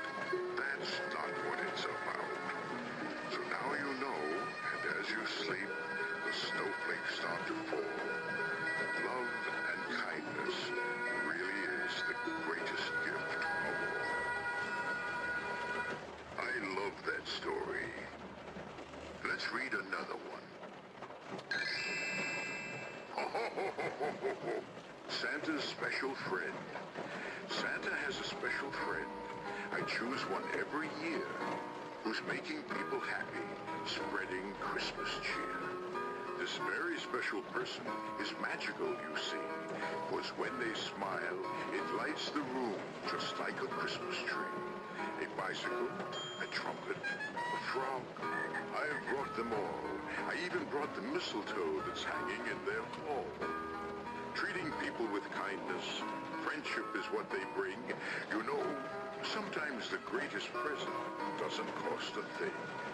I love to hear their wishes of gifts they'd like to get. I'll try to make them all come true, if I haven't yet. But this year Santa feels quite blessed. My wish already came true. Because in case you haven't guessed, my special friend is you. That was great. Let's read another one. Here's a good story. The holiday spirit. Now that the holidays are here, people are friendly and full of cheer. They say, Merry Christmas, and you hear the sound of jingle bells ringing all through the town. An errand here, a favor there. It shows how much you really care. It seems this very special day can change the things you think and say. And when it's time to go upstairs, you go to bed and say your prayers. Bless all of us and Santa too, and keep us safe the whole year through. Let's make a promise to try to stay in the holiday spirit each and every day. Oh, I love that story. Let's read another one. Ho, ho, ho! Merry Christmas! Place a book in my hand, and I'll read you a holiday story. The greatest gift of all. I know it's hard to get to sleep the night of Christmas Eve. You toss and turn and stop to think of all the toys I'll leave. A brand new doll for sister, a racing car for you. And Mom and Dad would also get a lovely gift or two. And as you start to close your eyes, you think you hear a sound. A truck, a plane, a car, a train. You'd better look around. And through the window you can see there's really nothing there except a single shining star just hanging in the air. And at that very moment, you know without a doubt, it's not the gifts or toys you get. That's not what it's about. So now you know, and as you sleep, the snowflakes start to fall. That love and kindness really is the greatest gift of all. I love that story. Let's read another one. Santa's special friend. Santa has a special friend. I choose one every year who's making people happy, spreading Christmas cheer. This very special person is magical, you see, was when they smile, it lights the room just like a Christmas tree. A bicycle, a trumpet, a frog. I have brought them all. I even brought the mistletoe that's hanging in their hall. Treating people with kindness, friendship is what they bring. You know, sometimes the greatest present doesn't cost a thing. I love to hear their wishes of gifts they'd like to get. I'll try to make them all come true, if I haven't yet. But this year Santa feels quite blessed. My wish already came true. Because in case you haven't guessed, my special friend is you. That was great. Let's read another one. Here's a good story. The holiday spirit. Now that the holidays are here, people are friendly and full of cheer. They say, Merry Christmas, and you hear the sound of jingle bells ringing all through the town. An errand here, a favor there. It shows how much you really care. It seems this very special day can change the things you think and say. And when it's time to go upstairs, you go to bed and say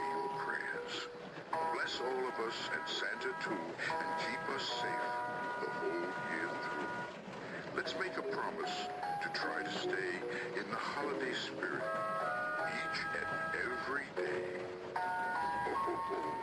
I love that story. Let's read another one. Merry Christmas. Place a book in my hand, and I'll read you a holiday story. The greatest gift of all. I know it's hard to get to sleep the night of Christmas Eve. You toss and turn and stop to think of all the toys I'll leave. A brand new doll for Sister, a racing car for you. And Mom and Dad would also get a lovely gift or two. And as you start to close your eyes, you think you hear a sound. A truck, a plane, a car, a train. You'd better look around. And through the window you can see there's really nothing there except a single shining star just hanging in the air. And at that very moment, you know without a doubt, it's not the gifts or toys you get. That's not what it's about. So now you know, and as you sleep, the snowflakes start to fall. That love and kindness really is the greatest gift of all. I love that story. Let's read another one. Santa's special friend. Santa has a special friend. I choose one every year who's making people happy, spreading Christmas cheer. This very special person is magical, you see, because when they smile, it lights the room just like a Christmas tree. A bicycle, a trumpet, a frog. I have brought them all. I even brought the mistletoe that's hanging in their hall. Treating people with kindness, friendship is what they bring. You know, sometimes the greatest present doesn't cost a thing. I love to hear their wishes of gifts they'd like to get. I'll try to make them all come true, if I haven't yet. But this year Santa feels quite blessed. My wish already came true. Because in case you haven't guessed, my special friend is you. That was great. Let's read another one. Here's a good story. The holiday spirit. Now that the holidays are here, people are friendly and full of cheer. They say, Merry Christmas, and you hear the sound of jingle bells ringing all through the town. An errand here, a favor there. It shows how much you really care. It seems this very special day can change the things you think and say. And when it's time to go upstairs, you go to bed and say your prayers. Bless all of us and Santa too, and keep us safe the whole year through. Let's make a promise to try to stay in the holiday spirit each and every day. I love that story. Let's read another one. Merry Christmas. Place a book in my hand, and I'll read you a holiday story. The greatest gift of all. I know it's hard to get to sleep the night of Christmas Eve. You toss and turn and stop to think of all the toys I'll leave. A brand new doll for Sister, a racing car for you. And Mom and Dad would also get a lovely gift or two. And as you start to close your eyes, you think you hear a sound. A truck, a plane, a car, a train. You'd better look around. And through the window you can see there's really nothing there except a single shining star just hanging in the air. And at that very moment, you know without a doubt, it's not the gifts or toys you get. That's not what it's about. So now you know, and as you sleep, the snowflakes start to fall. That love and kindness really is the greatest gift of all. I love that story. Let's read another Santa's special friend. Santa has a special friend. I choose one every year who's making people happy, spreading Christmas cheer. This very special person is magical, you see, because when they smile, it lights the room just like a Christmas tree. A bicycle, a trumpet, a frog. I have brought them all. I even brought the mistletoe that's hanging in their hall. Treating people with kindness, friendship is what they bring. You know, sometimes the greatest present doesn't cost a thing. I love to hear their wishes of gifts they'd like to get. I'll try to make them all come true, if I haven't yet. But this year Santa feels quite blessed. My wish already came true. Because in case you haven't guessed, my special friend is you. That was great. Let's read another one. Here's a good story. The holiday spirit. Now that the holidays are here, people are friendly and full of cheer. They say, Merry Christmas, and you hear the sound of jingle bells ringing all through the town. An errand here, a favor there. It shows how much you really care.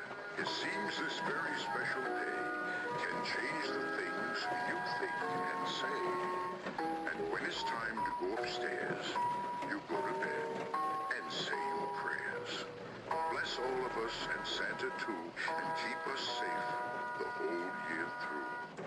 Let's make a promise to try to stay in the holiday spirit each and every day. I love that story. Let's read another one. Ho, ho, ho! Merry Christmas! Place a book in my hand, and I'll read you a holiday story. The greatest gift of all. I know it's hard to get to sleep the night of Christmas Eve. You toss and turn and stop to think of all the toys I'll leave. A brand new doll for Sissa, a racing car for you. And Mom and Dad will also get a lovely gift or two. And as you start to close your eyes, you think you hear a sound. A truck, a plane, a car, a train. You'd better look around. And through the window you can see there's really nothing there except a single shining star just hanging in the air. And at that very moment, you know without a doubt, it's not the gifts or toys you get. That's not what it's about. So now you know, and as you sleep, the snowflakes start to fall. Love and kindness really is the greatest gift of all. I love that story. Let's read another one. Ho, ho, ho, ho, ho, ho, ho. Santa's special friend. Santa has a special friend. I choose one every year who's making people happy, spreading Christmas cheer. This very special person is magical, you see, because when they smile, it lights the room just like a Christmas tree. A bicycle, a trumpet, a frog. I have brought them all. I even brought the mistletoe that's hanging in their hall. Treating people with kindness, friendship is what they bring. You know, sometimes the greatest present doesn't cost a thing. I love to hear their wishes of gifts they'd like to get. I'll try to make them all come true, if I haven't yet. But this year Santa feels quite blessed. My wish already came true. Because in case you haven't guessed, my special friend is you. That was great. Let's read another one. Here's a good story. The holiday spirit. Now that the holidays are here, people are friendly and full of cheer. They say, Merry Christmas, and you hear the sound of jingle bells ringing all through the town. An errand here, a favor there. It shows how much much you really care. It seems this very special day can change the things you think and say. And when it's time to go upstairs, you go to bed and say your prayers. Bless all of us and Santa too, and keep us safe the whole year through. Let's make a promise to try to stay in the holiday spirit each and every day. I love that story. Let's read another one. Merry Christmas. Place a book in my hand, and I'll read you a holiday story. The greatest gift of all. I know it's hard to get to sleep the night of Christmas Eve. You toss and turn and stop to think of all the toys I'll leave. A brand new doll for Sister, a racing car for you. And Mom and Dad would also get a lovely gift or two. And as you start to close your eyes, you think you hear a sound. A truck, a plane, a car, a train. You'd better look around. And through the window you can see there's really nothing there except a single shining star just hanging in the air. And at that very moment, you know without a doubt, it's not the gifts or toys you get. That's not what it's about. So now you know, and as you sleep, the snowflakes start to fall. Love and kindness really is the greatest gift of all. I love that story. Let's read another one. Santa's special friend. Santa has a special friend. I choose one every year who's making people happy, spreading Christmas cheer. This very special person is magical, you see, because when they smile, it lights the room just like a Christmas tree. A bicycle, a trumpet, a frog. I have brought them all. I even brought the mistletoe that's hanging in their hall. Treating people with kindness, friendship is what they bring.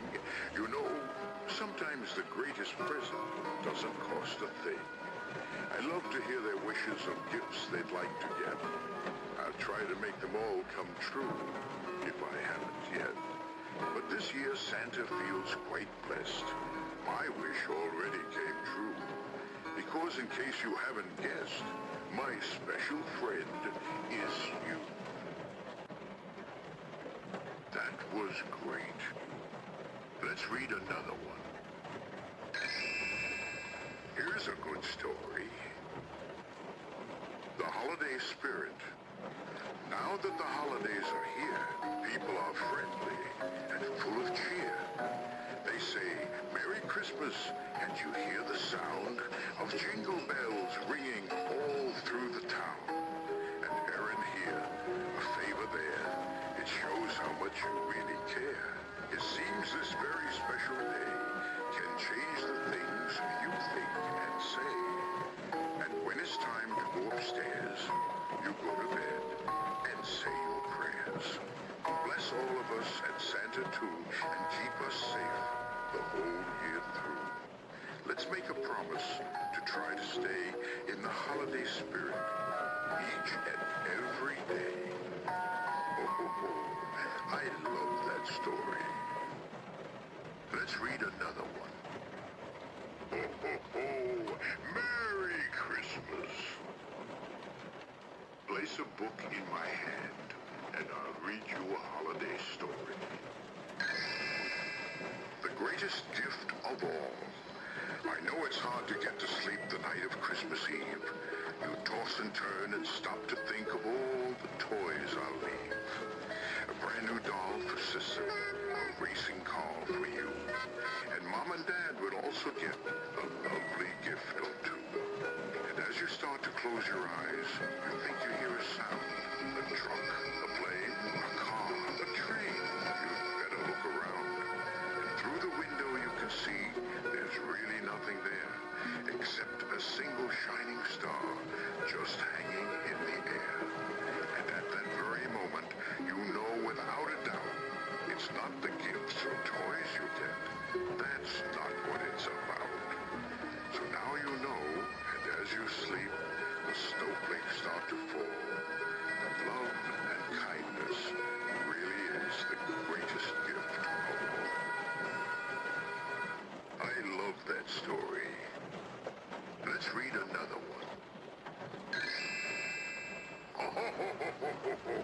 Santa's special friend. Santa has a special friend. I choose one every year who's making people happy, spreading Christmas cheer. This very special person is magical, you see, because when they smile, it lights the room just like a Christmas tree. A bicycle, a trumpet, a frog. I have brought them all. I even brought the mistletoe that's hanging in their hall. Treating people with kindness, friendship is what they bring. You know, sometimes the greatest present doesn't cost a thing. I love to hear their wishes of gifts they'd like to get. I'll try to make them all come true, if I haven't yet. But this year Santa feels quite blessed. My wish already came true. Because in case you haven't guessed, my special friend is you.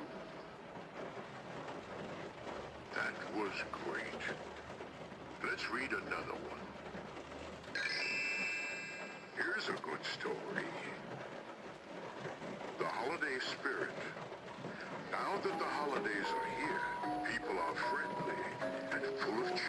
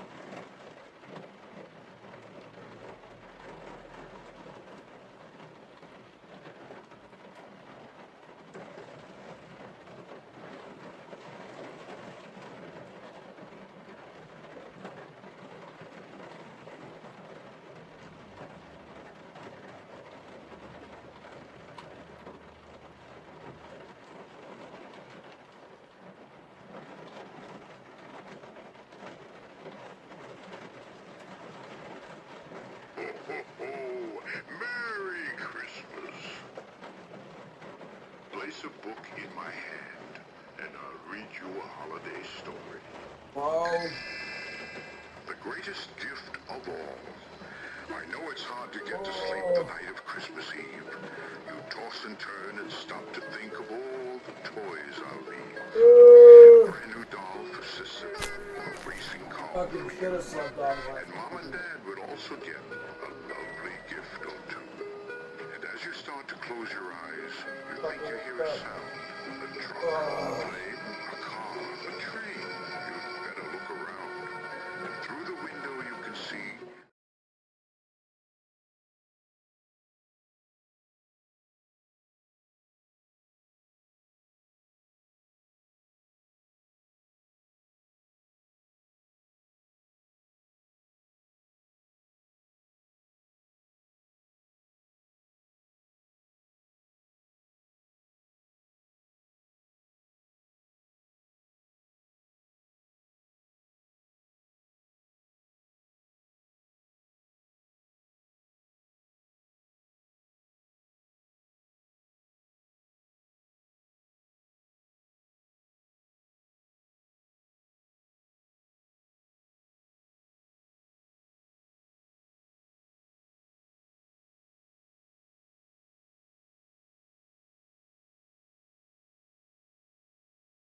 Hello? Hello? Oh, I'm taking a shower real quick. Uh.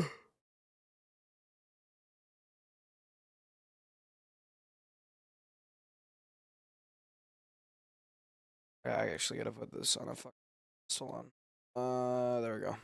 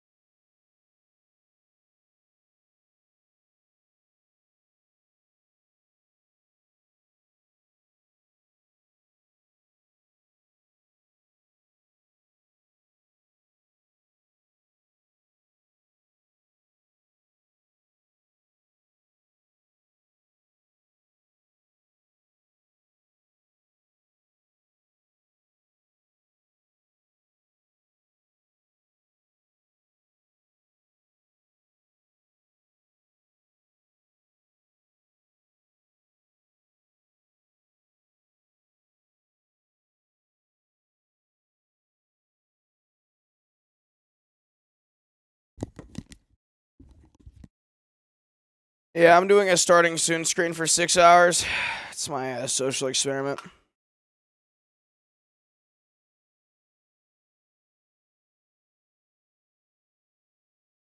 Oh.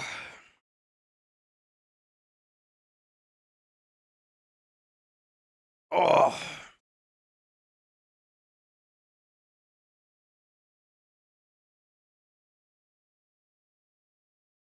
Hello? Is this shit on? Hello?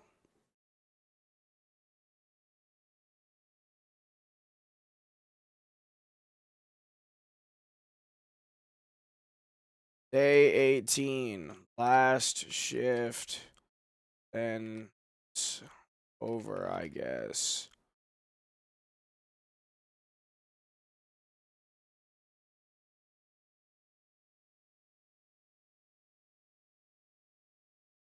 Song is good, but I want to put on Brant Fayez.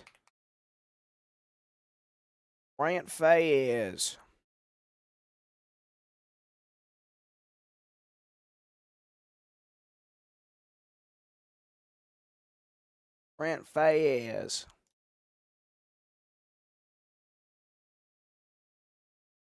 Where's my camera? Brock, salute the flag. Brock 07.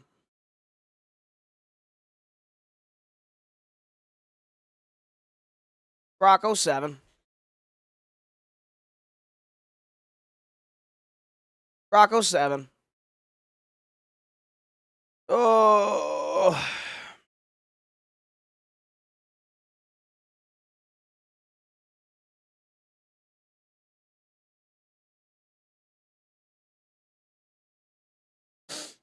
Okay.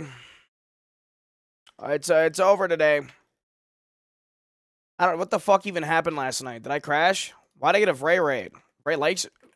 Me? Me? Me? Me? Nobody is free. Nobody's safe. Nobody's safe.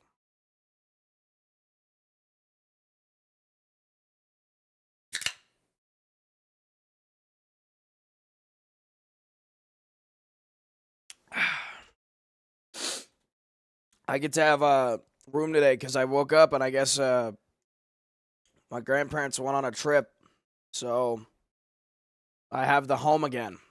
I'm going to be yelling as loud as I possibly can the entire weekend, and I'm probably going to get a noise complaint. Fuck it, man. Fuck it, man.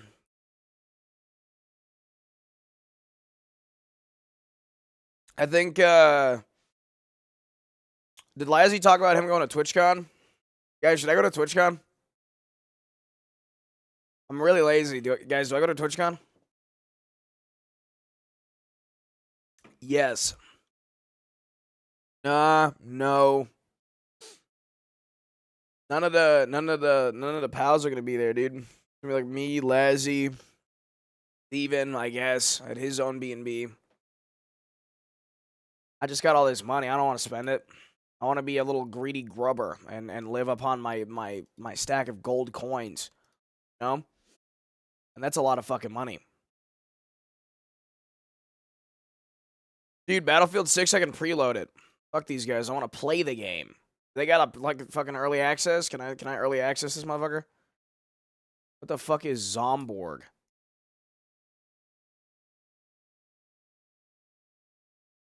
Why is this the #1 search result game right now?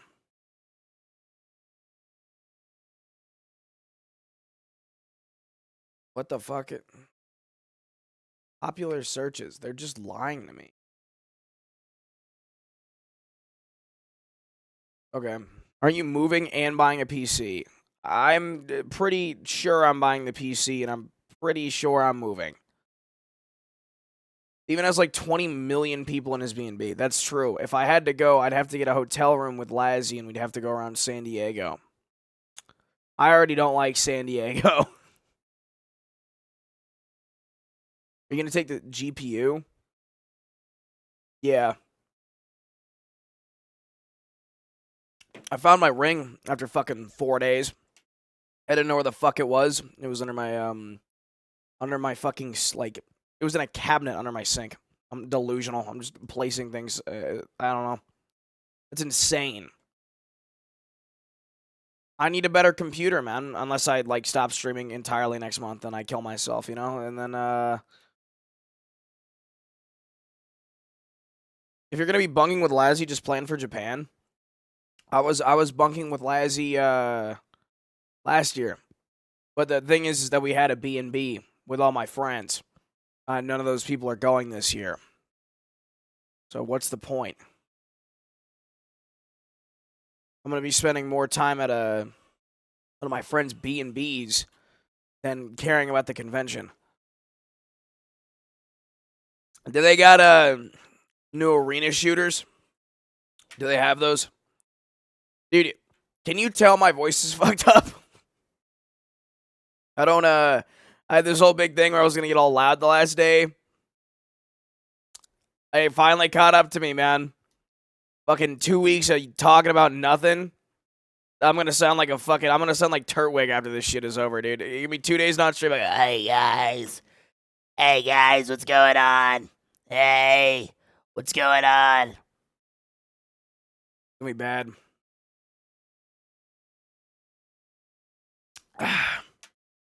I gotta do the Harley date today, man. And go take it to like a maternity shoot. What's a good place to go to a maternity shoot?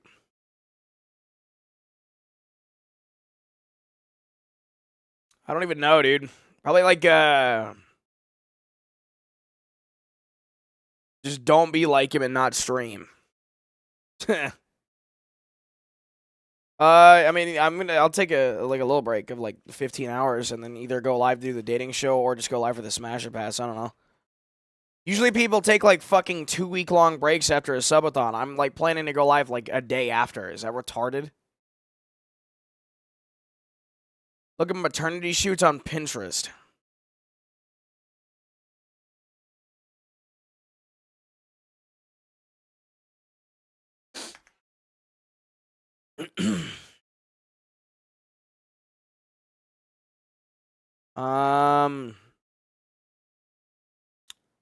What if I did it on a beach? Ooh. Maternity shoots, Pinterest.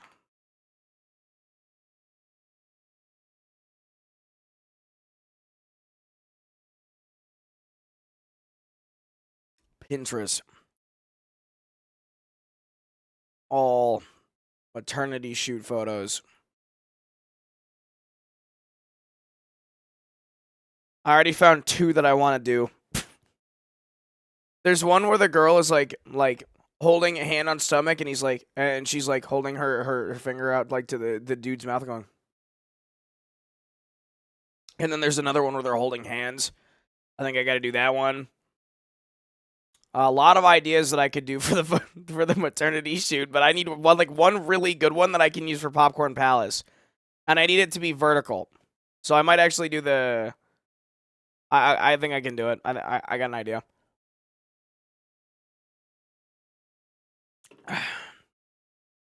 I gotta check it on Lazzy too. Let me look at this fella. Look at this fella.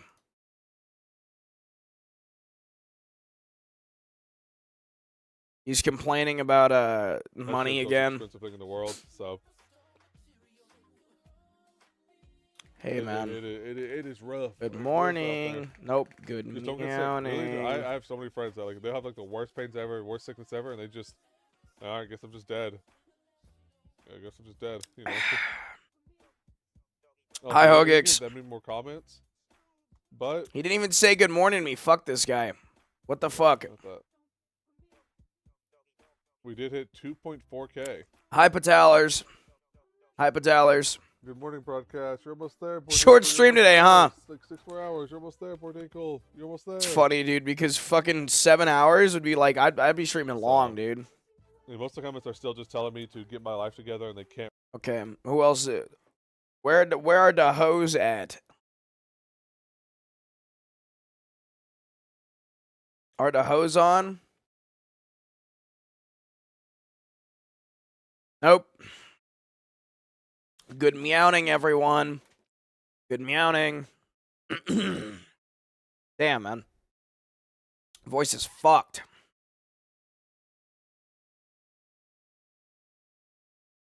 I gotta DM Harley. Go Harley. Harley. Harley. Harley. When do you... Wait, switch scenes. When do you wanna do...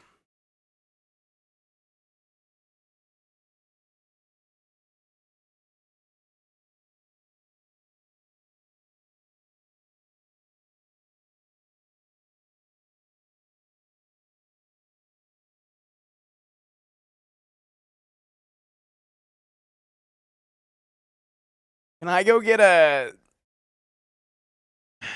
Who are the priests that I know?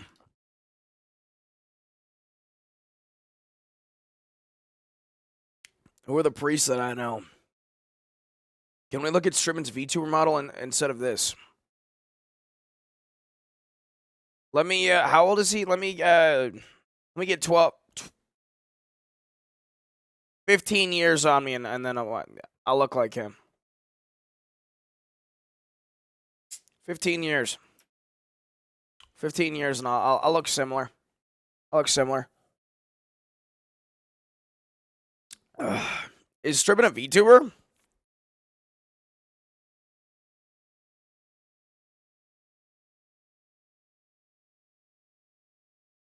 I want to look. What the fuck? He's hot. What the fuck? Why is... He's hot. What the fuck?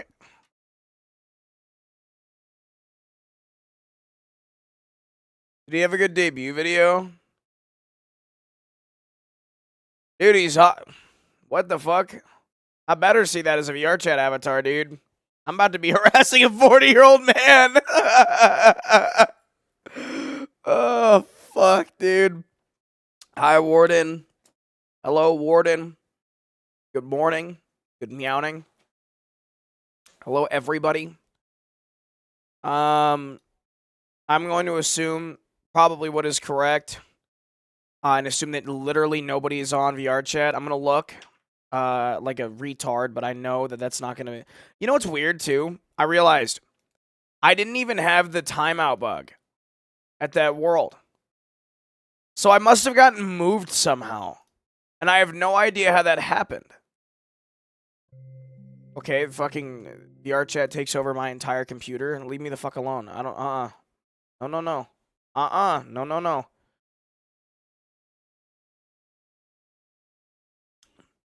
I want to see, because that's like fucking really weird.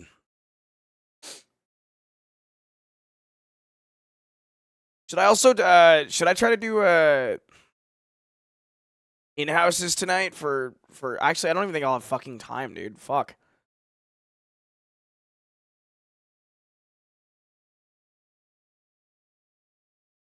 I might be cooked. It's an old sub goal. Dude, I'm jerking off. That's a that's a fucking good model. That's a really good model. It's not fair. I should spend $36,000 on a fucking VTuber model, man. What am I doing? What am I doing, man? My chud life. What am I doing?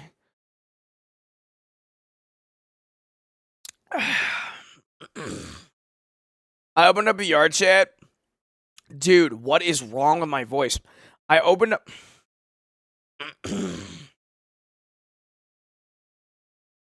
You'll get like 5 subs if you do. Should I get a VTuber? Is that a thing I should I get a VTuber?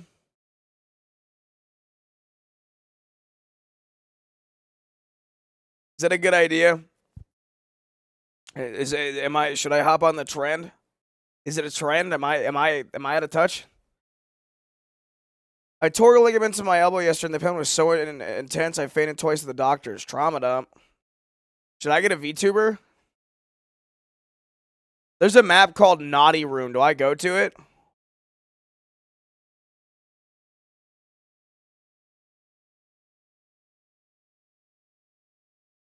Thanks, man.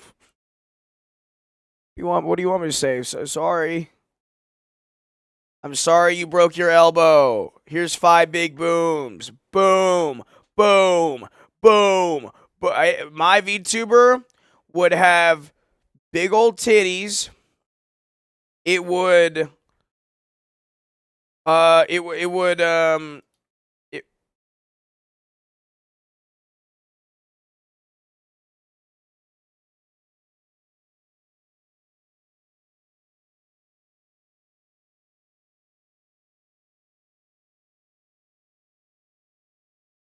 Sorry, I joined Naughty Room. I looked at it. I was I was very perplexed. I I saw a menu with a lot of buttons. I don't think I can go to Naughty Room on stream. Okay, sorry. That just like stopped me in my fucking tracks. I think I'm gonna go to Tiny. Dude, I can have an AI read bedtime stories to me. I'm such a chud.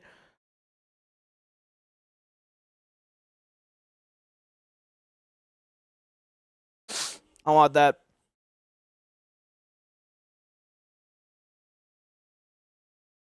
I gotta sneeze. I'm going on my game screen. It didn't even work because I got my camera on anyway. I'm literally retarded.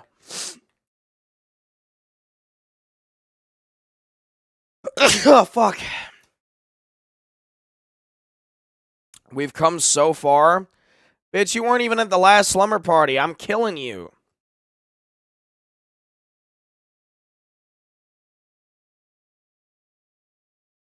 I wasn't able to. Blowing your head off.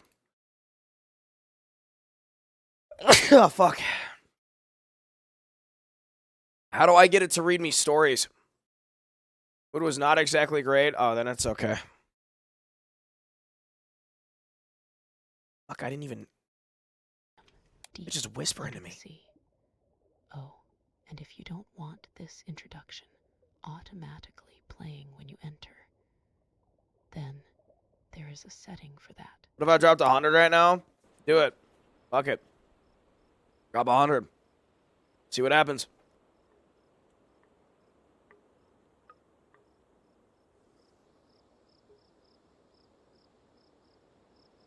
$100 bot viewers. Yep, I'm botting like a motherfucker. Stupid femboy. Me? Me? Dude, that's a compliment. I should... femboy? I fucking made it!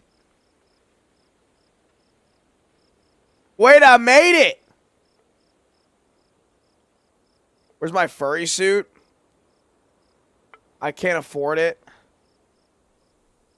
But I can get in a maid dress if you want. Or like a Miku cosplay. Or like what's the other one I got? Vegeta that I never wore. I can do that. I can do that.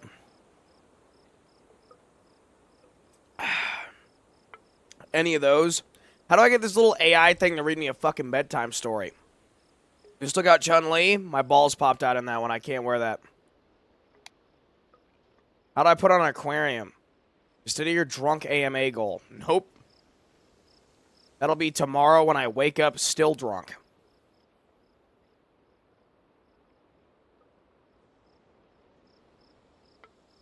Doing a lot of those recently? You're up, I guess. They're not very good at dissing you, though. They don't know we all hate you, so you're, like, used to it. They gotta pull out some real fucking nasty shit on me, man. Like, some shit that, like, perplexes me. You know? Like changes my life. Like, there's gotta be some real crazy shit that they say, you know?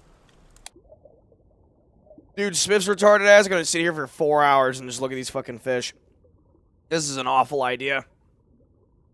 Blanket. Thick. Dude, why the fuck did I not have this world when the fuck They didn't have this shit for the entirety of the time. I couldn't have AI read bedtime stories to me. Okay, the blanket actually is fucking bad. I can have it read the entirety of The Great Gatsby. Is that illegal? Can I do that? Holy shit.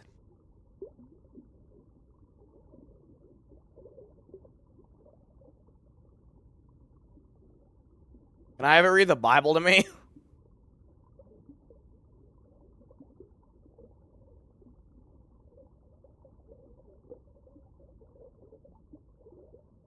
I read the Bible?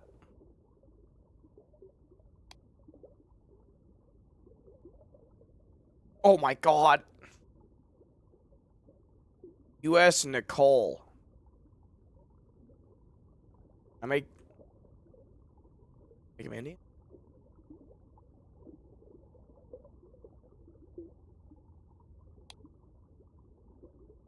How these papers have been placed in sequence will be made manifest in the reading of them. Oh my All god, there's needless so matters many. have been eliminated. Who the fuck is Puck? A history almost at variance. Who is Puck? With the possibilities of later-day belief may stand forth as simple fact. There is throughout no statement of past things. I want to have Puck read to me. Puck. Puck. Puck, read There to is me. throughout no statement of past things wherein memory may err, for all the records chosen are exactly contemporary. Yeah, that's Even about from the how I thought a standpoints guy and named within Puck. the range Yeah. of knowledge of those who made them. Dracula, Chapter I, Jonathan Hart. Yeah, that's about how I thought they would sound. What the fuck is, what is ZH? What does ZH mean?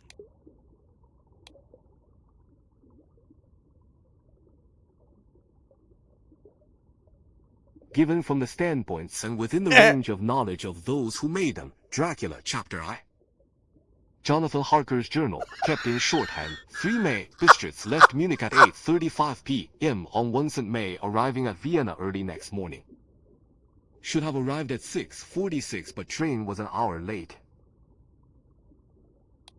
Budapest seems a wonderful place from the glimpse which I got of it from the train and the little I could walk through the streets. Yeah, it's great. I feared to go This very is far from the perfect. station, as we had arrived late and would start as near the correct time as possible. The This is impression I perfect, had was dude. that we were leaving the west and entering the east. The most western of What's the splendid... bottom voice? What is this good?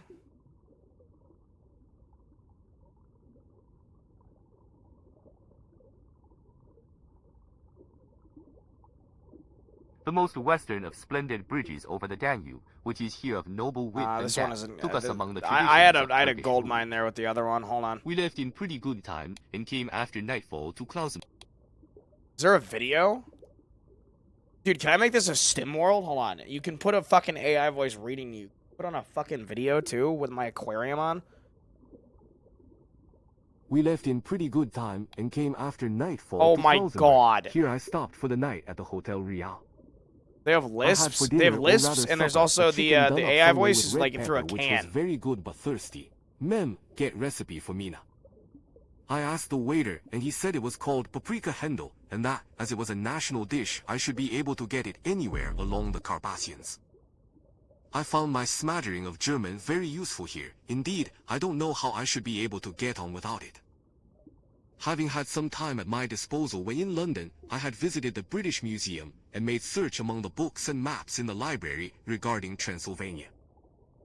It had struck me that some foreknowledge of the country could hardly fail to have some importance in dealing with How do I the turn the noblemen of fucking- that country. I find that the district he named is in the extreme east of the country, just on the border Holy of fuck, the I've three created the states, worst map ever. Transylvania, Moldavia, and Bukovina, in the midst of the Carpathian Mountains. One of the wildest and least known portions of Europe. I was not able to light on any map or work giving the exact locality of the Castle Dracula, as there are no maps of this country as yet to compare. This with is our own awesome, ordnance actually. survey This is like but I awesome. found that Bistritz, the post town named by Count Dracula, is a Like, fairly well-known this is place. fucking sick, right? I shall enter here some of my notes, as they may refresh my memory when I talk over my travels with Mina. In the population of Transylvania, there are 4 distinct nationalities. If they fixed the Saxons AI in the voice south, and and didn't mixed make it with them sound the like there's a Wallachs, who perfect are place the to descendants drool of on the yourself. Dacians, Magyars This is in the west, awesome. and Shekeles in the east and And north.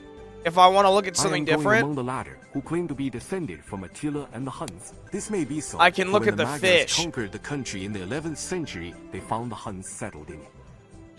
Get I know out that of my every head! superstition in the world is Get out of my head! Carpathians, as if it were the center of some Get out of my head! whirlpool. If so, my stay may be very Get out of my head! Then, I must ask the Count all about them. I did not sleep well, though my bed was comfortable enough, for I had all sorts of queer dreams. I forgot that There was was on. a dog howling all night under my window, which may have had something to do with it.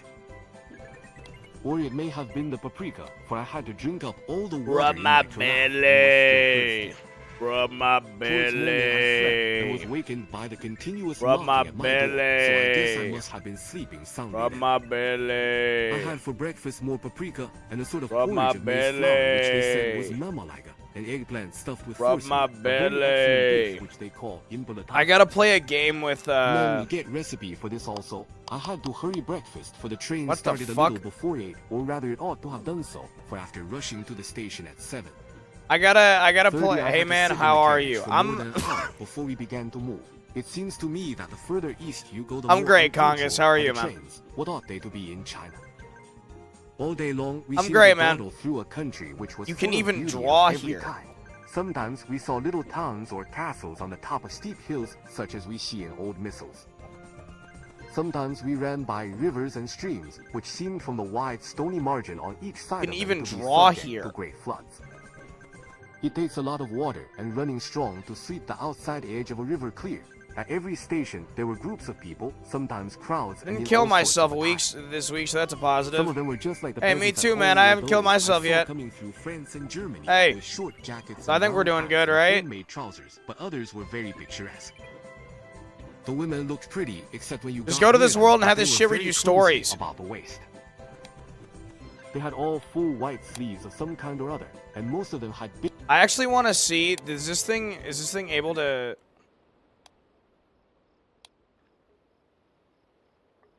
URL. I can put whatever I want in here.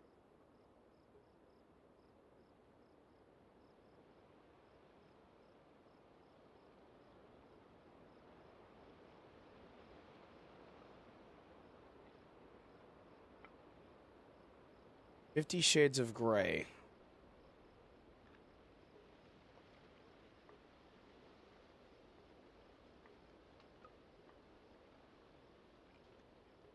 I don't even want to read that, actually, because the 50 Shades of Grey makes me sick, because they are really gross.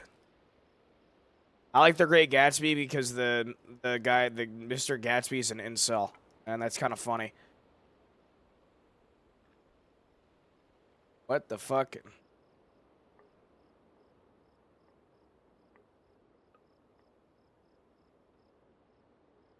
This shit is not The Great Gatsby.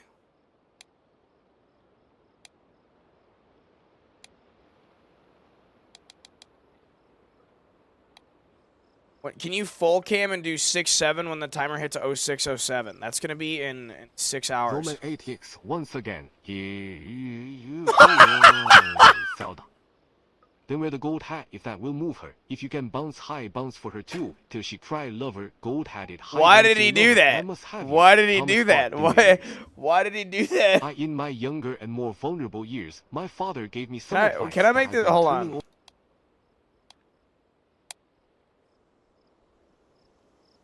Get it, I should get it to read one page. I'm gonna. Can I?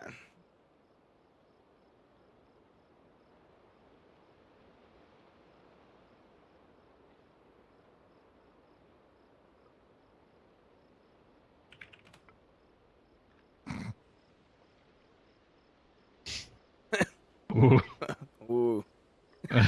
Ooh. Ooh. Joined at just the right time. Ooh. Yep, you did. Welcome in. We'll get the gameplay up. Hold on. I'll get that for you. Hold on. Thanks. Good morning, 8. I got this Chinese guy reading Great Gatsby. It says ZH. I think that's China. In my younger and more vulnerable years, This is my literally father a gave me some retard advice cube. that I've been turning over in my mind ever since. Whenever You you turn feel on like ASMR criticizing mode, it anyone, just follows he you told around me, everywhere. just It's remember that fucking all people awesome. in this world haven't had the advantages that you've had. He didn't say anymore, but we've always been unusually This is communicative peak. in a reserved way, and I understood that he meant a great deal How do more I get than him to actually speak Chinese? In consequence, I'm inclined to reserve all judgments, a habit that has opened up many curious natures to me and also made me the victim of not a few veteran bores. The abnormal mind is quick to detect and attach itself to this quality. I'm about when to it get really appears in a bad. Hold normal on. person. And so it came about that in college I was unjustly accused of being a politician because I was privy to the secret griefs of wild, unknown men. Guys, I Most really of the like confidences Dennis's were new album. unsought. It's very Frequently, I have feigned sleep, That's preoccupation, good. or a hostile levity when I haven't listened to realized it. by some unmistakable sign that an intimate What? revelation I was heard quivering. lots of yelling. What happened? I haven't listened to it. Oh, it's very good. I think you should listen to Oh, the fuck. song Wood, because that's my favorite. Yes.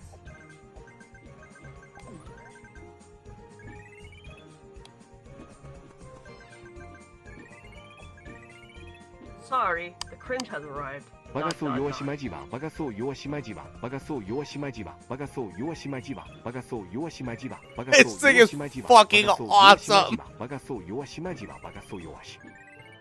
This マジ thing ババ is カそう弱しま fucking じば、バカそう awesome. 弱しまじば、バカそう弱しまじば、バカそう弱しまじば、バカそう弱しまじば、 What's this バカ new そう VR 弱しまじ chat ば、バカそう gadget? 弱しまじば、バカ It's そう弱しまじば、バ Japanese. カそう。 No. 弱しまじば、バカそう That's 弱しまじば Japanese. バカそう弱しまじば、バカ Hey, そう G. 弱しまじば、バカそう弱しまじば、 Clown, バカそう clown. 弱しこブイブイ、 Hello. バカそう Yeah, it's me. 弱し Hello. こブイブイ。 Me, hello, This hi, is I'm Chinese. 弱しまじば、バカそう弱しまじば、バカそう弱しまじ Listen ば、 to how he is バカそう speaking. 弱しこ。 Motherfucker, the ZH means Chinese. I wanna play with Thin, high res. ZH language. Reading AI. It's gonna all be in Chinese, Swift. I am interested to see how it sounds. I actually don't think it might. I don't know. It might be different for. Yeah, it's per person. I don't know.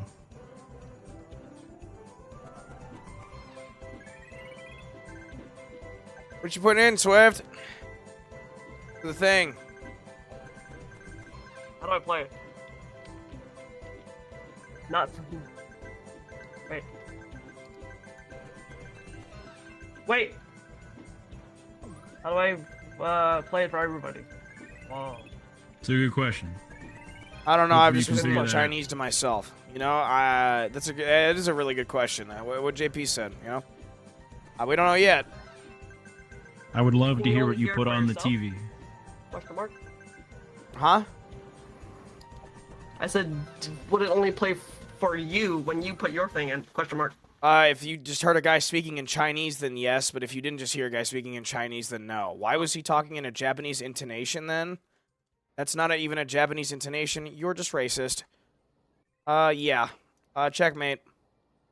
Tuh. That was Chinese. That was Chinese. Well, that was simplified Chinese. Simplified Chinese, not traditional Chinese. Two different forms of Mandarin. Hey, thank you for the lovely bouquet. That a song. Wait. Gotcha. Song. Not doing on the Taylor Swift or whoever that was. I like Taylor Swift a lot. I like her new album actually. Yeah, they're pretty good. Taylor Swift is great. we did a watch party of it for the subathon. Not a watch party, a listen party. You know? Hello? I'm lagging. What the hell?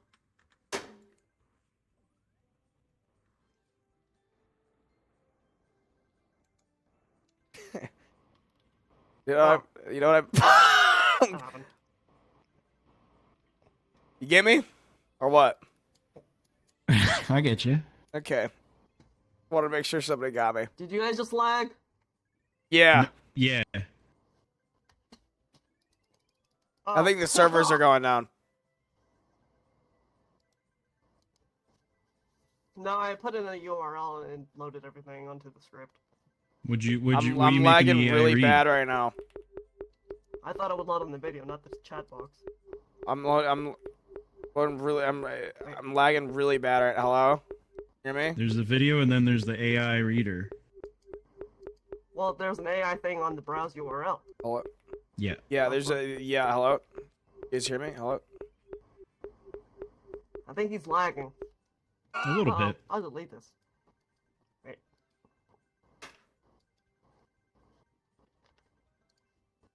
Wait. Hey, that URL almost crashed me, man. That was bad. What happened there? Hey, thank you for the lovely bouquet. Are you putting on music, Swift? Nope. No, I would never DMCA you. Okay. What are you trying to put on? Like try to help? No? Hold. Say what? Hold. Okay. Holding? What the fuck is this? Wait. Escape. Oh. Wait, I have a funny video. How the fuck do I exit? Oh, there we go. Wait. Hold on. Yep. What the fuck? I got a balloon